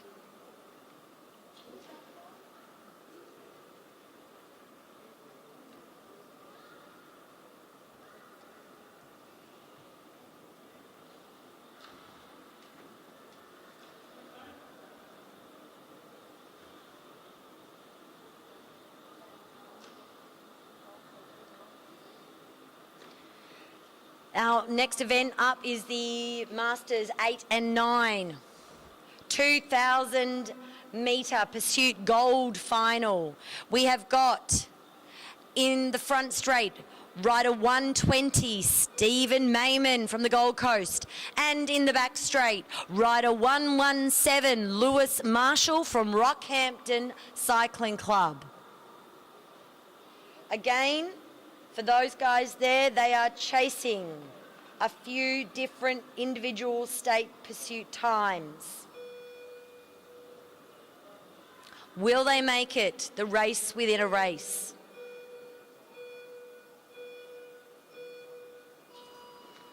Ooh, a little bit of an early lift from the back with Lewis Marshall.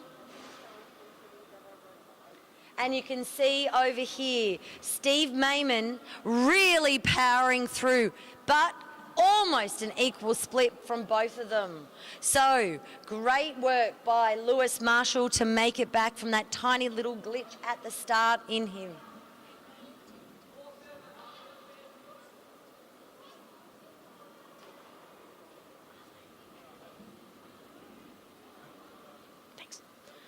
All right, so we can see here coming around to check out this tracking time, and it looks like Lewis Marshall has really taken the ascendancy in this race. Steve Mayman is coming back at him, but Lewis is really starting to stretch out. We're looking to see, has he gone out early? Is this a reaction to just having a little bit of a glitch at the start and he's really pushing it, or is this part of his game plan? Steve Mayman is really settled in, and now it seems to be coming back ever so slightly. As you look at the riders, it's not quite as big as it was before. Steve Mayman can count those down, and now we can see Lewis Marshall, though, only 3 laps left to go. Not a lot of time to catch up. Steve Mayman is making his way across into that next gap, but it's maybe not enough time. And yes, it looks like just in that half lap, Lewis Marshall stretched it out again. He really has put his foot down, really looking at his legs moving quickly. And Steve Mayman spinning a lot faster on that different sized gear. So you can see, off they go. There is going to be a bell lap very shortly for these gentlemen, and we are going to see it come down. Stephen is coming back at Lewis, but it doesn't look like he's going to get there right in time.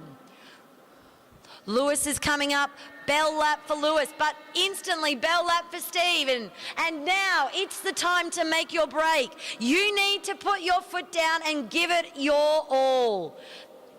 Straight across, not much difference. He has pulled back a lot of time. What will be the break between these two? And now Lewis crosses in 2:36 and a difference of 1:3. Not much at all between those two riders in the end.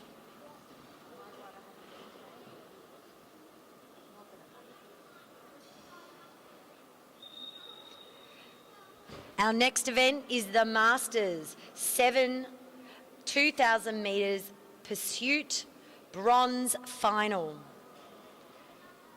On the front straight, you'll be able to cheer for rider 114, David O'Connell from the Kai Cycling Club. And on the back straight, rider 116, Glenn Searle from the University of Queensland Cycling Club. We saw some interesting techniques by Glenn in the previous heat, and we know that he is looking at an 8-second improvement. We know that the back straight is ready. They're waving.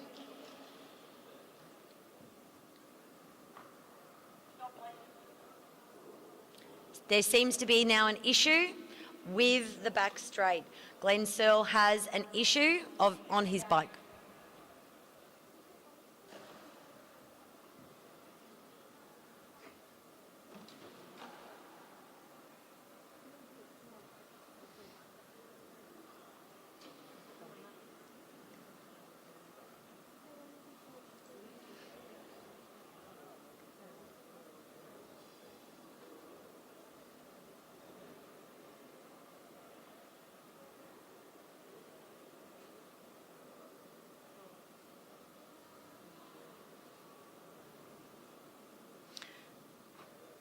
That issue looks to have been rectified now, and Glenn is resettling in to the back straight gate. David O'Connell watches on.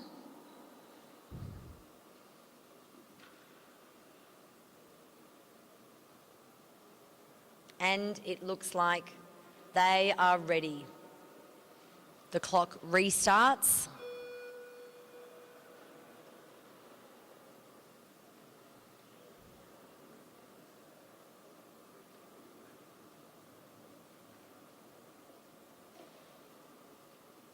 And after some assistance to clip in, Glenn settles into the bike.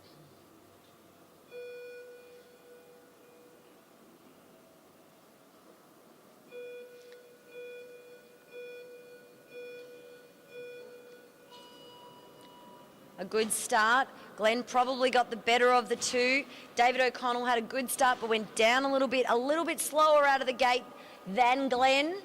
And as we notice, you can see the two different styles of IPs that they are doing.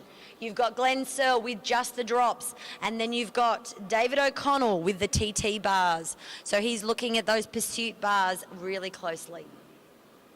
That different position means that there's different tactics employed by the riders throughout the race. And we can see straight away Glenn Searle has the ascendancy in this race.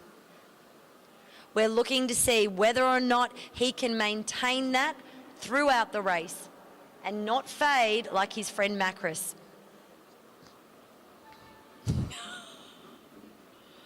Glenn rolls around and stretches that lead. In fact, it looks like he is stretching it so much that it is coming to be almost on the same lap. But just as I say that, David O'Connell responds and seems to bring it back under control for himself. So they're back into those spaces. We're going to have a look at their splits in a second. So you can see a 1:18 for Glenn Searle, a 2.5 second difference between these two riders. So at the moment, Glenn is really looking like he's got into his groove and he's now settled in.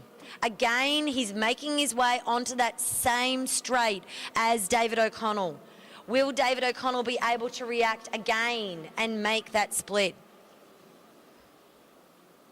Yes, he does seem to be able to get there, but Glenn Searle is still out in front. David looks to be taking things and working well. Glenn just looks a little bit like he is fatiguing slightly. His head is starting to bob. A bit of an indicator in these IPs that someone is feeling the pressure. However, he is still in front, but now it is starting to come back. Glenn Searle is really riding as hard as he can. He wants to finish this one lap only. He just needs to push for the very end. But David O'Connell looks like he is really taking it all within his stride. And I think that David O'Connell might even be slightly in front. Glenn Searle, he really is pushing hard for the end. He wants to get there, but is just denied for that last little bit right at the end by David O'Connell, who manages to pip him slightly towards the end.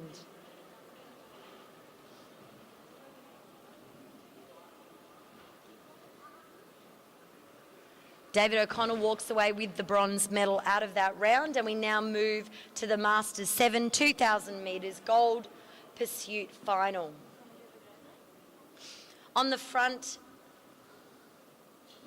straight, we have Tony Simonelli from the Ipswich Cycling Club, that is rider 113, and from Balmoral at the back straight, we have Graham Ward, rider 112.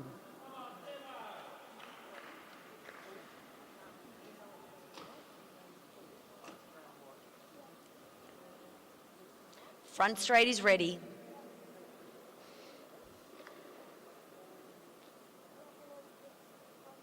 Again, we're just waiting for some technical issues with the gate, just making sure that it is getting in correctly.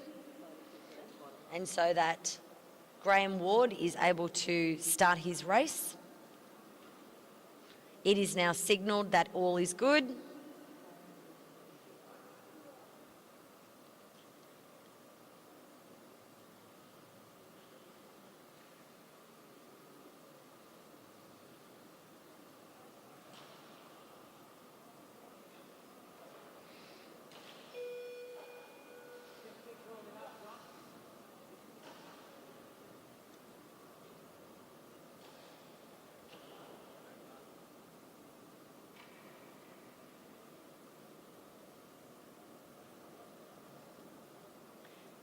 Again, a little bit of a difference between these two riders in the gold final. Tony Simonelli with the drops, Graham Ward with the pursuit.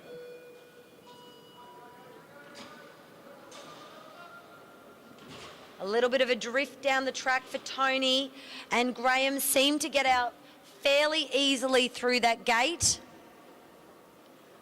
Let's see what happens across the line. And yes, it looks like Graham Ward, that easier gate start certainly just gave him that little tiny extra to get across the line.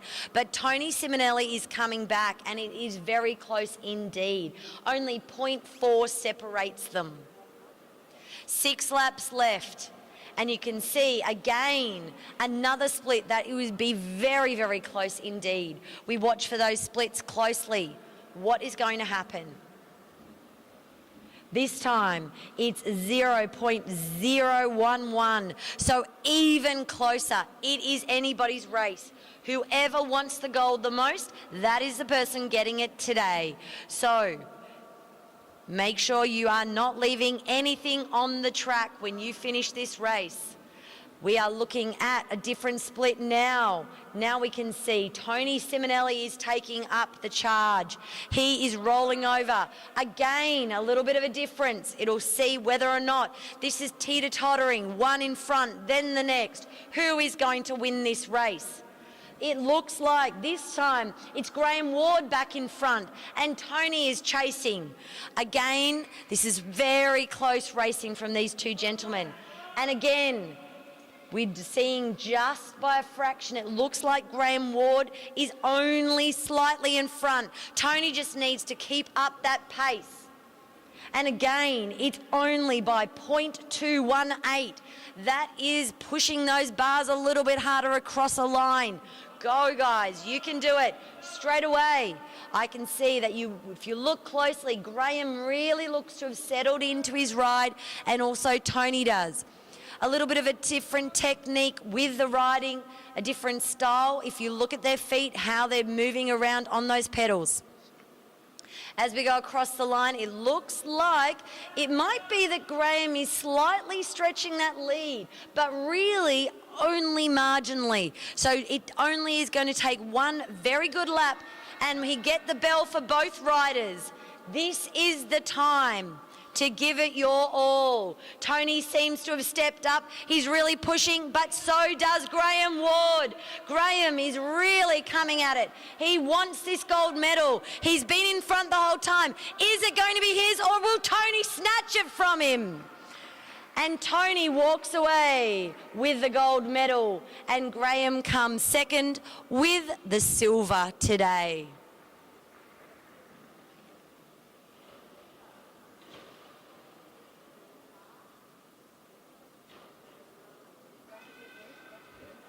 Our next event is event 78A. We have the Masters 6 2,000 metre IP bronze final. In this final, at the front straight, we have rider 109. That's Jason Reed from the Rats Cycling Club.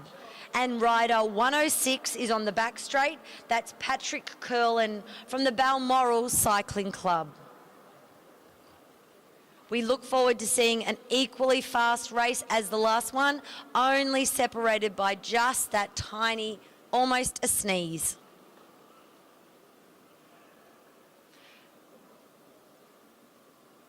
Both bikes are set. Jason Reed looks ready. Pat Curlin is making his way onto his bike.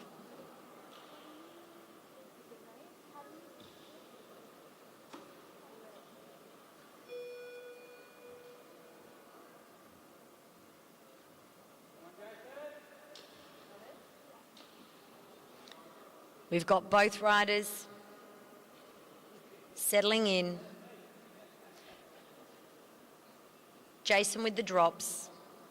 Pat looks like he is using those pursuit bars.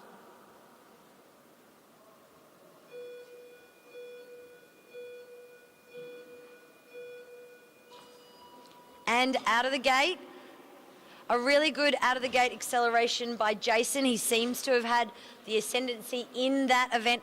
And look, Pat Curlin was also really good as well, just seemed to have a little micro hesitation as he came through.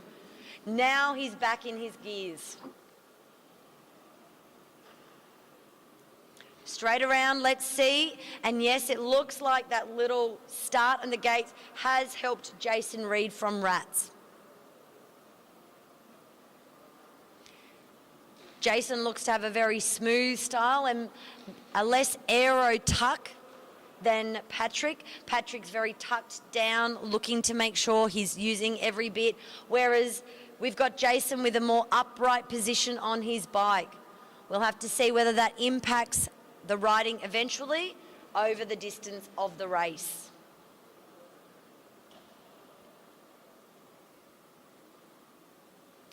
Round Pat comes into the front straight, again looking very comfortable. Both of them really looking like they've got into the start of their race. 4 laps left to go. And again, making sure that they are looking and really concentrating on making sure their gearing is right, they've got themselves into the place and they're on top of that gear and well and truly rolling as fast as they can by now.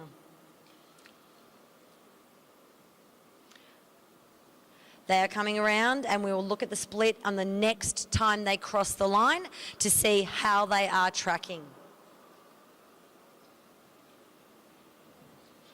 And across they go in first and then in second. The difference is 1.06. So not that different. You can bring it back from around about that. We've seen it done here already multiple times today. So the leads can disappear, but it only takes somebody to start to fatigue.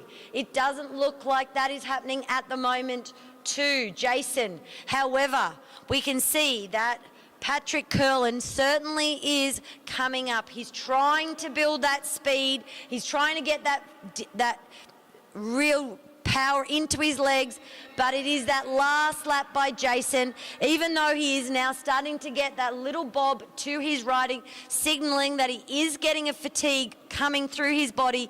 You can sense that he knows this is his last lap. He doesn't have to do much more than this, and he will be taking home a bronze medal.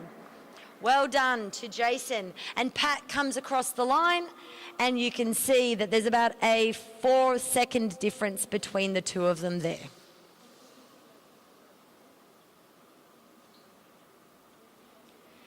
Next up we have event 78B, the Masters 6 2,000 metres Pursuit Gold Final. We have rider 108 Jay Doraboom from Life Cycling Club. And in the back straight, we have 107 Ian Snodgrass from the Ipswich Cycling Club. Both of these gentlemen had a really strong heat, and so we're looking for some amazing times from both of them. Jay really rocketed around, and we're looking to see, can he really beat some of those records that have been standing, or is he about to smash his own?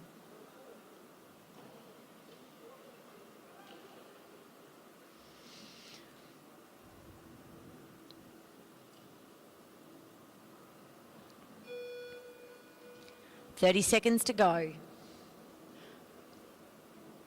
Both riders are settled in.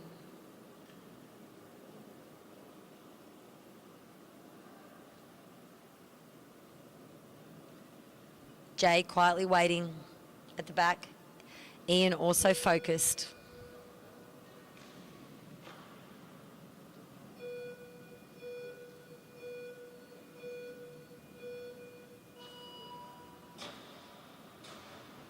And out of the gate comes Jay with a really good start. He's really started well. And as we can see, Ian's also had a really successful start from his gate.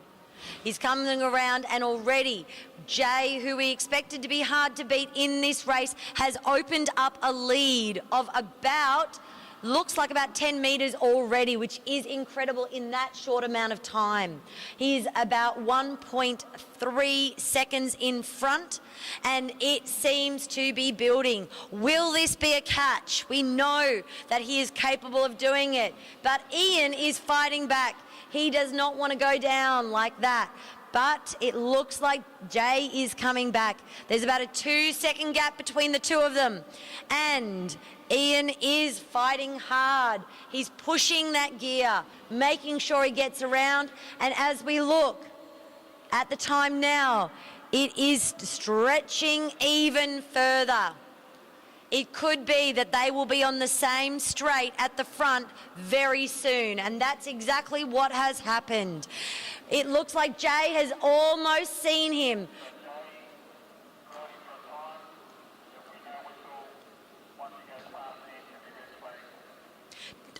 Okay, Jay will be riding for a time. So even if there is a catch, he will continue to ride past Ian. There will be no whistle on this to signal that it's the end of the race. The race will still stay and continue. And we see that he does indeed overtake Ian, but as he's riding for a time, he does have to notify the commissaires before the event, which he's done. And we are now looking, is this going to be another record? Okay, we have now shown Ian the flag, so he's off the track, which clears the way for Jay to have that very clear track. He is going to ride for that time, and we can see Jay is powering along through this last bit of the race. He is really trying to get through and makes his way across the straight, finishing in a time of 2.21.488. A really great time indeed. Let's see whether or not, and we'll wait to hear from our commissaires, if he has made one of those records.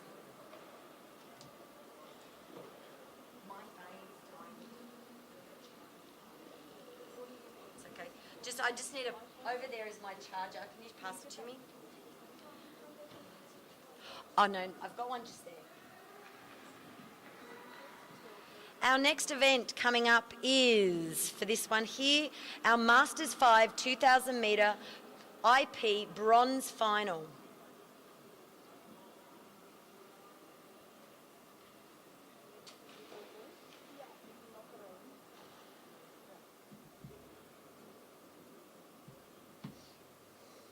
And our riders are, on the front straight, rider 99, we have got Glyn Catherall from the Gold Coast, and on the back straight, rider 97, Andrew Pratt from Bundaberg.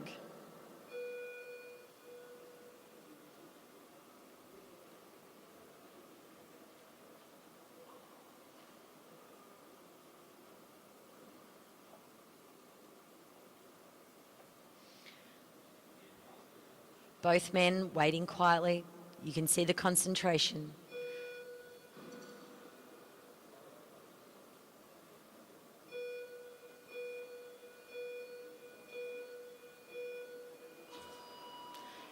And a good gate start at the front, a little bit slower at the back for Andrew Pratt, but he is really powering straight into that race. You can see now Glyn is moving quickly, making sure he is really trying to get around on that road. So straight away on the track you can see, and it looks like Andrew Pratt has decided that he is going to go as hard as he can early on, because he has just taken the lead in this race. He's really riding hard. But we knew Glyn from the previous rounds rode really strong and had a great tail end to his race. So the back end of the race for Glyn was a very strong one. Andrew, again, was good early on, and again in this race is also racing strongly. But Glyn is already starting to take the lead, and we can see here there's a 1.7%. second difference between the two riders. Andrew's coming down the front straight, and we wonder whether Glyn will even be able to do a catch. It looks like Andrew might be fading slightly, but Glyn doesn't look like that is happening to him. He can see Andrew in that back straight. They come around the corner. Andrew seems to sense it and picks up the pace, but you can see Glyn is now almost really reeling him in. He's can see him, and now, just like has happened so many times before today, Glyn is going to, inch by inch, take this race and make it his own. He is about to catch and win himself a bronze. When this catch happens, it will signal the end of the race because we have not going for a time. So that is it, and Glyn takes away the bronze with a good ride to secure himself a bronze medal in the Masters 5 2,000 metres.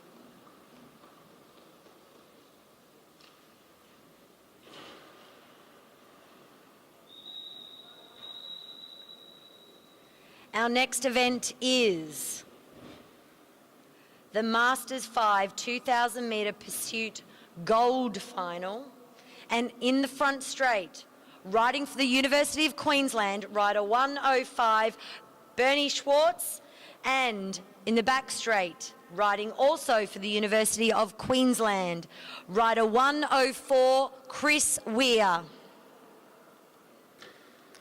We saw Bernie have an amazing ride earlier today, and thank you to the lights that have come on. It makes it much easier for us to see.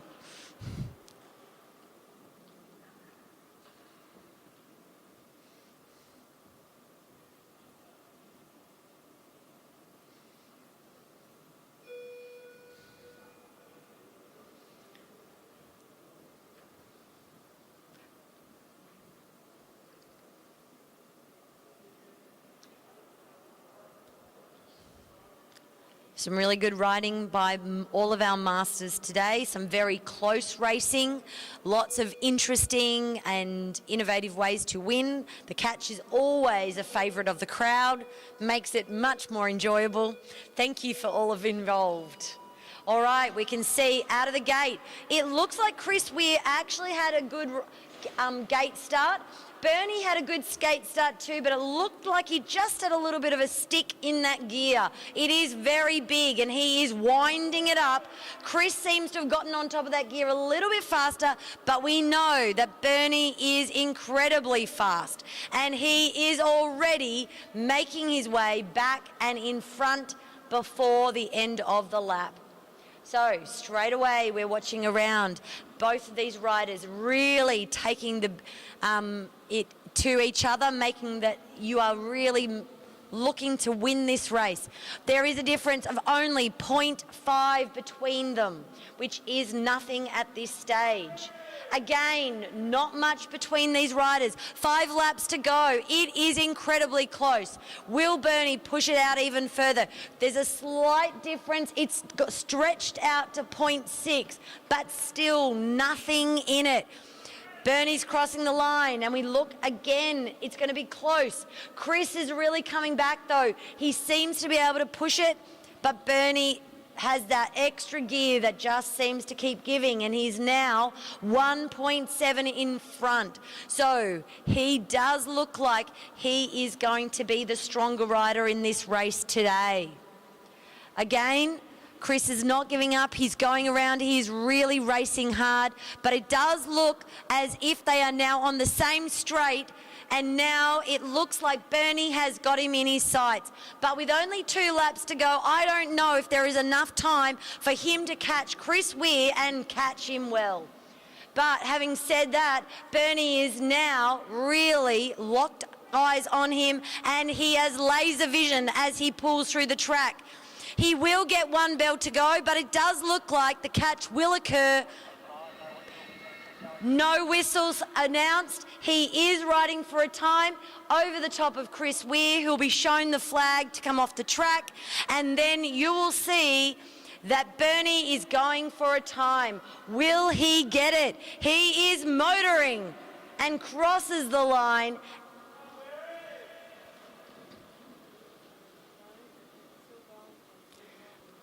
At the moment it's still going, but we know the commissaires will have that under control, and we look for those riders to find out. We also are looking for the next race. And our next race is going to be Masters 4, 3,000 metres, because it doesn't look like any of those final rounds were required for the sprints. So all of our sprint rounds have been decided in 2 rounds, and we are heading straight on to event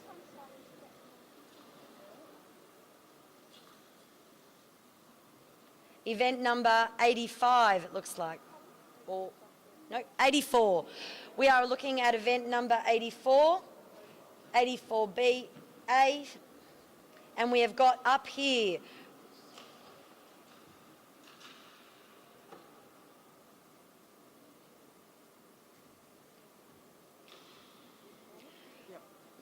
in the front straight, riding for Balmoral Club, 89, Sean Crossman. In the back straight, rider 96, riding for the University of Queensland, Frank Chen.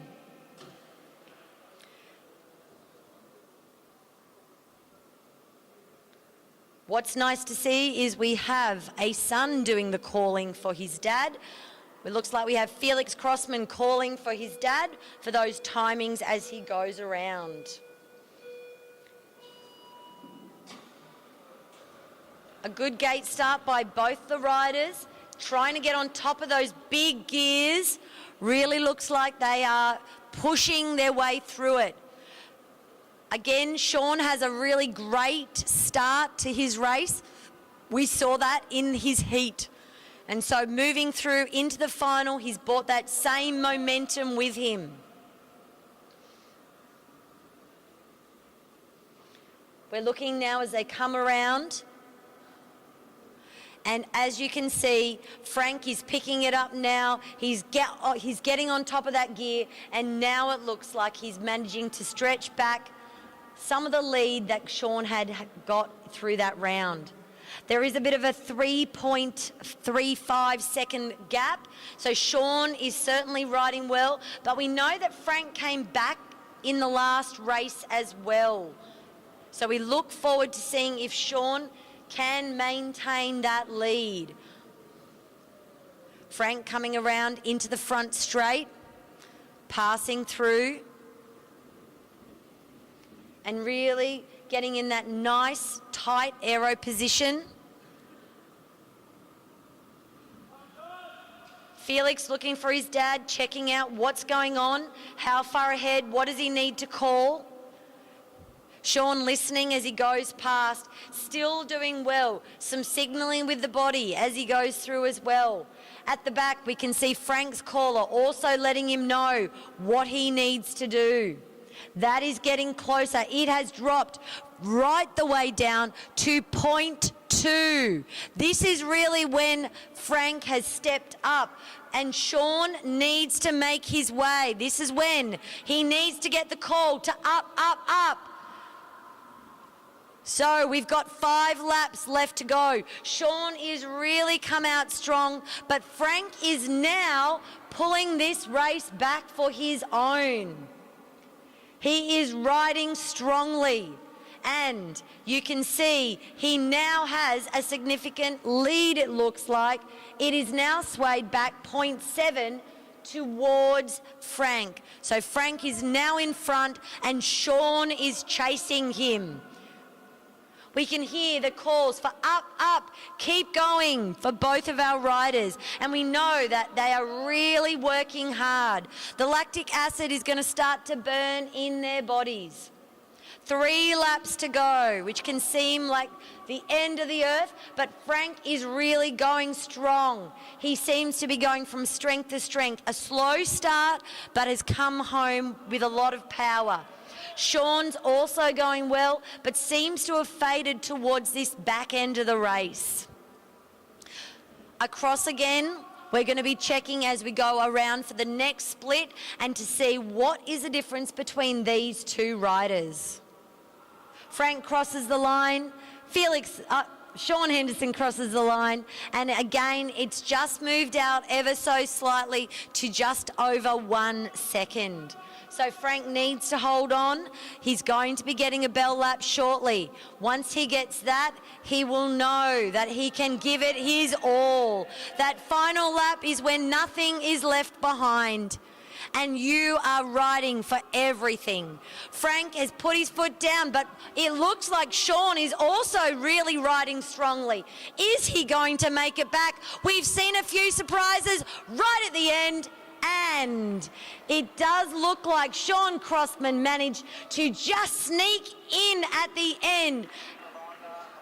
And there was a difference of 0.174 at the end of that race.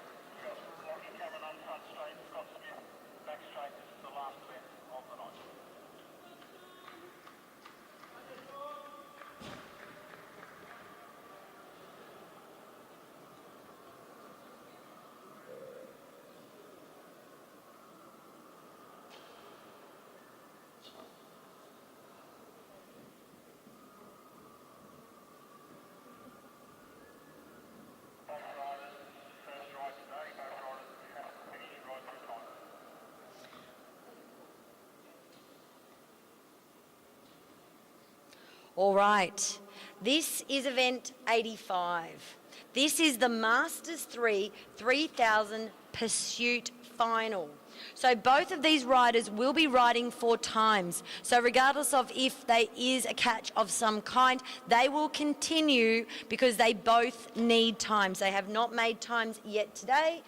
This is the first time for riding for both of them. In the front straight, we have rider 84, Michael Cook from the Balmoral Cycling Club. And on the back straight, we have Scott Smith from the University of Queensland Cycling Club. No? Cameron. Lockie Cameron. Oh, okay. Lockie Cameron on the front straight. Oh, I could. I can only go by the thing. All right, so we've got Lockie Cameron on the front straight, Scott Smith on the back. Lockie riding and Michael and Scott riding for their times. So straight away you can see both of these riders really pushing hard, out of the gate well, and on top of their gears. Building towards that, and Lockie with the ascendancy at this stage, but only just over Scott Smith. Neither of these riders have someone to give them some pacing advice, so they are really doing it the hard way. They are trying to manage their own speed. It is difficult when there's a big gap between you, and hopefully it stays that way for both of these riders.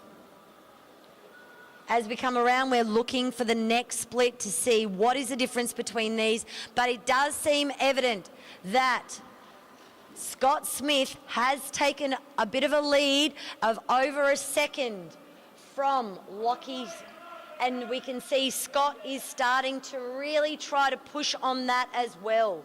So Scott's leading out, he's moving quickly, but we can see straight into here, we've got Lockie Cameron down the front. Scott Smith rides across the front straight, and we'll check on that one as they go through for the next split, having a look for how they are travelling.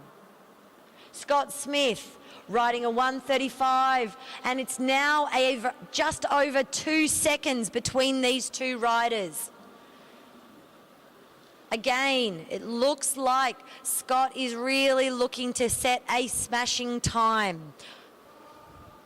He's riding quickly and well, but also Scott has got himself into a comfortable position. He looks like he is riding well and consistently. And as we go around for this next split, let's see if it is increasing or decreasing with that split at all. It has come back. So Lockie Cameron, well done with that one there. Scott Smith is in front with that now.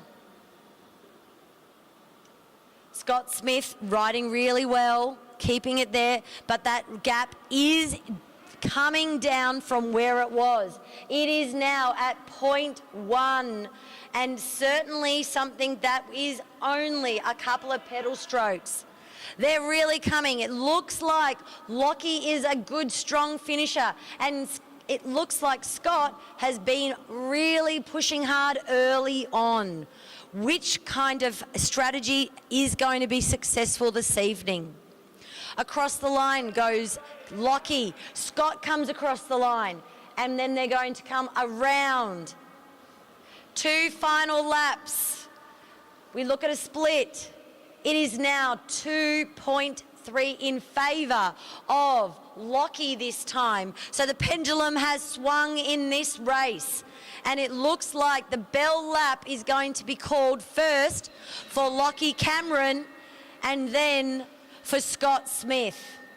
Lockie is now accelerating. It almost seems like that bell has given him a fresh lease of life, and he is really powering towards the end.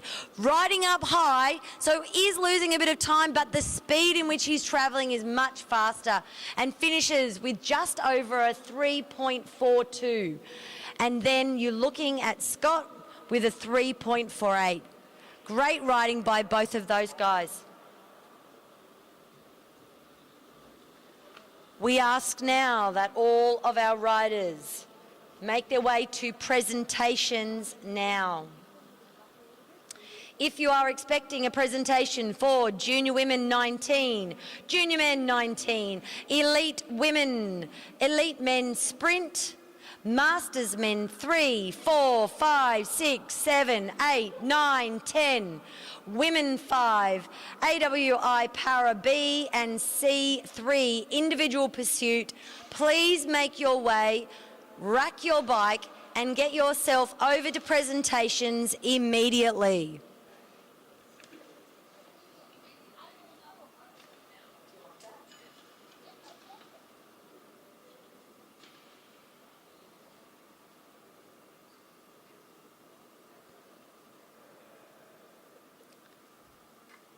We'll also need someone for the trays. So if you would love to do that and you are thinking this is my job, I've planned, you may go down and find that for you.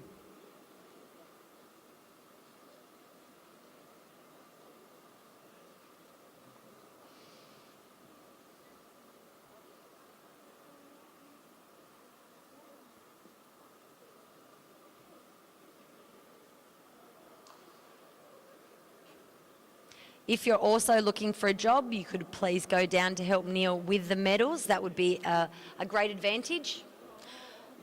Can you come and help me with the presentation? Because I'm going to struggle with this. Under 19 junior women, I know that one. I know the girls, I need these ones. But I don't know the Masters men. But so if we could pull those up just in case. You're after. Thank you very much. Thanks.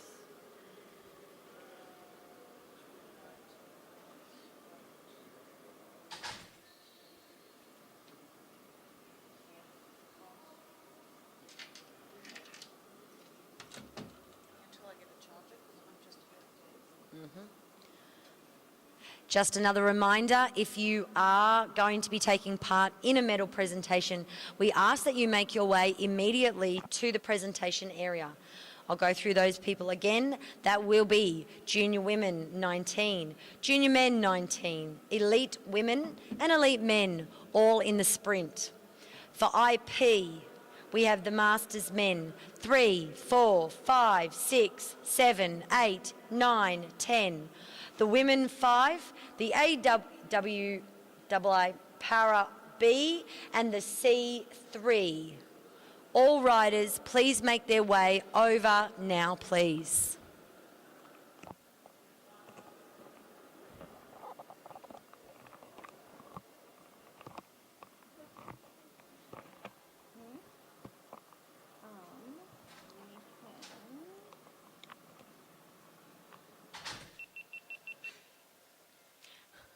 We also ask if there is anyone who would like to carry the tray.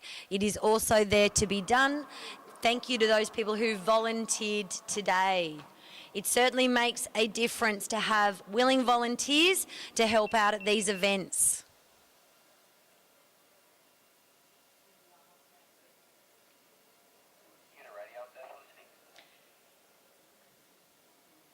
Yes, I do.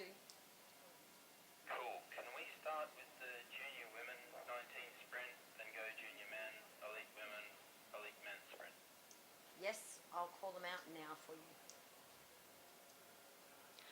All right, we are going to be starting with the junior women 19 sprint, and we ask that those 3 girls get themselves ready for their presentations. Just a reminder, please smile on the dais. Please and thank you.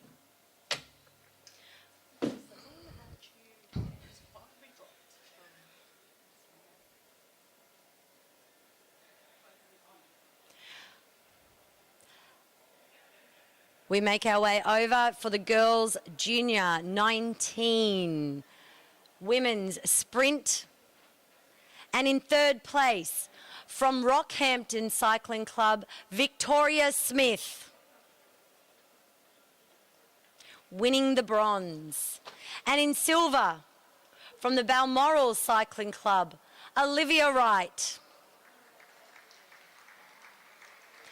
And our new state champion under 19 sprint for 2025 from the Balmoral Cycling Club, Ella Liang. Woo!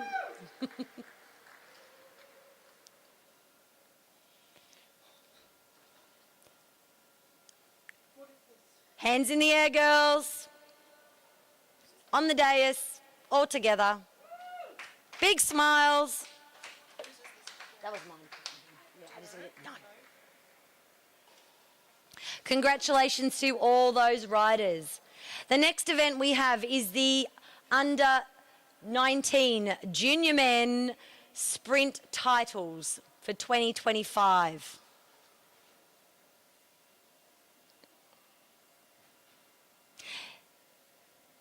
In third place from the Balmoral Cycling Club is Nate Argent, taking away the bronze. In second place, also from Balmoral Cycling Club, Seb Topping, taking the silver. Yeah, can you pull up the next events, because I don't know who's coming next. And our new state under 19 male sprint champion for 2025 from Balmoral, Mitch Louis. Look excited, boys.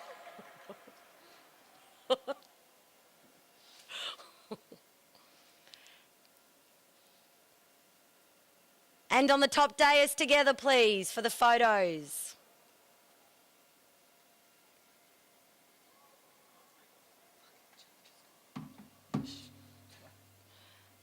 Thank you for that, boys. I don't know. Molly got third? Yes, third. Okay. Molly. Okay.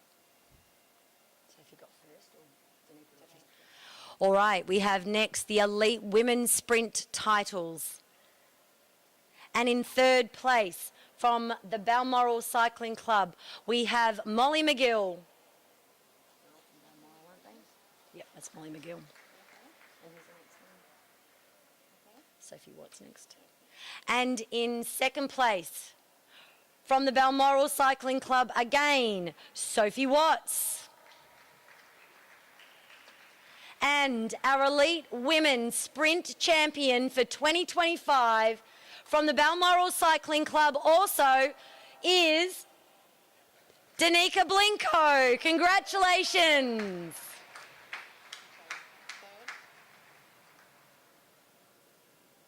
Please take the top podium step, girls, for a photo.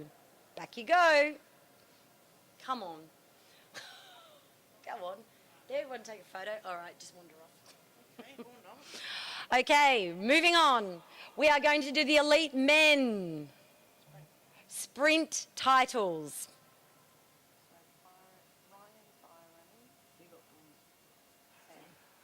And in third place, from the Blackburn Cycling Club, Sam Gallagher. In second place, we have Byron Davies from Balmoral. And in first place, state sprint champion elite men and a Balmoral sweep of all sprint events is Ryan Elliott.